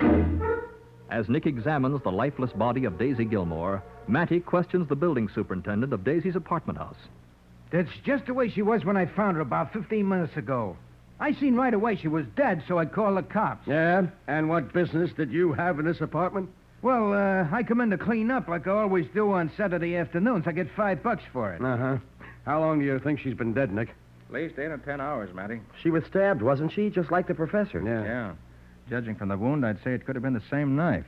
Yeah, then I'll bet he was killed here, too. It was inside someplace. Well, what makes you think that, Matty? Oh, I forgot you and Nick didn't see the body of the professor. No. Well, the knife didn't go through his overcoat. What? They put that on him after he was dead. Hey, could Miss Gilmore have been killed at 4:30 this morning? Might have been done that long ago. Why? Well, I seen a guy coming down the stairs from this floor about 4:30, or maybe it was closer to 5. You say he was coming down the stairs? Yeah, I thought it was funny he didn't take the elevator, and I bet that's why. I bet he just killed her and he didn't want anybody to see him. Would you recognize the man if you saw him again? Oh, sure. He was about my size and he wore a dark overcoat. That's a swell description. Well, Look, you, what were you doing prowling around at 4:30 in the a.m.? Mr. Wagner on the floor below this couldn't find his key when he come home, see, so I had to get up and let him in. Look, do you know whether Miss Gilmore was acquainted with the Professor Thompson? No, but they might be able to tell you at the 60 Club where she worked. What? The 60 Club? Hey, Nick, that's a gambling joint. Sure it is. It's Harry Beale's place. And the professor was going to play roulette last night. Sounds like a definite lead, Matty. Look, Nick, I don't want to leave here until the medical examiner and the fingerprint boys come. Maybe you'd like to go over and talk to Beale, huh? I certainly would, and right now. Come on, Scubby.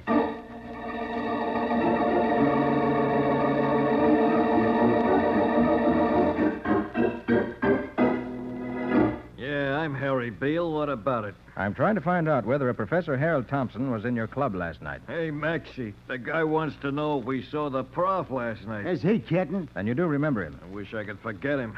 He cleaned out the joint. You mean the professor won? He took $90,000 away from me, that's all. Oh. And in cash. I'll be darned. That roulette system of his worked. Look, mister, There ain't any roulette system that works. The prof won in spite of his system. Yeah, that's what I get for running an honest wheel. Never again, believe me. And you say the professor had $90,000 in cash when he left here? Yeah, my cash. Not only that, he took my car and my girl. Daisy Gilmore? That's her. Oh, so maybe you were jealous, huh? Of the prof? Don't make me laugh. Look, if Daisy would have held the prof's hand even, he'd have fainted. How'd he happen to take your car, Harry? I told Maxie here to drive him home to be sure he got there safe. Yeah, especially since he was slightly plastered. And Daisy was going along, so I thought this jerk lets him get away from him. What time did all this happen? About 2 a.m. What's your idea, all the questions? Wasn't long after that the professor was robbed and murdered. You mean somebody knocked him off? Yes, somebody who knew he had that money. You knew about it, Beale. And so did you, Maxie. Hey, what are you picking on us for? What about Daisy? She was with him. We weren't. Both of you knew that, too. Maybe you expected her to get the money away from him. Maybe that's why one of you was waiting at her apartment when she got home. Waiting with a knife. Huh? What did you say? You mean Daisy got her, too? She's dead? She sure is. And you two got a lot of explaining to do. Now, look, you can't pin anything on me. I was still here at the club at 4:30. I got a dozen witnesses. What makes you so sure Daisy wasn't killed after 4:30? Look here, Harry. The superintendent of her apartment building saw a man leaving between 4:30 and 5, and he says he'd recognize that man if he saw him again. Maybe you'd better come down to headquarters and let him take a look at you. All right. All right, so I was there. When I closed up the joint, I hopped a cab to Daisy's place. When I walked in, she was already dead. So that's your story, huh?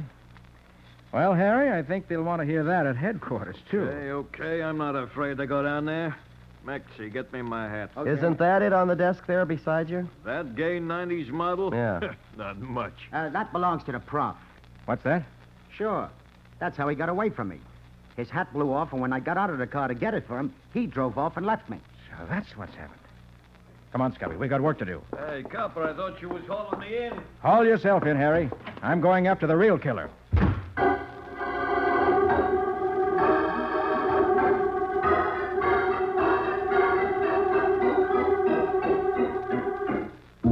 Mrs. Thompson, did your husband own a car? Yes, but I didn't let him drive it. I always felt much safer with Brother Wilfred at the wheel. Where's the car now? Wilfred took it down to the Holloway garage to have the oil changed. Oh, he did, huh? Yes. I thought a drive might clear my head after that drug the doctor gave me. You've had the doctor again today? No. He gave me something awfully strong last night. He said, I'm going to give you enough of this so that we can both get some sleep.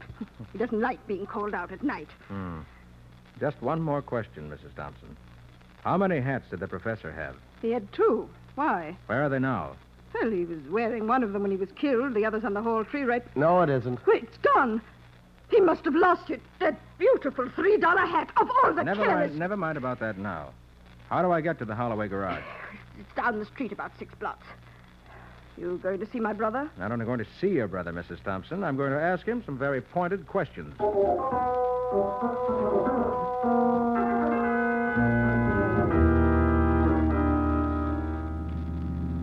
Look, Nick, you're not really sure that Wilfred killed the professor, are you? I'm positive, Scubby. Okay.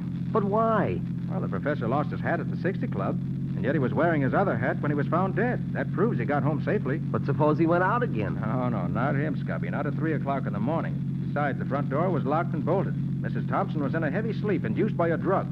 So Wilfred must have let the professor into the house. Sure. After he killed him, he got the overcoat and the second hat off the hall tree, put them on the body, and then drove to the other side of town and dumped it in the ditch. Sure. Thought he'd make it look like a holdup. You think Wilfred also knocked off Daisy? I'm sure of it. The wounds in both bodies were made by the same kind of knife. Probably one he got from the kitchen. Oh, but Nick, how could he know about We'll find out that later. Here's the Holloway garage just ahead.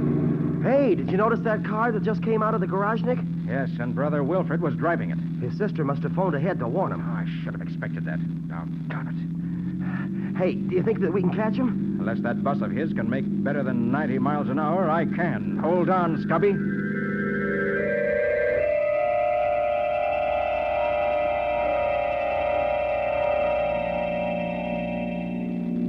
We're gaining on him. Yeah, it won't be long now. Oh, brother. Hey, you weren't kidding when you said hold on. Can't you even slow down on the curves? Not if I want to catch this guy.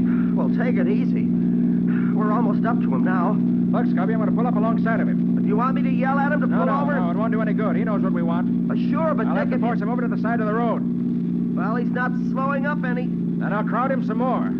Hey, Nick, look out! He's cutting into us. For the love of Pete, Nick, watch it!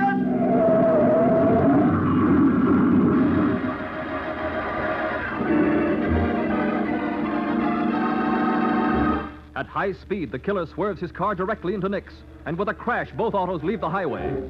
We'll see what happens in just a moment.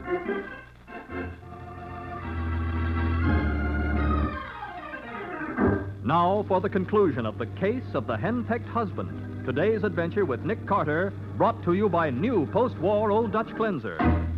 Driving at high speed, Nick Carter tried to stop an escaping killer by forcing his car to the side of the road. But the killer, realizing he's been trapped, smashed his car into Nick's. With a crash, both cars left the road. It's now a few moments later. Oh, brother. Oh, was that a narrow escape? You hurt, Scubby? I don't think so. All my joints seem to work okay. How about you? Nothing serious, I guess. You know, for a minute there, I thought we were going to turn over. It's darn lucky we didn't. Darn lucky I had good brakes. I managed to slow down a little before he hit us. Now, go on. Holy cow. Look at Brother Wilford's car. There's our wreck for you. The way he's wrapped around that tree, it's a wonder if he's not dead. Try opening the door, Scubby. Okay. No soap. It's jammed, but good. In that case, we'll have to bust a window and haul him out that way. Look out, I'm going to heave this rock. Let her go. Well, listen to that. Brother Wilford's still alive, I'm glad to say. All right, give me a hand, Scubby, and we'll get him out. Yeah, sure thing, Nick. My head. Oh, skip it, Wilford. Save your strength. I'm dying. Yeah, and Maddie's just dying for a little conversation with you. Come on, let's go down to headquarters.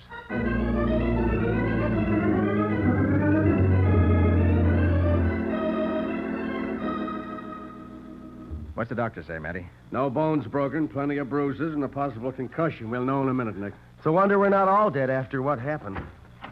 You can come in, Sergeant. Doc says no concussion. You can talk to him if you want to. Brother, I sure do. Come on, Nick, and you too, Scubby. Okay. I'd like to know what in heaven's name was the idea of chasing me and wrecking my car. Now, if you think you... Look, Wilford, instead of asking questions, suppose you answer something. Well, I tell you... When the professor came home last night and told you that he'd won $90,000, you killed him, didn't you? Sergeant, that's ridiculous. No, it isn't, Wilford. You unbolted the door and let the professor in when he came home last night. I've told you. Then you that killed him with a knife you got from the kitchen. That's not true. Then you put the professor's hat and coat on the dead body and took it out in the suburbs and dumped it in a ditch. Now, where'd you hide the money? Carter, you can't prove a word of that. No, but we can, Wilford. You can't even prove Harold came home after being at that gambling den. No? When the professor was found, he was wearing a hat that he had left on the hall rack and the hall rack of his home when he went out for the evening. Well, nevertheless, You didn't know that he left the hat he was wearing at the club, did you? He left his hat at the... He did. And with Mrs. Thompson asleep under the influence of the opiate, you were the only one who could have let him in, because the door was bolted. All right.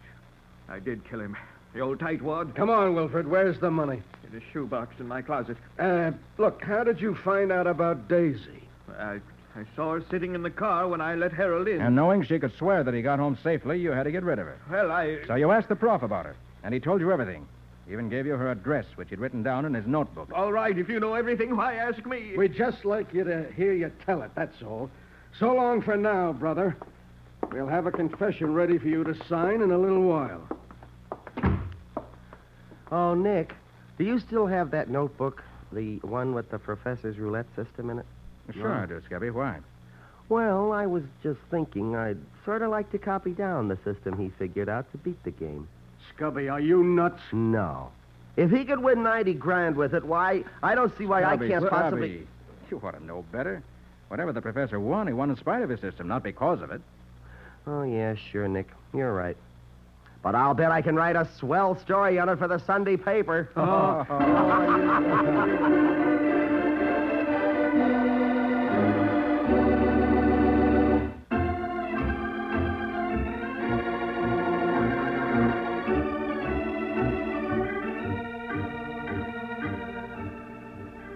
Nick Carter, Master Detective, is presented each week at this time by the Cudahy Packing Company. It is produced and directed by Jock McGregor and is copyrighted by Street and Smith Publications, Incorporated. Ed Latimer plays Matty. John Kane is Scubby. Today's script was written by Jim Parsons. Original music is played by Henry Silverne. This program is fictional, and any resemblance to actual persons, living or dead, is purely coincidental. Friends, despite the progress made in the treatment of cancer, we can't let up in our fight to stamp out this dreaded killer. Yes, every 3 minutes, someone dies of cancer, and the fight against it can be carried out only with your help.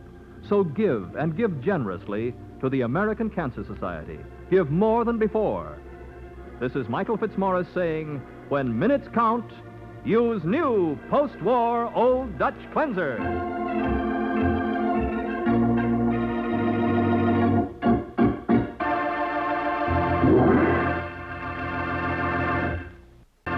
The Sears Radio Theater is up next on Nightly Old-Time Radio Shows. Enjoy. This is Edward Brown, WNEW News. It's 9 minutes past 10. Time for the Sears Radio Theater. That's the theme from the Sears Radio Theater. Tonight, a program of adventure with Richard Widmark as your host. Here's a preview. Holy suffering cats, look at that. It's an enormous stone statue. One of those Indian idols, do you think? Yeah. Why on earth they want to smuggle out something like that? They can't sell that on the black market, can they? It's the size of a house. The Sears Radio Theater will begin after this message from your local station.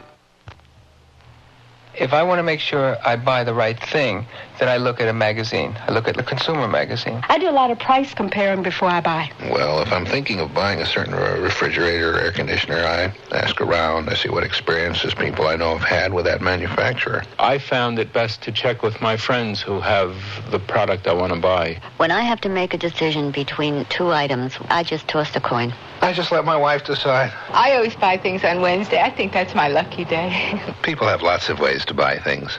Some are good, and some are not so good. But one way that really helps is to read and compare warranties, just as you would price or quality. The law says on purchases of $15 or more, warranties must be available for you to see before you buy. You'll find that some are full and some are limited, so compare.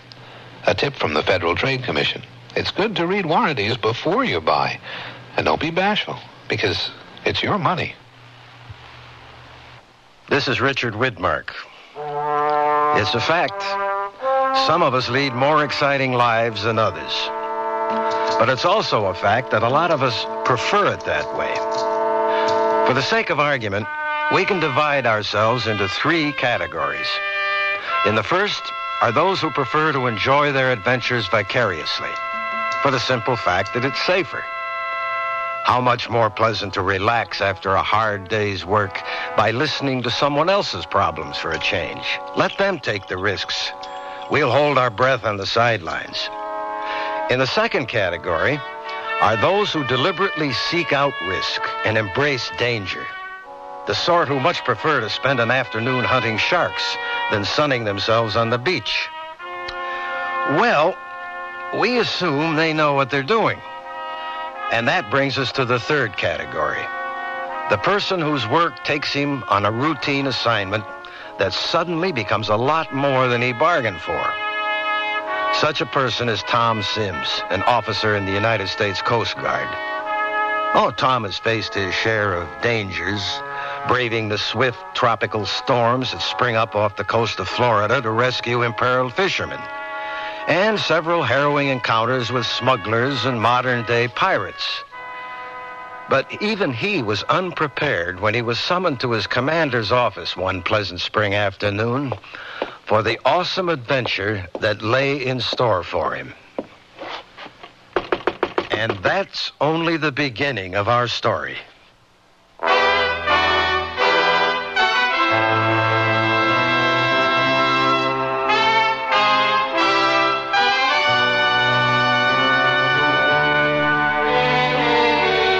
Sears Radio Theater, a new adventure in radio listening.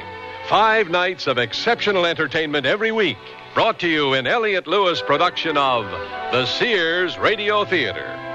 Our story, Milwaukee Deep, by Percy Granger.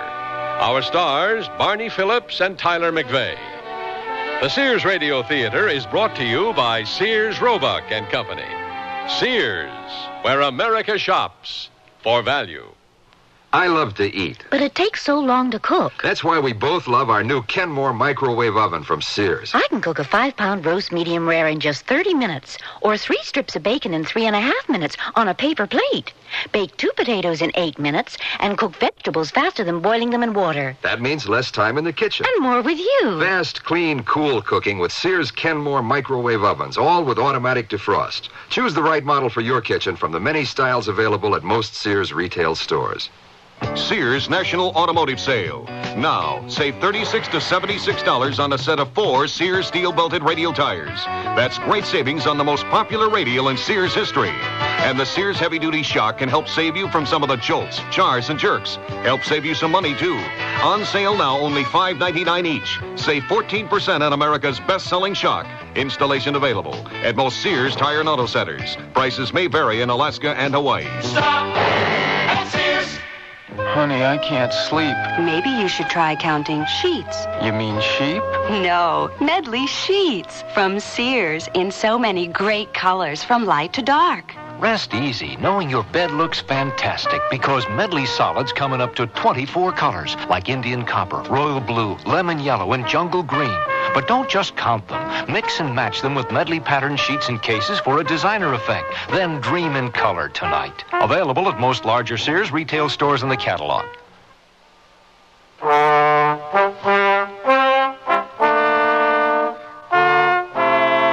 We're at a Coast Guard station in Pensacola, Florida. Lieutenant Thomas Sims has been summoned to his commander's office. Sir? At ease, Tom. Take a seat. Thank you, sir. Tom, you know the legend of the Flying Dutchman, don't you? The ghost ship? Mm-hmm. Condemned to sail forever without helm or steersman, while its captain played at dice for his soul with the devil. Yes, sir. Well, it seems we've got a Flying Dutchman of our own. A yacht was found adrift in the Atlantic near the Bahamas yesterday. Oh, I read about it in the papers this morning. Her crew had vanished. Well, certain details were kept from the press. For one thing, the boat wasn't completely abandoned. According to this report, they found one man still on board. So far, they haven't been able to determine his identity, but from his uniform, they assume he was a member of the crew. He was dead? No, he's very much alive, but gone completely mad. He's been in an incoherent state ever since they took him to the Naval Hospital in Miami. He keeps muttering that someone tried to chain him to a large stone, but that he hid from them. And then he lapses into a catatonic silence. They found no other survivors? No, and they're not likely to. A complete sweep has been made of the area, but as you know, that's one of the deepest parts of the Atlantic. The boat was found directly over the submarine canyon known as the Milwaukee Deep. It goes almost 30,000 feet straight down, nearly 6 miles. Another thing the press doesn't know is that there have been a rash of disappearances of pleasure crafts similar to this one. All yachts, all big. Vanished without a trace. This is the first one that's been found. How do you know there's a connection? I'll get to that in a moment. An attempt was made to scuttle a boat. Holes had been drilled into the hull from the inside. And the boat didn't sink because it was specially designed with a double hull. The saboteurs obviously didn't realize this and only cut through the first layer. You think it's the work of pirates? Well, that's a logical assumption up to a point. We've been chasing dope traffickers and smugglers for years who hijack boats on the open seas and use them to carry their shipments. And this boat was obviously carrying something. Its main deck was scarred and scraped, and the railing on one side was broken, crushed as if by some enormous weight. The big stone that the crewman was babbling about? Possibly. But what doesn't make sense is why the boat was abandoned in the middle of the ocean. The reason you hijack a boat in the first place is to carry your cargo from one point to another. Or maybe they panicked. Or maybe they made a mid-sea transfer to another boat to escape detection. Seems like a rather convoluted way to do things. Anyway, Coast Guard headquarters has asked that you be put on the case. Yes, sir, but I don't understand. Our jurisdiction is limited. Shouldn't this be handled by the people over on the East Coast? Yes, well, this brings us back to your question about the connection between all these disappearances. We turned up a new piece of evidence just this morning. Those yachts may have ended up in the Atlantic, but they all put out from the Gulf Coast. Not only that, they all put out from the same town, Conway Beach. Yeah, I used to live there before I joined the Coast Guard. I'm aware of that. And you used to work for an old sea dog by the name of Sam Munson, Yeah, huh? yeah. He owns a wharf down there, outfits boats with crews and supplies, but he's not involved in this, is he? Every one of those boats was outfitted at his wharf. But Sam's a great old guy. He wouldn't be mixed up in anything crooked. You'll admit it's a coincidence. And the only lead we've got. Anyway, you're the logical choice. He doesn't know you're in the Coast Guard now, does he? No. I haven't been in touch with him in years. Good. Your orders are to leave at once. And don't go in uniform.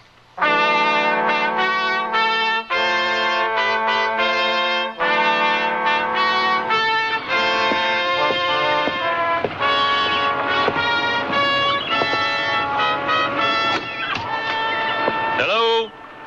Anyone here? There's no need to shout, son. This ain't the Taj Mahal. Sam?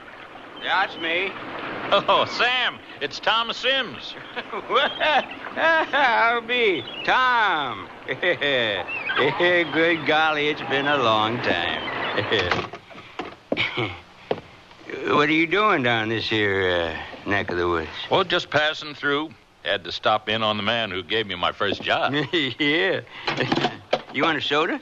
Well, you still have black cherry? Mm-hmm. Oh, yeah, that's your favorite. Here you go.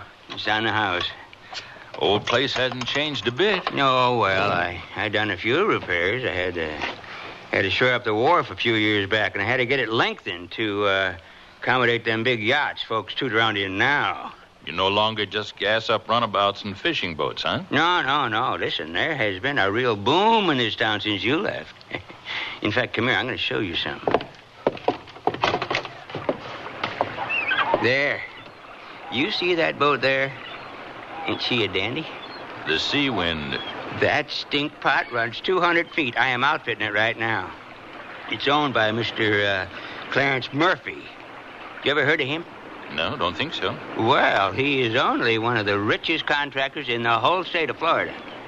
He's worth millions. And he comes to old Sam, huh? Yeah, things sure do change, don't they? You must be laying aside a nice piece of change. I can't complain. I can't complain. So, what are you doing with yourself these days? Well, Munson. Oh, Hernando. I've been expecting you. Excuse me, sir. Did you speak to Mr. Murphy? Yes, it's all set. I gave you a good recommendation. He's going to take you on as his steward. And there's two more of you, right? Yes. Well, there's berths for them, too, but you're only on as far as Gulf Shores. He's got his regular crew waiting for him there. Oh, that is enough. We are grateful for any work we can get. Uh-huh. Well, Mr. Murphy wants to be underway first thing in the morning. Now, you tell your friend. Good. We will be on board tonight. Friend of yours? No, I don't know him. Well, you said you recommended him to Mr. Murphy. Well, a friend of a friend. He's up from Veracruz or someplace like that. Listen, I'm about through here for the day, so why don't we go, Summers, and have a real drink and, talk over old times? Yeah, I think we have some things to talk about.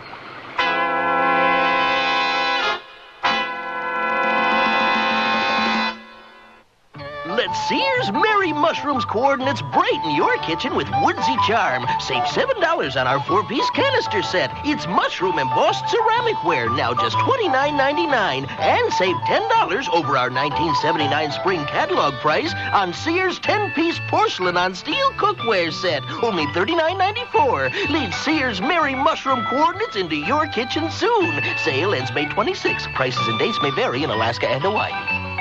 A kiss goodnight, and your gift of Sears nightwear will send Mom sweetly into dreamland this Mother's Day. Their winsome, billowy nightgowns and sprightly PJs, or complete the appeal with a short or long dressing gown. Ruffles, spaghetti straps, prints, or solids.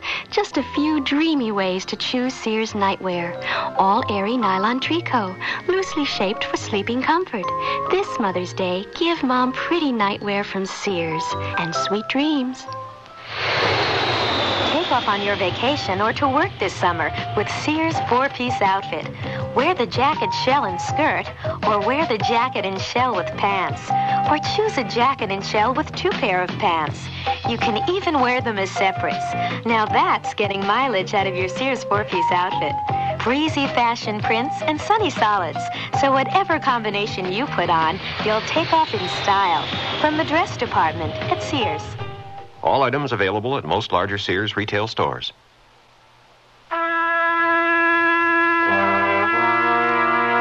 Sam Munson has taken Tom to a bar they once frequented, the Jilted Mermaid. Something in Tom's manner is making Sam nervous. He can't quite put his finger on it, but as he rattles on, he senses the younger man is waiting for an opening. Yeah, the new management pretty near wrecked this old bar when they took it over. Put up them awful murals. Covered everything in Naugahyde. But the drinks are still as good as ever, right? Sam, I want you to get me a berth on Mr. Murphy's yacht. A berth? Why? Oh, I miss the ocean. I'd like to get my sea legs back. I've already got him a full crew. Oh, bounce one of Hernando's pals. No, I can't do that. Oh, sure you can, Sam, for old time's sake. Look, if you want a job, maybe you can try Greg Perkins' place. You remember Greg, don't you? Who is Hernando, Sam? What do you mean? Who does he work for? For Mr. Murphy. You know what I mean. No, I don't. Now, what the heck has got into you? Sam, I'm not just passing through. I came down here for a reason. What reason?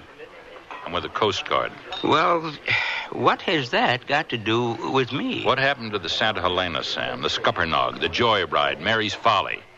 What happened to all those boats, Sam? I don't think I've ever heard of them. Well, that's strange. They all put out from your wharf and were never seen or heard from again. And 2 days ago, another boat you outfitted was found adrift off the Bahamas, with only one person left alive on board. What did he say? Nothing. Whatever happened completely unhinged him. What is it, Sam? What have you gotten yourself into? I can't tell you, Tom. I think you have to. I mean, I just don't know. All I do know is some guys come to me up from South America somewheres, and they offered me a lot of money to put their people in the cruise I was hiring. And you did it? It was a lot of money, Tom, and I ain't a youngster anymore. Didn't ask any questions? That was part of the deal. But I didn't know what was happening. I didn't know them boats was disappearing. Not till I read in the papers about the one they found. What are you going to do, Tom? I want a berth on Murphy's boat. Tom, whatever these guys are up to, they mean business. Okay, you talk to this fellow Murphy. You tell him I'm a friend of yours and I need a lift up to Gulf Shores. Tell him whatever you have to, but see that I get on that boat.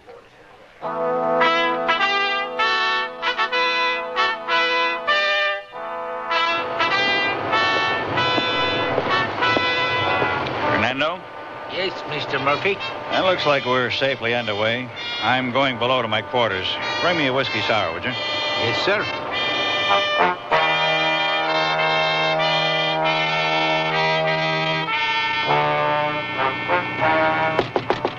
Come in. Just put the drink in the highboy. I'm Tom Sims, Mr. Murphy. Oh, my hitchhiker, huh? Can I speak to you? It's important. Sure, what's up? I'm a lieutenant in the United States Coast Guard. Oh, really? Does that have something to do with why you're aboard my boat?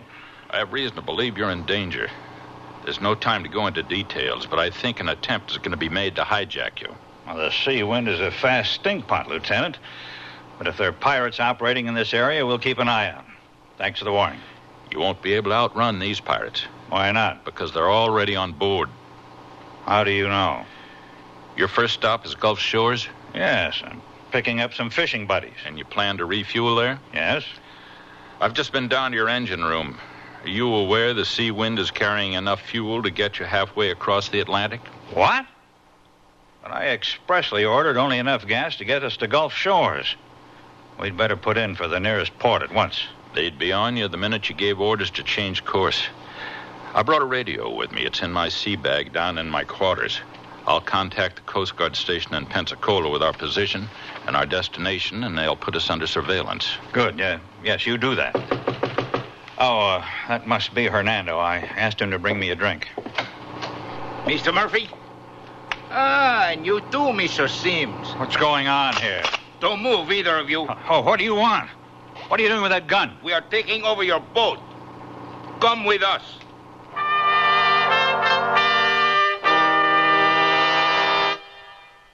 Sears Radio Theater will continue after this message from your local station. This is Mel Blanc, and voices are my business. In Warner Brother cartoons, you probably know me as the crazy little character Daffy Duck. or Porky Pig. or Me, Bugs Bunny, Doc. we all have a voice in matters that affect us in our community, and it's necessary to speak out to get the best possible community services. One community tradition, which really deserves vocal support, is the library. The library has been serving up all kinds of information ever since this country began. After all, you can get thousands of voices in the library's books, on film, records, and tapes, and you can borrow these voices freely. But the library can't give you such good service without a lot of vocal and personal support from you. This means you need to write or call your community officials and speak up for the library. It's all the air folks at the library.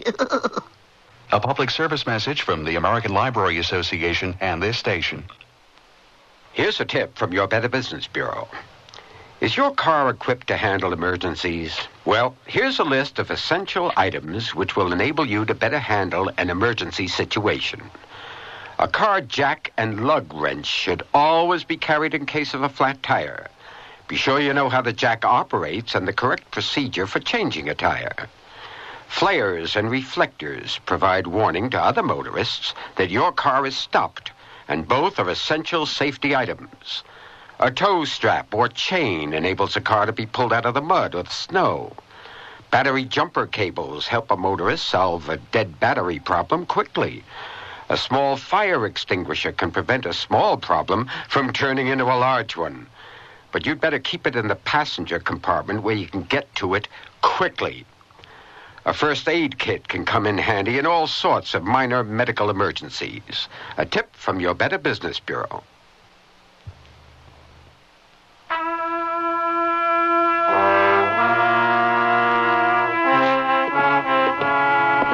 This cabin will be fine. Get them in here and tie them together. What are you going to do with us? Where are you going to take us? You will find out when we get there. Are you going to kill us? I am not going to answer any more questions, Mr. Murphy. Are these ropes tight? Good. Do not try to free yourselves. Esteban will be right outside the door, and he will be armed. These ropes are cutting my circulation. Don't struggle. You'll only make them tighter. Maybe we can work ourselves free. Listen. We're turning. We're changing course. South. Maybe southwest. Mexico? It's enough gas. What's going to happen to us? I don't know, Mr. Murphy. Just relax while I try to loosen the ropes. What good will that do? They've got an armed thug outside the door. I've got my eye on that porthole. My quarters are right next to this cabin. You think you can get to your radio? That's the idea. These ropes are too tight. It'll take forever. Well, the one thing we've got going for us is time, Mr. Murphy. Because wherever they're taking us, I suspect it's a long way off.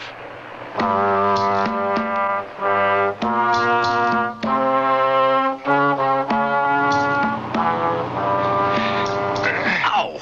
Oh, it's no use, Tom. You've been twisting us around all night long, and I'm exhausted. Not to mention sore. I think I've almost got it this time. It's dawn. We've been going for nearly 24 hours. Where the heck are they taking us, I'd like to know. There. I think I've done it. Yes, you have. I can feel the rope loosening. Oh, the rest should be easy now. Listen. Huh? What's that? What? We're slowing down. we've reached our destination. There's no time to lose. There. Can you see anything out the porthole? Land? Jungle. Jungle as far as the eye can see. That's all? Just jungle? No, wait.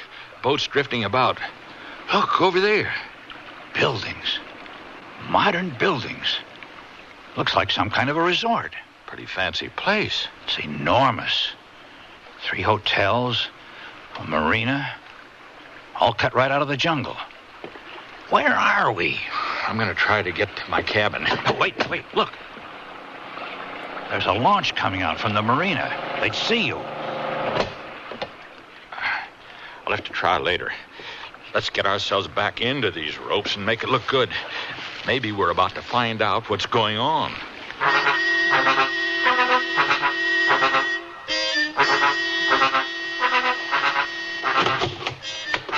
Here they are, Senor Grimm.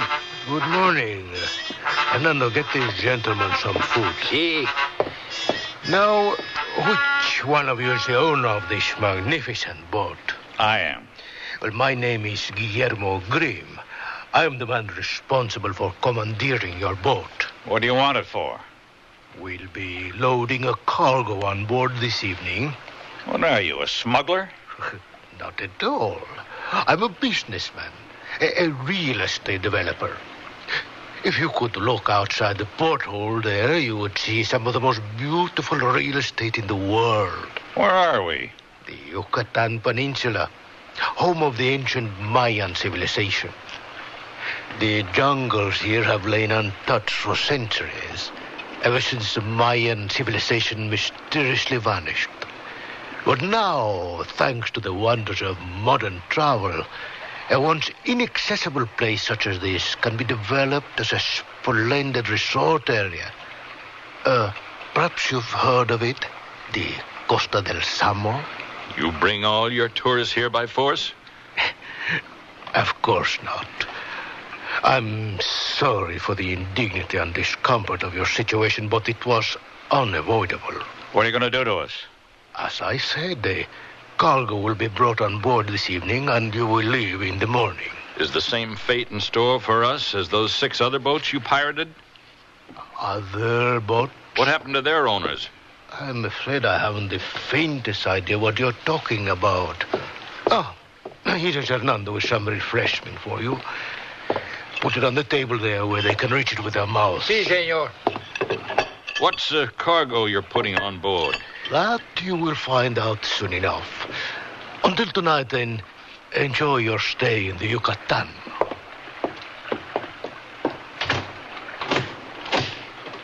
They're going to kill us. Quiet until they're gone. The Costa del Zamo. You ever heard of this place? Yes. It's a new resort. I think it just opened last year. Some associates of mine were going to come down over the winter, but they changed their minds. Oh, why? I don't remember. They didn't say much about it. Let's get out of these ropes. I'm going to make another try to get my radio. What do you think they're smuggling? Drugs? Possibly. But I'm beginning to suspect it may be something else. What's that? Mayan statuary. Oh. There's an enormous black market trade in stolen artifacts. Looters have been combing these jungles for years, robbing temples, pyramids, anything they can get their hands on. Surprised there's anything left. But why steal boats to transport it? That sort of business is risky enough as it is without getting into piracy, too. I don't know. I opened my porthole to air out my quarters. I hope they didn't shut it. Here, help me, all right. Up. There. Can you reach it? Yeah. Hold on to my wrist. I think so. Got it. Is it open? Yeah.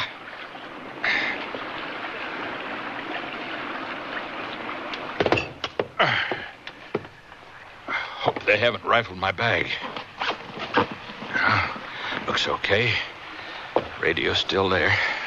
Now to set it up.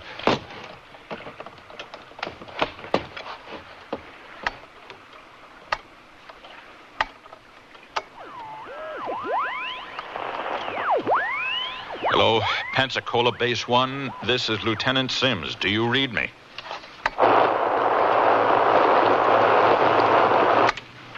Hello, Pensacola Base 1. This is Lieutenant Sims. channel.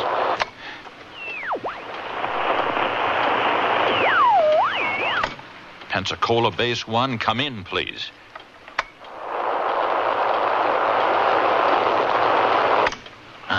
Out of range. We're out of range. Damn it.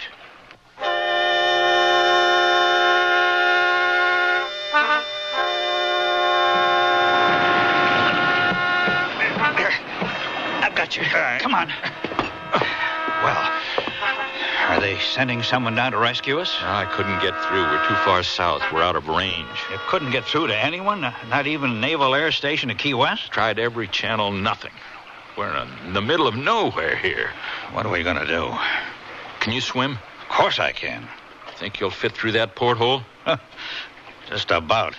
We'll sit tight until nightfall and then swim ashore, find the road, and get to the nearest village.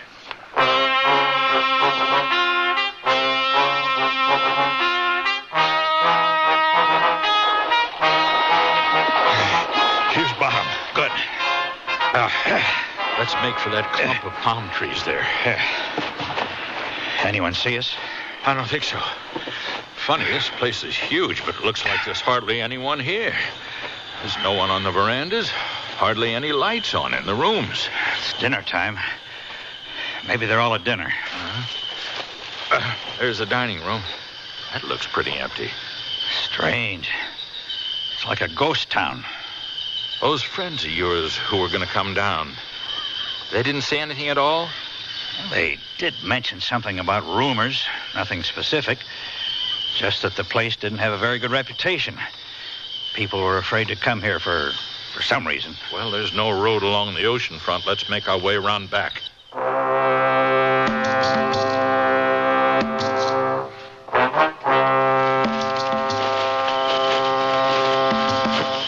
Well, we've come practically all the way around. There's the ocean again. There's nothing. There's no road out of here. Wait. I see something up ahead. Come on.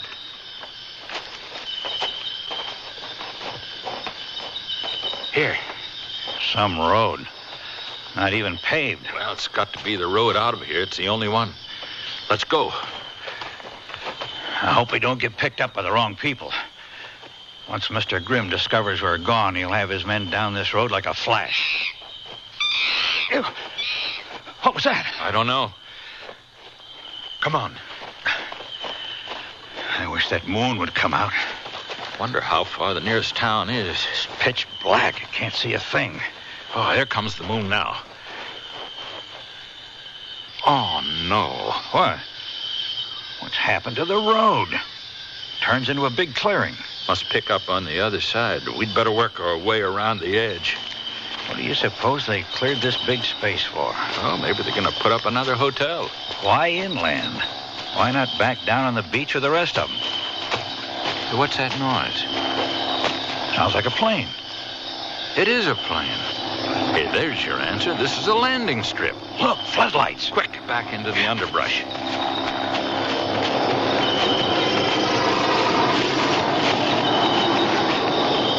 So, this is how the tourists get in and out.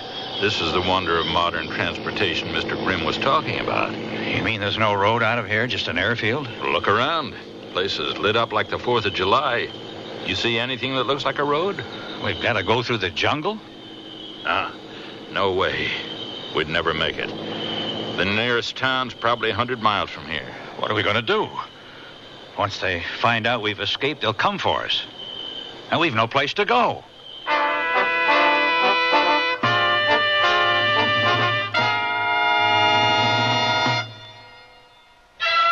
The room held several Sears brass-plated lamps. One switched on. The finely plated antique satin shade illuminated the furniture softly. Another lamp turned on, and another. The patio doors blew open. The gleaming brass-plated lamp nearby, with its heavy base built for stability, did not budge. The room glowed in the brassy elegance that these Sears best lamps command. Create your own hauntingly elegant moods with Sears brass-plated lamps at most larger Sears retail stores. This is my first night camping with my family of 5. Now I'm really glad I packed my Sears family-style tent. It's Sears' best tent, tested by Sir Edmund Hillary, the first man to conquer Mount Everest. This tent stands 6 feet 9 inches in the center and has a sewn-in 10 by 14-foot floor. It sleeps 8, plenty of room for my family, even the dog. We like the windows that can be zipped shut from the inside, and this large front canopy. Sears' best family-style tent is built to be lived in, and if it's good enough for Hillary, it's good enough for my family. At most larger Sears retail stores. Sears National Automotive Sale. Now, save $36 to $76 on a set of 4 Sears steel-belted radial tires. That's great savings on the most popular radial in Sears history. And the Sears heavy-duty shock can help save you from some of the jolts, jars, and jerks. Help save you some money, too. On sale now, only $5.99 each. Save 14% on America's best-selling shock. Installation available at most Sears Tire and Auto Centers. Prices may vary in Alaska and Hawaii. Stop at Sears.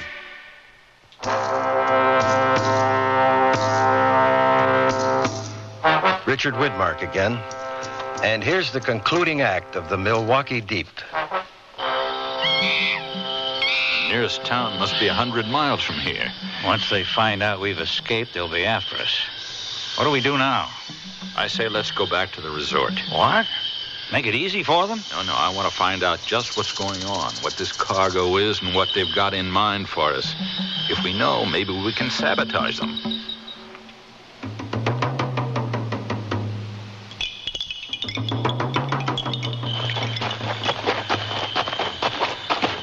Hold up. That room there, on the ground floor with the open windows, looks like an office. There's someone in there. It's that fellow Hernando. Yeah, and Senor Grimm. Come on. So the takeover went smoothly. There were no problems? No, senor. Good. Now let's go ahead with the loading then, eh? Is the truck ready? See? Who are we taking out tonight? Chuck. Ha, my favorite. This is no time for jokes. Every day this is costing me thousands of dollars. And it's getting dangerous. They discovered that yacht at sea, and if that sailor recovers his wits and is able to talk, we're all finished. Come, let's go. Sounds like they're smuggling out people. Yeah. Hey, this is strange. What is? Look at the wall beneath the window here. It's cracked. And look over here. More cracks. No wonder there's no tourists here. Wonder what caused them. Well, that's no mystery. Substandard materials. I'm in the construction business myself, and you'd be appalled what some contractors will do to cut costs. I don't know. These walls almost look as if they'd been wrenched by some gigantic force. I wonder just what it is they are taking out of the jungle. What's that? Sounds like the truck they were talking about. There it is. The headlights. It's coming this way. Get down. Yeah. What's that thing on the back? Looks like a gigantic derrick. That's a hoist. The truck is counterweighted in the front. Whatever it is they're going for must be huge. Let's follow them.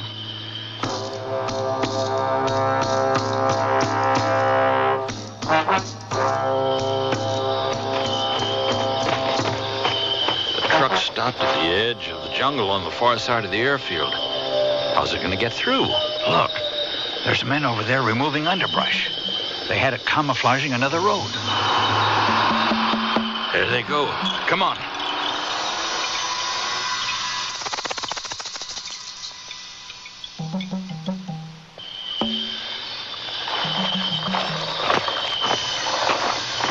Holy suffering cats, look at that.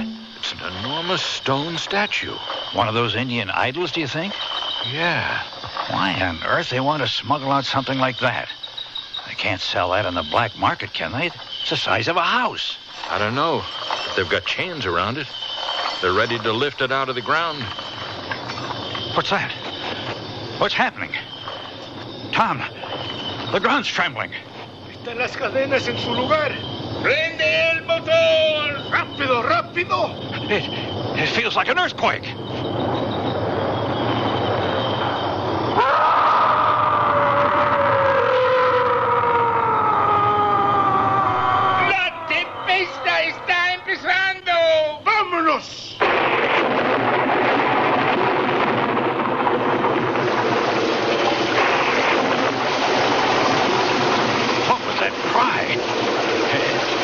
come from the statue itself. As if it were protesting its removal. Oh, that's nonsense. I think we have the answers to all our questions now, don't we? No, I don't believe it. It's not possible. The cracks in those brand new walls weren't the result of shoddy materials. The Mayans never left the Yucatan at all. Their spirits are still here. And Senor Grimm's bulldozing their jungles has angered their gods. That's crazy. We've seen it with our own eyes. That's what Grimm meant about losing money. He's not a smuggler. He's been taking the Indian gods out to sea to protect his enterprise. What are we going to do? Where can we go? Only one place we can go. Back to the boat. Are you crazy? Grimm's not only a smuggler, he's worse. He's a murderer. He's going to use the sea wind to take that monstrosity out to sea. And then jettison it and us. Still, that's our only chance. Once we're in the open water and within radio range of the naval station at Key West, I can get a call through to them. What if they've already discovered we're gone? We'll have to take that risk. There's no other way. Let's go.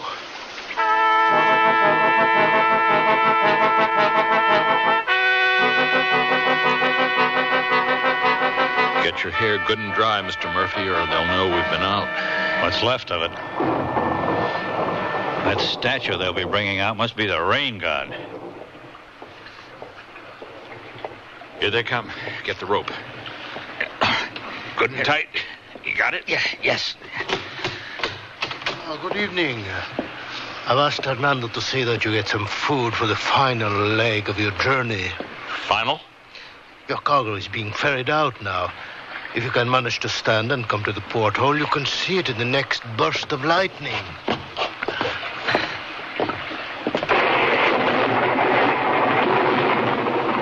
An ominous sight, no? What is it? Jack, the Mayan god of thunder and rain. He and his brethren have taken exception to my resort. So it has become necessary to exile them to the bottom of the sea. The Milwaukee Deep? Exactly. 30,000 feet straight down, nearly 6 miles. Even they cannot wreak their vengeance on me from there. It's an astonishing thing, no?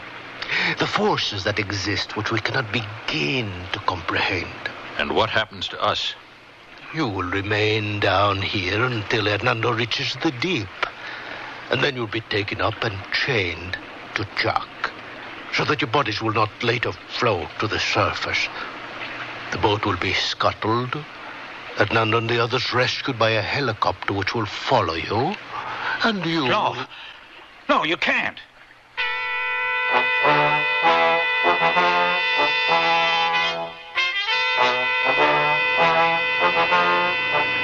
It's daylight. There can't be much further to go. Aren't you going to try the radio? We should be close enough now. The naval station won't be too far off our starboard bow. Keep an ear on the door.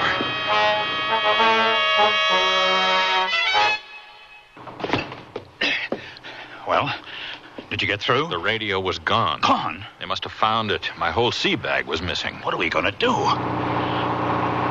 Listen. We're slowing down. We must be there. There's movement out there in the passageway. They're coming to chain us to the statue. Get on the other side of the door, quickly. Well, senores,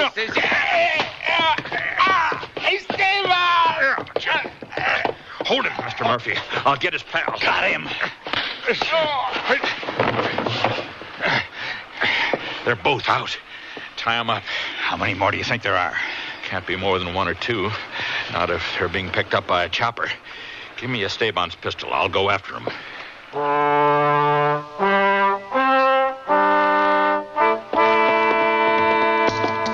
All right, Hernando. In here with your pals. Mr. Murphy, you got enough rope? I've got plenty. I was able to make contact with the Naval Air Station on the ship's radio. They're sending out planes to intercept the helicopter and an escort to meet us. Good. Let's get up on the bridge and head for home.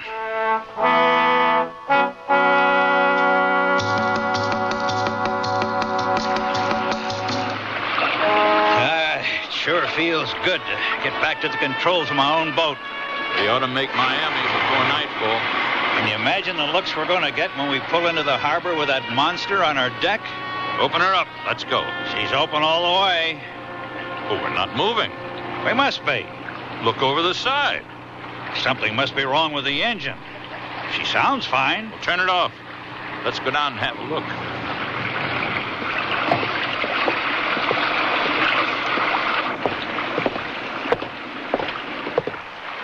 Tom, look over the bow, coming toward us. It's a wave. A gigantic wave. It's headed right this way. Try starting the engine and head into it. I can't. Now it's completely dead. It won't even turn over. Grab onto something quick.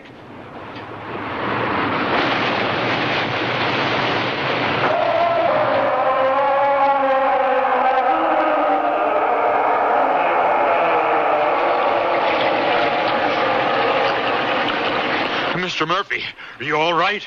What happened? The statue. It's gone. Wave must have carried it overboard.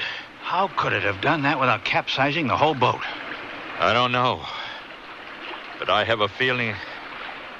Try the engine now.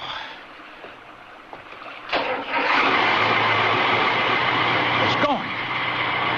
The boat's moving. Tom, I think there must be something real about those Mayan gods. And that's the end of our story. The two men turned their boat toward home, and shock swept into the Milwaukee deep by his fellow gods, rests in their midst in the profound calm, far from the disruptive advance of civilization.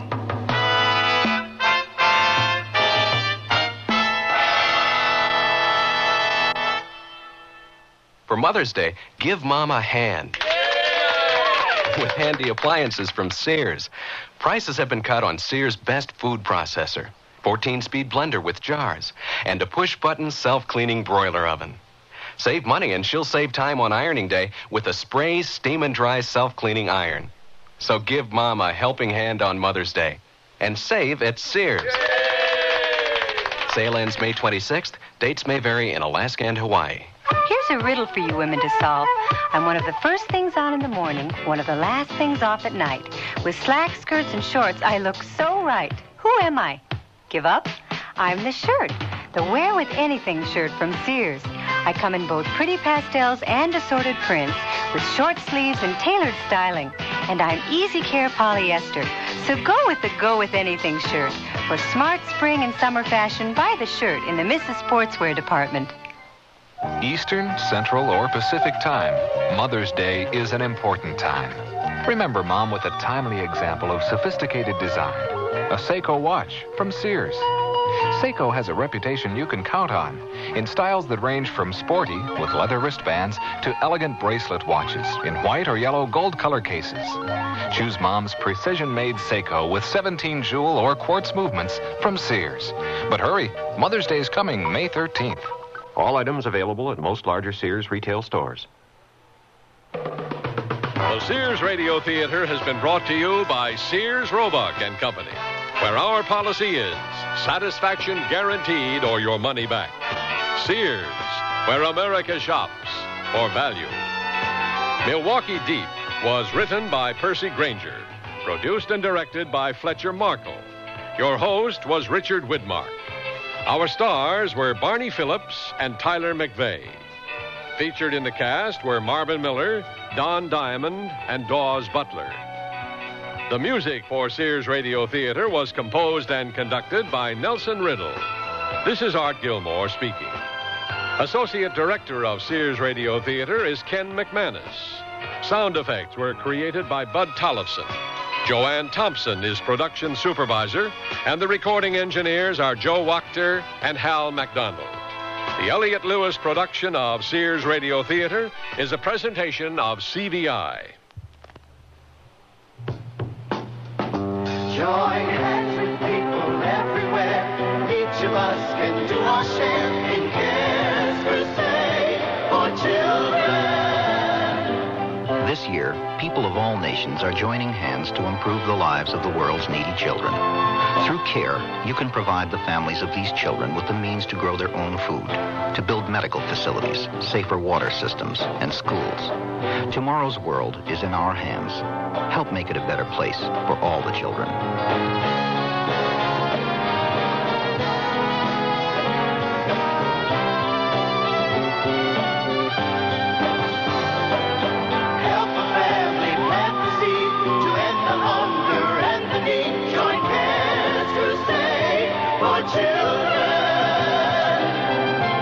Please send your check or money order to CARE, Crusade for Children Overseas, Box 576, New York 10016. I gained 20 pounds in 2 months. Chocolate and peanut butter. Yeah, I never lost that weight either. With me, it was different. I was climbing the walls, yelling at the kids. I just couldn't live with myself. Neither could Dan, could he? No, not really. He said having a wife that smoked was better than being terrorized day and night. Huh, better a friendly dragon than a nasty dragon, huh? Right. So anyway, I'm back to a pack and a half a day, addicted just like I was Let's before. hold it right there. The American Heart Association wants you to know that smoking cigarettes becomes a habit, not an addiction. Habits can be broken. Smoking is a matter of choice, not destiny. We can help you quit. You don't have to gain weight or climb the walls. Contact your American Heart Association for a free booklet that explains how to break your cigarette habit step by step. The American Heart Association wants you to know we're fighting for your life. Next Monday's Sears Radio Theater will be A Story of the West with Lorne Greene as your host. Let's listen. I tried to tell him why I quit football, but he wouldn't listen. Your father will listen in the morning when you two put the feed out. He always does. Ma, this time's different. I let him down in front of everybody at the stock show. That ain't something you forget like yesterday's rain. So be sure and tune in next Monday to the Sears Radio Theater.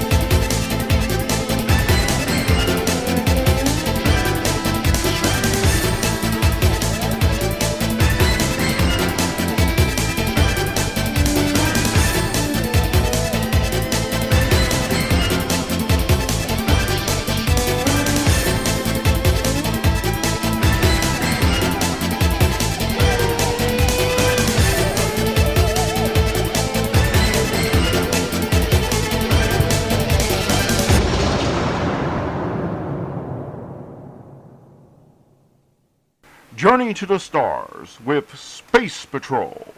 Coming up next on Nightly Old Time Radio Shows.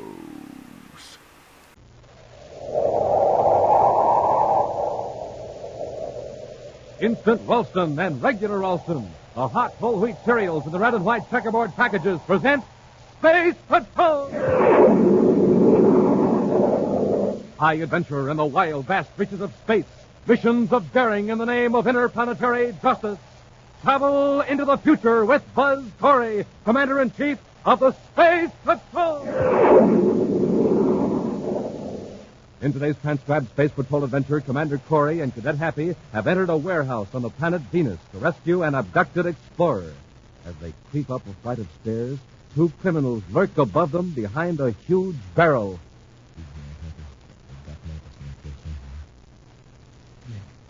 Top of the stairs. Get your hands up. We're Space Patrolmen. Come up and get us. Come on, Happy. Watch up the barrel, Paris. Roll it, Solomon. Hey, Commander, look out! We'll return in just a moment with today's exciting Space Patrol adventure, the Venus Tulanium Mystery. Hey, look, there's the moon, and there's Saturn with the rings around it. And here's Terra, the man-made planet. Oh, hi, Space Patrollers. This is Captain Dick Tufeld. I bet you think I'm spotting stars through a telescope. Well, nope, I'm just counting up my interplanetary space coins. The slick-looking coins you get in every package of the wonderful hot whole wheat power cereal, Good Hot Ralston, instant or regular. Say, have you started collecting the sensational space coins yet? Well, you better start now because they're lots of fun. And say, are you starting your day off with a good breakfast? A power breakfast with Good Hot Ralston? The cereal that warms you up and builds you up? The cereal that has a flavor that you just can't beat? Well, gang, no other cereal gives you so much power, yet tastes so good. That's why Commander Corey made Good Hot Ralston the official hot cereal of the Space Patrol. So be real Space Patrollers. Every morning, eat Good Hot Ralston, instant or regular. And remember, Good Hot Ralston comes in new packages now, with a picture of Commander Corey or Cadet Happy on the front and a swell interplanetary space coin inside.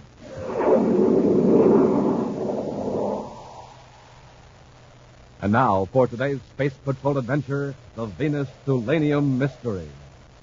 In Commander Corey's central office at Space Patrol headquarters on Terra, Cadet Happy is so absorbed in looking at designs for a new spaceship, he isn't aware that Buzz has entered and is standing beside him at the desk. I can rock it. Think it'll get off the ground, Happy? Will it? Why, it's the slickest... Gee, Commander, I didn't hear you come in. Well, that's all right. I left them out because I thought you'd be interested. Oh, by the way, I had to call off the demonstration of the new type spacesuit for this afternoon. Hmm? What happened, sir? I got a message from an old friend of mine, Frank Michelson. Oh, isn't he the former Space Patrol agent that became an explorer? Well, that's the one. There have been some rumors around that Michelson found a big uranium deposit on Venus.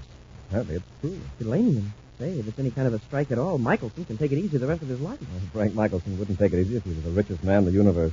His message wasn't very informative, but I gather that he expects a little trouble. Over uranium? I would be surprised. It's rare enough to make a lot of people willing to take chances to get their hands on it. Well, we'll know the whole story when Frank gets here. He's due at 1500. Meantime, in his room at the Terra Space Hotel, Frank Michelson dictates some correspondence into a tiny microtape recorder, a machine that's almost entirely engulfed in his huge hand. Red Brinkerhoff, President, Interplanet Mining Company, Mercury City. Dear Ed, in view of recent developments, I suggest that we postpone further action until I consult Commander Corey. I'll be on Mercury in about 5 days to explain fully the reasons for the suggested delay. Come in. Yes, gentlemen. What can I do for you? We just want to talk to you, Michelson. Talk about that. Sure. Sit down, won't you? We'll stand, thank you. And, Mr. Michelson, I wouldn't go reaching in that drawer for a gun if I were you. Mr. Parrish here has a blast gun, and I have something almost as effective. I gather you're Jake Zalabon. That's right. You're coming with it. Is that so? All right, Michelson, get up. Now, don't try anything like that again. I think this will take the fight out of you, Michelson. Hold still. Nothing to worry about, Michelson. Just an electro-injection of cortisol. You'll be able to walk and talk, but you'll be incapable of offering resistance. You'll be nice and peaceable. Cortisol inhibits all traces of anger. Now stand up. Stand up, Michael. What are you going to do with me, Zalaba?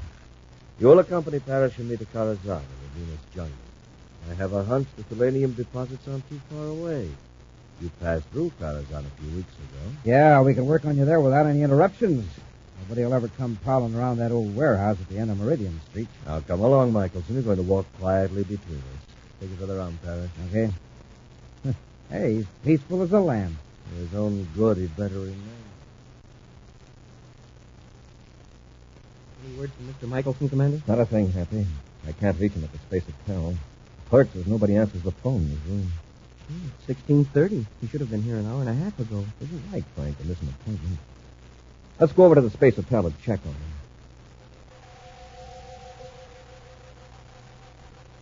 A few moments later, Buzz and Happy are examining Frank Michelson's room.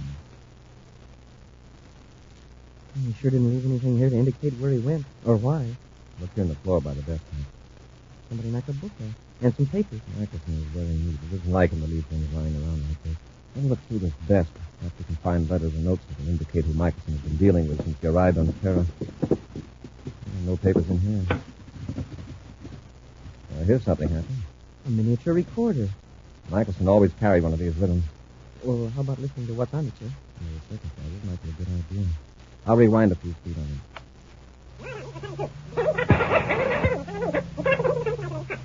Now.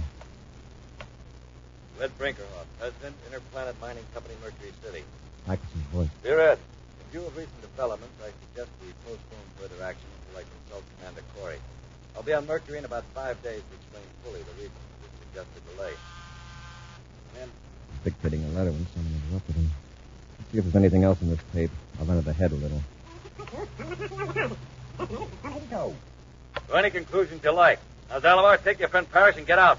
First, you're going to tell us where this selenium deposit is. It's none of your business. Oh, selenium. Don't force us to get rough, Mike. Try anything in here we don't object to. You're coming with us. Let's go! Michelson did have trouble, all right. He had presence of mind to cut on this recorder and leave it in the drawer. Is that all there is in the tape? We'll find out. Listen. What are you going to do with me, Zalawar? You'll accompany Parrish and me to Tarzan, the Venus jungle. I have a hunch the selenium deposits aren't too far away. Passed through Tarzan a few weeks ago. Yeah, we can work on you there without any interruptions. Nobody will ever come prowling around that old warehouse at the end of Meridian Street. I guess that's all. This will be a cinch, Commander. All we have to do is notify Venus City Space Patrol to go to Tarzan. Zalawar and Parrish might be tipped off. We'll handle this one ourselves, undercover. Tarzan, the settlement in the heart of a Venus jungle, owed its existence to one thing, the rare Picatero plant. The fibers of this plant, dried and processed in a certain way, could be woven into a beautiful, shimmering fabric that brought high prices in exclusive shops on all the planet. Then chemists discovered a way to make synthetic Picatero fibers for a fraction of the cost. The demand for real Picatero fabric declined, and with it, the bustling activity of the jungle settlement of Tarzan. Now, visitors to Tarzan are few, but the remaining inhabitants are too lacking in vitality or curiosity to pay any attention to new arrivals. At this moment, a surface car stops in front of a bleak warehouse at the end of Meridian Street, and two men get out, pulling a third man between them. All right, Michelson. Here's your new home. I've had enough of this being shoved around, Zalawar. Keep your hands off me. Well, Both apparently the effects of the talk is all wearing off. Parrish, you'll watch our guests carefully. Okay. Come on, Michelson. Door isn't locked going in. Phew. This place sure reeks. Yes, that's the Picatero. There's several bales here in the warehouse. Isn't that dangerous? I thought raw Picatero gave off poisonous fumes unless it was treated. It does, but don't worry. There's enough ventilation here to keep it from bothering us. What do we do with Michelson? Take him upstairs and lock him in a room. We'll go to work on him later. Why waste time? Let's make him talk now so we can get out of this place. I have a couple of errands to run uptown. All right, Michelson, get up the stairs.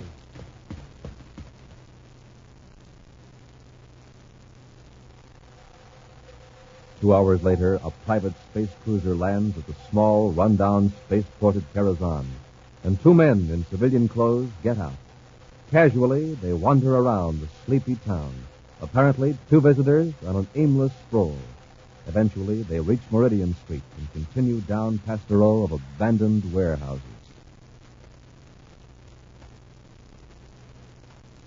Gee, Commander, this town is really dead.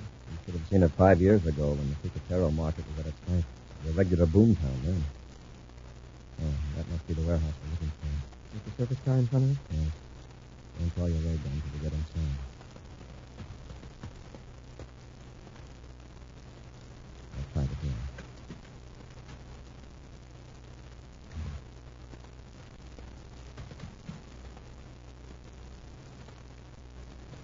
Nobody in sight.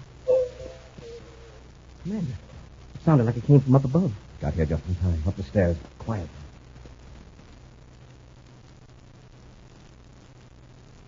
Now, Michelson, you're not going to get anywhere by being stubborn. Where's that uranium? I said, where is it? Pretty brave, aren't you, Solomon? Hitting a man with his hands tied. You can spare yourself a lot of pain by telling me where that uranium ore is. Michelson, suppose I should offer you a share of the profits from the uranium in exchange for your pledge to keep your mouth shut. Like you offer me a share of what's already mine. All right, Michelson, I'll get it out of you. Salabar, lay off. What do you want, Parrish? Somebody's downstairs. What? Who? I don't know. There are two of them. I'll just see that Michelson doesn't give any warning. Oh! All right, come on, Parrish.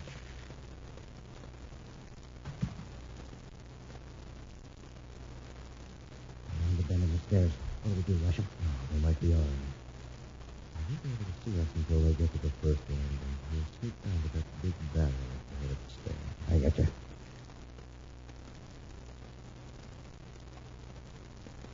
When they come around the corner, we'll push the barrel down on it. Oh, they've seen us. Get your hands up. We're space patrolmen. Come and get us. Come on, Hap.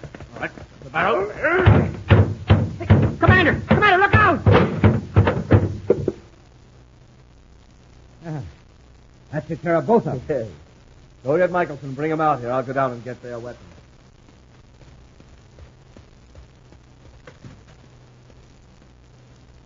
All right, Michelson, come on, up on your feet. We got something to show you. Move, Lively.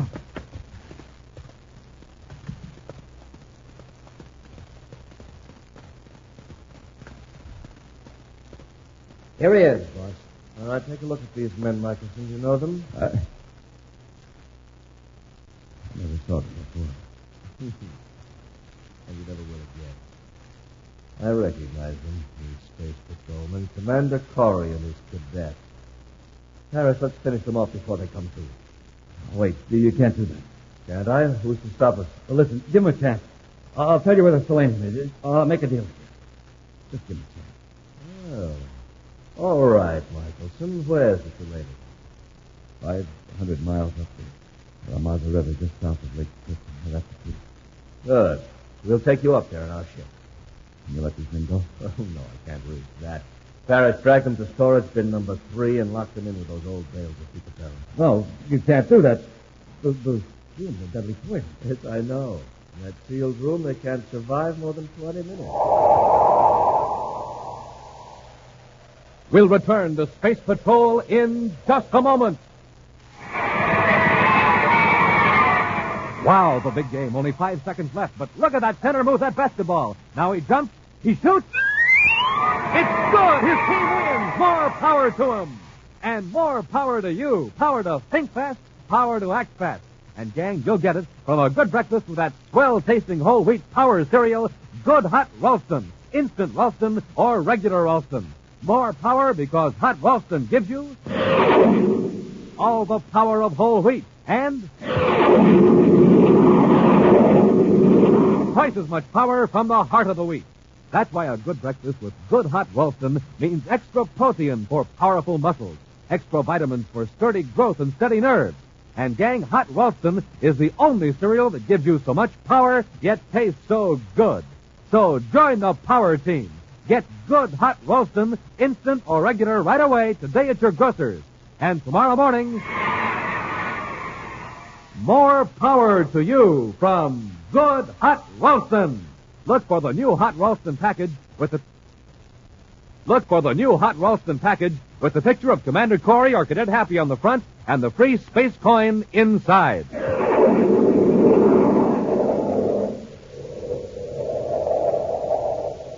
And now, back to our Space Patrol adventure, the Venus Thulanium Mystery. In attempting to rescue Frank Michelson from a warehouse in a jungle settlement on Venus, Buzz and Happy were knocked unconscious by Zalabar and Parrish, two men attempting to learn the location of valuable thulanium deposits. Michelson divulged the location of the rare mineral upon Zalabar's promise to spare the lives of the space patrolmen.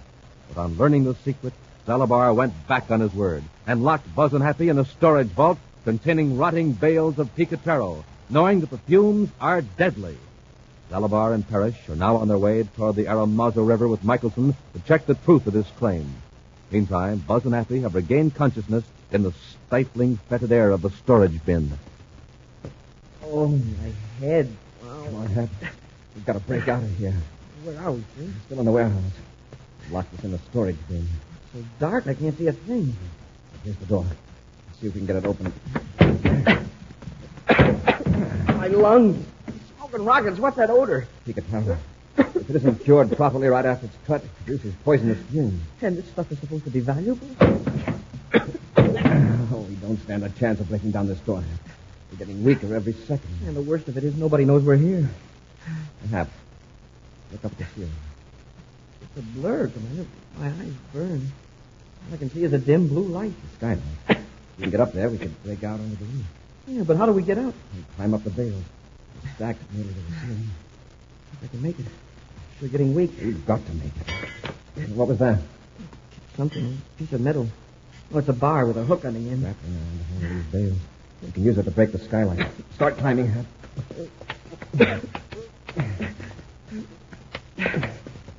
Come on, Hap. Here, I'll give you a hand. That's it. Hold on. I think I can reach the skylight from here. Now, come on, Hap. Out through the skylight. Yes, sir. That's it. Careful, don't cut yourself. Oh, fresh air sure feels good. Now, if we can get down off the roof. I'm still dizzy from those fumes, Commander. Watch your step when you get near the edge. Here's the ladder. Don't try it till you're sure of your grip. I'll be okay in a minute, sir. Look down there. The surface car's gone. Yeah. By now, Zalabar's probably blasted off. I hope Michelson's all right. We'll go right to the spaceport and see if we can find anybody that knows which way Zalabar headed. High above the lush jungle of Venus, a spaceship heads westward. Zalabar watches the terrain through a viewscope, while Parrish scans the chart. We ought to be over the Aramazo River pretty quick. And then we turn north, is that right? Yeah. We follow the river to Lake Crystal. If Michelson's telling the truth. Well, if he isn't, we'll get it out of him somehow. Speaking of Michelson, are you sure he's tied up tightly back aft? Yeah. He won't give us any trouble. If we don't find that selenium, we'll give him plenty of trouble. That's for sure. Meanwhile, back in the jungle settlement of Tarzan, Buzz and Happy sit in the littered office of a portmaster. What's keeping that portmaster? Surely couldn't take him this long to go out to the repair shop and find a mechanic. Maybe they both went fishing. We'd only get one clue in the direction Zalabar's ship took. Commander, a word keeps coming back to me. I think I heard it while we were lying on the floor of the warehouse. What is the word, huh? It was an odd-sounding name. Ara something or other. Aramona? Aramazo? Yeah, that's it. Does it mean anything? There's an Aramazo River some distance west of here. Do you remember anything else? Oh, no, sir. And the voices were all mixed up. But this one word seemed to stand out. Happy, turn up that space phone. Yes, sir. Former Space Patrol agent Frank Michael. Frank? Commander Corey's in danger. He's locked in a warehouse at the end of Meridian Street in Tarzan. Hurry. Corey's in storage bin 3. Don't try to contact me. I've held aboard a private cruiser now heading toward Aramazo River. You're right, Hap. He's still alive. That's something. Exact position unknown. The men holding me, Jake Zalabar and Griff Parrish. They're taking me up the Aramazo to a point just south of Lake Crystal. They're armed and dangerous. This is Frank Michael. Help Corey first. He's cut off. He doesn't know where he's going. Right. Get to the ship. We'll blast off for the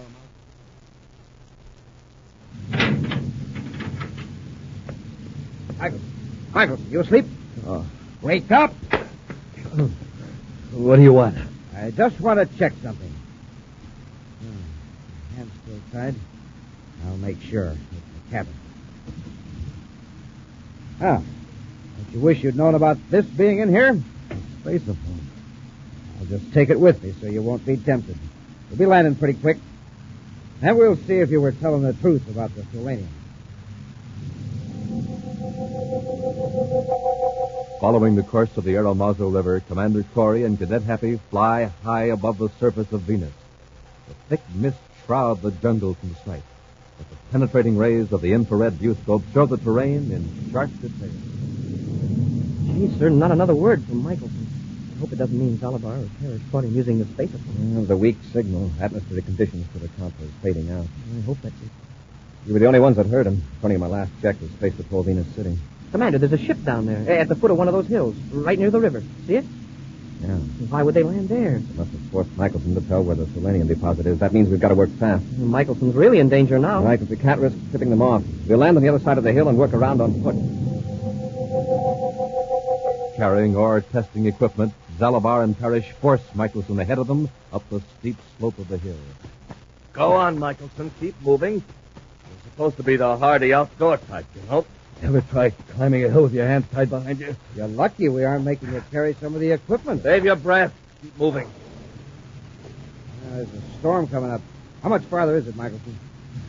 It's an outcropping of ore. A few hundred yards farther up. It better not be a stall. I told you there was selenium here, didn't I? Zalabar, listen. What? What is it? I thought I heard a roar like spaceship rockets. Just distant thunder. Keep moving.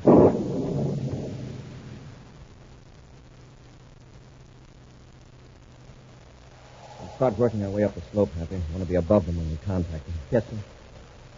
Somewhere the other side of that ridge. You think they heard our rockets when we landed? I hope not. That storm may have helped us. I'd like to get this job over with before that storm hits us.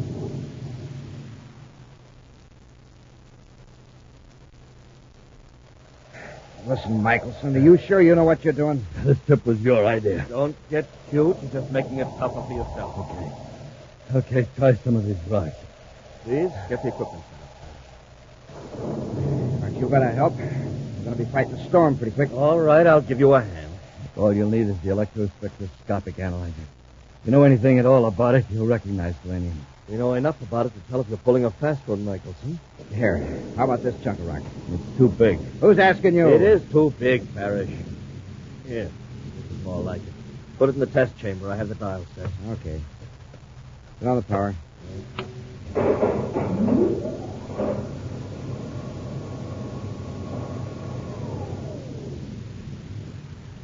It's high-test selenium. Now you're satisfied? You believe now I was telling you the truth? Yes, Michelson. Yes, there's no doubt about it. This land is rich in selenium. We'll make a fortune. Well, let's go back to the ship, huh? Presently. First, there's something we must finish, you and I. Are you forgetting, Terry? Oh. You want to do it here, huh? Why not? Michelson will serve his purpose. You've decided against his partnership, you promised him. Yes. In view of a few things that have happened, your continued existence might prove embarrassing to me. You're referring to what you did to Corey, for example. Yes, but it's getting late. Parrish, your blast gun, please. Sure. Here, boss. Hold it, Zalabar. Take care of Parrish, Happy. Yes, sir. All right, Zalabar, had enough? Yes. Yes, Corey. Parrish, how about you? Apparently, Mr. Parrish isn't speaking to us. Are you okay, Frank? Yeah, fine, thanks. That seems like old times to see you charging into the rescue, Buzz. Just returning past favors, huh? Hap and I heard your spaceophone signal after we broke out of the warehouse. Oh, so you got out by yourself, huh? I might have known it. Happy, untie Mr. Michelson, then we'll take our prisoners to the ship. Yes, sir. I'll have you loose in a moment, Mr. Michelson. You know, for a while there, I was afraid I was in for it. Now, listen to that thunder. If you'd have been a few minutes later, I'd have been drenched to the skin. An action preview of next week's exciting Space Patrol adventure in just a moment. Hi, gang. This is Captain Dick Tufeld. I'd like to tell you about a space patroller I know. Every morning when he sits down to his breakfast, and you can bet there's always a bowl of good hot Ralston there, he starts thinking about what he's going to do when he's a big guy. One day, he'd like to be a jet pilot and fly a plane faster than the speed of sound. Or be an All-American, the hero of the nation. But one thing for sure, my Space Patrol pal is on his way and ready for anything that comes. Because every morning he eats a good breakfast with a hot whole wheat power cereal, good hot Ralston, instant or regular. Yes, sir, he's packing in vitamins and minerals, too, and delicious. Every spoonful tastes better than the one before. Each bowlful tastes like more. And no other cereal gives you so much power, yet tastes so good. So, Space Patrollers, get some today. Good hot Ralston, instant or regular. Look for the new hot Ralston packages with the picture of Commander Corey or Cadet Happy on the outside and with the swell interplanetary space coin on the inside. And now, a preview of next week's exciting Space Patrol adventure. Buzz and Happy have reached the end of an underground passage on the planet Mercury. Through their portable spacephones, they hear Major Robertson up on the surface. Commander, how about coming back up to the ship? I've got a strange feeling about this whole layout. You might as well, Robbie. We can't go any farther. Come on, Hank. Yes, sir. Hey, Commander, there's a gate sliding shut. We're sealed in here. Stone gate cut us off. There's a locket, Commander. Where's that noise coming? Commander? Commander, where are you? What's the matter, Hap? Major, the commander was right here beside me, and now he's vanished. Be sure to join us next week for the thrilling story, The Lost Dimension, when Instant Ralston and Regular Ralston again present Space Patrol! Space Patrol, created by Mike Moser, starring Ed Kemmer as Commander Corey and Lynn Osborne as Cadet Happy, was written by Lou Houston, produced and directed by Larry Robertson, executive producer Mike Debris. Other players were Lawrence Dobkin, Norman Jolly, and Ken Mayer. Dick Tufeld speaking.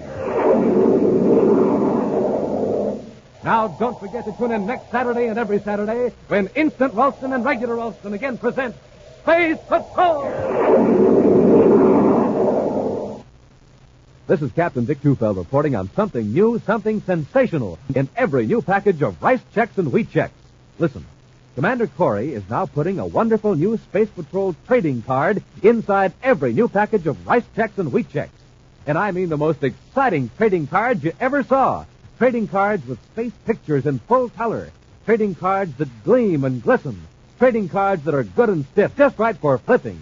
Trading cards that are full size, more than 3 inches long, more than 2 inches wide, with an exciting story of the picture on the back of each one.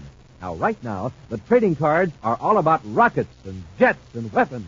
But that's just series number 1. Series number 2 and number 3 will follow soon. There'll be exciting pictures of space heroes, stars, and planets. Altogether, there are 40 different exciting Space Patrol trading cards. Now, gang, think of what a terrific collection they'll make. Think of the fun you'll have trading them, flipping them, and learning amazing facts about outer space. So start collecting your official Space Patrol trading cards today. Look for the packages of Rice Checks and Wheat Checks that tell you on the outside there's a full-color, full-size Space Patrol trading card inside. Be sure to see another exciting Space Patrol program on your local ABC television station. Consult your local paper for time and channel. This program is broadcast for our armed forces overseas through the worldwide facilities of the Armed Forces Radio Service. Space Patrol came to you transcribed from Hollywood. This is ABC Radio Network.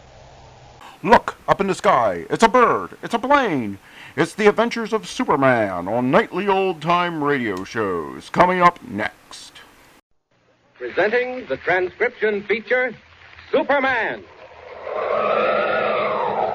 Up in the sky. Look, it's a bird. It's a plane. It's Superman. And now, Superman, mighty visitor from another world, who came to Earth when the planet Krypton was destroyed by quakes and explosions. Superman, who can bend steel in his bare hands, leap tall buildings at a single bound, race a speeding bullet to its target, and who walks about among human beings disguised as Clark Kent, news reporter for a great metropolitan paper. As our story opens today, Clark Kent is on his way through the city room of the Daily Planet toward the private office of editor Perry White. As he is about to knock, he realizes that Lois Lane has approached, apparently headed in the same direction. Hello, Miss Lane. Oh, hello, Mr. Kent. Say, you're looking great. Oh, what's new? Ask me later after I've seen the old man. White? Well, that's where I'm headed myself. He just called me. He just called me, too. Say, what's the big idea? Haven't you heard? Conference of Leaders of American Journalism. Oh. Well, here we go. Come in. Oh, hello, Kent. Oh, Dwight. You too, Lois. Fine. Come in. Close the door. Now, Lois, I am entirely too old to lose my sleep on account of any members of your family. My family, Mr. White. Oh, you must mean Uncle Horace. Right. I do mean Uncle Horace. Look here. If this is a family row, Mr. White, maybe I'd better run along. Now, you stay where you are, Kent. You're in this, too, or you will be. Who's Uncle Horace, Miss Lane? Uncle Horace is Dr. Horace Morton, one of our leading private meteorologists. Our leading witch? He's a scientist. He studies all about the weather. He does more than that, Kent. He's probably the world's most accurate forecaster. His record of accuracy is simply amazing, and he won't tell us a word about it. Secret system, eh? Oh, Uncle Horace is just old and crotchety. He never reads the newspapers, and he doesn't like journalists. I know what you're leading up to, Mr. White. You want me to go out and get an interview from Uncle Horace on how he does it. But it just isn't any use. Just the same, young lady, that's where you're going. You and Kent. Oh, please, Mr. White, I haven't seen him for years. I doubt if he even knows I exist. All the more reason for calling on him. Charming niece, doting uncle. Show him what he's missed. Now, seriously, Lois, it's got to be done. And if I'm right, there's a red-hot story. All right, Mr. White. I'll try. But you know... Never mind the buts. That's your assignment from now until further orders. You understand, Kent? Oh, look, Mr. White, bring me up to date, will you? Where is this this distinguished old scientist, and what does he really do? Well, I can answer the first part of that, Mr. Kent. He lives on top of Music Mountain, outside of New Birmingham. Just like a murder mystery, Kent. All alone by himself, except for Elmer Rogers. Oh, who's Elmer? Assistant, handyman, secretary, chauffeur, grass cutter, comet catcher. All right. Now, what about Dr. Morton? What's the real setup? Kent, it's amazing. No one can explain it. But Dr. Morton's weather predictions over the past year have been practically 100% correct. Well, how do you know he isn't just lucky, Mr. White? Don't run down your family, Lois. Accuracy like that isn't luck. Matter of fact, he's admitted that much himself. Oh, he has, eh? But that's all. He won't say another word. And it's important. If some definite workable system exists for really forecasting the weather, it's got to be known. Why, confound it, the man doesn't realize what he's holding back. Apparently, he can't see what it might mean to human beings all over the world. And that's what I want you to point out to him. Marching orders, Miss Lane. When do we start? Right away. Motor to New Birmingham. Go from there to Music Mountain.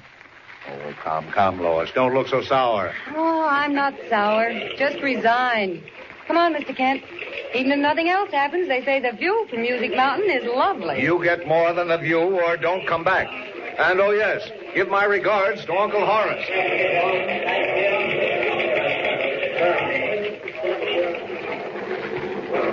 Good grief, Mr. Kent. Did you ever see it rain harder in your life? Well, to put it in words of one syllable, no. Where in the world did it come from? Just a little while ago, it was perfectly clear. And the weather report on the radio said it was going to remain clear. Wonder what Uncle Horace's weather forecast was. Well, if we have any luck, it won't be long till we know. Say, where are we? Outside of New Birmingham. Say, look at that rain, will you? Seems to be getting worse. I'm going to pull up a bit till this stops. I only hope it keeps up. You only hope it keeps up? Why? Well, haven't you heard? If it keeps up, it can't come down. Oh, just one more like that, Clark Kent. I know. You'll walk home. Hey, look, someone's coming. Yeah, with his headlights on. And coming fast. I'll switch my lights on, too. Don't want him to hit us. Why, they're stopping. Look, they jumped out of the car. They're running this way. In all this rain. What the dickens do you suppose... Get out of his car. Come on, make it fast. What's the big idea? Who do you think you are? Come on. I got no time for back talk. Get out of the car. See you... Mr. Kent, look out. He has a gun. We want this car. Come on. Mr. Kent, do as he says. Don't argue. Come on, you heard me. Make it fast. Come on. Okay, baby. Quick, don't make him angry. Let him have her car if they want it. Look, they're turning around. Mr. Kent, what do you think it is? I think it's some kind of a getaway, Miss Lane. They're one jump ahead of the police, and they think they can break up their trail by switching cars. Let's get in their car, quick. What are you going to do? I knew it. They've taken the keys. You stay in here and keep dry, Lois. Well, you get in here, too. Mr. Kent, wait. You'll be all right. I'm going to beat it back to the nearest phone. Now wait right where you are until I get back. Now then, Thank heavens for the storm and the fog. She can't see me changing to Superman. Back to the nearest phone, eh? I think not. I'll settle with those birds myself. Up we go. Up and away.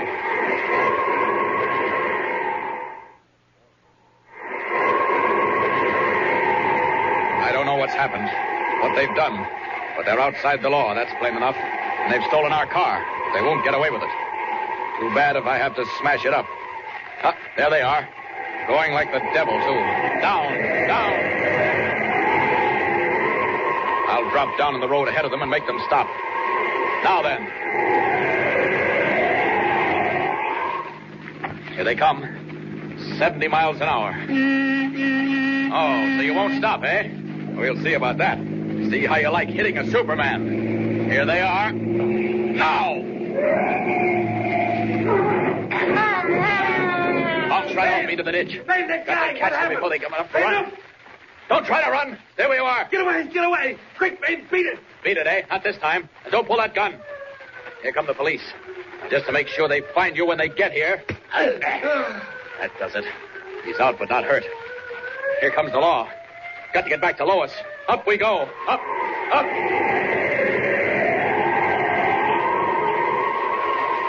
Afraid our car's wrecked for keeps. Too bad. Well, we'll get the police to take us back to town. Then we'll get another car and head for Music Mountain. Late the following evening, Kent and Lois Lane in another car ascend the dark and winding road up Music Mountain. Boy, some road, I'll say. Wonder how your uncle ever gets down to civilization. Huh? What? I say, I wonder how your Uncle Horace gets down to town for his beans and bacon. Oh. What's the matter? Not sick, are you? Oh, no, I'm all right. You've been awfully quiet lately. Sure you feel all right? Certainly I'm all right. Say, aren't we almost there? No, we're almost up the mountain. I suppose the road ends at the observatory. Yes, there it is. Through the trees ahead. Oh, yeah. I guess that must be it. Mr. Kent, look, wait a minute. What? Stop the car. I want to talk to you before we get there. Oh, sure, but what's the idea? Mr. Kent, I've been thinking. There's something I ought to show you. Something you ought to show me? What are you talking about? Look, this piece of paper. I found it in the car. You know, the bandit car. Well, what is it? Let me see it. There's writing on it. Read what it says. Switch on that flashlight, will you? Thanks. All set. Professor promises storm at 3:30. Be ready to go when it hits. Say, that's mighty queer, Lois. You say you found this in the car? Yeah, after you went looking for the police. They said those fellas had pulled a payroll holdup and made their getaway in the thunderstorm. Mr. Kent, would that mean Uncle Horace? Great Scott. Oh, if it did. Oh, no, I can't believe it. Oh, of course not. No, you've got it all wrong. No, but Mr. Kent, what else can it mean? Professor promises storm at 3:30, and it's just before 4 when we met them on the road, and they took our car. Mr. Kent, you don't think there's a connection between Uncle Horace and those payroll bandits, do you? Come on, Miss Lane. There's the observatory. Now, you let me take that paper and just forget about it. Come on. Gee, Mr. Kent, it's all dark. There's no light anywhere. It's so gloomy. The whole place is gloomy. So worried and afraid. Now, here, pull yourself together. What are you afraid of? I don't know. I just have a feeling something's wrong. Something's happened. Oh, nonsense. Here we are. I'll knock. Listen, is anyone coming? Don't think so. Yes, there is, too. There, he's right back at the door. Who's that? Who's there? Uncle Horace? Is that you? Uncle Horace. Are you looking for Dr. Morton? Oh, why, it's Rogers. Rogers, don't you remember me? Lois Lane? It's years since you've seen me, but I do think Lois you might... Lane. Oh, Miss Lois, thank heavens you come. Come inside, quickly, before he hears you and comes down. Why, what's the matter? Inside, while I close the door. Go. Miss Lane, Miss Lois, you don't know what it means to see somebody I can talk to. Why, Rogers, what's the matter? You sound absolutely terrified. Terrified? Wait while I tell you. Oh, Miss Lois... Someone's coming. Down those stairs. It's him. He heard you knock. I can't tell you now. He's coming. Now, don't say a word. Remember, not a word. Not one word. Sudden, unexplained mystery at the observatory of Dr. Horace Morton, high on the lonely slope of Music Mountain. What has happened? What terrible secret does the Assistant Rogers wish to share with Lois Lane? And what is the connection, if any, between Horace Morton, world-famous scientist, and the thunderstorm bandits of New Birmingham? Tune in next time and follow the story of Superman. Up in the sky! Look! It's a bird! It's a plane! It's Superman! Superman is a copyrighted feature appearing in Action Comics magazine. The Adventures of Philo Vance are up next on Nightly Old Time Radio Shows.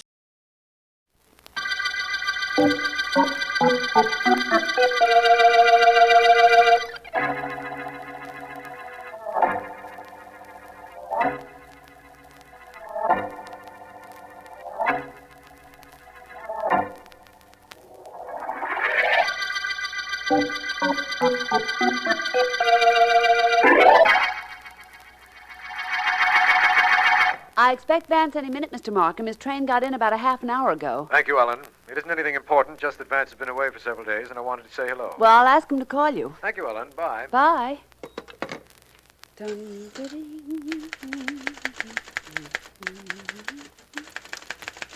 Oh, dear. Let's see. Now, notes on the nylon murder case. It was merely a matter of... Hello there, Ellen. Vance! Well, fine reception. A man's been away for 3 days, and all his favorite secretary can say to him is Vance. Well, give a gal time. And remember, I didn't just say Vance. I said Vance. If you're such a good private investigator, you should know what it means when I put my voice in capital letters. I accept your apology. Apology? All right, Ellen, let's forget the whole thing. What's been happening while I was away? Mr. Markham just called. Want to call him back? In a moment or so. Anything interesting in the mail? No, just the usual stuff. Oh, except this. Hmm? It came in the mail yesterday. What is it? It's a key, Vance, a golden key. Nothing came with it. No letter, nothing at all. Just a golden key in an envelope addressed to you. Unusual, but not particularly interesting. Will you get Mr. Markham for me? I'll be in my private office. I certainly will. Your office might be a little dusty. I haven't been in there. Ellen! Come here. What is it? What's the matter? Oh, nothing very much. Except there's a dead man sitting at my desk. What? And in his hand is another of those golden keys.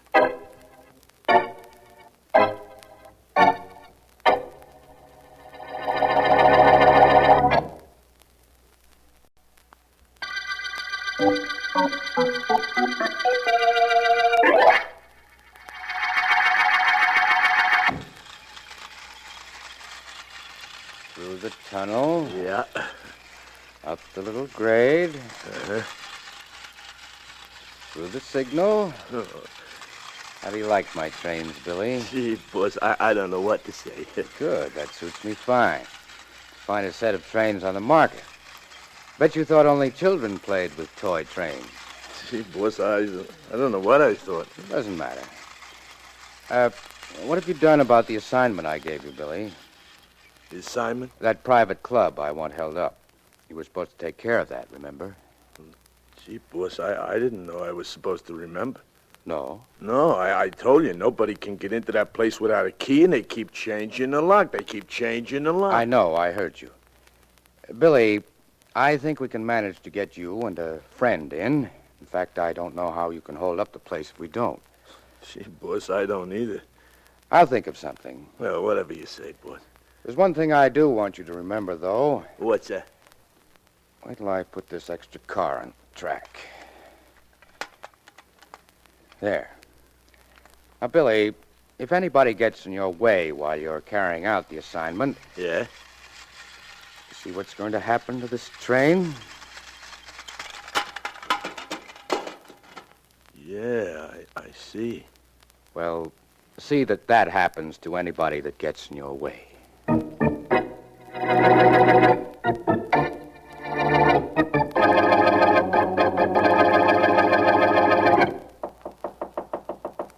Come in, Miss Frayne. Hi, D.A. Miss Frayne, won't you sit down? Don't mind if I do. My secretary told me you were outside and wanted to see me. What about? I'll tell you, Mr. Markham. Oh, that's nice of you. Ha ha. D.A. with a sense of humor. What'll they think of next? Markham, what would you say if I told you somebody was going to kill me? I'd tell you to go to the district attorney. Don't overdo that sense of humor thing. I'm not kidding. I'm sorry, Miss Frayne. Make it Gracie. Everybody calls me Gracie. Makes me feel more at home. Who is it that's going to try to kill you, Miss Frayne? Oh, so that's the way you want it. Yes. Okay. Markham, I'm singing at the 456 Club. According to a phone call I got this morning, I'm supposed to quit and go over to a joint called the Golden Key Club to work. Or else. That's what the man said on the phone. Hmm. Now, look, maybe I sound like I think this is a gag, but if I do, it's because my voice is a good actress. What do you mean? I'm scared. Good and scared. Guy on the phone sounded like he meant business. You were supposed to quit and go to work at the Golden Key Club. Golden Key. Who are you calling? My friend, Philo Vance. He got a golden key in the mail, and he found a dead man clutching a golden key in his office this morning. This may all tie up rather closely. Officer Philo Vance, private investigator, Miss Deering speaking. Whew. Markham, Ellen. Oh. Vance there. Yes, he is. Hold it just a second. I'll connect you. Hello. Hello, Vance. This is Markham. Oh, hello, Markham. Vance, I think I've got a lead on that Golden Key murder. Good. What is it? There's a club called the Golden Key, and there's a girl in my office who's been threatened, and all of this may tie up. Well, thanks for letting me know. Have you found out who the man in my office was? Oh, yes, I was meaning to call you. His name was Prescott, Joseph Prescott. Uh-huh. Very rich, semi-retired, and no enemies so far as we've uncovered to date.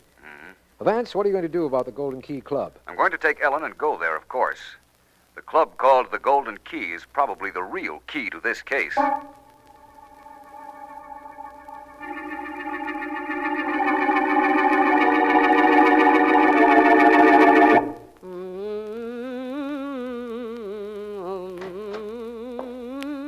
Very pretty. Who said you could come in my dressing room? Who said I couldn't, Gracie? Go run along home and play with your toy trains. Well, I got a show to do in a couple of minutes, and I haven't opened up yet. what happened this afternoon, Gracie? I did what you told me. I You went to did? the district attorney, put on a big act about what would happen to me if I didn't quit singing here and go over to the Golden Key Club. That's what I was supposed to do, isn't it? How good did you make your story? I'm a performer, ain't I? I did great. Not too scared. At first, that is. Go on. Clowning a little about it so it would sound like the McCoy. Then I stuck it on. You were a good girl, Gracie. You've helped me a lot. What was the idea of choking me? What's the big idea? I said you were a good girl, Gracie. You did what you were told. Yeah. That was just to teach you what would happen if you ever changed.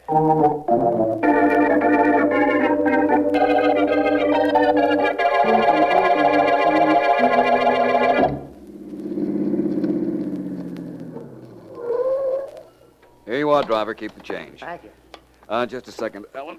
I'll help you out. Thank you, Vance. There we are. Well, so this is the Golden Key Club, hmm? According to what a certain singer told Markham and what he told me, this is the address. Doesn't look like much from the outside, does it? What is it they say about a book and its cover? I don't know. I don't listen to gossip. There's the doorman.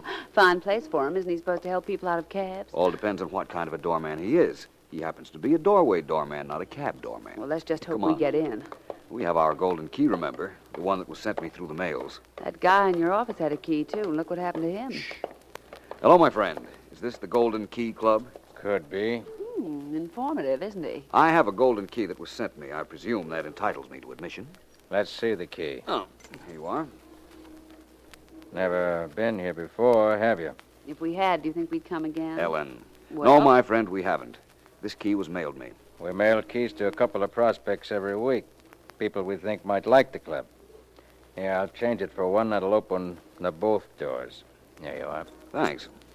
Just open the street door, walk in. There's another door inside. Same key opens it. Thank you. Come on, Ellen. Just a minute, Vance. Hmm? I don't like the looks of the character coming this way. Golden Key Club, eh? Well, this looks like a real nice place. I think I'll go in here.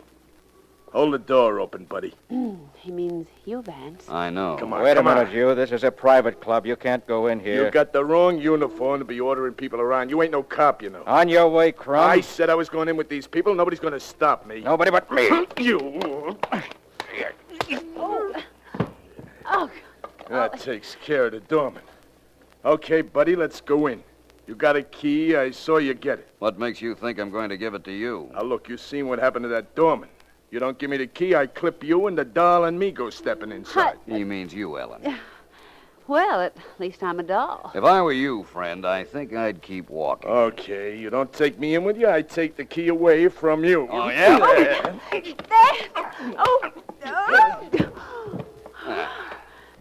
Nice work, Vance. Thank you. Good thing this place is on a side street, or you'd have a crowd cheering for you. The only applause I want is yours, Ellen. Why, Well, Vance? there's nothing to stop us now. Let's go in. Oh, let's not. Let's make it some other time. After what happened out here, how can what goes on inside be anything but dull?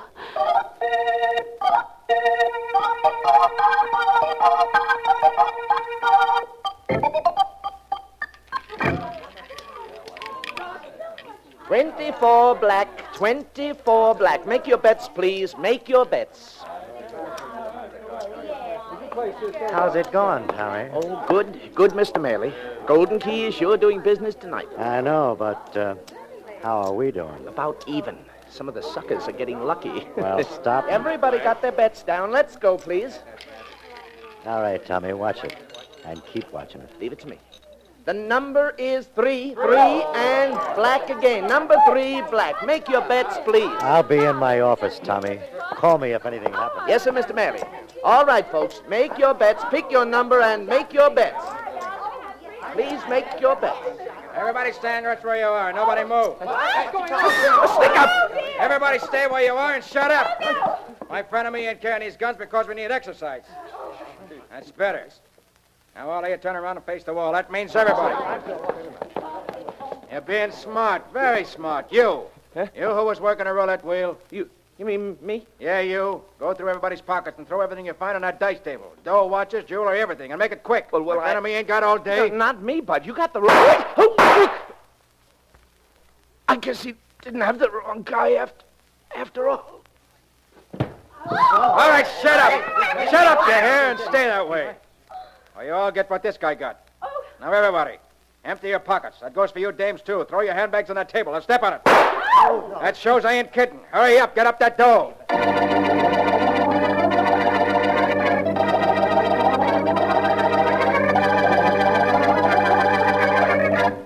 Yes, Markham, I understand. Shortly after I was at the Golden Key Club, there was a holdup and a man was killed. An employee of the club, Vance. There must have been thousands of dollars lost in the robbery, too. It seems to me this all ties in with the murdered man I found in my office and the girl singer who came to see you, Markham. Other than the fact that a golden key is concerned, I don't see the connection. Neither do I at the moment, but I guarantee there is one.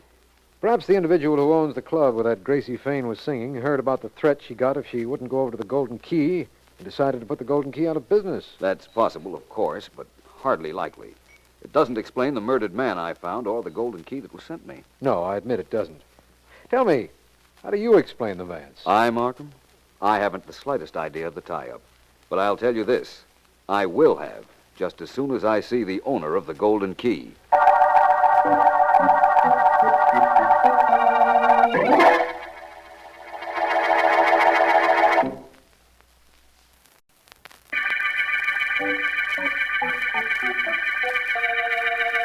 This is District Attorney Markham.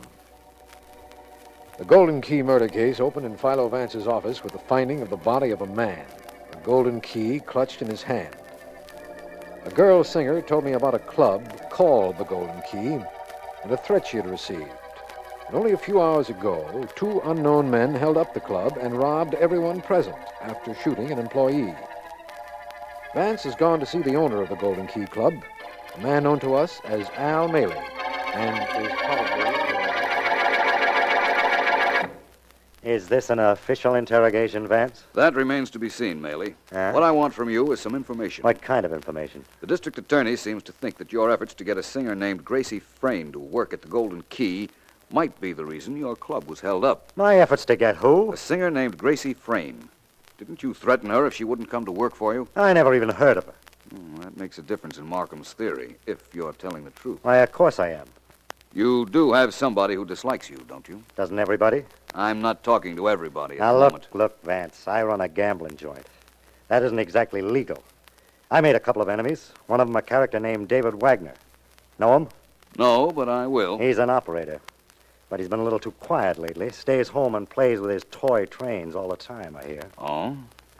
Tell me two more things, Maley. Did you send me a golden key the other day? Do I look silly enough to have done that? No, you don't. Thank you. One other question.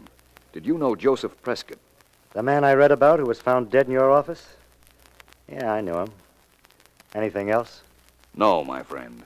That is, for now.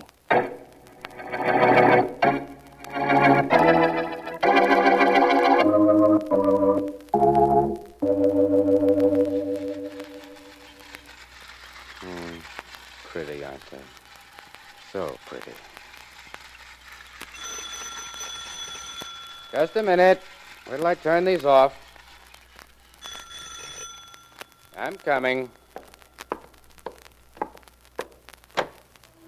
Yes? Hello, I'm Philo Vance. You and I have some talking to do. Have we? Yes, inside your house. You're David Wagner, of course. Yes, I am. And I don't know what you could possibly want with me, Vance. I've done nothing. I'm here alone playing with my toy trains. It's my hobby. I'm a very dull conversationalist, so... Home alone, are you? That scream came from this room. Stupid dame! Well, looks like I've interrupted something. Take your hands off that girl, you. Get out of here, Take them off before Billy, what's been happening in here?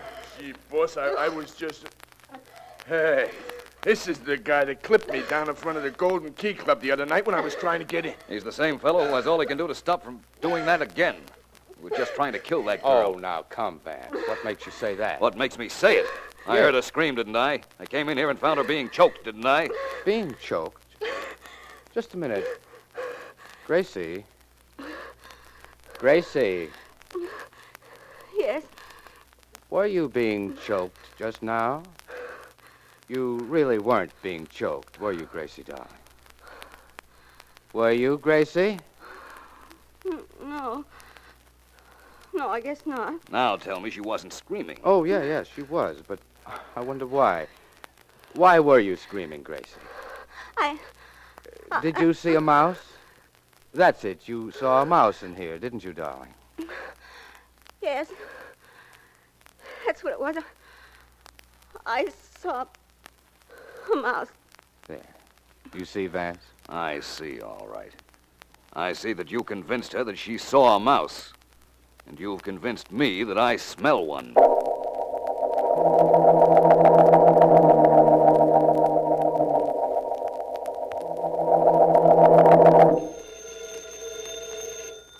Officer Philo Vance, probably... Never mind whole routine, Ellen. This is Markham. Hi, D.A., and thanks for interrupting. No trouble at all, Ellen. Is Vance there? No, he isn't. He called a little while ago and told me that he had just left a pretty smooth article named David Wagner. Wagner? Who's he? Well, all Vance said was that he was smooth, he played with electric trains, and that he is the vital man in this Golden Key murder case. Well, that's something. Where's Vance now? He went back to the Golden Key Club, but he wants you to stay away, and that includes me, too. He said he'd phone here in a half an hour with some very special instructions. Let me know what they are, will you? Mm-hmm. That is, if they concern me. Sure thing, and they'll concern you all right. Vance sounded as if he knew something. If he knew something, Ellen, that's all I want to know.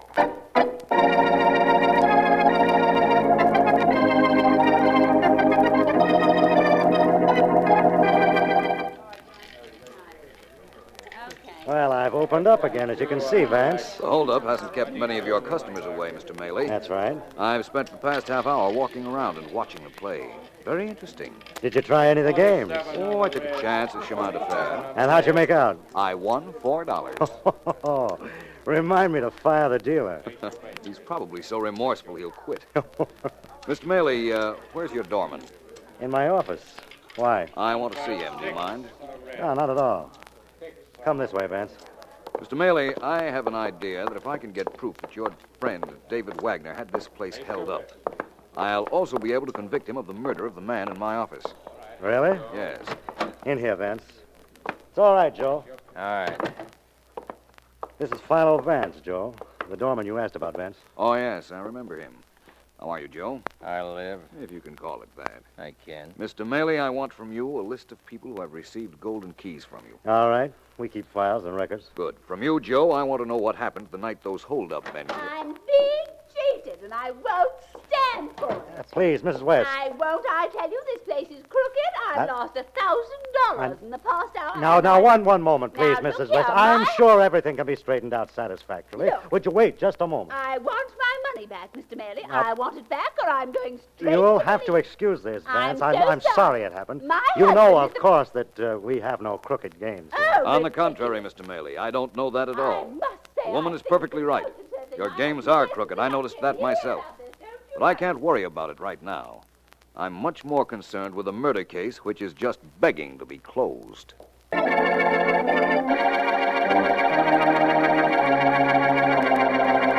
You're sure you've got the right David Wagner? Yes, certainly. Mr. Vance gave me the number himself. He gave you my number and told you to call me? That's right. I'm his secretary. Remember, I told you. Vance has something he wants you to do for him. And what makes him think I'm going to do something for him? He figured you'd say that. Oh, he did. Yes, he did. He said to me, Ellen, if Mr. Wagner wants to know why I think he'll do as I ask, just ask him one other thing. And what's that? Vance said to ask, don't you think you've better?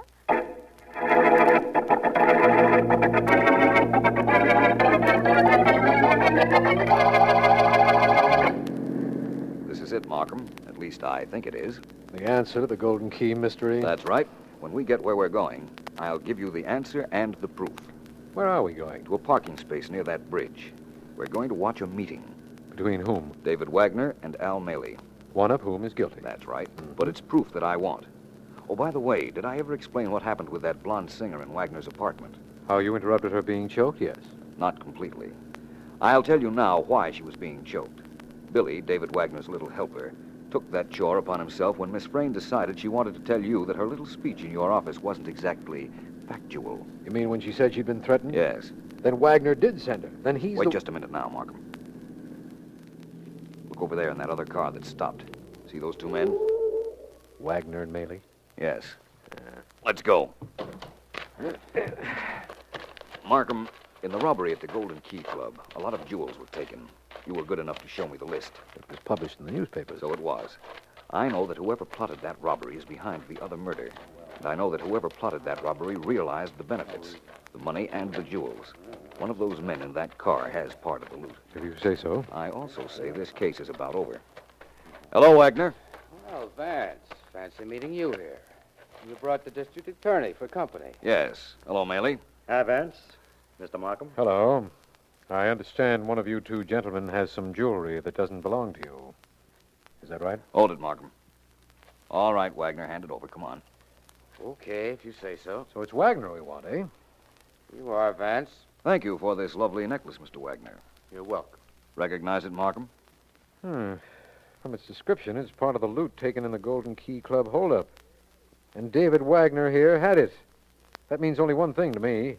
That he's responsible for the holdup and the two murders. It shouldn't mean that at all, Markham. What it should mean is that the gentleman next to him, Al Maley, is the man responsible. He's the man for you to arrest for robbery and murder.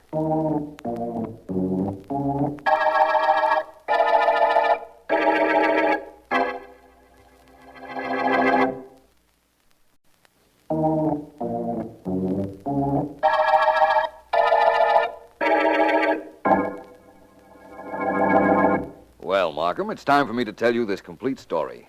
Do I sound expansive enough? Yes, I imagine so. Do I sound attentive enough? Definitely. Here goes. First of all, we had the murder in my office, the murder of Joseph Prescott. I'll clear that up now. Procrastination will get you nowhere, Vance. Yes, I know. Prescott had 2 golden keys, Markham. Al Maley's records show he issued 2 to him. Well? Prescott mailed me 1 key, then came to my office with his other one in his hand to prove to me that he had sent me the first one. Reasonable enough. Al Maley killed him in your office? Yes, while my secretary was in the hall somewhere, Prescott waited in my office. Maley had followed him there and killed him. Why? Because Maley's Golden Key Club was a crooked gambling place. Prescott had been cheated, and he wanted me to do something about it. Well, that ends the Prescott incident. Now let's get to Al Maley's second murder. First, let's get to David Wagner. Wagner wanted Maley's Golden Key Club put out of business. He thought you'd investigate if he sent that Grace Frayne girl to you with a manufactured story about being threatened. When I investigated and saw it was a gambling place, I'd close it. Is that the idea? Yes. In the event that plan failed, Wagner intended to hold up the place. But Maley held up his own club. We know that now. But how did you know it? I had Ellen call David Wagner and enlist his help. He called Maley and arranged the meeting, which you and I interrupted. You see, Wagner told Maley that he knew Maley had held up his own club. And Wagner said he wanted the diamond necklace as his reward for keeping quiet. Exactly. Mm-hmm. That's how Wagner happened to have had the necklace when we came along. But don't you see, Markham, the mere fact that Maley had the necklace, part of the loot taken in the holdup of his club, proved he was responsible for the holdup. Of course. What put you on the track of Maley, Vance? A lot of things. 1, he was running a crooked gambling club. 2, it would have been almost impossible for any stick-up men to get into that club without keys. 3, I wasn't sure at all, or I wouldn't have had to have Wagner arrange the meeting with Maley. Well and honestly spoken, Vance. It was an inside job, all right, with Al Maley right in the middle of that inside. Yes, Markham, he's in the middle, but we're at the end of the Golden Key murder case.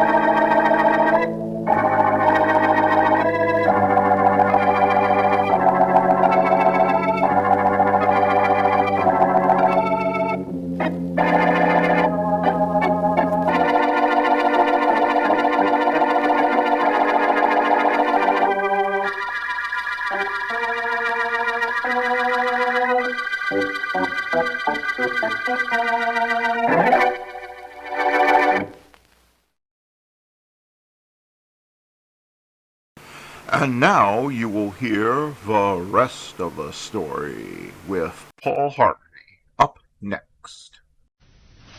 Now, the rest of the story. Lieutenant Theodore Bacon was as good as the British Royal Navy gets. A fine sea soldier. It's interesting to discover where a fighting man lives and what he cherishes, because among the things that a naval officer predictably treasures in time of war, family and home and country, Lieutenant Bacon treasured a wristwatch. A gold Bulova automatic wristwatch. He'd bought it in the Azores for $55 on his way to Singapore. Anyway, it's 1941, and Ted's vessel, HMS Repulse, is docking at Gibraltar. Teddy is on the ship throwing a line to shore, and I say throwing the line. Along with the line flies Teddy's wristwatch, off his wrist and into Gibraltar Harbor. But his comrades know what that watch means to Lieutenant Bacon, and they gather around him, clapping him on the shoulder. Sorry, old man. Then somebody says, "Hey, get the divers." The Navy divers aboard ship? What a wonderful idea. And within minutes, the 2 divers were standing on deck, following the sight line of Teddy's pointing finger. Right down there, chaps. So, in they go. Now, Gibraltar Harbor is no bathtub, remember. It's docking warships in there. It's deep and murky, and the divers are down there for what seems a very long time. But then one head pops up and the second breaks the surface. "Sorry, Lieutenant. But please," Teddy is telling them, "just one more try. It would mean a lot to him." So back down they go. Well, you know, fighting for your homeland far from your homeland can leave a soldier lonely and scared, and Teddy Bacon was both sometimes. But some war stories have happy endings. You see, Teddy got back home in one piece one day, and peacetime brought with it a long, happy marriage, and 4 children, and a snug house in Tarvin, Cheshire. And though Teddy is a widower now, one old friend remains by his side. All these years later, that gold Bulova automatic wristwatch that he had bought for $55 a lifetime ago. But back when Teddy lost it back in 1941, those divers did not find it. They went back down a second time, but Teddy's watch had vanished in the gloom until 2007, 66 years later, because that's when Gibraltar Harbor was dredged, and that is when Teddy's watch was snagged and recovered and matched with an entry in the Deputy Harbor Master's log book and the back home address of Royal Navy Lieutenant Theodore Bacon. It's just now been returned to him. And these 67 years later, Teddy's Boulevard automatic is still ticking, still matching accuracy with the perfect old grandfather's clock in the hall. But what's really perfect is when something means more than it means, that in the end only a few cherished friends stand the test of time. But now you know one. Now you know the rest of the story.